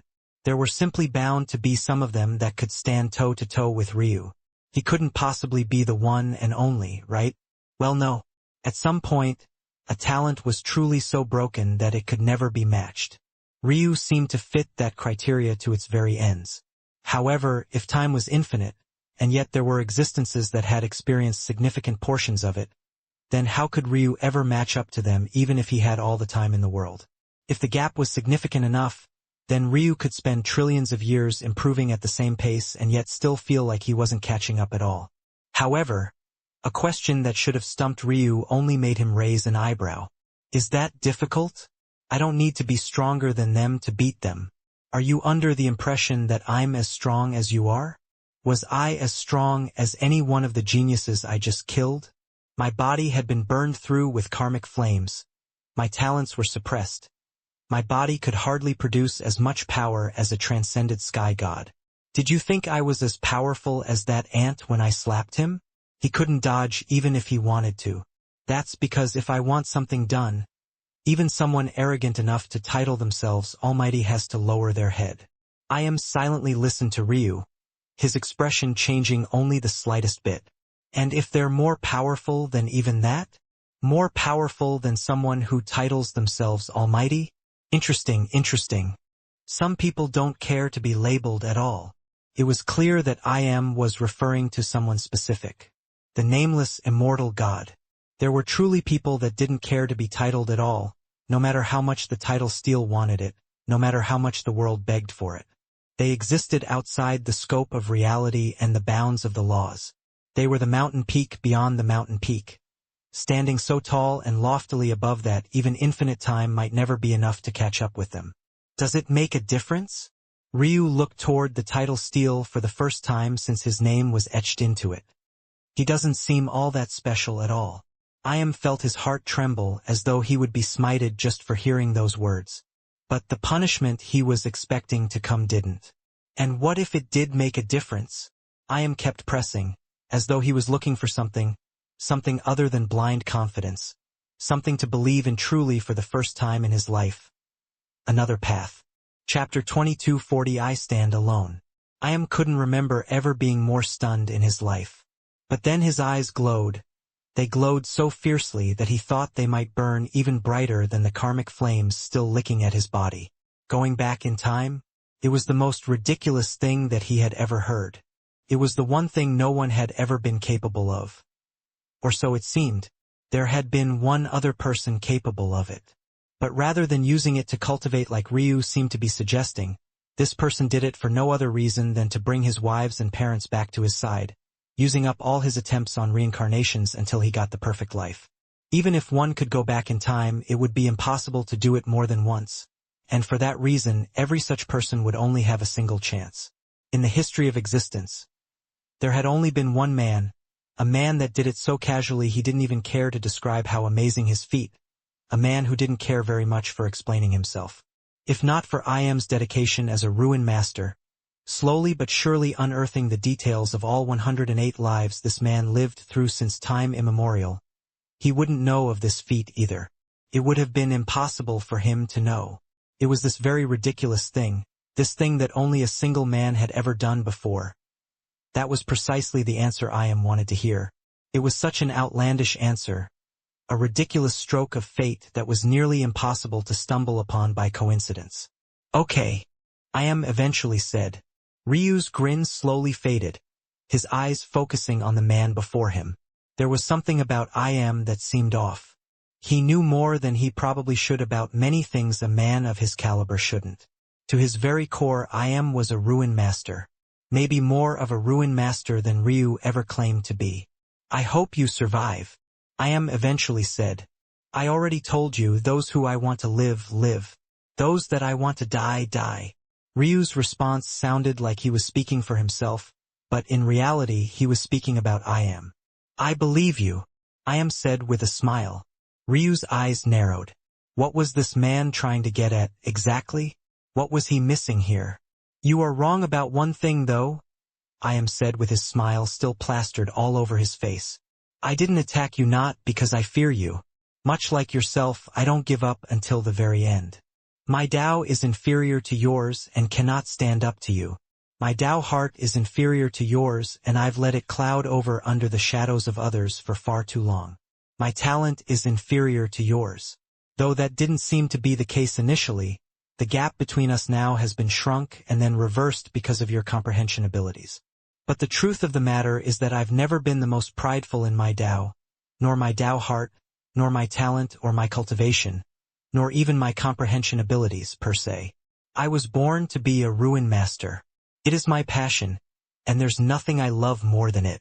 I allowed my Tao heart to be clouded because this pursuit has always meant more to me than anything else. But don't you think that the world we live in right now is quite sick? IM spoke in riddles, his eyes looking off into the distance. There's so much beauty to be found in the past, but the heavens themselves, even, seem so enamored with what the future might bring, constantly pitting races against one another, forcing evolution and progression, and for what, exactly? Just because that is the natural order of things. Why don't you think about it and consider it, Ryu Tatsuya? You seek the pinnacle of the world, but aren't you just another pawn of the heavens, doing exactly what it is it wants you to do? Ryu didn't respond, still staring at IM with a focused gaze as though he was looking for something. Searching. No response. Odd, you are normally very talkative. I wonder if my words are making you ponder or not, or if you're just trying to use this opportunity to understand what's going on. I can only say that even with your intelligence, there are some things you cannot understand without experience. And that experience, unfortunately, takes time. Today, I think I've finally come to understand something. Existence is quite sick. Maybe at the start of all things, the constant pursuit of power and a new peak was the right way. But what about now? We've already reached the end of cultivation, but powerhouses that don't know what's good for themselves keep trying to break a glass ceiling that doesn't even exist. In the future, you'll probably be one of them, destroying everything that once was in pursuit of what can't be.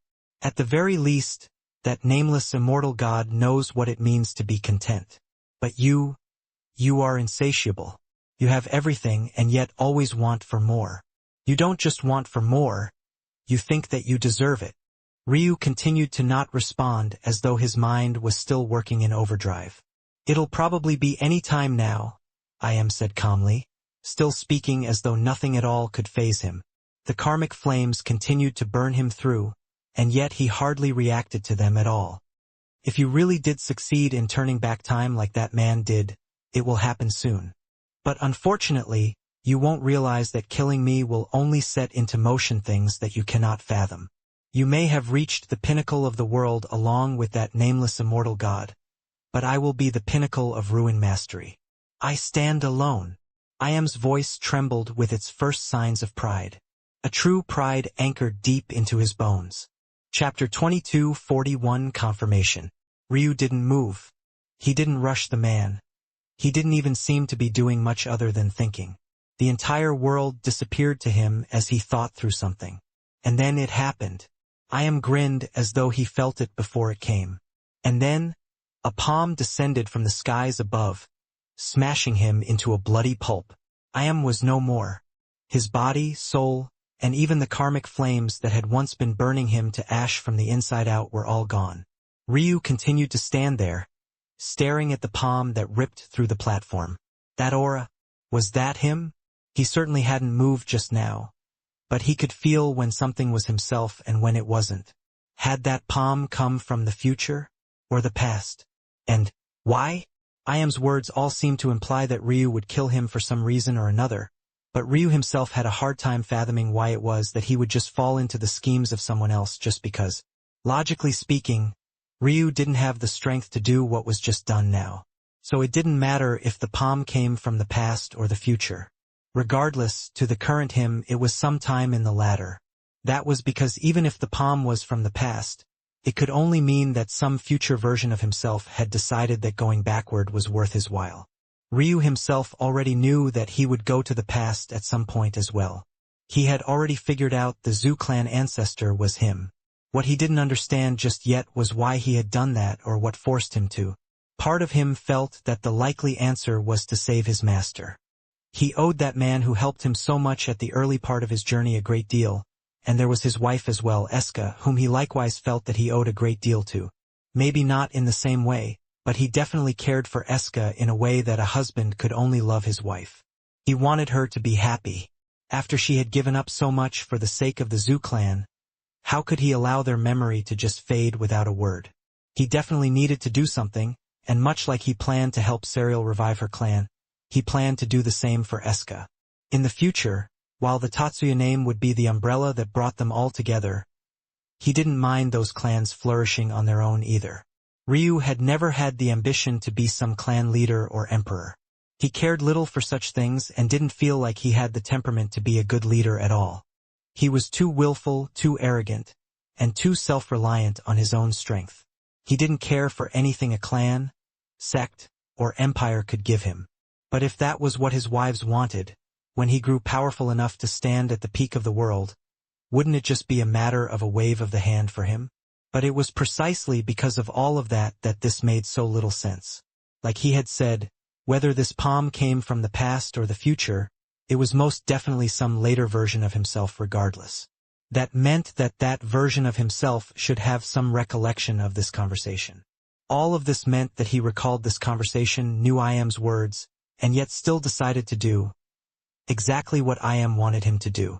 It seemed like something that he was far too arrogant to do. He would probably rather die than do something like that.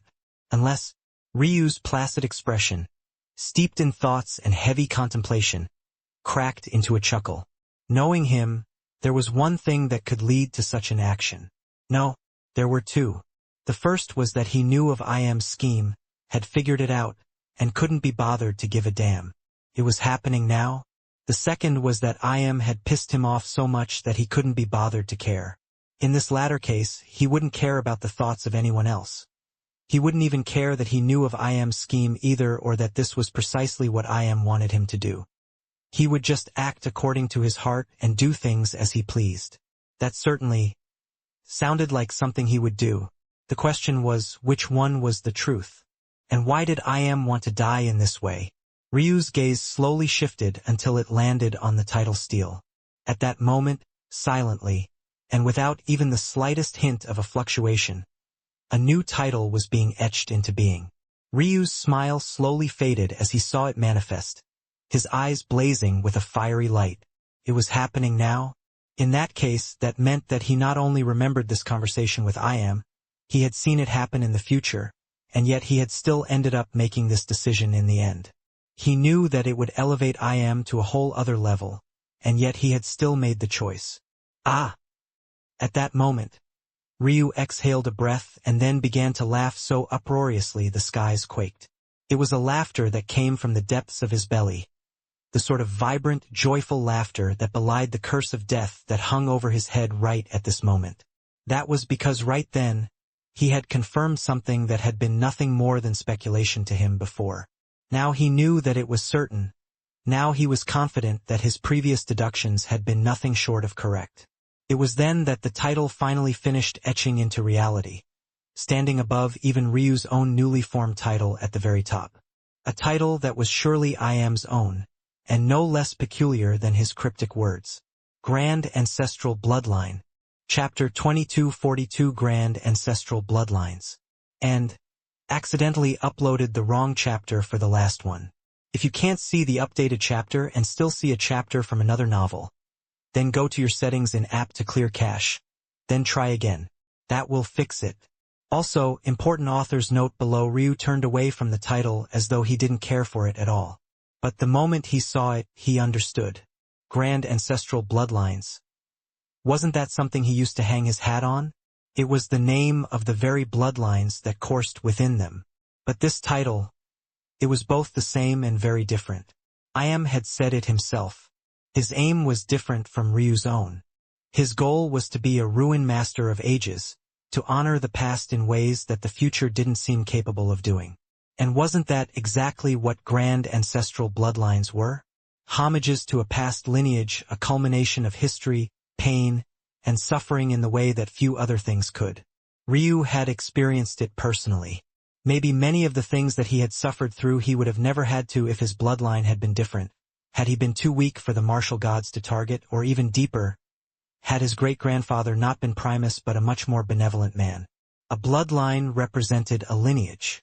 A grand ancestral bloodline represented the pinnacle of that.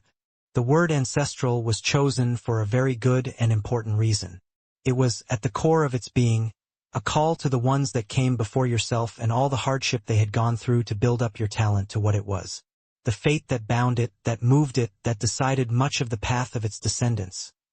These were all things that were decided long ago, but they also held within them a story. A story that I Am wanted to take and distill, to preserve in his own way. Grand Ancestral Bloodline. To embody that sort of title, just what did it mean? To completely and fully understand the history of the most powerful to ever exist, the strongest across time, immortal from the infancy of the world down to its very end. From the start, time and time again, the very same bloodlines rose to the top. They had their hands on everything, and there wasn't a single point in history that they hadn't influenced in some shape or fashion. Could be said that I Am was using this to tap into what he truly wanted. The secrets of history. The path to fixing the heavens and creating the world he wanted from the start. A world that understood what contentment was. Ryu didn't care. Honestly speaking, he couldn't describe just how little he cared, even if he had all the time in the world. Even if he turned back the dial to return to the very birth of the universe itself. He didn't care. He was ecstatic. It was no wonder he had killed the bastard. He deserved it. But that much was fine. He would do it again and again. And when the time came, he would sever his head and crush him to pulp for the second time. Taking on such a title and then pretending as though it made you mighty. Ryu couldn't help but laugh. Complaining about power, and then relying on power to establish your title. What a pathetic excuse for a man. He had thought that I Am might be worth his summon. But now, even if I Am appeared before him, bowing in deference. Even with what was surely a huge upgrade in power, Ryu wouldn't even give him a second glance. That sort of man would be better off losing his head than continuing to stain the title of cultivator and man itself. It was about time he finished all of this. Ryu reached out, and the Griffin Prince and Qilin Prince both were restrained. Since he was here, he might as well take them as well. It wasn't as though Silent Cabus could control them anymore anyway. Even before suffering this endless torture, Silent Cabus had been consumed by his own heart demon too much to even begin to control them properly. Whether it was them or Jade, capturing them was as easy as flipping over a palm. All of a sudden, the geniuses of a generation seemed to have all died or been captured by Ryu. With slow steps, Ryu approached the martial gods that remained. Well, the three of them that did. Elena's mother, her father, and her little brother. All three of them were silent, corpses littered around them all. Blood that was both their own and not coated their bodies, but ultimately, it was clear that whatever arrogance they had once had was no longer there to be seen. What did we all learn today? Ryu asked as though speaking to school-age children. He got no response. At least not from Salvador, who looked like he was out for murder, or Aurelia, who had an expression as frosty as snow. Instead, it was Baron who couldn't control himself and lunged. "I'll kill you." Ryu waved a hand, slapping the top of his head. The kid's face slammed into the ground below, only to feel Ryu's foot on the back of his head. It seems that we haven't learned anything at all. When you're not punished properly, it seems only natural that you'd still be so arrogant. You're very lucky that my wife has a soft heart. You see, if I killed you, she would never complain because she knows your kind very well. But that wouldn't stop her from feeling sad. At that point, what kind of husband would that make me? Ryu asked them as though he was really waiting for a response. So, at least for an annoying brat like you. Ryu reached a finger forward and the connection between Barons Dantian and Meridians was severed. A shriek came from the young man as he practically deflated like a balloon. Who knows, maybe if you're on your best behavior, I might reattach it for you. But I wouldn't hold your breath. I'm quite good at reading people. Ryu kicked him away and gave his parents-in-law a glance before vanishing.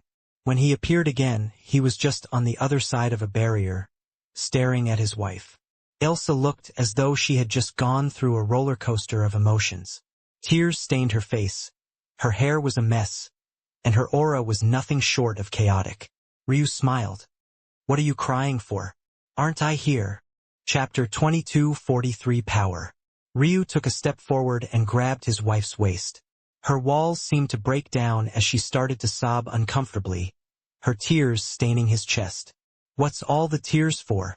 You really didn't believe in your husband." "I'm sorry. I'm sorry." These seemed to be the only coherent words that Elsa could get out no matter how hard she tried. It was like the weight of the world was lodged in her throat, and regardless of how she tried, nothing seemed to be working properly. The more of Ryu's gentle touch she felt, the more walls seemed to break down, and one after another, years of repressed tears, sadness, and grievance came pouring out one after another. Maybe in the history of existence, no one had ever seen such a powerful Tao God cry. Even more shocking than that, no one had ever seen one cry in the arms of a quasi-lord. And yet, somehow, they found themselves feeling as though it was right or natural in some odd way that they couldn't describe even if they wanted to. Ryu forgot about the world and the danger around him, gently cupping his wife's cheek and kissing her pink lips. Elsa melted, her tears falling in a silent rain as she puckered to meet his lips. But the quivering of those two soft budding rose petals was enough to make even the manliest of men's hearts break. She seemed more like a nervous schoolgirl trying to prepare for her first kiss, taken off guard and yet more than willing. When she finally felt Ryu's warmth mix with her own, it felt like something she had longed for so long had finally returned to her in a way that only felt natural. Ryu pulled back almost too soon for her. She chased after his lips again, but the gentle stroke of his thumb across her cheek awakened her to the fact that he wasn't escaping anywhere. He was right here. He had always been right here. He had always been her rock. She had just not been able to see him for a while. "Never apologize to me again," Ryu said sternly. Elsa's eyes trembled, but then she softly nodded, nestling her head into his chest. She had the power to shatter the world with a casual palm, and yet right now she felt safer than she ever had before. Ryu swept his wife into his arms and then took a step high into the skies. Her fluttering dress did nothing to cool his momentum. With a casual sweep of his gaze, his eyes landed on Solara's grandfather. I won't be killing your granddaughter, that would be far too easy. So if you want, you can attack me now. I won't use her as a hostage. The old man's lips were still drizzling with blood. There was a fierceness in his eyes right now, especially every time he thought of his granddaughter. But no matter how hard that half of him pushed, he continued to stand in place. There was too much riding on this, too much at stake, too much they had all given up to be right here. Ryu sneered. I've always hated pathetic excuses for men like you the most. Recently, I've learned of why Primus acts the way he does, but I think that makes me want to kill him even more now than ever before. A man who's incapable of protecting all that is his is unworthy to be a man. I'll tell you all this very clearly. My women aren't the sort of people you can afford to offend, my Tatsuya clan isn't the sort of enemy you want to make, and I, Ryu Tatsuya, will stand at the peak of the martial world. I know that you're all already scrying the fates, trying to decide when I'll be most vulnerable for an attack. You've realized that my momentum is too strong right now, so you'll pivot, probably thinking to target my coming tribulation instead. Then you'll realize that won't be enough because it'll put you all in too much danger. You wouldn't want to come to a battlefield under my control again, now would you? So what will you do? Target the birth of my son instead? Yes, that sounds like something cowardly rats will do. Ryu's smile became wider and yet more dangerous. Dripping with a killing intent that made the skies heavy and the earth waver, he looked down from on high. You're all very welcome to come and try. I, however, am not Primus. I do not forget my blood. I do not have limits. I am Ryu Tatsuya.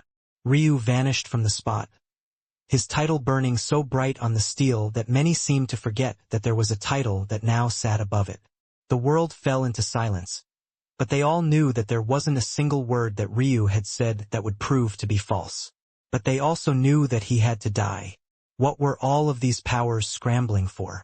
Wasn't it all the same thing the Phoenix Sky God wanted? Power. They all wanted to peek beyond that veil, to see what stood beyond Tao God, to strip themselves free of the floundering heavens that seemed to forsake everything else for the sake of progress, and yet seemingly refused to allow anyone to step beyond Tao God. It was what the Corpse Poison Cult wanted. It was what the Ruin Master Guild wanted. It was what the Heavenly Court wanted. It was what the Martial Gods wanted.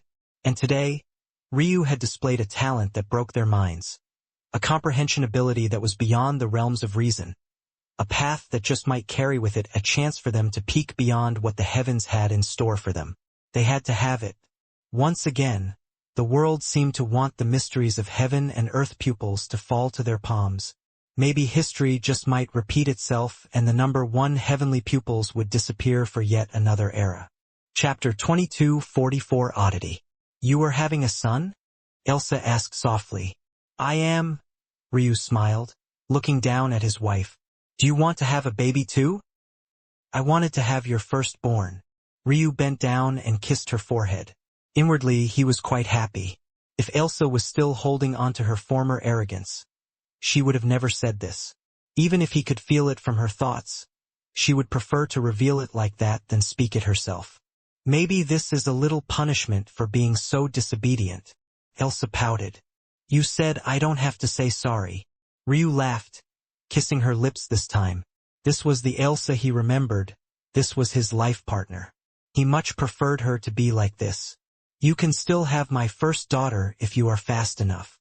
Fast enough? Elsa scoffed. I am a cultist fairy, in case you've forgotten. How can they outrace me? Ryu grinned and then told Elsa everything about hope and the pill she created. Pa, I don't need such a thing. I can do it on my own. Hurry up. Take your clothes off. Ryu was speechless. I am not betting my wife here. Do you have any idea? Elsa shattered Ryu's robes with a palm. Hey, let me at least. Elsa waved a hand and an aura more solid than a world's boundaries took shape. Then one army of elite Tao gods after another filled the skies. Each one was a woman, at least in spirit, and their backs were turned to them. At least it should have been. But Ryu could only speechlessly watch as several of these summons peeked over their shoulders to check him out. Why did he feel like a bull on the chopping block? At some unknown point, Ailsa's clothes had vanished, and he barely had the chance to take it in before all his blood rushed out of his brain. At that point, nothing was under his control anymore. Well, the sex itself was. As for the fact he was doing it, or the fact he had many important things to consider right now, that was left to a mind he had long forgotten. It seemed that maybe he would be having 2 babies. Knowing Ailsa and her power, she just might have a method of accelerating the process enough to come out on top. At that point, Ryu could only accept it. There was a part of his mind shaking itself about as it tried to figure out something extraordinarily important. He had given his son a realm heart.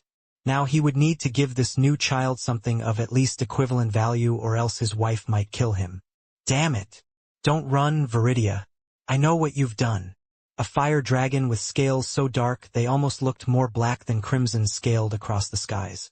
As he moved, the land crashed beneath him, not just due to the strength of his wings and their powerful flaps, but the crystal dragon being dragged across the land with him. To touch upon the taboos. You have quite some nerve. The growl filled the skies like fiery ire falling from the heavens. Runes spontaneously formed in a cascade of combustion, a rain falling down and pelting against the earth. Many generations from now, this land would still be one of soot and ash. Viridia, Selhira's mother, raced across the earth. One of her wings had long been ripped off, and she could only race forward on all fours as though she was some kind of dog. The humiliation in her heart made the fire dragon in her want to snap and roar. But it was the wife in her that held it back. That crystal dragon was none other than her husband, a man who had always been the gentle water to her unbridled chaos. And yet, it was her fault for getting him into such a situation. Selhira's father wasn't nearly so weak. In fact, he should have been equal to Pyrothos.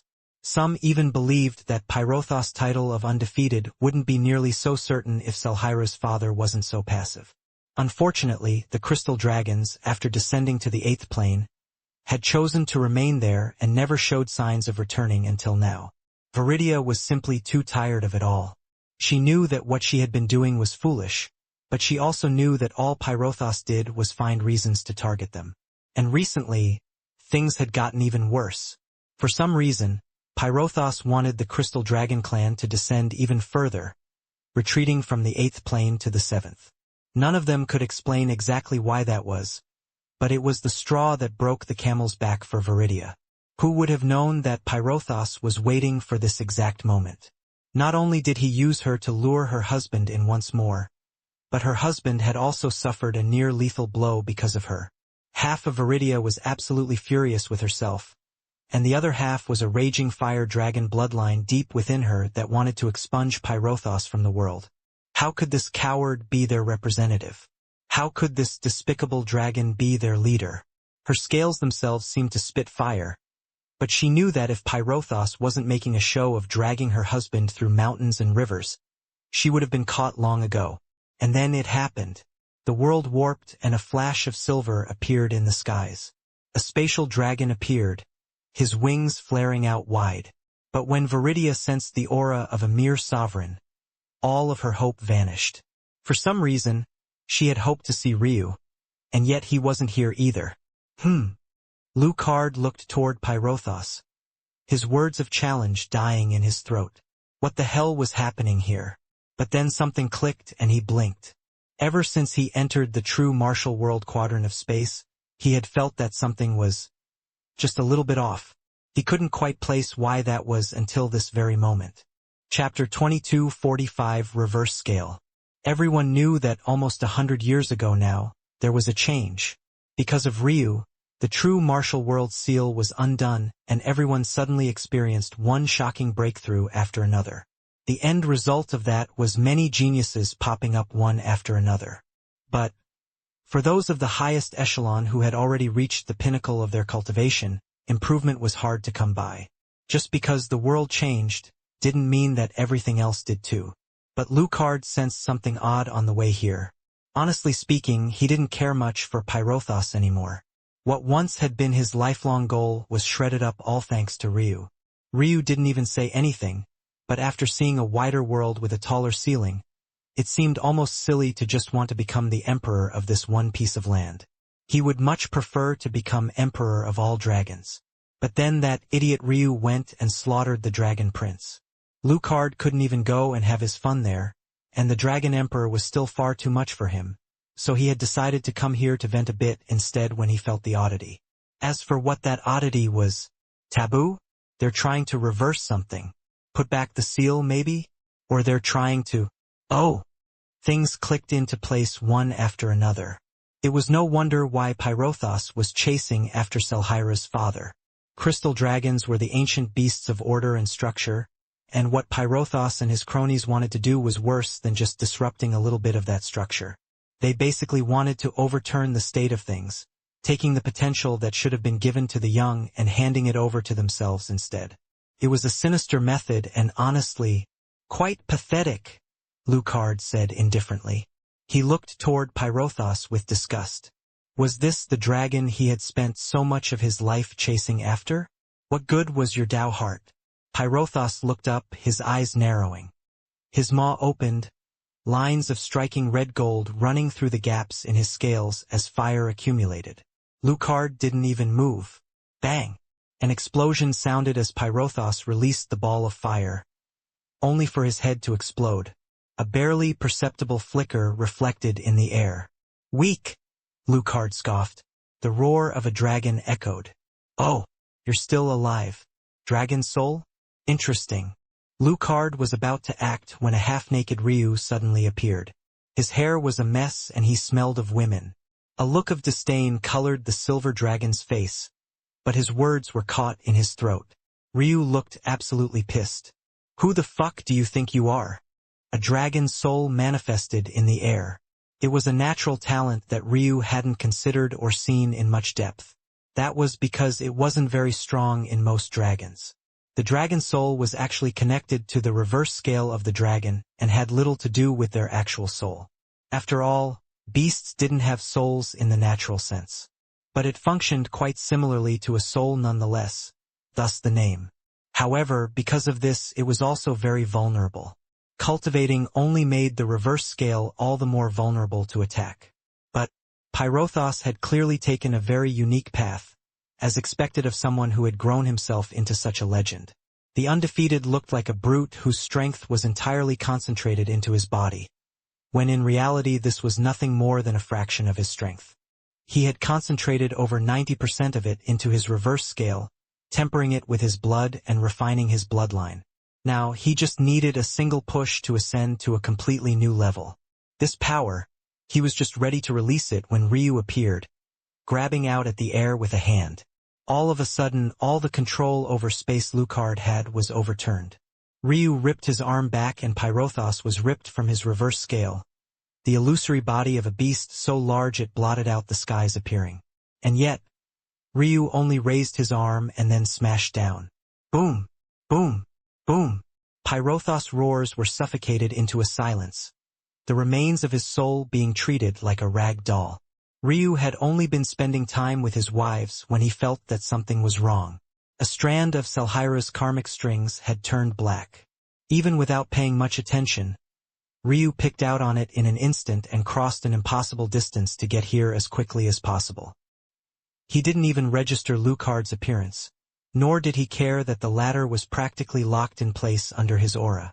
The gap between them had opened up so large that Ryu didn't even care to take him as a mount any longer. Despite the situation, Lucard could feel the disregard. It infuriated him. And yet, he was completely calm, the sneer of disdain on his face vanishing as he watched Ryu turn a Tao god with a legend that towered into the skies into a ragdoll. Every smash came without word of profanity, crushing the pride that Pyrothos had once held so dear to pieces. Ryu was truly livid. Even the true Dragon Emperor wouldn't dare casually target his women's family like this anymore. Who the fuck was Pyrothos to do so? He didn't even realize he was an ant at the bottom of the true martial world totem pole, but he wanted to piss him off. Boom! Pyrothos' dragon soul teetered on the edge of destruction, filled with so many cracks and crevices that a single strong gust of wind could shatter him to pieces. Ryu raised him up again before stopping. If he smashed down one more time, Pyrothos would certainly die. But that was too easy a death for him. With a glance, Ryu's eyes landed on Viridia and he waved a hand. Shoo! The dragon soul pierced into his mother-in-law's reverse scale. Chapter 2246 Livid. Even after this, Ryu was still livid. Enough people here had watched what happened at the title steal to understand not to cross him. Even if they hadn't, they should have seen what happened before the title steal event with his tribulation for sure. It had to be remembered that the title steal event was for the true martial world in the first place. The section of existence it took place in, as a result, was very much close to them, although things were a bit off compared to what they would usually be. As such, even if the Tao gods here were weaker than the Tao gods across the universe, they should still have been able to watch what happened. Others might not know of his relationship with Selhyra, but Pyrothos would have most definitely been able to figure it out. And yet, he still acted like this. It wasn't just a slight, it was the ultimate form of disrespect. Ryu already realized that they had begun to target him. Did they think that he was someone so easy to deal with? What were they going to do next? Go after his parents? His master? Sacrum? Ryu's face suddenly became eerily calm, the fury that had been on it dissipating into the wind. All right, that was the only word he said. He looked down at his mother and father-in-law, both of whom were in states that seemed at the very edge of death's door. Viridia opened her maw to say something, feeling a scorching heat within her. But Ryu shook his head. Don't say a single thing. You are my family. Viridia's pupils trembled. Quite frankly, she didn't know how she felt about her daughter marrying a human, much less a human with more than just one wife at that. But the words just now meant a lot. She had been about to lay down her pride to ask Ryu to help her husband. She knew about his embryonic chi as he had used it to help her. In fact, her strength had soared beyond Pyrothos directly as a result of that. If it hadn't been for the fact Pyrothos had attacked her while she was trying to establish her taboo method, maybe this battle would have gone very differently.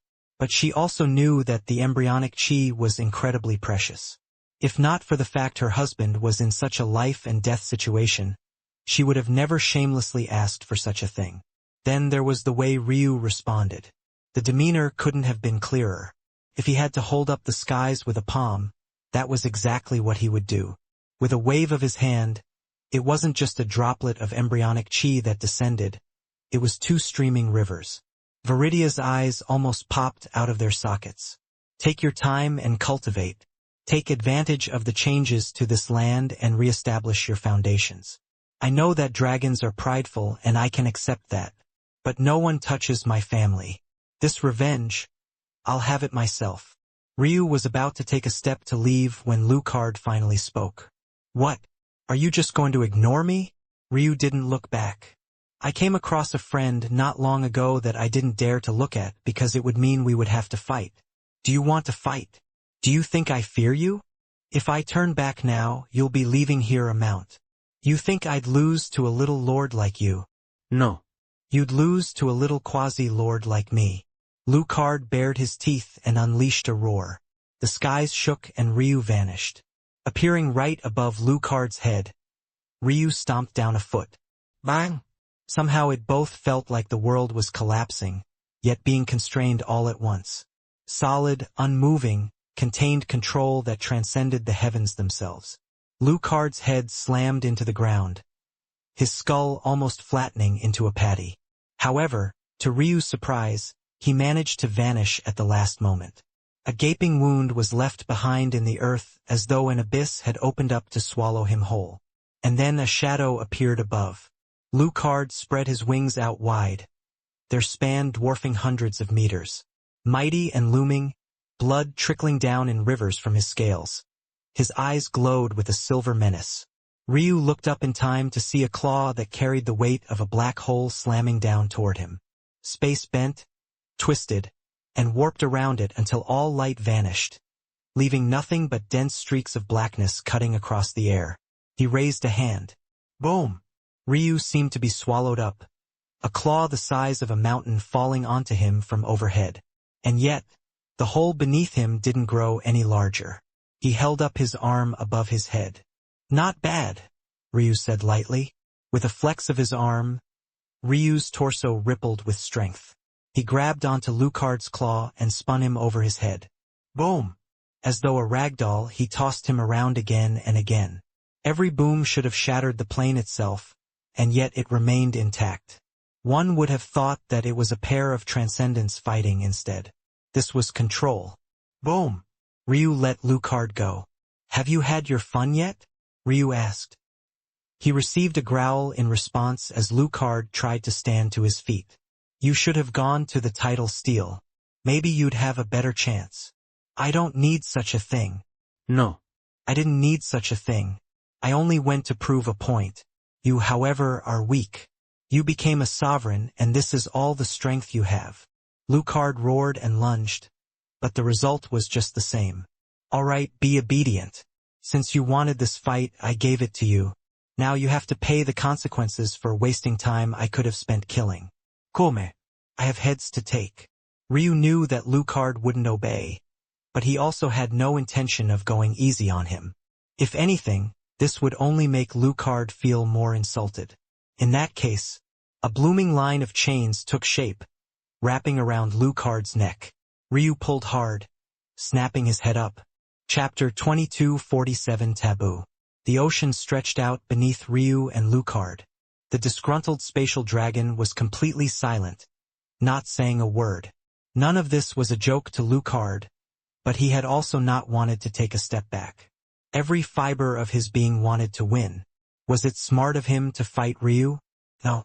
But cultivation wasn't always about being smart. Unfortunately, the result wasn't what he was expecting. The gap was even larger than what he expected. But the worst part wasn't the gap in strength. It was the fact Ryu had suffocated him in the path that he was the most confident in, and did it with ease. "Here," Ryu said lightly.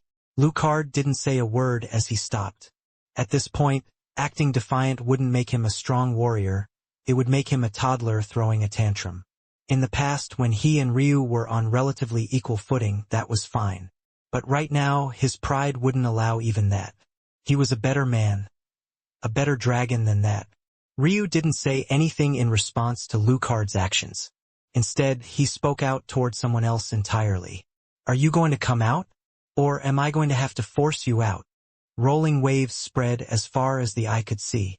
There wasn't a single soul in sight, and except for the sun beaming down from above, there didn't seem to be the presence of anything else. "Okay," Ryu said lightly. "We can do things that way too, I don't mind." Ryu raised a hand, but before it descended, the voice came. "If I had known you would grow so far, I would have killed you back then." The voice came calm, but gravelly and textured in an uncomfortable sort of way. It was almost sticky at the same time, latching onto the soul and scraping across it with its gruffness. "There are a lot of people who had tried to kill me in the past. The only one that ever succeeded was myself. Now I don't want to repeat myself. Come out or die." The waters slowly parted, and an old man that Ryu had actually never personally met appeared. This was the very same old man that was an ancestor of one of the many taboo methods that Ryu had mastered. Back when Ryu ended up stuck at the bottom of the ocean and used the opportunity to grasp infinity mist. This was precisely the old man that had appeared back then. Ryu hadn't seen him or sensed him back then. But now that he had control over fate of time, Ryu could easily go back through points of his life where there were odd influences or twists in his fate. These moments, these so-called forks in the road, were interesting things to study and understand, not just so that he had a perspective on just how lucky he had gotten many times before, but so that he could also better understand his own heart and journey forward. To Ryu, reaching Tao God was as easy as a snap of a finger. The moment he crossed Lord, he had known that this would be the case. Although there was a tribulation waiting for him at every turn moving forward, there was nothing the heavenly court or the heavens could send down now to threaten him. If anything, their attempts would just give him more to add to his army. His momentum forward was too strong. This was why Ryu had also known that the next chance they would have to force him onto another fork in the road moment would be his son's birth. But out of curiosity, he also went through the other forks in his life, slowly teasing them apart. This was actually the real reason he had yet to complete his breakthrough into sovereignty. He felt that there were more interesting things to pick out and he still had time. The more deeply he understood his own Tao heart, the more he could understand what had been triggered under his own power rather than that of others or luck itself, the stronger his control would become and thus the stronger his cultivation method. This man was one of those forks in the world, the ancestor of the 9-pillar flame sect. Before the new changes to his body and the formation of 10 bone structures, this method was actually something that Ryu heavily relied upon. Unfortunately for the old man, after Ryu abandoned this method to create his own, the fate he had been using Ryu to accumulate crumbled and his chance to take advantage slipped away. The unbalanced art sect was in an even weaker position than that, because right from the beginning, Ryu stifled their attempt to take control of him. But there was something curious about all of this. These taboo powers, their origins were truly an oddity. If the true martial world was under the control of the martial gods all this time, how did the taboo powers fit into it all? Ryu had already figured it out when he went through this particularly fork-in-the-road moment. He just hadn't cared enough to take action until they decided to be stupid enough to target his family. The taboo powers were obviously not taboo at all. They were the true powerhouses of this world. Which meant that when the seal was undone and things were reverted, the true martial world went back to its original state, a state where the taboo actually thrived. The irony of it all was that the true martial world wasn't the true name of this world at all. This was the false martial world, a world where the laws of cultivation were bent and twisted unnaturally. This was the martial gods' real play at an attempt to break through the glass ceiling they felt the heavens had artificially placed on them. In the past, you spared me. I really should just let this lapse in judgment go. The eyes of the old man widened. Wait, but I don't think I will. Bang! The head of the old man exploded to pieces. In his last moments, his eyes had been open in shock. Wasn't Ryu supposed to spare him now that he had appeared? Chapter 2248 I see. You aren't going to question him? Lucard asked. What is there to question an ant about? Lucard snorted. He knew that by that answer Ryu already knew everything he needed to know. The only reason he hadn't taken action before was because he couldn't be bothered to. He was letting the martial gods do as they pleased. But they had certainly crossed his bottom line already. Maybe they realized they needed a different sort of edge, but all they had really done was piss him off more. That much was fine. He knew that there was no point in going to the martial god clan right now. The figures that he wanted to kill had almost certainly already disappeared, while those left behind were just ants not worth his time. In that case, he would kill to his heart's content. That was precisely what Ryu did. The hidden ancestors of the taboo sect, so secluded from the world for so long, were found by him one after another. Each one was ruthlessly slaughtered, shattered on the very spot. Lucard pinned a pair of twin older women to the ground, his claw enveloping them entirely. Ryu looked at them from above. These two should be the ancestors of the taboo path. Eska and Icemine followed. But this didn't mean that he would spare them. Instead, he found them curious. Eska and Icemine's path was still unique compared to them as they truly shared one body. By comparison, the original taboo method was used best with twins like these two. Okay, you can kill them now, Ryu said after he finished observing something. Lucard's palm descended and the whimpers of the women were snuffed out. What exactly is going on here? Lucard finally couldn't help himself. I'm being targeted. This is what you being targeted looks like? Yes, I didn't say they were doing a very good job. Then why does it feel like a bigger deal than what you're making of it? You're going to have to make up your mind, Ryu said in reply. Am I being targeted well or not? Both. This is what a bitter dragon sounds like. Huh? Just you wait, Lucard said in a dark voice. Those I surpass never have a chance to catch up again, Ryu said calmly. Though Ryu was saying this, his mind was a bit absent-minded. The martial gods were using the taboo. The heavenly court was relying on titles. The phoenix sky god was relying on a clash of fae and ancient beast. The corpse poison cult was relying on exactly that, corpse poison. The Ruin Master Guild was what? Relying on the fiends?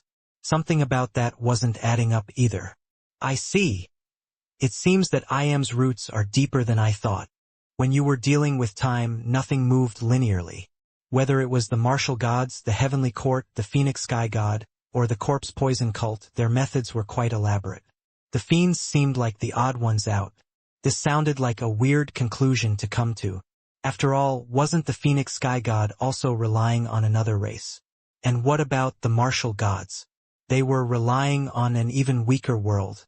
What was weird about the fiends in this situation? For one, the phoenix sky god wasn't relying on other races. They were quite literally forcing the hands of the heavens to create continuous clashes between these two races across time and space. The martial gods weren't relying on a weaker world. This world was a pinnacle existence in, well, existence. It had just been suppressed. And it was also probably the only world in existence that naturally deviated from the path of the heavens. It might even represent a new path that the heavens were setting out, in fact. These things were not the same at all. The fiends by comparison were quite sloppy, and their plans had been thwarted by a single Ryu all too easily long before he had the strength or comprehension abilities he did now. However, if Ryu was correct and I am had also used time to his advantage to establish the Ruin Master Guild and then spread them, then what reason could he have? The fiend race did represent a period of chaos, but it was deeper than that. The shrines. Ryu recalled the false shrines that the fiends were using. False, huh? So that's his target. Ryu's lip curled. If I am's goal was as he said, then he wanted the world to stop constantly chasing after endless progression, to relax. There were few better ways to do this than to place the world into a state of chaos. While this sounded counterproductive, if the world was in a state of chaos, then there would be no progress to be had in the first place. But in chaos, there was the perfect opportunity for one thing: a reset. The fiends just might have been nothing more than a proof of concept. But those false shrines, they were perfect replicas of the shrines of Sacrum for a reason. It was curious. Sacrum and the false martial world were in the same region of existence. All things considered, they would be considered one world, one being the main world, and the other being an orbiter. It made Ryu curious. I see. So the martial gods were misled in this regard. It's no wonder the Ruin Master Guild had their hands in the Sacrum pie back then as well. Ryu remembered clearly that he had to kill quite a few Ruin Master Guild members back then as well during what he thought would be his final battle against Sacrum. How had the false martial world come to be in the first place? In this world, didn't it seem only natural that Sacrum would become the main world? But what if Sacrum was suppressed on purpose, and then someone with quite deep and extensive knowledge about fiends manipulated things to allow a world that should have failed at step 1 to thrive? If not for the fact the Phoenix Sky God had also set their eyes on Sacrum, maybe I am wouldn't have had to go through any of this trouble at all. In the end, everything pointed in one direction. Sacrum. It seemed his final battle would be in his home world.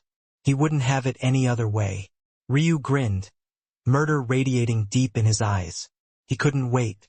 Chapter 2249 Patriarch. Ryu stood in silence high in the skies. The ice shrine was beneath him, its cool winds lapping against his skin. On his face, all his rage seemed to have vanished as he smiled lightly. Soon. If I'm correct, then soon. It was rare for Ryu to doubt his own deductions like this, but this time, even he didn't dare to confirm it with any 100% certainty. The disappointment he would feel if he was incorrect wasn't something he was sure he could take. Not when his momentum was riding so high right now. So close. Ryu reached up to the skies, grabbing at the sun's rays. He could almost smell that mountain peak. Shrine Mountain trembled. Ryu finally looked down below him, his gaze returning to its calm. You've always been there, trying to tell me something. Do you want to tell me who left that human skin tome at some point? The mountain trembled again and Ryu's lip curled. Me? That really does sound like something I'd do. I bet I made it with the skin of the martial gods. Didn't I? The mountain trembled again. Ryu's laughter filled the skies. Sometimes he really could be a sadistic bastard. But who asked them to come after his family?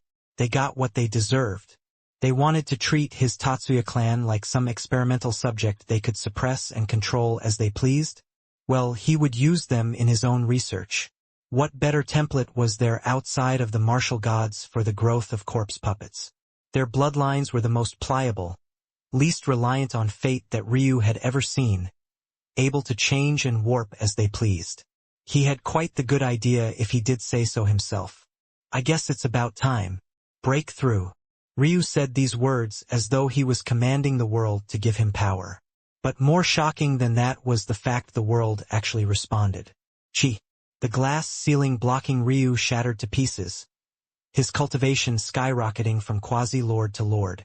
Plumes of energy flooded toward him from all directions, his body greedily swallowing up everything. His Tao heart directed everything, far more powerful than it had been the first time.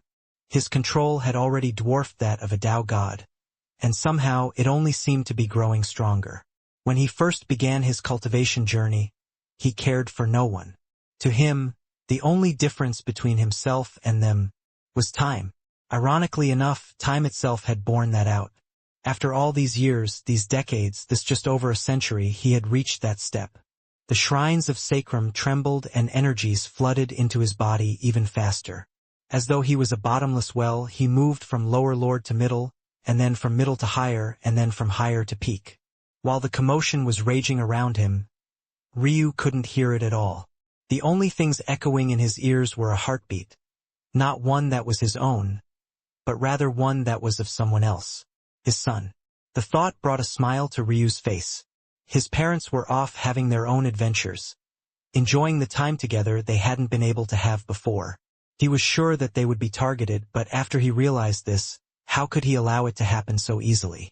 He shrouded their fates, protecting them from detection from others. But this also meant they wouldn't know their grandchild was being born either.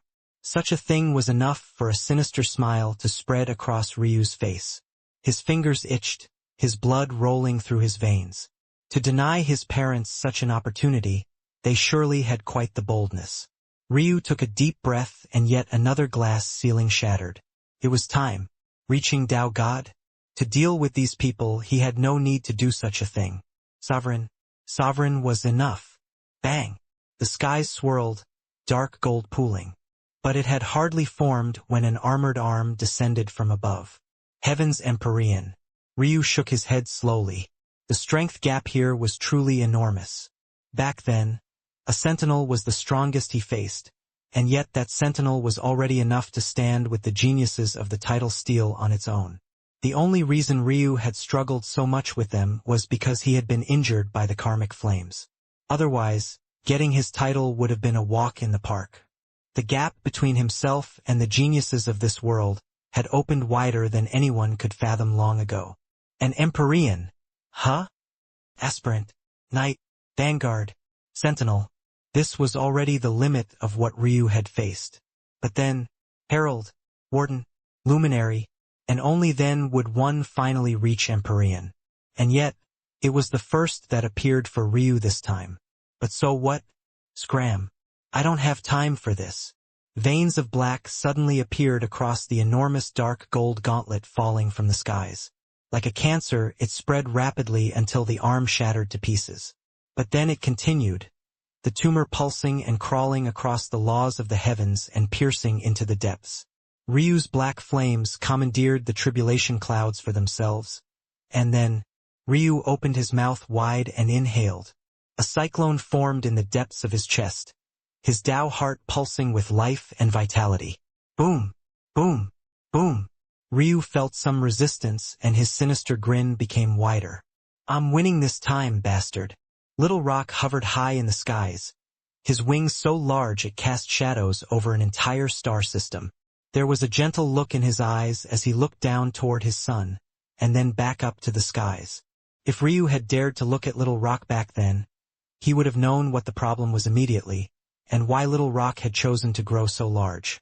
On Little Rock's once majestic, gorgeous, almost mythical countenance, there was a pulsing cancer of black, one filled with endless pools of corruption, corpse poison.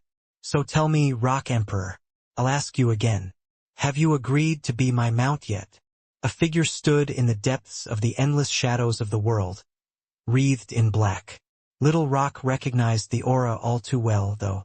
It was too similar to his best friend in the world, his brother. But this wasn't his brother. It was a twisted mirror image. And yet, just the same, it was him. Ryu Tatsuya. But that wasn't all he went by. He had another name. Patriarch of the Corpse Poison Cult. Chapter 22:50. You are not my brother, Little Rock said calmly. Am I not? Ryu laughed. That's very hurtful, after all we've been through together. Little Rock didn't reply. I would rather you choose of your own volition. Just come here. I can take the corruption away from you so you won't have to deal with it anymore. Is there a need to be so stubborn even about this? I do not need your help. Your speed is less than a tenth of what it was at its peak because of your stubbornness. If the rest of the world heard this, it was hard to say just how they would react. Little Rock could already cross universes with a single flap of his wings. How was he less than a tenth as fast now? It was just functionally true that he had grown too large in an attempt to fight off the corrupt poison. The larger he was, the larger his pool of bloodline strength and the easier he could pull on the power of fate to fight it off. However, this had also caused him to grow past his optimal size. While he was truly impressively enormous now, it was all form over function. He knew that, and Ryu likely understood it even better than he did. You've let your desire for power corrupt you. And now, you're willing to do anything. And now, because you refuse to allow your timeline to close, you're allowing the women you swore to protect with your life suffer. You are not my brother. The smile on Ryu's face didn't fade. Those are not my women. They've slept with another man. How could they be mine?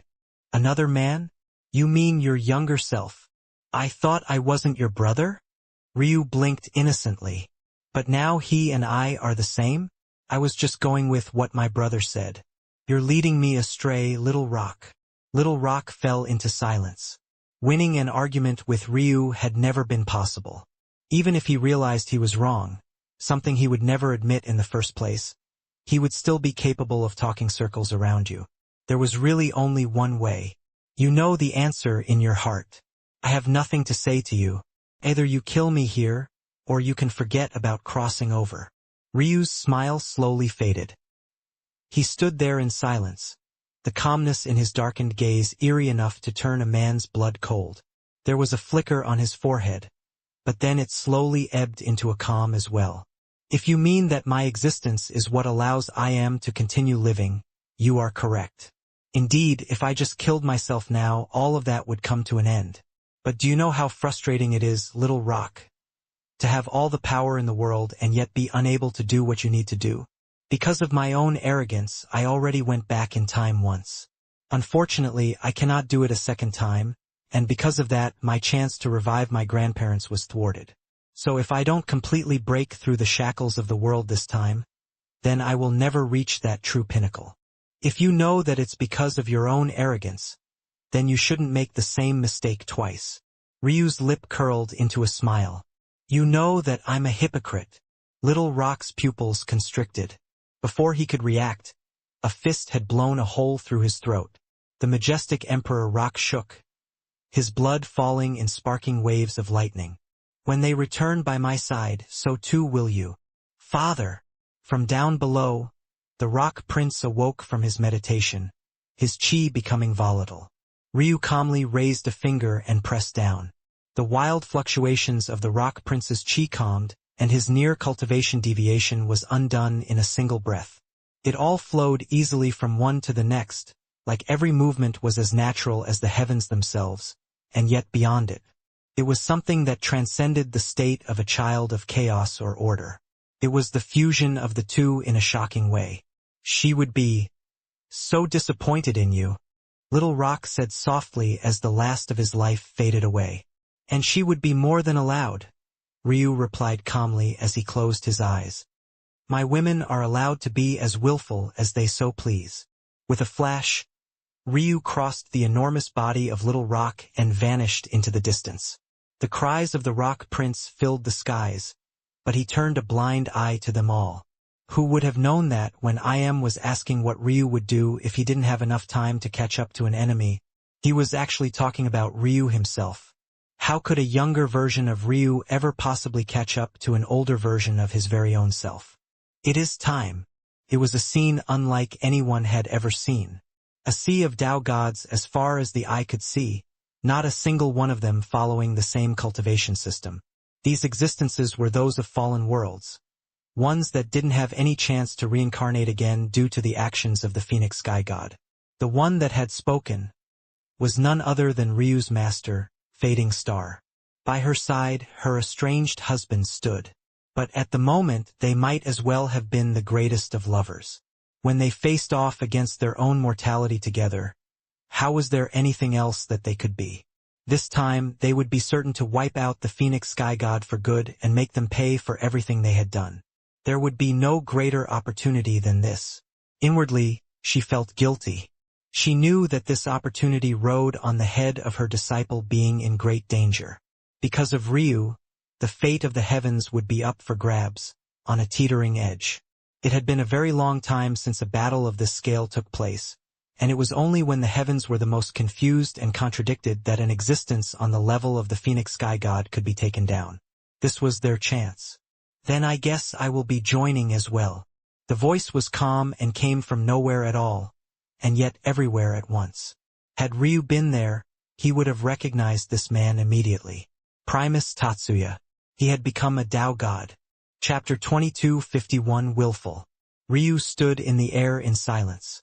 An enormous gauntlet and a dangling severed arm hung from the grips of his fingers. The devastation of the tribulation hung all around him, but Ryu's robes were unblemished, his countenance unmoved. One would have never thought that he had just faced off against maybe the strongest tribulation any sovereign in all of existence had ever faced off against. I wonder, Ryu said softly, releasing his grip and allowing the gauntlet to fall from the skies. Boom!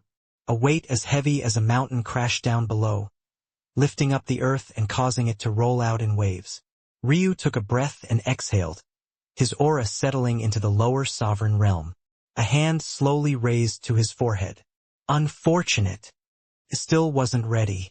He thought that his sovereign tribulation would certainly be enough, but it seemed that this eye had far more potential than he could fathom. The echo of a cry resonated in Ryu's ears, and he took another breath. The cry was Hope's. He knew that her childbirth this time would be quite difficult. She was a woman who currently wasn't tied to a cycle of reincarnation, while her husband was someone who had come into a great amount of fate now. Giving birth to a child that had also been tempered by embryonic chi, and was also gifted a realm heart before their birth, only made things even more difficult. The heavens had to struggle to birth such a child, let alone Hope herself. He really hadn't made things easy on her, but ever since the matters that happened with Old Juan, they had been set down this path, unable to retreat. In order to save her back then, he had had no choice. But by the same token, while he could have made it easier on her by not pouring so many resources into their son, that was unacceptable to both of them. Ryu wouldn't allow his son to be born with anything but the best of the best, and Hope wouldn't be able to face him if she couldn't withstand at least this much. As husband and wife, they had enough of a mutual understanding to not even have had a conversation about this. But the fact Hope was upset when she thought Ryu was ignoring her, and their son said all that needed to be said. There was a flash by Ryu's side and Serial appeared. You succeeded, she said lightly. Was there ever a doubt? A little one, Serial said with a sweet smile. Her edge seemed to have been almost completely ebbed away. At least it seemed like that for a moment, until she grabbed Ryu's arm. I want to fight too. Do you?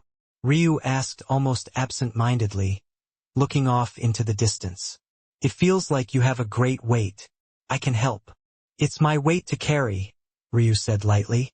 Serial fell into silence, remembering what happened with Ailsa. She wasn't sure if that was the healthiest thing. Was there really someone that could reach their full potential without any help at all? Not even from their wives. She had wanted to step out and help so many times before, but that would have made her and Ryu's plan to slip past the heavenly court all the more difficult. One part of her loved being that little Princess Ryu came to save as much as she didn't want to admit it. But there was the other part of her that thirsted after battle and blood as well, to hone her sword against the strongest opponents. She knew that if she insisted, Ryu would let her fight. But his mind state also wouldn't change. He would be the palm that held up the skies no matter what. But it was likewise because of this that Ryu's problem now was the very same problem of back then, the very same problem that Aika had said he had all those years ago. A Tao heart that was too rigid was easily broken. Unfortunately, you couldn't even say this to Ryu as true as it was. He was a man who had just used the breaking of his own Tao heart to make himself stronger. And it wasn't even the first time in his life that he had done it. Was he truly so fragile? No, it was more complicated than that. I think I love you, Serial said softly. Ryu raised an eyebrow and looked toward his wife. And you only decided that just now? Stop.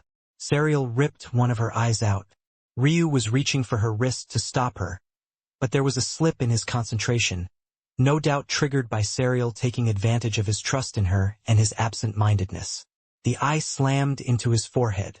Ryu felt a portion of his skull shatter, and then a great amount of power flooded through him. The sound of a boundary shattering to pieces echoed in Ryu's ears, and he felt his third eye suddenly fully form. Serial stood by his side with a smile on her face. One of her eyes closed as blood poured down one side of her cheek. Remember what you promised me, she said softly. If you don't get me revenge and give me a bunch of babies to raise up my clan, I will cut it off. Ryu stood in silence. There was a great amount of rage pulsing through him right now. But he didn't even know who to direct it toward. His wife. She was just trying to help him to the best of her abilities. Himself? But he felt that he was strong enough to do what needed to be done even without this aid. The world? The martial gods? Why the hell weren't they here yet? Then, Serial could feel Ryu's fury, but she only softly rested her cheek against his shoulder. Not once did she think her husband would harm her, and that was because he never would. You said I could be as willful as I wanted. You better listen to your own words, she teased. Chapter 2252 Name. Ryu slowly shook his head. There was no way he would do anything to her, but he was feeling frustrated nonetheless. There's someone else who wants to see you, by the way, Serial said. Wobbling fairy? You knew already. I did know. She probably knows quite a bit about what's happening here. But I didn't ask her on purpose. So stubborn. There's no need to worry about these things. Just wipe the enemies out and the end result will be what's expected in the end. I don't think it'll be that simple. Ryu's lip curled a bit with his anger. It seems that lesson 2 wasn't enough. Is that so? Well, too bad you don't have time for lesson 3. Ryu was about to reply when he looked off into the distance instead. Inwardly, he shook his head. The fact that Serial had sensed it before him, even with her eye missing, was its own problem. It seemed that they were doing everything they could to tie his fate-scrying abilities down. But it wouldn't be enough. She's coming now. You're not allowed to reject her. We've built a united front. Ryu didn't even get the chance to respond before Serial vanished and Wobbling Fairy took her place. In a rare showing, this most peculiar wife of his wasn't drunk. Of all his women, even including Tydra, Wobbling Fairy was the most enigmatic. Even to this point, he didn't know her name, nor had he ever forced her to tell him either. He felt like he would have all the time in the world to allow this wife to truly warm up to him. He didn't expect her to have already opened up to him, no matter how shameless he was. So long as she understood what it meant to be his wife, that was more than enough for him. But he also knew that she had a story that she hadn't told him about as well. There was a great amount of pain this little woman had to have undergone for her to choose a path of constant drunkenness to escape it. But the words she said surprised him. I hate you a lot, you know, she said softly. To go from one wife that confessed her undying love to him, and then hop right to another that said such a thing, gave even Ryu whiplash. He wasn't sure how to react to it all, and he could only stay silent. You might think it's because of what you've done to me, but it's what you are going to do to me. Though, I would hope you understand that you haven't treated me the best until this point as well. What I will do. You can't sense it because they've targeted everything on you. Plus, the fate that's always the hardest to scry is your own, because the mere act of doing it changes it too much. Ryu frowned. He had always been able to see his own fate star, even back when he couldn't cultivate. There's a difference between vaguely glancing at fate and delving into it in earnest. Don't talk for a moment. You're more handsome when you're silent. I prefer my men stoic and cold, you know. You talk too much nowadays. Ryu's lip curled and he chuckled in response, not minding it. You know that I have control over the energy of the world no one wants. What you probably don't understand about the way my methods and body works is that the absence of something that should be there is as good as evidence of that something. Do you understand? Just nod. No talking. Ryu nodded. If you had the cutout of a shape, it was as good as knowing what that shape was. Wobbling Fairy had a rare bodily constitution that Ryu had never seen before. She could absorb the impurities of the world to empower herself. The very same impurities that everyone else wanted to get rid of. She relished in using it to strengthen herself. But what wasn't considered enough was what it meant for that energy to exist in the first place. The impurities of all things. It might even be an energy form that existed beyond essence, chaos chi, embryonic chi, and corpse poison, because it existed in them all, capable of restraining them all. An energy like this had no real form. It could be anything it needed to be, take any shape or being. And if you were talented enough, you could use it to comprehend basically anything by process of elimination. All you had to do was reverse engineer things from their impurities. Whatever could impede them and restrain them, just do the opposite. As such, it wasn't a surprise in the slightest that Wobbling Fairy was capable of seeing through fate. What could have more impurities than the uncertain path of a person? Clearly, she had seen something in the future that she very much didn't like. But that made it more odd that she was still by his side. Why was that? Since you understand, you should know that I'm not just speaking for the sake of speaking. Your road ahead is probably impossible, and your stubbornness will lead to your downfall.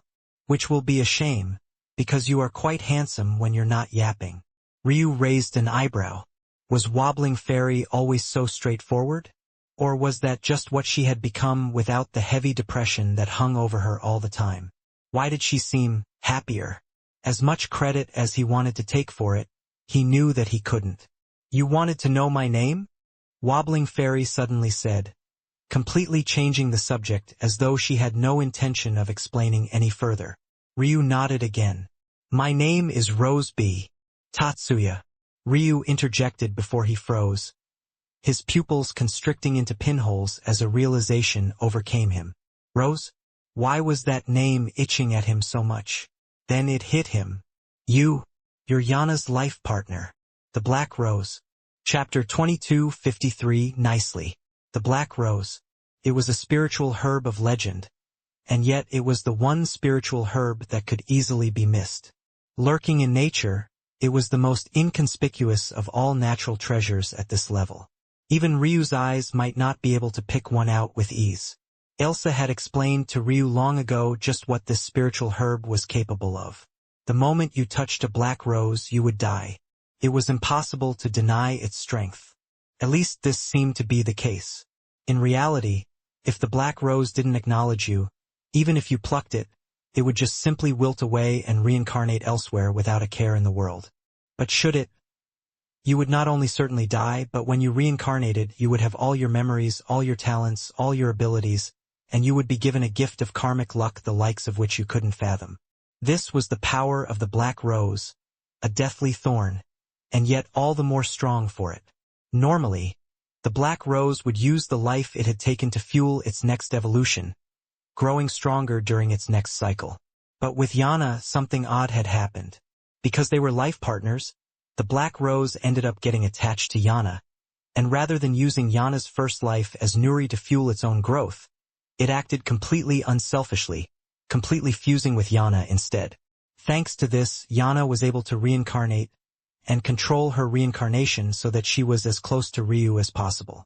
But that used up all of the karmic luck the black rose had, and as such it didn't have enough left over to help Nuri, now Yana, to recover her memories. In the end, the woman that had once been Nuri faded away, replaced by Yana and her own memories. It was no wonder Rose hated Ryu so much. Her life partner had chosen someone else, and on top of that, the woman she had loved was gone to the stream of time, at least in part. But now there was a huge gap in the story. Between Yana's reincarnation and her reunion with Ryu, just what had happened that allowed the Black Rose to return? What happened to Yana in the stream of time, and why was Wobbling Fairy or Rose alone? Where was Yana? And why did it sound like Ryu did something in the future that infuriated her even more? But, I guess I can't hate you too much, Rose eventually said, smiling again. Since I've decided to tell you this, I'll accept whatever comes next. What you mean to say is that you have physical form now thanks to me, Ryu corrected. No one likes a smartass. You and my Yana are nothing alike. You know? Ryu said with a grin. You don't know Yana. You just think you know her. The girl you know has always been shy and reserved around you because she owed your parents a great debt, and then she fell for you for some ungodly reason. She's always felt restrained because of that. You do know that it should be impossible for a life partner to fall in love with anyone else until they meet their soulmate, right? I guess I just break the mold, then. I've already told you that you're very lucky to have me as a husband. That's part of the problem, Rose said softly, looking away. They're almost here, you know. Shouldn't you prepare? I am prepared. And because Serial is a little too willful, I'm probably too prepared now. I'm worried it will be boring. Boring is the last thing it will be. You're underestimating the powers of existence too much. They haven't given me much reason to respect them in the first place. Rose snorted, starting to feel annoyed with this supposed husband of hers again. She yelped as she felt a pinch at her ass. What are you doing? I'm just trying to make sure I remember the feel. Don't mind me too much. Humph. Rose pouted and turned away, shaking her head as she tried to stifle her laugh. Just tell me one thing, Ryu said as the skies began to change color. What's that? She's still alive, right? Rose fell into silence. I don't know. Ryu gave Rose a glance. That answer seemed to have more layers to it than it seemed. Almost like the answer would be more dependent on him than anyone else. Is that so? In that case, she's alive. Rose blinked, looking up at Ryu involuntarily. She didn't know why those words filled her with so much reassurance despite the fact she had seen far more of the future than Ryu had. All things considered, there was simply no way it would be possible for Ryu to come out alive. And by that, her hidden meaning was just as complex as her answer to Ryu's questions. There were far more ways for a person to die than just waiting for their heart to stop beating. Maybe it would be precisely because one's heart was beating for something completely different that one would die. Rose knew of this feeling so very intimately. It was how she had lost Nuri, and maybe how she would lose Yana.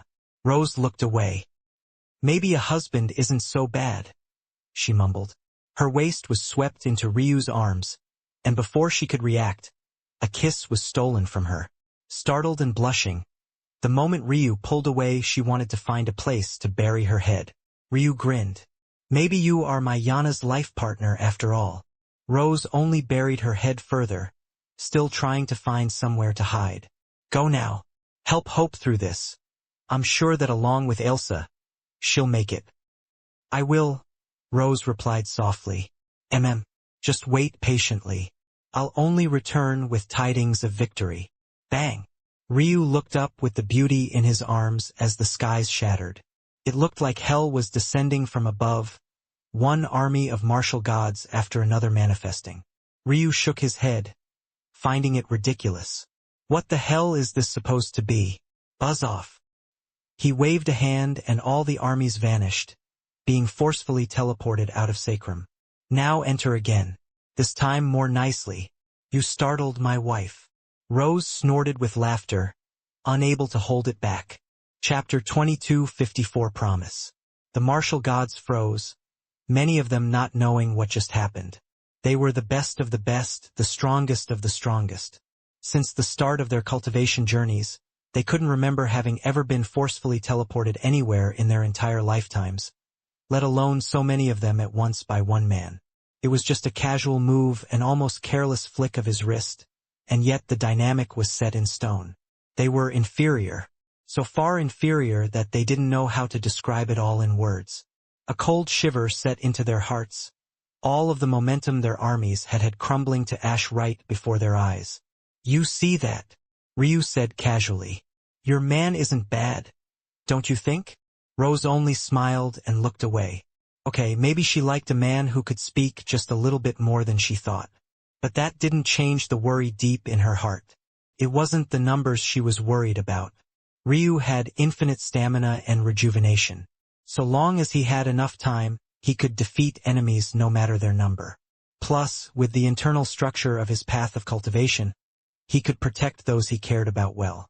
The main issue was that his inner world wasn't perfect yet. It wasn't prepared to take on the birth of a talent at the level of his son. Because of that, he had no choice but to allow hope to give birth under the effects of the shrines, and this made her more vulnerable than she already was. This would be a weakness his enemies could take advantage of. But even that wasn't what Rose was worried about. As difficult as Hope's labor would be, it would be a short frame of time considering how long this battle could truly go on for. She didn't believe that Ryu would slip up during that time. Not unless something forced him to.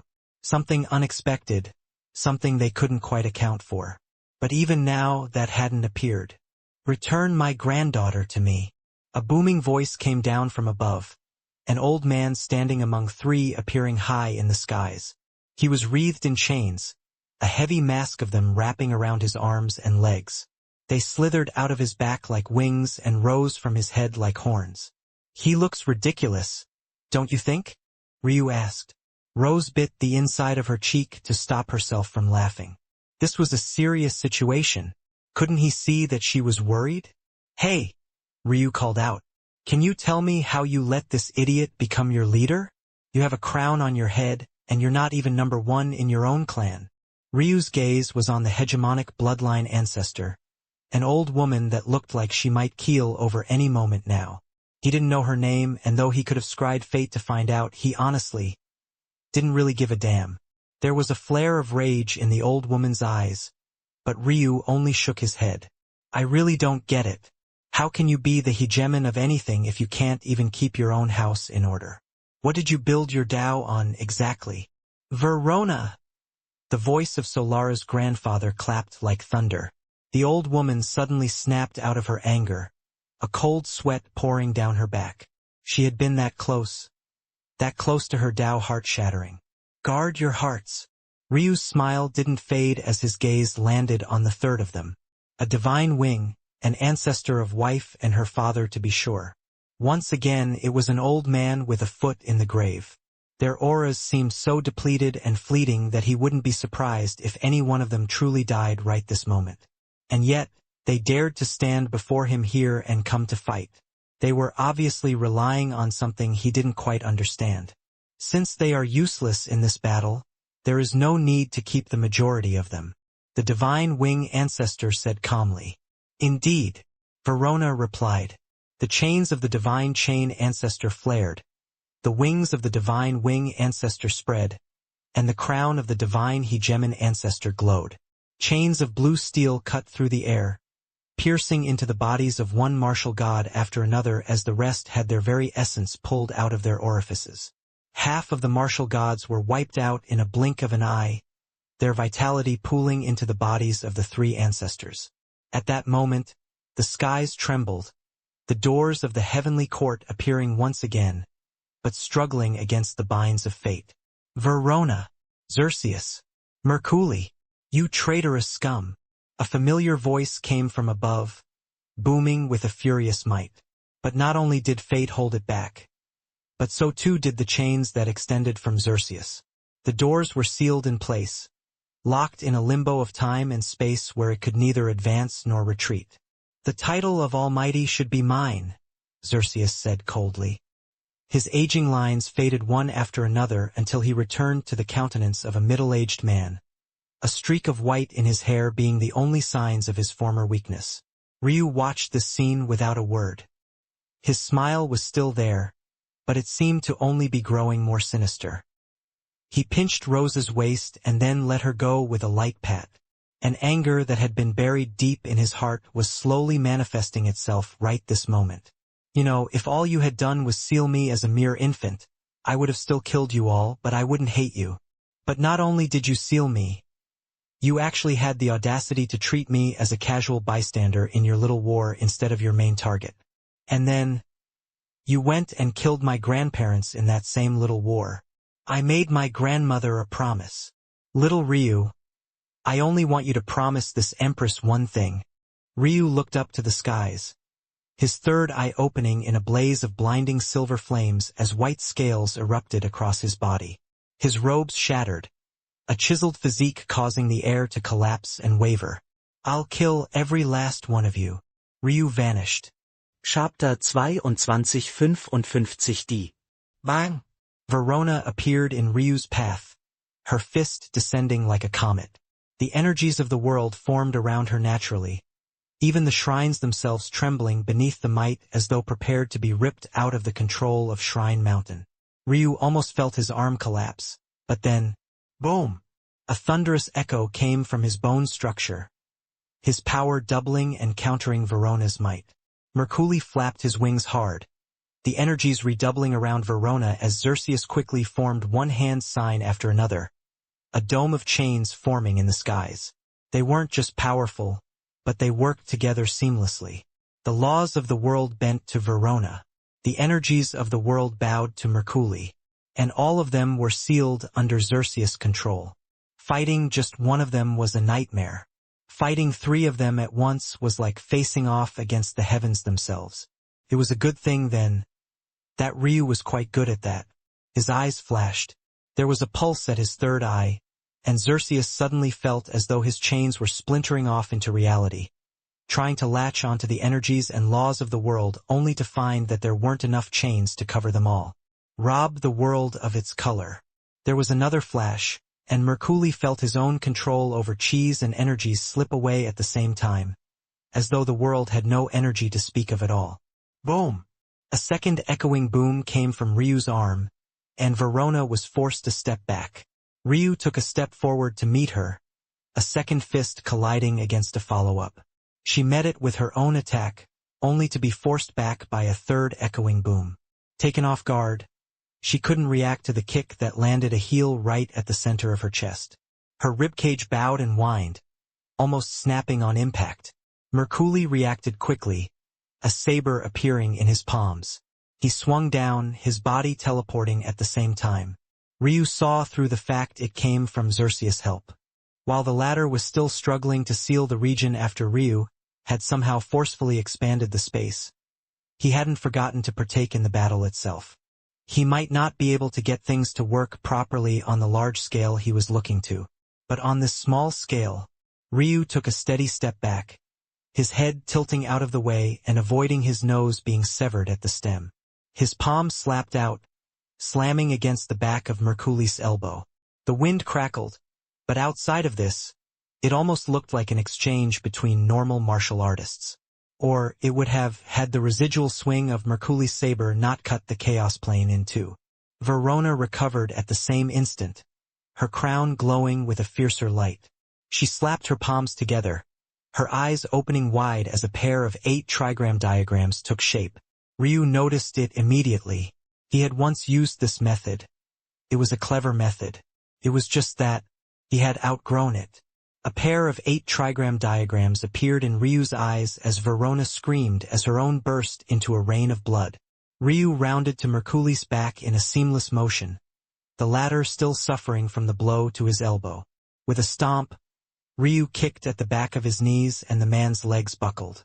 He fell to a knee in the skies, placing his head right in line with a descending claw from Ryu. The cry of a phoenix filled the skies. Ryu should have used Dragon Claw. He could have called down the might of the Dragon Clan and sought the approval of the heavens themselves. But instead, his claws were wrapped in the red-gold, heavenly patterns of the Emperor Phoenix for no other reason than his grandmother. As though it was her hand extending across the bounds of space and time onto Merculi's head, the pride of a woman who had once been wed to the Tatsuya clan shone through. But that was because that was precisely what was happening.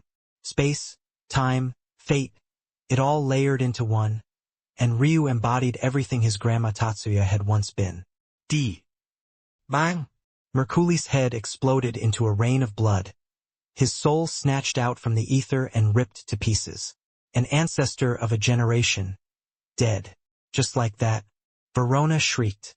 She might have been blinded, but she could still sense what was happening. Just not for long. Fate reversal.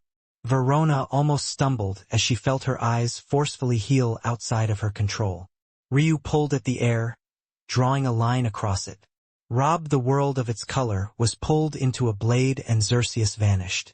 The divine chain ancestor had been fighting against Ryu's domain for so long that the sudden release into freedom caused him to shift out of reality for a moment. As though playing a game of tug-of-war he unexpectedly won, he was sent flying far away, leaving no one at all to protect his allies. One died before he could do much of anything at all. This one would die before he could even think to get back. The fate that injured Verona and robbed the world of its color fused into one. Ryu said calmly. He swiped an arm across the air. Verona saw every moment of it. The irony of her eyes being healed was that she witnessed every single bit of it herself. There was no escaping this moment. Suddenly, Ryu's words well and truly settled into her. Had they made a mistake by focusing more on the heavenly court than him? My love, Verona thought to herself, her mind struggling to reach toward Xerxes. Unfortunately, there wasn't enough time, because no time passed at all between the swipe of Ryu's finger and her death. He made certain of that. Before him, even pining for a loved one wasn't allowed. It would make each one of them suffer as his Tatsuya clan had. Verona! Xerxes' infuriated roar shook the skies, but he only returned in time to watch her head fall from the skies, her soul snuffed out to ashes. Chapter 2256 Taboo. Are you very angry? Ryu asked, the same sinister smile still hanging from his face. I can say that you can't fathom my own rage.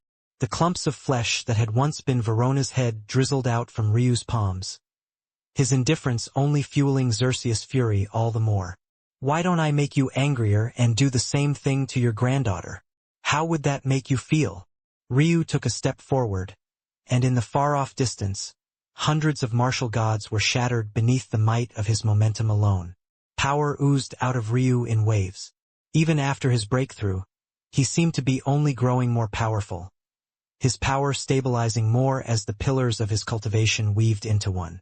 By building his chi realm cultivation on the perfect concept of control, his mental and body realms came along with it. The more used to it he became, the more they melded into a single path, seamlessly transitioning until there was hardly a difference between them at all.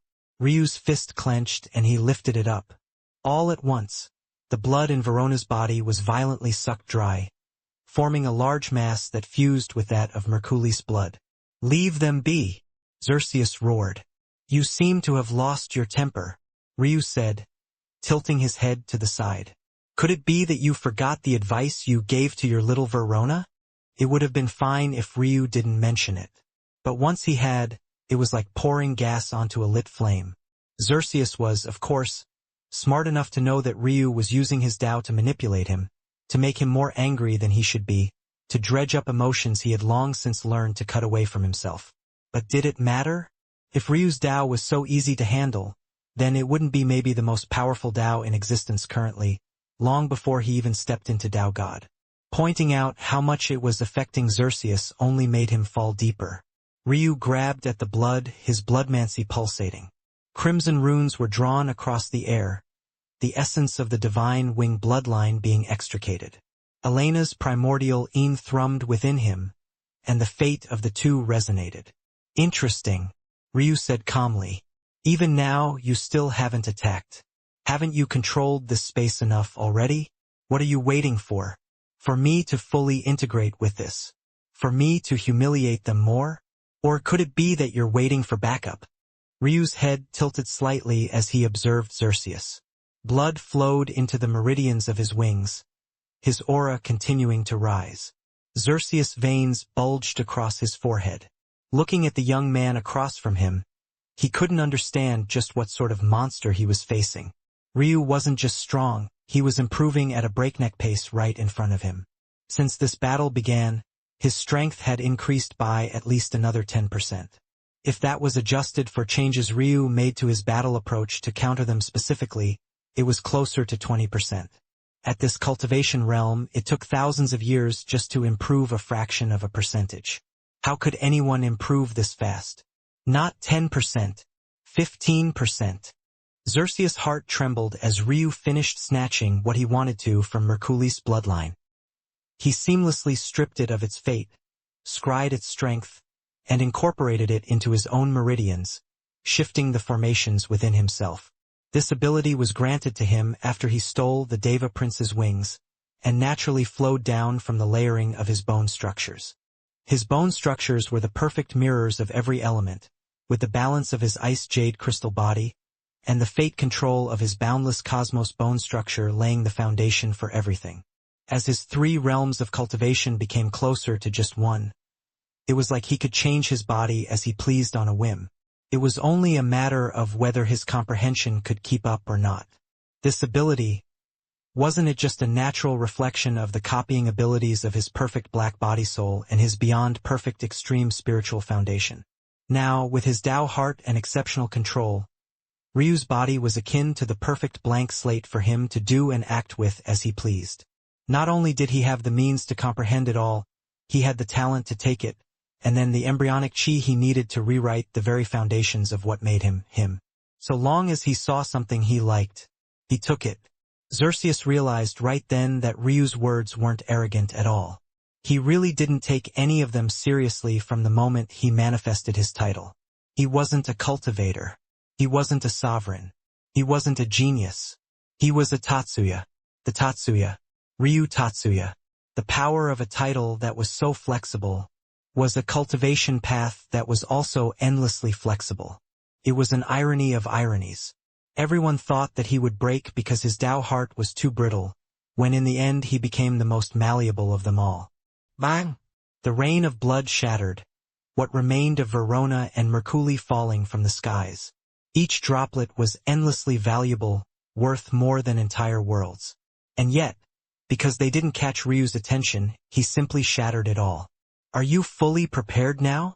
The air had begun to tremble, sacrum swaying on its fulcrum as though the world itself was about to burst at the seams. Ryu only lightly tapped a foot, and harsh swaying stopped, at least in the region around him. His wife was currently giving birth, who said the world was allowed to sway like this. The skies split open, and one heavenly night after another fell from above, subtle hints of what were clearly divine chains wrapping around them. Ryu understood without much more than a glance. This was the true purpose of the martial gods' research into the taboo. The best way to control the heavens was by using power even it didn't understand. And right now, the martial gods were turning the power of sacrum against Ryu himself. No, not just the power of sacrum. The power of a world that should have taken the true martial world's place in his quadrant of existence. Goo! Ryu said indifferently, but I asked you to bring out everything you had. This is still not enough. A God's Brush. Chapter 22:57 Odd. Hope did her best to hold back her screams of agony, but at some point, fading in and out of a dark unconsciousness, she had lost the ability to stop. She wasn't even sure if she was speaking coherent words, but there were certainly screams. Hoarse and visceral, they came from the depths of her soul. She shook her head and tears fell from her eyes, but she held on nonetheless. She didn't want her child to die, and she knew that if she couldn't push through, that was exactly what would happen. A birth shouldn't have been so difficult for a Tao god. The problem she was facing wasn't the normal pain a mortal woman might go through, but instead the heavy weight of the fate that came with it. It was her 7 corporeal souls and 3 incorporeal spirits that couldn't withstand the birth of this child, as that of her and Ryu's son had to pass through her to make it to the world. Her path of reincarnation had been severed, but now she was trying to give birth to a child with one that was fully intact. No matter how you looked at the problem, the heavens were entirely opposed to such a success, because just the act itself would forcefully pull hope back onto a new path of reincarnation. Because of this, she wasn't just experiencing pain in a normal sense right now. Her soul itself was being torn to shreds and reconstructed. Ryu's wives, including a very pregnant Ailsa, were rushing around following the latter's orders to the greatest accuracy possible. One would think that with a literal river of embryonic chi at their disposal, this would be easy, given the strongest cultist fairy in existence being by their side. But only when they were in the thick of things did they realize that the birth of this child was something no less daunting and shocking than any one of Ryu's other feats, It should be impossible for hope to give birth at all. And yet, every few moments, something seemed to revive her, causing her to fight harder. Ryu moved through the battlefield like a spectator. The aura of a child of order hung around him, and it was as though he and the heavenly knights were choreographing a dance of death, one where only they died and Ryu survived. Xerxes didn't know how to react to this. The child of order constitution was something that basically never appeared at all. But to use it to such a shocking level that it could read and predict the attacks of heavenly knights themselves, this was well and truly on another level entirely. Logically, it made sense. The child of order could sense order, and their body moved naturally to follow it. Translating that to using it to deal with heavenly knights that were formed from heaven's might itself only seemed natural. But that required a child of order state that was absolutely perfect, one that mirrored the heavens, the world you were mimicking without the slightest hint of a flaw.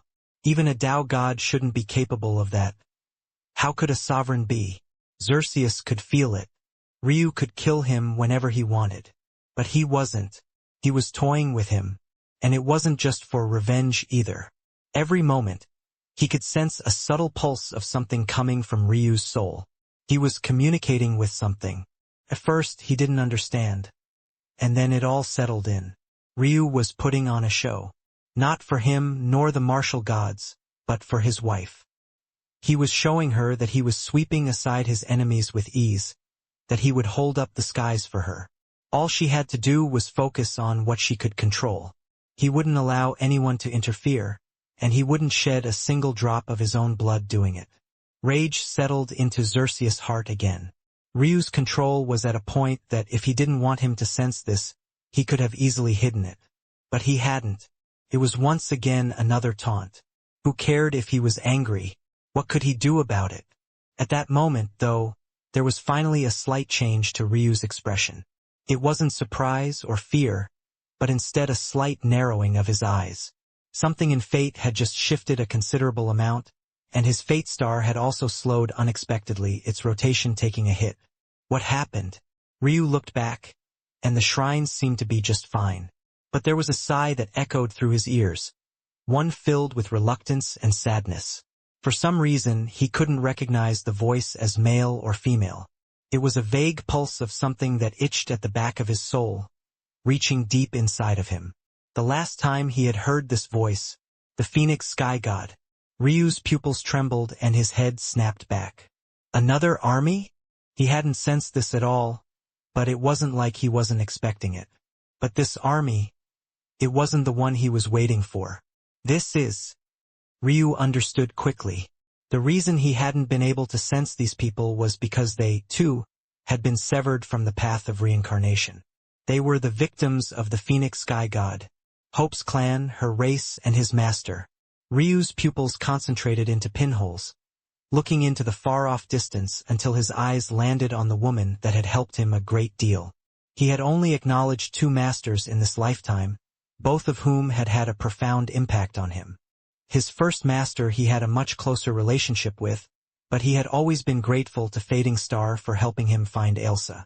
But why were they here? And why? This army should have been coming to deal with him? Or was it the Phoenix Sky God? Was the Phoenix Sky God here?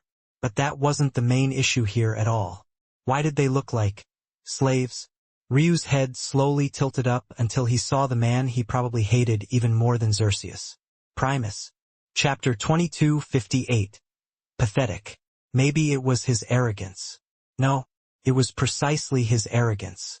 There was simply no getting around that. However, his arrogance came from a place of true confidence. He was a sovereign, toying with the strongest gods in all of existence. If there was anyone who deserved to be arrogant, it was him. But right now, Ryu tilted his head to the side. Primus, as far as he understood it, was weak. He certainly didn't have the power to do this. Ryu trusted his eyes, and he had gazed upon this so-called great-grandfather of his several times before. There were a lot of things that could be fooled, but his eyes weren't one of them. Even if one wanted to say that he was simply weak back then, too weak to see through the likes of Primus, he would be accepting of it, if it wasn't for the fact that logic no longer applied to his eyes. It was hard to describe exactly what level Ryu had reached now, but if he wanted to turn back the clock and experience a memory in real time, he could do that. So long as he had experienced something, he could reconstruct it perfectly, fate, time, space, and all without missing a single detail.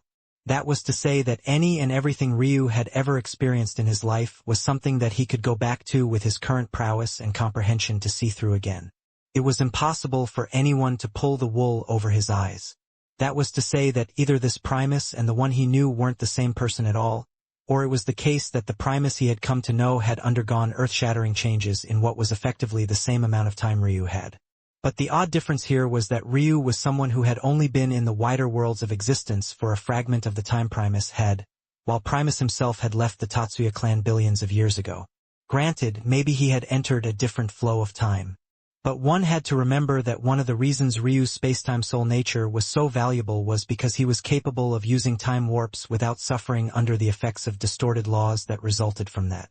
While it was theoretically possible that Primus could have achieved the same thing at some point, Ryu honestly didn't believe it, because he was looking at Primus right now.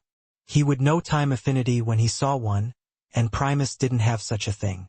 In fact, even the stamp of time or the imprints that one would undergo as a result of time weren't there.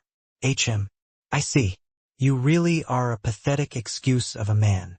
Ryu stared at Primus for a full 3 seconds before he understood what had happened. Primus had actually relied on his great-grandmother's primordial Qilin. It hadn't been long since Ryu deduced the secrets of his grandmother. From the actions of the heavenly court, he realized that she must have had a title they wanted, birthed from whatever mortal art she had taken to absolute perfection. The reason Ryu knew this was because they had come asking for Tidra, who had only just recently reached such a realm thanks to poetry. Though, granted, Tidra and Ryu's great-grandmother were on 2 completely different levels. On the one hand, Tidra was highly unlikely to have succeeded on her own. While Ryu couldn't guarantee she would fail, he had certainly sped up the process a great deal. On the other hand, as far as Ryu knew, his grandmother had done everything all on her own. This was almost certainly more valuable. That said, the tidbits that Tidra lost by having Ryu's help were greatly minimized just due to how clever Ryu's own usage of his Tao was. But that was a story for another time. What was important here was that the value of a primordial Qilin of a woman with a talent to forge a path to godhood all on her own was truly shocking. What was pathetic was that Primus had practically built his entire path on using it. Primus had a proclivity for using various races as experimental subjects. Ryu had witnessed it personally when he took a fire giant and dissected it while he was following him around. This never really made much sense to Ryu outside of speculation. He assumed that Primus was just doing his best to improve his fire affinity. But as Ryu grew in strength, he found Primus more and more pathetic. His improvement was slow, his comprehension was lacking, and as prideful as he was as a dragon, it manifested in the most pathetic of ways. Ultimately speaking, Primus was a talent, but he wasn't a talent on the level of Ryu, not by a long stretch. It was to the point that after all of this, Ryu didn't even think about it, considering his life and death something that he would decide on when he had some extra time on his hands. He wanted Primus to suffer for what he had done. But the man wasn't worth enough of his time to consume his thoughts. But now he knew what was going on. His great-grandmother had reached Tao God through the Tao of painting. All this time, Primus had been trying to distill the essence of flames through this very same Tao, but he lacked the talent to do it. But then Ryu continued to grow, his power accelerating, and because of this descendant of his actions, all the time Primus thought he had slipped away in an instant. And his only chance to revive his wife, the Phoenix Sky God, was about to be hunted down by the rest of the world while he didn't even have the strength to participate. So he did something truly disgusting. He fused with his own wife's primordial Qilin. Chapter 2259. Little boy. He had the wide shoulders, but his aura was delicate. He had the fierce eyes, but his eyes were soft. He had the large hands, but his spear almost seemed to droop in his hands as though alluding to something else entirely. After the death of a wife, the primordial Qilin should surely dissipate. This didn't have to happen immediately, especially if there was a substantial distance, whether in space or time, but given how long it had been since Ryu's great-grandmother had fallen, It was only natural that it should have.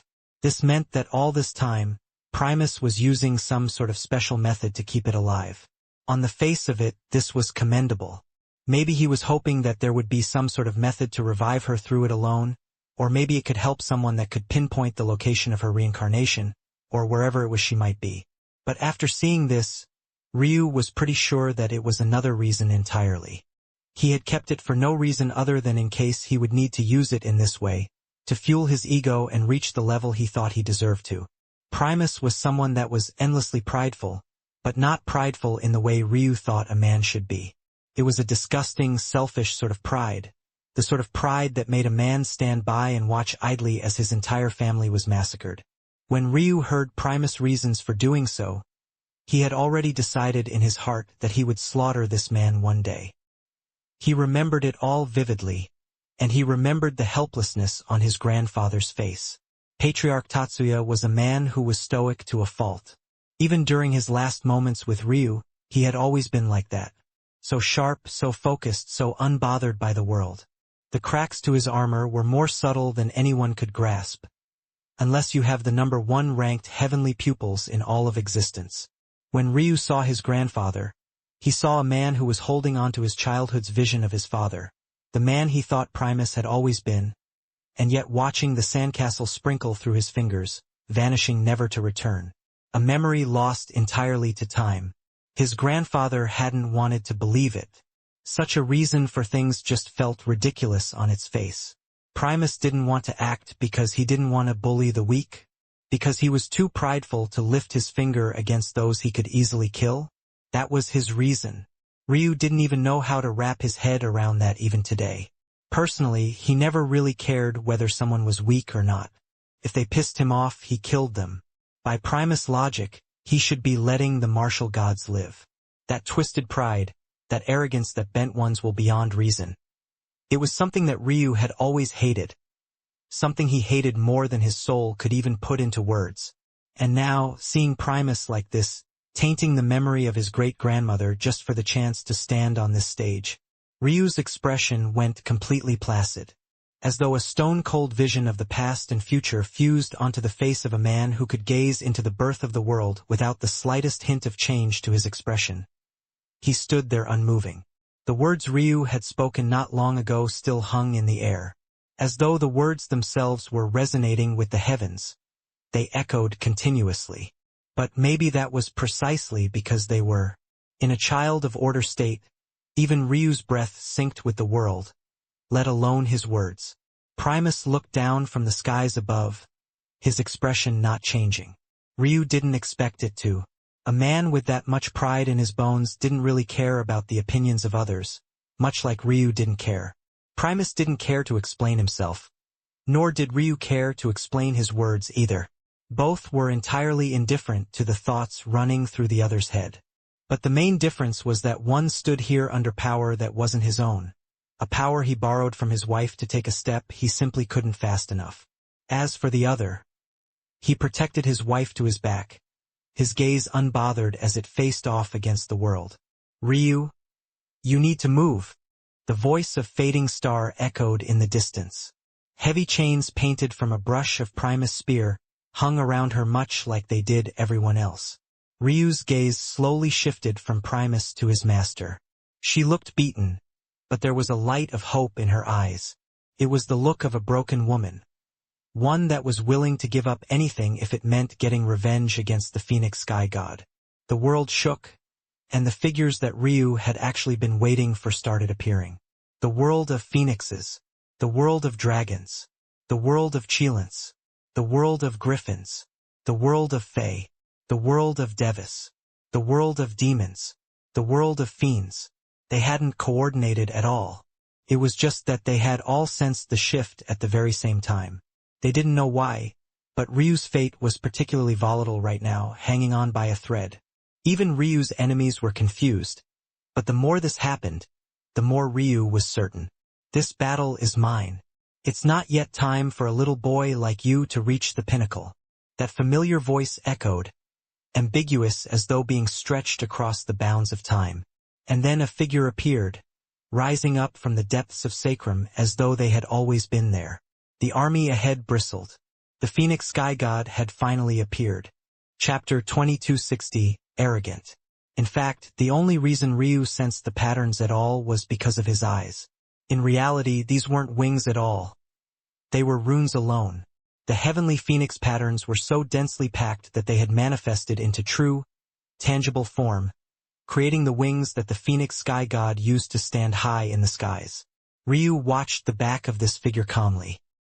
He didn't seem very surprised about where they had come from, nor did he seem all too eager to block the path of the Phoenix Sky God either. He just stood there, observing as though he was thinking through something. Finally, though, when the Phoenix Sky God appeared, he understood where the volatility was coming from. The Phoenix Sky God was simply too important to his cultivation journey. If one could pinpoint one moment that changed his entire life, it was that night he stabbed himself through the heart. It was what had started all of this. It was also the moment his fate was the most volatile. If the Phoenix Sky God chose him, then he would have a chance to cultivate. If the Phoenix Sky God didn't choose him, then he would be dead. This pivotal moment, so easily glossed over after everything he had been through, was without a doubt the most important moment of his life. It was amusing. Back before he understood fate and its intricacies, he had thought hard about just how much the Phoenix Sky God was controlling him. He had avoided using their power for as long as possible, trying to carve out a path for himself that was separated just enough that when the day came that he would inevitably have to fight this person, he would be ready. But reality was amusing, and it was capable of making fools even of himself. He had thought too much of himself. Why was it that blacksmiths wanted their weapons in the hands of the strongest warriors? Why was it that masters wanted to pass down their legacies onto the best of students? Why did sects want disciples? And why did clans want geniuses? Wasn't it all a way to generate fate? You didn't just generate fate by accomplishing feats on your own. You could wield and control fate, gaining large sums of it on your own just by supporting the right person. It was a concept that Ryu had always known and understood, and yet he amusingly had ignored what was in plain sight. The Phoenix Sky God was almost single-handedly the reason he was the man he was today. They had never needed to place any other chains on him because this mere fact alone was enough to control his fate. The reason he was so vulnerable right now, why these people even had a chance to kill him, wasn't because he himself was vulnerable, but rather because they had a proxy through the Phoenix Sky God to deal with him. This, though, still didn't quite make much sense. The Phoenix Sky God was the strongest being in all of existence as far as Ryu knew. With them standing there, he could still feel it. A pressure that no one here could give him, not even Primus. This was a truly strong person, someone that stood beyond the Almighty, someone who was likely approaching the level of that so-called nameless immortal god that stood beyond the bounds of existence itself, forming their own utopia. So why would they be able to use them to get to him? Ryu's head tilted to the side. Your father. Is he I am? The wings of the Phoenix Sky God vibrated, spreading out in a sparkling rain of gold. There was no answer, but Ryu didn't need one. He already knew that he was correct, and yet the leap in logic he had taken to get there was something that only he and the Phoenix Sky God understood. You will come with me, Primus said coldly. Your life and death will be decided on whether you succeed. Not all life can be saved, the Phoenix Sky God said lightly. How dare you? Radiant Star's chilling tone belied the chains that also looped around his body. You are not the arbitrator of life and death. Am I not? Then why have you all come to me? The Phoenix Sky God replied just as gently. Veins bulged across the handsome man's forehead. He had no refute, but how could he accept that the person who had cut off their cycle of reincarnation was speaking to them about the morality of controlling life and death? If you are not willing, then we will just capture you, Primus said indifferently, his gaze shifting over to Xerxes. Will you join? Or will I have to force you to? Do you think that just because your great-grandson can suppress me, that you can too? With what? Those fake chains of yours? Primus hardly reacted. Open the heavenly gates. I know that this is the final trump card you have. Pathetic, scheming worms like you all will always choose benefits in the end. No matter how many times you and the so-called Almighty have butted heads, he will stand on your side now. Xerxes' eyes narrowed. The Phoenix Sky God isn't so easy to deal with. These were the final words Primus said before looking away. Xerxes' jaw clenched. None of this had gone his way at all. Was there really no other choice but to split these benefits with the man he had run away from all those years ago? He squeezed his fists hard and made a decision. The heavenly gates had only just begun to tremble when Ryu finally moved for the first time since the Phoenix Sky God's appearance. His steps were light and unhurried as he rounded their figure, stepping to them so closely their noses would have likely touched had he not been so much taller. He reached a palm forward, pressing against their forehead and smoothing the long streak of flaming hair back. Then he kissed their forehead gently. "It seems you came back as arrogant as Ailsa did, Ryu smiled as he looked down into those familiar eyes. The eyes of his wife, Yana. Chapter 2261. What cost? He knew his woman when he saw her, just like he had realized that she and the Phoenix Sky God must be one and the same during the title steal event. This was precisely what he had figured out. It was just that he wasn't sure if he was correct. Time was a finicky thing, but the one truth that had seemed to always remain steadfast was that while it was possible to travel forward, going back was impossible. This was the understanding Ryu had always had, and it was also this understanding that had made him question the Zhu clan ancestors' existence. It didn't make any sense to him, but those details, they didn't mean much to him right now. Yana looked up at Ryu, hints of helplessness in her eyes. She had hoped that it wouldn't end like this, but it always did. Didn't it? Why was he so smart? The Ryu she knew would just let his enemy fight. He wouldn't help just for the sake of helping, he didn't care about any of that. But she knew deep inside that maybe even that was optimistic. Even if he couldn't figure it out, he would want to defeat the Phoenix Sky God personally. Because of that, he would probably be ahead of her to kill off all these people first. In the end, whether he figured it out or not, the end result would be the same. Just like her father planned. "I missed you," Ryu said softly. "I looked everywhere for you, but it seems if a woman as powerful as you doesn't want to be found, she won't be. Is that so? Did you have fun hiding from your husband?" Yana's pupils trembled. She hurriedly shook her head, but seemingly realizing that she was supposed to be the Phoenix Sky God right now, she suddenly stopped. She had long forgotten what it felt like to have this feeling. For some reason though, despite the power she held in her hands, she had always felt like this in front of Ryu. Even during his first life, when he was a frail mortal, when she was his greatest protection in the world, she had still not been able to stop those nervous butterflies. She was a prideful woman in her own right, but different women reacted differently to love. And she couldn't control her desire to melt to Ryu's every touch and word. The flames faded from her hair, her wings fluttering off into motes of complex runes. Soon, her long length of black hair had returned, those dark eyes that carried the depths of the universe shimmering with a lustrous light. Her lips slightly parted, but Ryu shook his head. "There's no need to explain anything. I understand. Just the same as always, you've been my silent guardian angel." "Thank you, Yana." Tears brimmed in her eyes. Every time it was just the same. His pride was too great. It was the same reason he struck I am dead every time. The same reason he returned and killed Little Rock every time. The same reason he would stand before the world and say the same words he said every time. Ryu smiled.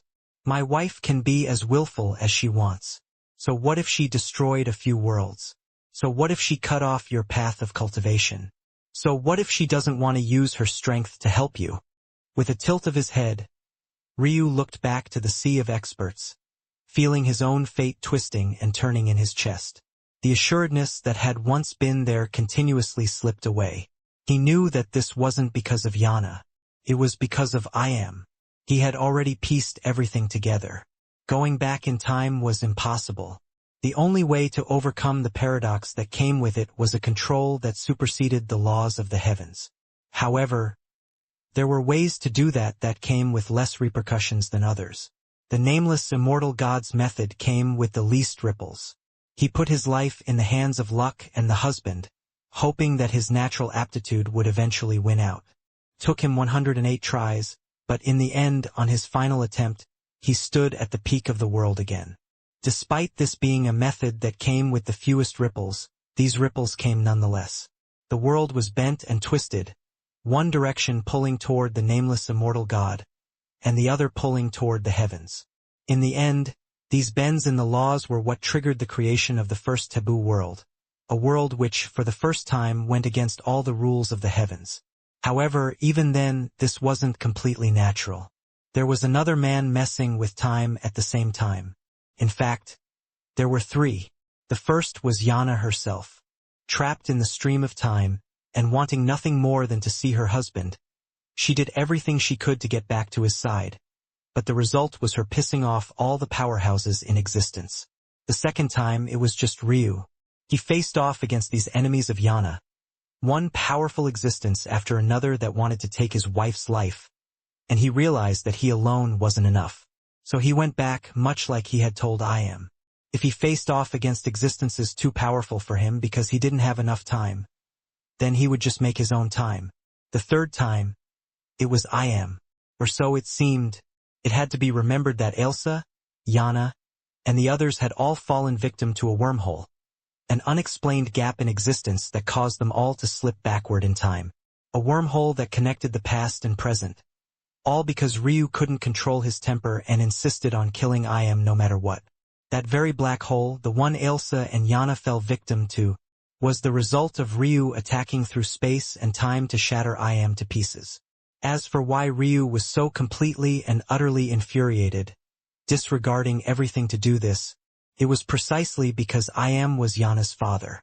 From the very start, to him, his own daughter was nothing more than a pawn to reach this very moment. I Am was dead. He wasn't coming back. He had given up his life for this. He lived on as his title, the name he had chosen to give to Ryu's story, because in the end, he knew that Ryu wouldn't be able to escape his own arrogance. So, things would end exactly as he expected. Ryu would go on a rampage, killing as he pleased. He would eventually hit a roadblock he was unable to push past, too weak to overcome all the powerhouses of existence. He would go back in time, searching for what he was missing to increase his strength until he completed his magnum opus, the reconstruction of his very own visualization in the image of his fate star, allowing him to control everything with perfection. And then the first thing he would do when he gained that power was kill I Am. Lost in this cycle, he would rush back to the future, only to find the present a tangled mess of fate even he didn't have the power to undo, stuck in a paradox of his own making, and wrapped up too much in his own control to undo. The more powerful he was, the more impossible it was for him to win. He had reached the peak, but at what cost? Chapter 2262 Ungrateful. Ryu's smile didn't fade, caressing Yana's cheek lightly. You just stand here and look pretty. Ryu, Yana's words trailed off as she saw the look in Ryu's eye. She knew that look. It was the same one that made her melt every time. So confident, so imposing, so indifferent to the thoughts of others. To Ryu, it didn't matter how many iterations Yana had been through. He was more than smart enough to understand what was happening. And yet to him, those men weren't him. They had never been him. This Ryu was the only one that mattered. The only one that would ever matter.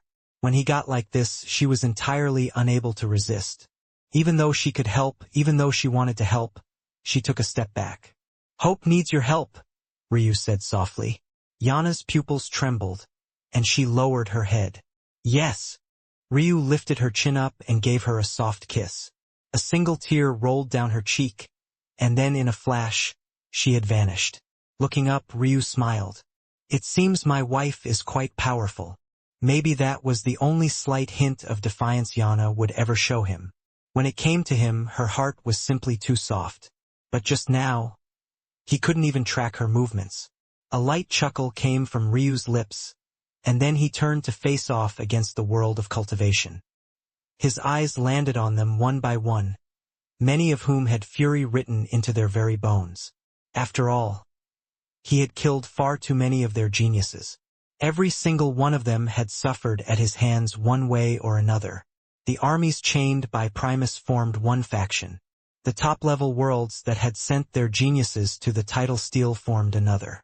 Finally, there was Xerxes, who was by his lonesome, Or rather, he might as well have been, because Ryu completely dismissed the martial gods that remained as ants. "I can't believe you," Fading Star said softly, her head lowered. It didn't take much for Ryu to understand her fury. He had married Hope. She would be giving birth to his firstborn. And yet he was protecting the woman who had all but destroyed her race and most certainly had wiped her world from existence. The only reason Hope was even suffering so much in childbirth now was because her path of reincarnation was cut off, and whose fault was that if not Yana's? "True. You can put all the blame on me. It's my fault for burdening my wives in this way." "Your anger." Ryu spread his arms wide, his fists clenching. The world shook and the shrines sang. One swirl of energy after another pooled forth until they formed great sword staffs so long they eclipsed the 3-meter lengths of his wings. "I'll take however much of it you can form." A wild grin spread across Ryu's face as he took a step forward.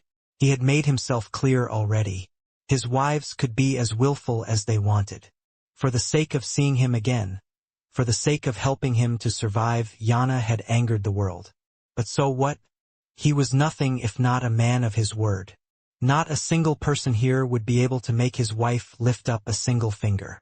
The slit on Ryu's forehead split open once again, an eye that carried the vicissitudes of life and the depths of the universe opening up. A formation seemed to form between his 3 pupils, and the world fell into a pool of black, white, and gray, a shuddering might descending over them all. And then Ryu moved, a single man against an army of the strongest, and yet he didn't feel the slightest hint of daunt. A single swipe of Ryu's sword shattered a legion.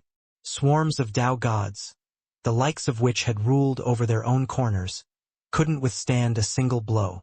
It was a strike of sheer audacity, of uncaring arrogance. It didn't matter to him that Primus looked on from above, that Xerxes held a plaque in his hands that could call down the heavenly court at any moment, that the master who had once impressed him enough for him to kneel before her was here. None of it mattered. A roar pealed through the skies. The Dragon Empire, and more specifically, the Dragon Emperor himself, seemed to have completely lost his patience with the grand display. He was akin to a wall of gold, his body formed of scales more reflective and beautiful than any series of gold coins. Even out of the corner of his eye, Ryu felt nothing more than disgust looking at this man. Say what you want about Pyrothos, but at least he looked like a true dragon, a beast littered with scars and battle wounds. "You are the last person who should be calling someone else too pretty." A sneering voice echoed in Ryu's ears. "I don't remember giving you access to my mind, so that you could waste time with your little jeers. Shut up and let me out. I feel like battling more. We had a deal. The dragons are mine." Ryu's lip curled into a sneer, but he released Lucard nonetheless. By now, he could have released his entire army, but he didn't do so. Not yet and not now. Instead, he seemed to be waiting for something. Something that, a pair of palms blocked Ryu's way, a rotating energy pulling from Fading Star and pushing from Radiant Star, fusing together to cast shadows over the world itself while simultaneously becoming the only beacons of light that mattered in the slightest. Bang! Bang! Bang! Ryu rotated his great sword staffs, his Eternal Dawn and Dark Moon Veil bone structures activating at once in opposite directions. He met Fading Star with light and Radiant Star with darkness. It was like he had found their weaknesses in the single blink of an eye and countered in ways that only he had the versatility to do this. "They'll call me ungrateful.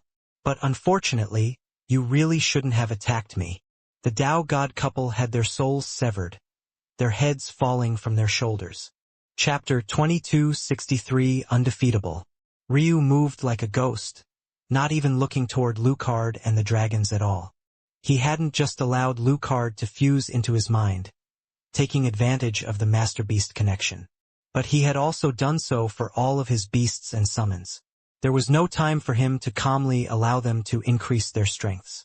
The only way forward was by taking drastic measures. Well, maybe they would be drastic measures for others. But for Ryu, taking on the computational comprehension for thousands of geniuses at once was as easy as flipping a palm over, especially since he understood their paths already even more intimately than they did. Lucard's roar filled the skies, and he clashed against the Golden Dragon Emperor. Their claws slammed into one another before the collision of their chests shattered space into a swirling black hole between them.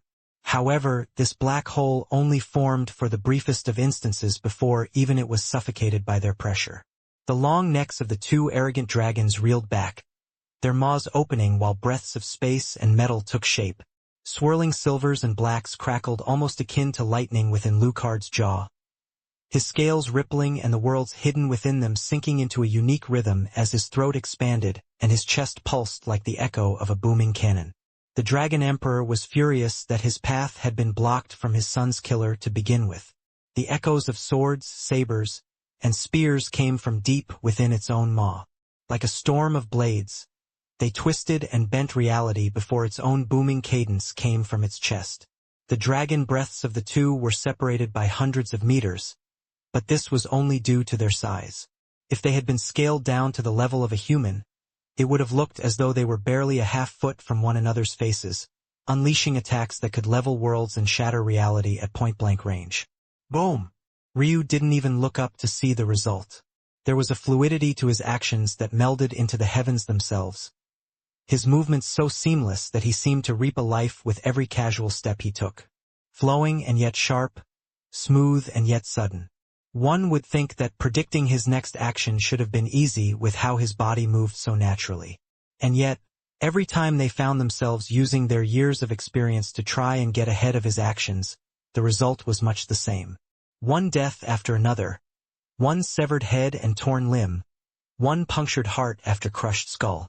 Ryu was absolutely ruthless, his great sword staffs becoming akin to reaper scythes in the air. Blood flowed in mysterious patterns, forming magic circles and formations in the skies that mimicked the paths of the Tao gods that he killed.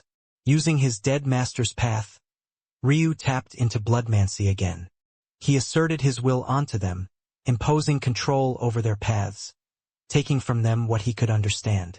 Every time he killed someone, he stripped them of something he could incorporate into his own strength, amplifying his own power to the next level. But that was far from what he did alone.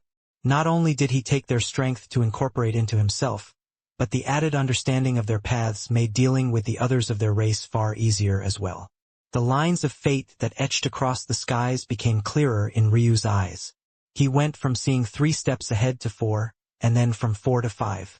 By the time he had killed enough of a race, it was like he could see through the entire sequence of a battle before it even happened. Peeking into the future through fate was something lines of fate could always do. It was one of the very first abilities of his eyes that Ryu had unlocked. The problem was that, in the past, it was too limited. Unless he had a strong fate connection with the target he was fighting, or if he fought them for long enough, he would never be able to see too far into the future and the probabilities would become muddled. But now, Ryu's paths had all synced enough that he could take matters into his own hands. Finally, he was feeling the effects of what it was like to have all of his paths working in unison. Who needed to have fate with his target when he could just create the fate link between them? If he didn't have the time to use his bloodmancy to reverse engineer that fate, then he would just kill them directly and then use fate reversal to bring them back to life, and then kill them again. If he couldn't be bothered to waste the focus chi on using fate reversal on an unworthy opponent, then he would just use death acupoint with his new spacetime mysteries of heaven and earth pupils, layering their death acupoints into the future to see exactly how their deaths could be mapped out. If he couldn't be bothered to do even that, then he could just directly crush and overwhelm them with strength, squashing them like bugs beneath his feet. Fighting against Ryu now truly felt like battling it out against a god. Fate, time, and space swirled in the palms of his hands as though returning to their father. His third perspective hung high in the air, lines of fate fusing along with it. He saw through not only all of their methods, all of their cultivations, all of their fates, but even what they would be in the future.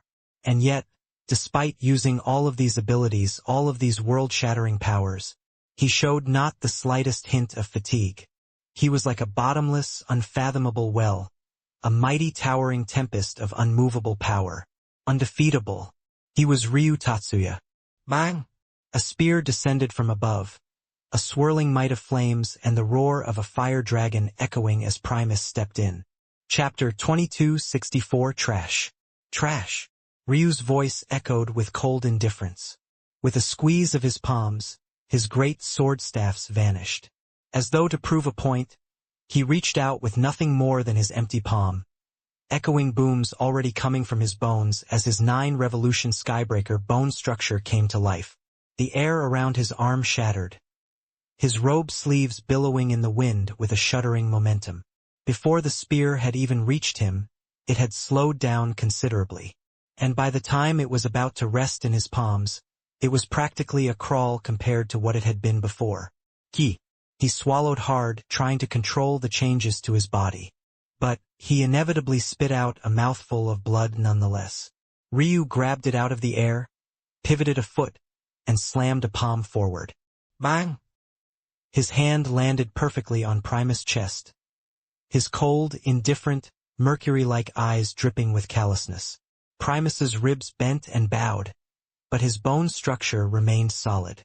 He was a fire dragon after all, and he was probably at least partially responsible for the tyrannical emperor bone structure that Ryu's father and his grandfather before him were born with. But Ryu was indifferent to it all. All the effort and trouble he had to go through with the others, all the power he poured in to connect their fates and understand their paths. He didn't need to do any of that with Primus. He might have been more durable, but what chance did he stand? Did you think that you stepping in now would make a difference? Who do you think you are, exactly? Ryu's wrist twisted just the slightest bit the instant his palm reached its deepest connection with Primus' chest. A 7th echo sounded. Boom! Primus was sent flying backward, his heels skidding across the limits of space as he tried to stop himself. By the time he finally managed to, he had been sent flying thousands of kilometers away. He swallowed hard, trying to control the changes to his body. But he inevitably spit out a mouthful of blood nonetheless. Not bad. You didn't explode into a bloody mist, Ryu said indifferently. With a raise of his arm, Ryu's great sword staff appeared again. Tatsuya Judgment. Shi-yang. The howl of a sword filled the skies. Ryu had activated a god's brush long ago, turning the world into a complete scene of black and white. But since then, he hadn't actually activated any of its attacks. Right this moment, though, with the sword arc of Tatsuya Judgment gliding through the skies, it looked like the world had finally regained a hint of color again. The problem for Primus was that this color came from Ryu's strike and Ryu's strike alone. Ryu himself didn't even look to see how it would end. He didn't want Primus to die so easily, not just yet. This man had to suffer in the worst ways. Flashes of feathers surrounded Ryu and he found himself enveloped by a formation of Devis. With a sweep of his eyes, he picked out 2 of them in the sea of wings, holiness, and devilish might. He could tell with a glance that these 2 were actually a certain Deva woman's parents. Ryu shook his head. It seemed that today he would just have to butcher, and butcher, and butcher until they realized that there was no path forward but death if they wanted to oppose him. He let out a roar before they could even begin their chant, their words almost being forced back into their throats beneath Dragon's roar. A chain fell from the skies and Ryu's voice was sealed for the moment. Xerxes took the opportunity to attack, slipping in from above to crush Ryu's momentum. As though released from the pressure of a mountain, the chant of the Devis returned, their voices melding into a beautiful melody. Young Mistress Knightley's mother pulled out a lyre, her slender fingers plucking across its strings in a delicate cadence. The rhythm filled the air and the laws of the world moved in unison. Xerxes had already done his job and explosively retreated. He had fought Ryu once before and he simply had no intention of trusting the Devis to protect his life in this sort of situation. In his once free palm he still held a badge, hesitating again and again. He teetered on that edge of listening to Primus' words and still trying to do the rest of it all on his own. But he simply couldn't find it in himself to make a decision. Bah! Flowers of blood burst across Ryu, and for the first time he suffered wounds in this battle. His body looked as though it was being peppered with rosebuds, and yet these roses were nothing more than his own blood come to life under the suffocation of the Devis. The Devis were a race depicted as the heralds of the heavens. Their hymns were the stuff of legends, and in many ways, the divine wing clan of the martial gods gained many of their abilities from observing them. But since their peak as being known as the strongest race throughout existence, the Devis had fallen by the wayside. Though a starving camel was still far larger than any steed. Even having fallen, they still stood shoulder to shoulder with the strongest races across existence nonetheless. But their techniques, the mysteries behind their strength, contained more depth within them than maybe any others but the fiend race themselves. Ryu coughed up a mouthful of blood, feeling his own power and strength being turned against him in the worst of ways. It was like they had taken control of the laws of the world around him and made it so that the path he had taken was in direct contradiction to it. They were turning him into a taboo in real time, causing the world to reject him. In fact, because he was using his child of order constitution at the moment, it was like he was giving them a helping hand by making the problem worse. Xerxes' eyes blazed and he saw another opportunity. He waved a hand. At the same time, Primus recovered and his spear was replaced by a familiar, brush-like glaive. He drew across the air as though painting a stroke through the heavens. Chapter 2265 opened. Ryu felt all of the technique fuse into one being. The Devis changed the laws. Xerxes reinforced it with his chains, solidifying them. And then Primus came in from the distance, etching them into reality with a stroke of his brush. Bang! The space beneath Ryu's feet shattered, and in a single instant, it was as though he didn't have an unaffected part of his body. The world almost fell into silence around him.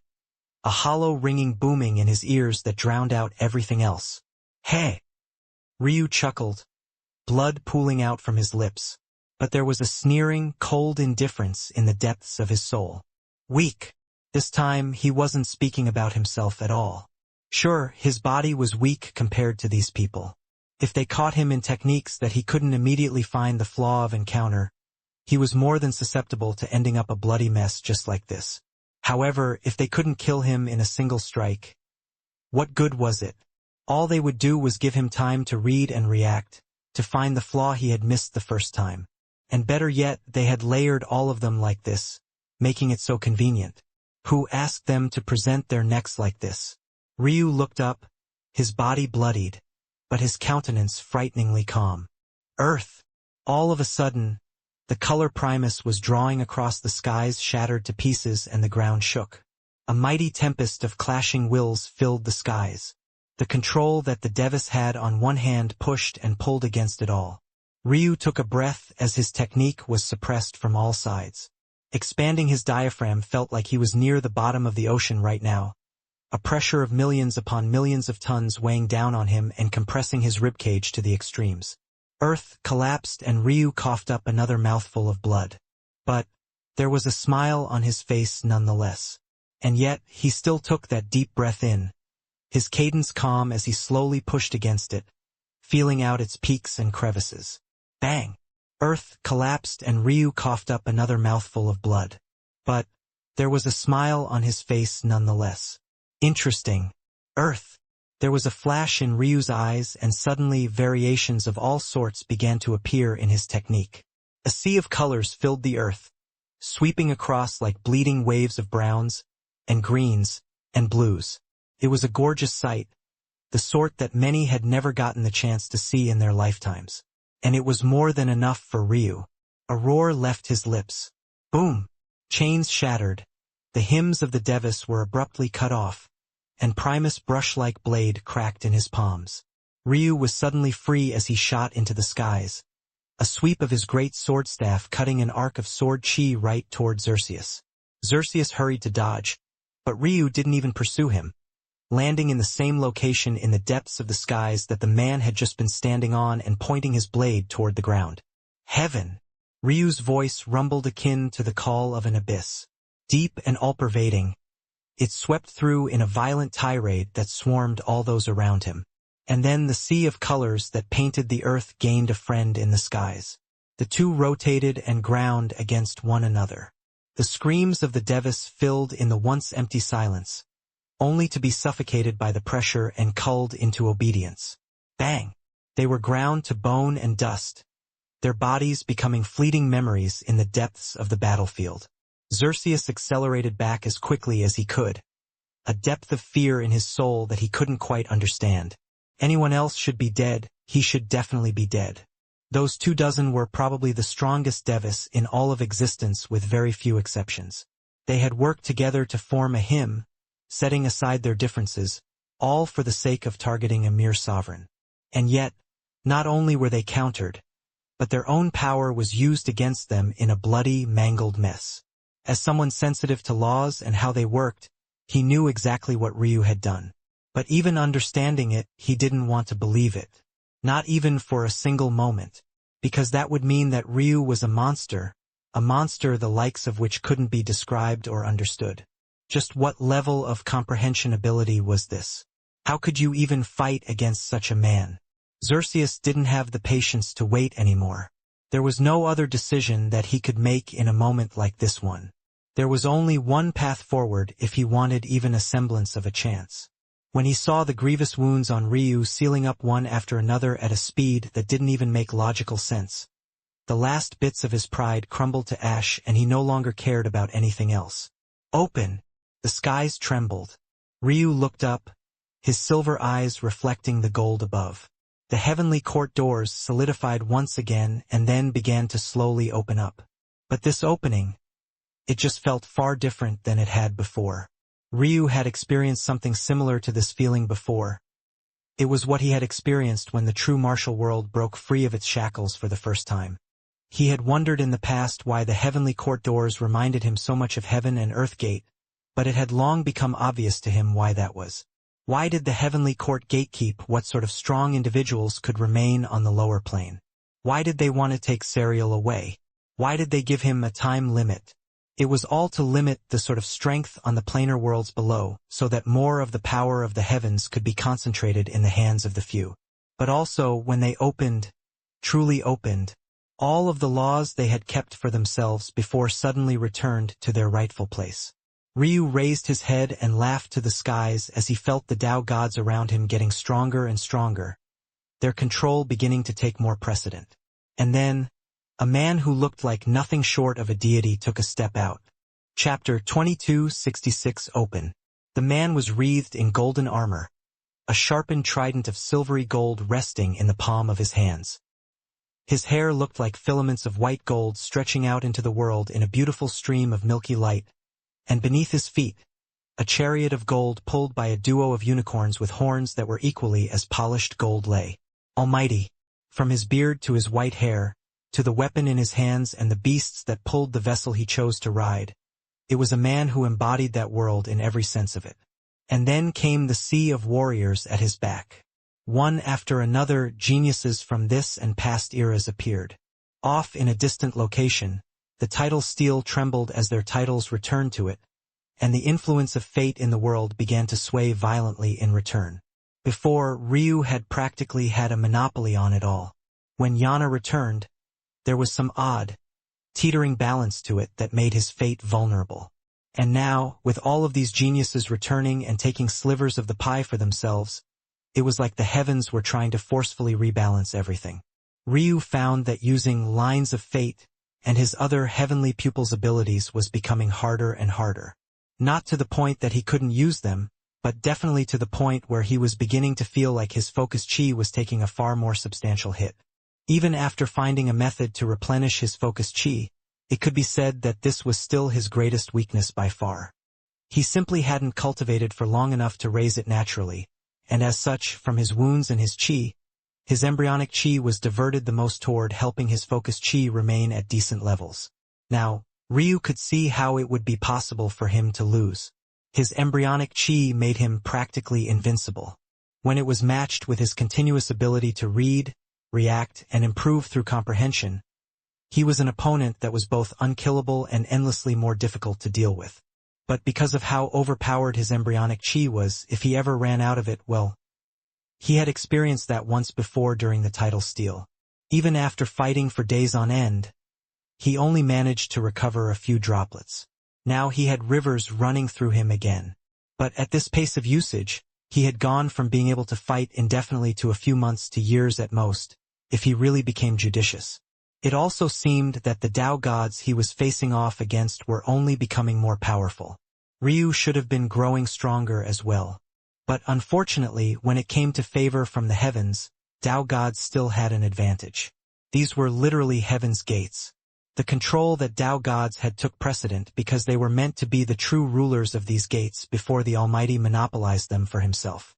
It could be said that the fate coming out of it now, as a result, was being directed by the very man on the chariot.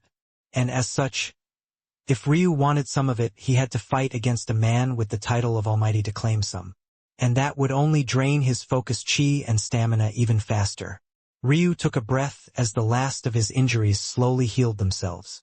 The pressure he was facing continuously increased, but none were more obvious than Xerxes and Primus. Xerxes reacted as though he had finally returned home. The last of his age faded from his face, and his hair began to shimmer with its own beautiful white, cascading down his shoulders. His chains, once still carrying the slightest hint of an illusory light, solidified. It looked like he was manifesting chains of black and royal blue, the dark and bright hues contrasting beautifully against one another. As for Primus, a manifestation slowly appeared behind him, taking the shape of a woman. She was gorgeous beyond what words could describe, and yet carried with her a gentle demeanor that made one's heart melt rather than filling it with the heat a woman of her caliber came with. She lowered her head gently, wrapping her arms around Primus and kissing the top of his head before she slowly faded away. Boom! Primus' aura began to climb. Deep inside, his blood was boiling and rumbling. From the lower Tao God realm, he entered the middle. And from the middle, he moved to the higher, and from the higher, he moved to the peak. And then, just when it seemed he had reached the very edge of his limits, his aura continued to spill over until it touched upon something Ryu had experienced once before. At the hands of I Am, the three powerhouses formed a trifecta in the air, so imposing that it was almost easy to forget the other powerhouses all around them. Ryu took a breath and exhaled. Raising up his great sword staff, he rested one on his shoulder and calmly aimed the other toward the ground at a slight angle. He looked calm and relaxed, the blood that littered his robes having little to do with the state of his body. Right now, he was already long since back to his peak. Deep inside, his blood was boiling and rumbling. The cries of his wife filled his ears, the weight of a clan that had yet to be born hanging in the balance. And yet, all he could feel was his blood boiling in his veins. All his life, moments like this right here. It was what he had always chased, it was what he had always wanted. The chance to fight to be the best, to stand on top of a mountain and look down arrogantly upon everyone else. He didn't just want to stand there, though. He wanted to stand alone. He remembered looking out over Shrine Mountain, down to the world below, hoping for the day he could have sat there under his own power instead of that of his clans. Today he would do that. Earth's gate. Open. Ryu's voice rumbled, a shimmering light pulsing from his eyes. Heaven's gate. The world trembled at its very seams. Open. Chapter 2267. Almighty. His child of order constitution mapped onto his child of chaos constitution, the two forming a harmony that sang to the world as though serenading it into a lull. And then came that perfect silence once again. But this time it wasn't just Ryu, but the world itself as well. The winds calmed, chi fell into silence, and the colors dulled. Ryu had once painted the world in black and white before layering with the colors once more with his abilities.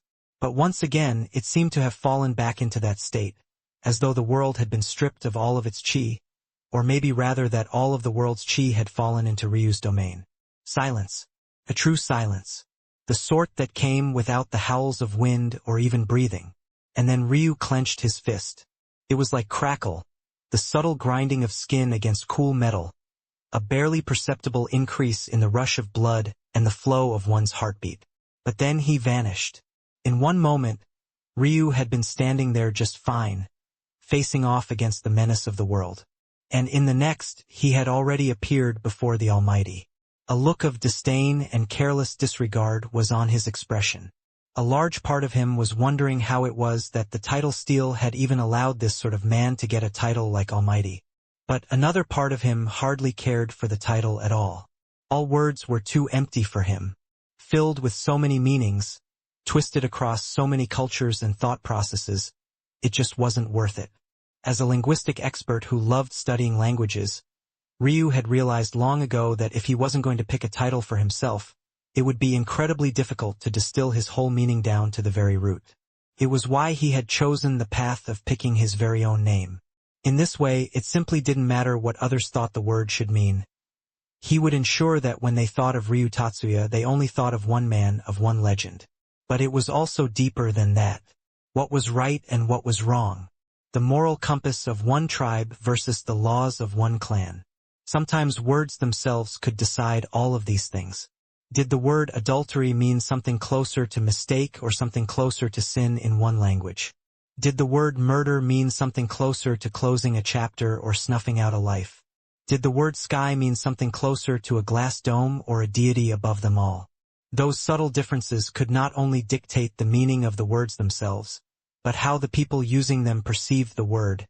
Was adultery easier to accept in this culture or not?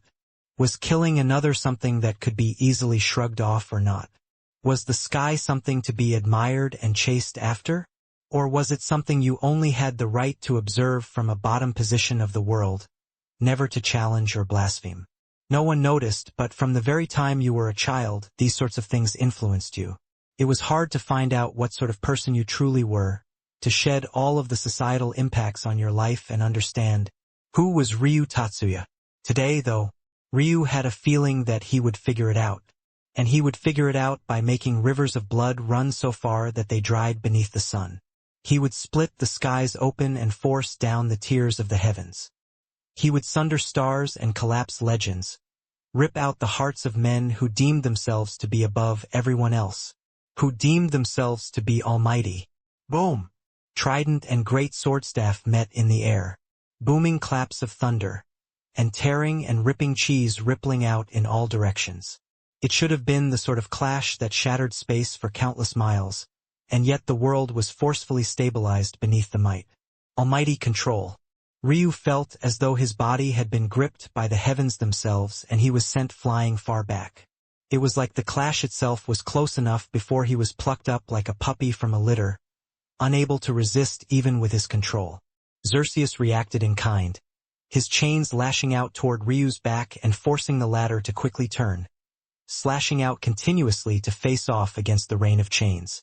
But that was when Primus acted. The disgust in Ryu's heart seemed to have reached the deepest depths it possibly could. If before he already couldn't stand the presence of Primus alone, right now he had to make a conscious effort not to vomit. Did he understand what happened? Of course he did. The fool had overextended himself, melding his soul with the personality of another and causing changes that he hadn't calculated for. As much as Ryu wanted to kill the former Primus, the man was certainly too prideful to gang up with others for the sake of defeating him. But now, this current Primus didn't seem to have thought through that very far at all, practically attacking on instinct as though driven by nothing more than a chance for victory. To him, he needed the Phoenix Sky God to fix everything. And Ryu was standing in the way, so Ryu had to die. Ryu was suddenly bombarded from three sides.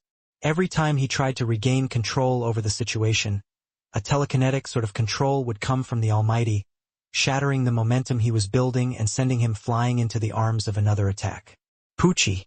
A slash of chain barely grazed against the side of Ryu's neck, and yet it still ripped a ghastly slash nearly down to his throat. Chapter 2268 Simple. Ryu tilted his head to the side, his gaze becoming more focused. These three weren't using great attacks. The Almighty wasn't even forming up powerful waves of control. It was akin to throwing light jabs rather than all-out roundhouses. Whether it was Xerxes or Primus, the two of them were only painting in the lines, the former sending out chains that restricted movement and attacked, while the latter was drawing strokes of runes into the air that carried similar and amplifying effects. The well-roundedness of the three combatants was probably the scariest part. Not one of them was solely focused on control or defense or attacks. They were all doing all three, and because of that, there was no easy and obvious weakness to target. At most, Ryu could rank them in terms of difficulty to deal with Almighty being first and Primus being dead last. But that alone wasn't enough to change things at all. There was nothing to exploit. Worse of all, the armies in the surroundings seemed to have come to a complete stop. One would think that they would take this opportunity to rush after Ryu's wife, but they didn't move a single inch, just boxing Ryu in. It really did feel like a world of billions was standing around with just one singular purpose in mind. Kill Ryu. Kill. Kill. Kill. The echoes thundered in Ryu's ears, his blood almost flowing in reverse. He felt what that pressure was instantly, the feeling of the fate of existence itself being against him. Too many wanted him dead, Yana had pissed off too many trying to get back to him, and he had gone and pissed them off even more. Ryu crossed his great sword staffs in front of his body, the clang of chains rebounding against him once again. His own blood drizzled down the wound recently closed in his neck, the pain lingering as though marking a brand on his soul. A glaive appeared to his back, slashing down to the bone. He felt his blood being drawn out again, pulled into the brush-like blade of Primus' weapon and used to paint the skies once again. He felt fate shifting once more, the link between his blood and Primus' strokes solidifying. Grand Ancestral Bloodlines. The title was seared into his mind. Even dead, I Am's presence loomed overhead. It wasn't just a matter of ensuring that he was remembered, but it was a matter of ensuring that Ryu's story ended exactly the way he wanted. I Am had already penned the ending. Ryu was too arrogant, too full of himself, too wrapped up in his own ego to ever change, to ever become a better version of what he could be. Primus pulled his glaive across the skies and a scythe of energy formed. Ryu tried to move, but the Almighty casually reached out a hand once again. But this time his palm flipped, forming a casual blade as he too slashed down. With a twist of his body, Ryu did his best to block and shift out of the way, only to find his connection between his mind and soul, his body and flesh, to be disconnected and ripped apart. Chi. Primus' scythe cut into Ryu's body, sending one of his arms flying into the skies. The blade ran through 3/4 of Ryu's chest, right through his heart at the same time. Blood spurted from Ryu's mouth and there was a hint of shock in his senses. He knew that his enemies had found his greatest weakness. It wasn't just that they were holding back on their special methods, their daos, their powerful techniques, just because they didn't think they needed them. No, they were using the simplest methods of attack because that was precisely how they had come to realize the best method of stopping Ryu was. When all they were using were foundational methods of striking and control, methods that they had been refining for countless billions, trillions of years even, what flaw was there to find? Ryu didn't have the experience to find the chinks in their armor right now. There was no place for him to apply the pressure of his comprehension onto them at all. He was being whittled away, step by step, as though an infant being tossed around by a group of adults. And truthfully, that was exactly what was happening. Even with the severe injury Ryu took on, the three didn't show any signs of stopping. Calm, cool, and collected, they continued their attacks as Ryu flailed practically akin to a fish out of water. He hardly had the time to seal the wound to his chest, not even having had the breaths necessary to reform his arm before chains took the opportunity to wrap around his ankle. He was sent flying upward, his body twisting as Primus gathered even more of his blood from the bloody wound. But this time, Ryu felt that there was something different about Primus' blade. He hadn't just taken Ryu's lifeblood, but after cutting across his heart, he had even tapped into much of Ryu's realm heart and his beyond perfect extreme spiritual foundation. With a wave of his arms, he began to wave his glaive almost as though it was some sort of flag, each swipe across the air layering another beautiful intricacy to the bloody painting. Ryu felt a palm slam against his chest from a far-off distance, the Almighty having casually waved another hand. The pain was bad enough, but it was the disruption to the circulation of his embryonic chi that was the biggest problem. He didn't even have the chance to heal his arm this time at all before Primus' bloody painting formed from his own bloodlines and spiritual foundation finished forming. There was no dodging. They had made sure of that. The chains around his ankles tightened so hard that his bones crumbled just as Primus swung down. Boom! Ryu felt as though a layer of his skin had been peeled off. And yet, that was just the most exterior layer of the attack. Chapter 2269 Anchor. Ryu could remember feeling like an impossible task was before him many times in his life before. Most times he climbed beyond it, staring arrogantly down at it as though it wasn't worth much of his time at all.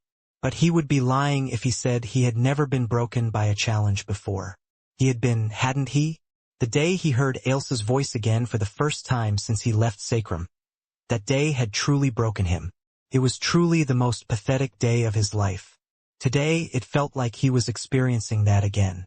Not in his heart, because it remained firm and unwavering. But instead it was a simple calculation. It was just as I had said. There were certain gaps that simply couldn't be crossed. As Primus Glaive swung down, the bloody painting flagging into a stream of shades of red behind it, Ryu felt like his life was on the line from the mere presence of the attack alone. His fate was flagging itself, and every moment that passed, he found that controlling his fate-soul nature and his eyes was becoming more and more difficult. A greater burden not just on his focus chi, but his comprehension as well. He was so used to computing everything he came across with such speed and fervor, and yet right now it was like no amount of brain power was enough to accomplish the task that was laid out before him. Boom! Ryu crashed into the ground, barely managing to tilt his head to the side to avoid his skull being run through down the middle. But that didn't stop the rest of his body from suffering such a fate. The shrine plane itself was split in two, the world no longer able to manage a battle of this sort of caliber. Ryu would have coughed up a mouthful of blood again if it was even possible. But right now, with his body laying out in two halves, he couldn't even manage to breathe. Any blood he would have spit out pooled from the halves of his lungs instead. Laying on the ground below, his body separated by a trench with the depth of a fathomless abyss, Ryu looked up into the skies to see those three figures standing there and looking down at him. The moment was just a little bit amusing to him, if for no other reason than the fact they were working together so seamlessly, and yet they were separated by so many thousands of kilometers even now. It was clear they didn't trust one another. And yet there was still nothing for Ryu to exploit, no holes or chinks in their armor to pluck at. It seemed that he had run into the very same experience gap that had spoken about. It was no wonder he had slapped that man to death no matter the consequences. He was an annoying prick. But maybe so was he. I can't, Ryu said calmly, seemingly speaking to no one in particular. If I take a step back, it's all over. The skies seemed to blur into a fork in the road. One where he laid down his pride, and one where he didn't. What would it even mean to be Ryu Tatsuya if he chose the former? The answer didn't really matter, because he knew that his Tao heart wouldn't survive that choice. It was funny. All those years ago, Aika had told him that a Tao heart that was too brittle was too easily broken. He thought that by openly embracing his hypocrisy, he could fix that issue. But in the end, there were limits to how far he was willing to push that hypocrisy. Even killing his master just now left a bad taste in his mouth that seemed to be lingering into a heart demon once more. 2 heart demons in a single lifetime. How pathetic. Killing Fading Star was the easiest way to test just how far he could push himself through hypocrisy. And the result was enough to tell him the answer quite clearly. Not far enough. It wasn't the band-aid he thought it would be, and the answer seemed to be much the same as it always would be. Turn to time, vanish into the stream, and return what should be moments later with a power-up that could crush them all. But he could feel it quite clearly. How hard the heavens were fighting against it. How hard he was fighting against it. He must have done this more than once already. Every time he did it, it became harder and harder to succeed. Bundled into a paradox of his own making, he was trapped in this endless time loop. Could he step out of it? Yes, he could. But he also knew what the sacrifice would have to be. His son, his wives, his family, Sacrum. He would lose it all in exchange for sitting at that mountain peak. The only way to balance out all of his karma was lying in the bed of his own making. Ryu's gaze shifted and landed on Primus. The only way was to become the man he hated the most. How could he accept that? How could he ever accept that? Go back. He should go back again. This time he would definitely succeed. This time, Ryu coughed as a palm struck down from above. A series of chains followed suit, and Primus began to gather up another large segment of his blood. There was no time to think. If he didn't, then he would die before he could even make one. No, if he lingered too long, he wouldn't even have the strength to go back in time even if he wanted to. Once again, he was facing off against that same decision, that very same fork in the road that appeared every time, and he was ready to make the very same decision he always made. I just need an anchor, or else I'll be late again. I can't be late to save them. I can't be late to save them again. Ryu began to slowly peel his perfect black buddy soul away from himself, pushing it toward the death shrine. Chapter 2273. Boom! The attacks fell from above in a continuous rage. Ryu had neglected one thing. Or maybe it was because it was impossible for him to have possibly taken it into account in the first place, especially when his own fate was being twisted and changed so far around himself that tracking what was happening was becoming impossible. Every time he reached this point, he always made the same decision, because it was the smartest decision to make. If he was struggling with getting back on time in order to fix things, then he needed a stronger and stronger anchor. The best anchor he could think of was his soul itself. But the stream of fate and time was fighting hard against him. Logically, it should be easy to make it back on time. He was literally going back through history in order to have enough time to train to reach this point. If he was going back trillions of years in order to train, then he should have all the time in the world to make it to this point. But if things were so simple, then how could it be a paradox? Why was it that Ryu had to suffer the death of his family and clan again and again? It was precisely because he was going back in time in order to save them in the first place. But this point in the timeline was too pivotal, too important. If the paradox was allowed to continue, it wouldn't just be a matter of one section of existence being ruined, it would ruin the entirety of existence itself. The heavens wouldn't be able to allow such a thing to happen. At this point, Ryu wasn't fighting against just a single heaven, from one corner of the world, but he was instead fighting against every single one of them at the very same time. This was the sort of plight he was in right now. It had to be remembered that, originally, Ryu had only gotten his perfect black buddy from the death shrine in the first place. Before, he had been born with what seemed like an extraordinarily weak soul until everything changed that day. What Ryu didn't know was that it wasn't the Phoenix Sky God that had left his perfect black buddy soul there for him, but rather that it was an action on his part and his part alone. But by now, Ryu had left his soul behind, pushing it through the stream of time more times than he could count. One failure after another was building up until it grew to the point that it was too much. And this time, just when Ryu thought that he would simply send his soul through the stream of time again to act as an anchor, trying to push it back further so he would have longer to fight against the heavens' unwillingness, he had finally stretched himself too far. It was abrupt and cruel, savage and unexpected.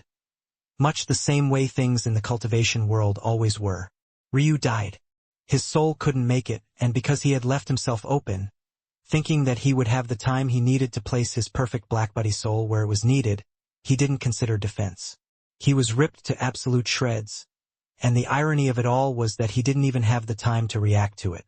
Ryu had lost count of the number of times he had done this to opponents, ripping their hearts and dreams out of their very chests and crushing them just when they had the faintest light of hope. And yet, this time it was he that died in this way. High in the skies, the three men stood there in silence. Though their expressions hadn't changed, there was a shock there in their hearts. Half of them was still expecting another foot to drop, another devious scheme on Ryu's part to flip and change everything. Before they had known it, there was the indelible mark of Ryu's title on their souls. They had already begun to intimately understand just what the title of Ryu Tatsuya meant, and it made them feel fear in ways they honestly never expected until this moment. But after a long while, with the world still in silence, they realized that everything was truly over. There was no other foot coming. It was just them and their armies. Slowly, their gazes turned toward one another, and then to the shrines down below. The Phoenix Sky God was finally forced to make her appearance, expecting much the same ending as always. But she had no idea that her husband, the man she thought had probably sent himself back in time once again, was no longer among the living at all. Kill! No one knew who spoke the word, but another bloody battle descended onto the plain. The Phoenix Sky God was finally forced to make her appearance, expecting much the same ending as always. But she had no idea that her husband, the man she thought had probably sent himself back in time once again, was no longer among the living at all. And she didn't know even until she and the others breathed their last breaths. Time was too warped, fate was too scrambled. But in the end, Ryu had learned a valuable truth. When he first started his life, the heavens were his greatest enemy. Their unfairness was the reason he had never succeeded down the path he truly wanted to. As he matured, he realized that the heavens were just a neutral judge, standing high above everything else and simply watching it all unfold in silence. But he had still been arrogant, thinking that he could take from the heavens what he wanted and accept what it gave when it was convenient. Today he had learned something else. The heavens were patient. They might not win immediately, and they might not win resoundingly, but they would certainly always win in the end. No matter how powerful you were, the ultimate paradox of everything that was lay right in front of you, how could you become more powerful than what birthed you? Than what had birthed everything? The irony was that I am, who seemed to have one now, would probably have to watch his title crumble sometime in the future as well. After all, the heavens were the only almighty that there was. In the depths of a space disconnected from time and reality, two men stood across from each other, both huffing out heavy breaths. On one side, there was the nameless immortal god. On the other, there was Ryu Tatsuya. Ryu stood there, his body dissipating slowly, not because he had lost the battle, but instead because the nameless immortal god had stalled him for long enough. He had finally stretched himself too thin, and the paradox was causing him to crumble. How could he live when his younger self was now dead? "It seems you've lost," the nameless immortal god said calmly. "Pulling me out of retirement to fight like this, you really do have some nerve." "Lost, huh?" Ryu looked out into the distance, silent for a long while. "Why did you come to stop me? Your existence is an inconvenience for me. My daughter is out there living her best life. If you make the heavens crumble and everything restructures itself, I'll either have to break my promise to my little girl, or let her sort through the chaos herself. I don't feel like doing either. So ruining your day is the obvious option." Ryu nodded slowly. Sounds like something he would say. Why would he care about someone else's family over the security of his own? They were similar enough. But then Ryu smiled as the last wisps of him became an ashy storm fluttering into the wind. "Unfortunately for you, you're also just as arrogant as me. So you didn't bother to lift a finger until I was this close to succeeding." The nameless immortal god's eyes narrowed. Then he understood something. Releasing a sigh, the nameless immortal god turned and vanished, his voice echoing from a distance. "Luckily for you, I'm not mad enough to kill you. My daughter will be fine. Sachiros don't lose." What a coincidence. Neither do Tatsuyas. As these last words of Ryu echoed, his pupils were the last to vanish into a wispy storm of ash. Then, it all began to swirl into one another before dispersing through the range of time. The perfect Blackbuddy soul, a talent born from the heavens, known for its endless ability to adapt, change, and take on new abilities. Space-time was the first. Fate and karma were the second. And now, after having been stretched through a perpetual, endless time loop, paradox was the third. Chapter 2271, the first. Ryu's eyes shot open. "Hubby!" Elena awoke to a set of cold lips on hers. Yet, she felt a sense of warmth and comfort when she saw that set of familiar silver eyes looking down at her. Tenderness, loving emotion, and all in a single instant of time, Ryu was transported back to the moment. He remembered it well. The day he lost his virginity to this woman he loved so dearly. He had forgotten how long he had made her wait for this moment, and then he remembered the sheer inadequacy of the moment. He had done his best, but the strength between their bodies was too much. He could give her as much pressure as she wanted, but he couldn't go as fast as she was craving. He couldn't sense and react to the shifts and changes in her mood with enough sharpness. Looking back, had Elena enjoyed it at all? The thought came and left his mind just as quickly. He knew the answer was yes. He was Ryu Tatsuya. He wielded the number one heavenly pupils in all of existence. As many disadvantages as he had, he had enough sharpness of mind and refinement in wit to make up for it. But that didn't change just how small he felt looking back on this moment.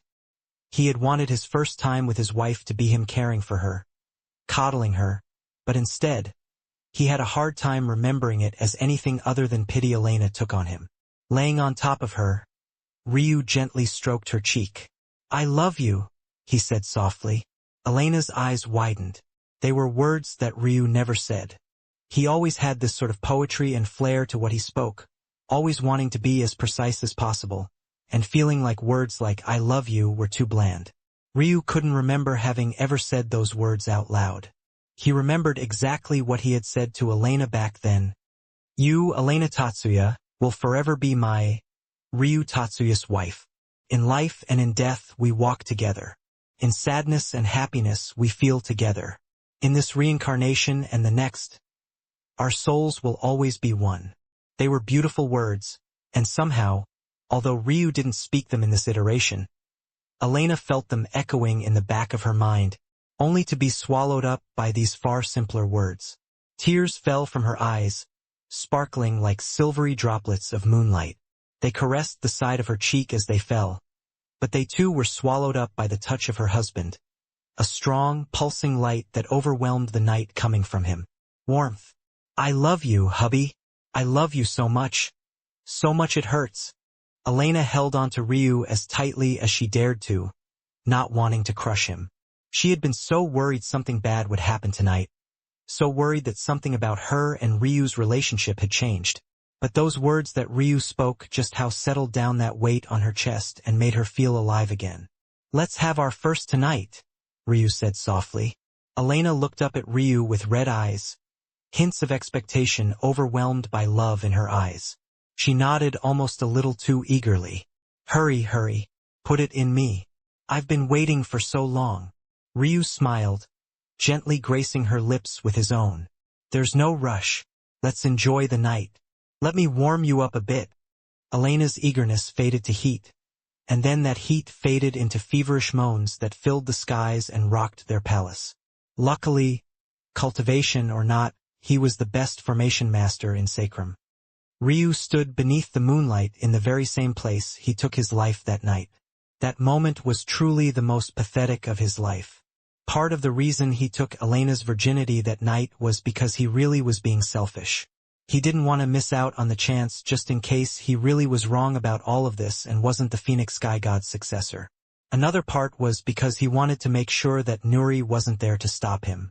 She always gave them their privacy, and she would have done doubly so in such an intimate moment. But right this moment, Ryu called her. Nuri, he said softly. He only whispered it, and yet he felt the flash by his side instantly. Then he felt her nearly stumble out of the pocket she had hidden herself in because he was entirely naked. Ryu chuckled. What? Are you shocked to see your husband naked? It's the first time, but it certainly won't be the last. Nuri gagged on air. What happened? What happened just now? Husband? She was so distracted she didn't have the time to see how Ryu reached his hand through the spatial fluctuations she hid in to sweep her waist in his arms. The kiss that swept her off her feet moments later took the last bits of rationality she had and threw them out the window. Her heart seemed to flutter open, her cascading black hair flowing like reflective spots of chaos and the beginning of time itself. She was more than prepared to let Ryu do whatever he wanted, until he suddenly pulled back. I won't take you tonight. It wouldn't be fair to you. Don't you want a grand wedding? Misty-eyed, Nuri looked up at Ryu and slowly shook her head, almost as though hoping Ryu would change his mind as she squeezed her thighs together. Ryu chuckled. He knew that Yana was the most sensitive of his wives, and it seemed that Nuri was much the same. It was nice to know that they truly were one in the same. In that case, let's hold the wedding in 2 days from now, a small ceremony just for our family. Otherwise, it'll be my parents that kill me for not giving you proper status. There was a hint of disappointment in Yana's eyes, but then came a wave of tenderness. She leaned into Ryu's chest, feeling a safety and warmth she had been chasing after for so long. Ryu looked up to the moon today. To control paradox didn't give him endless freedom. Just like the nameless immortal god had said, his actions this time would probably rip existence apart. He just didn't care. It was time to close this loop. And if he wanted to complete it properly, he would have to carve out a path of cultivation that didn't rely on the Phoenix Sky God at all. If he didn't, how would he have had the strength to send Yana back in time with a fury-filled palm strike in the first place? Where would his perfect black buddy soul have come from if he never had the strength to send it back? Originally, this would have been the very first life he ever lived, but now he would rewrite his own story and make it his very first instead. He would rise to the peak of the world once again under his own power. And without his reincarnation right in the middle, he had about 1 billion years to succeed. To the cultivators of the world, 1 billion years was a blink of an eye. To Ryu, you might as well have given him all the time in the world. Chapter 2272 they called it. Who the hell are you? A goddess of a woman with flowing golden hair and sparkling ruby eyes stood across from Ryu. It could be said that the entire ethereal plane was up in arms. Not only had a human entered their territory unannounced, but he had even infiltrated the cultist empire. I think you know that already? Ryu said calmly, a smile pulling at his lips. Elsa's eyes narrowed. This isn't a place you can be. Leave or else. Or else. Ryu calmly pulled out a spear. Then, as though changing his mind, he opted for a single dagger instead. The common blade glistened beneath the sparkling rainbow clouds of the ethereal plane. It truly felt like a paradise on earth. The patriarch and matriarch of the cultist clan both shot out from their abode. But the latter was so sickly that she had to be caught by her husband long before she made it very far. But the angriest of them wasn't the two parents at all, but rather a young man that Ryu had never seen before. At least not any place but Elsa's memories. This point in time was long before the death of Baria. A death that inevitably set Elsa along a completely different path than she was expecting. Right now, she wasn't the woman who had abandoned her place as princess to chase after a human. Instead, she was the Elsa who would one day be betrothed to a martial god. An Elsa who was part of a culture that didn't seek after their life partners any longer. Ryu's gaze shifted from Elsa for the first time since he arrived, landing on the young man that would soon die. This young man was truly a pivotal backbone to everything. If not for his death, the fairies wouldn't have fallen victim to the machinations of the martial gods so easily, and patriarch cultists just might have maintained a backbone. But it was also this very same personality of this young man that would make taking Elsa out of here all the more difficult. The same stubbornness that made him such a great cultivator, and a target the martial gods had to take out, was the very same stubbornness that would stand in place to protect his sister from an outsider. Tell you what, let's fight a round first. Elsa sneered. Why? So you can prove yourself? Do you believe I'm weak enough to lose to you? Yes, Ryu smiled. If I'm not stronger than you, then how could I possibly hold up the skies for you? Elsa's gaze flickered, feeling her heart skip a beat. A slight hint of a blush colored her face, but it was only for the briefest instant before she regained her calm. She had read about this in a book. It was a matter of obvious truth that you would be highly compatible with your own life partner. Ryu would be exactly the sort of man she liked most, but that didn't mean that she had to live with him. The fairies had long separated from the outside world. She also didn't like the idea of her husband being decided by the heavens of all things. If she fell victim to this, then how would she fight against the tide of cultivation in the future? Ryu might even become a bottleneck that weakened her. The irony of it all was that she was correct. Ryu had once been that bottleneck. But no more. You don't stand a chance, Elsa said coldly, her palms stretching out as 2 8-trigram diagrams formed, one of resplendent white gold, and the other of heavy darkness. Ryu's smile deepened. This wasn't actually the first time he had seen Elsa in this life, but the first time he hadn't interfered much other than to stop her parents from sealing away the other half of her bloodline. Or, more accurately, he stopped it from being necessary. As such, in this timeline, Elsa had been raised as both a cultist and Kabus fairy from the very start, and as a result, the skies were soon filled with summons and corpse puppets. Then came the spirits and nymphs in the far distance. There were even some plants of prey, carnivorous monstrosities brought back from the depths of near extinction to fight for Elsa. Then, shall we begin, my lovely wife? I don't know who you think you're talking to, but I've married no man. And should I one day, it certainly wouldn't be you. What? Do you think I'm not handsome enough? Elsa grinned. Handsome enough? Maybe. But are you more handsome than I am beautiful? Ryu's eyes lit up as though flames had been ignited. I'm not sure. How about you let me take a closer look? Elsa didn't even realize that had anyone else said this, she would have already spiraled into a furious rage. But instead, she continued the banter as though it was only natural, as though it was only right, as though this was what felt best to her. How about you take a closer look at the blades of my puppets instead? A great battle erupted on the scene that day. The ethereal plane practically turned upside down under the actions of one young man. A legend had long begun to spread in Sacrum. Tales of a young man without a spiritual foundation that managed to find a way to grow his own. He took the method he created for his parents, allowing them to evolve and improve their spiritual foundations, and formed his own method of absolute control, one that allowed him such dominion over the heavens that he could replace the function of a spiritual foundation itself. And then, taking it a step further than even that, he finally succeeded in forming his own. It was a spiritual foundation of legends, one capable of continuous improvement, of continuous evolution, of always being able to take things to an extreme and go just one step further. The beyond perfect extreme spiritual foundation, they called it.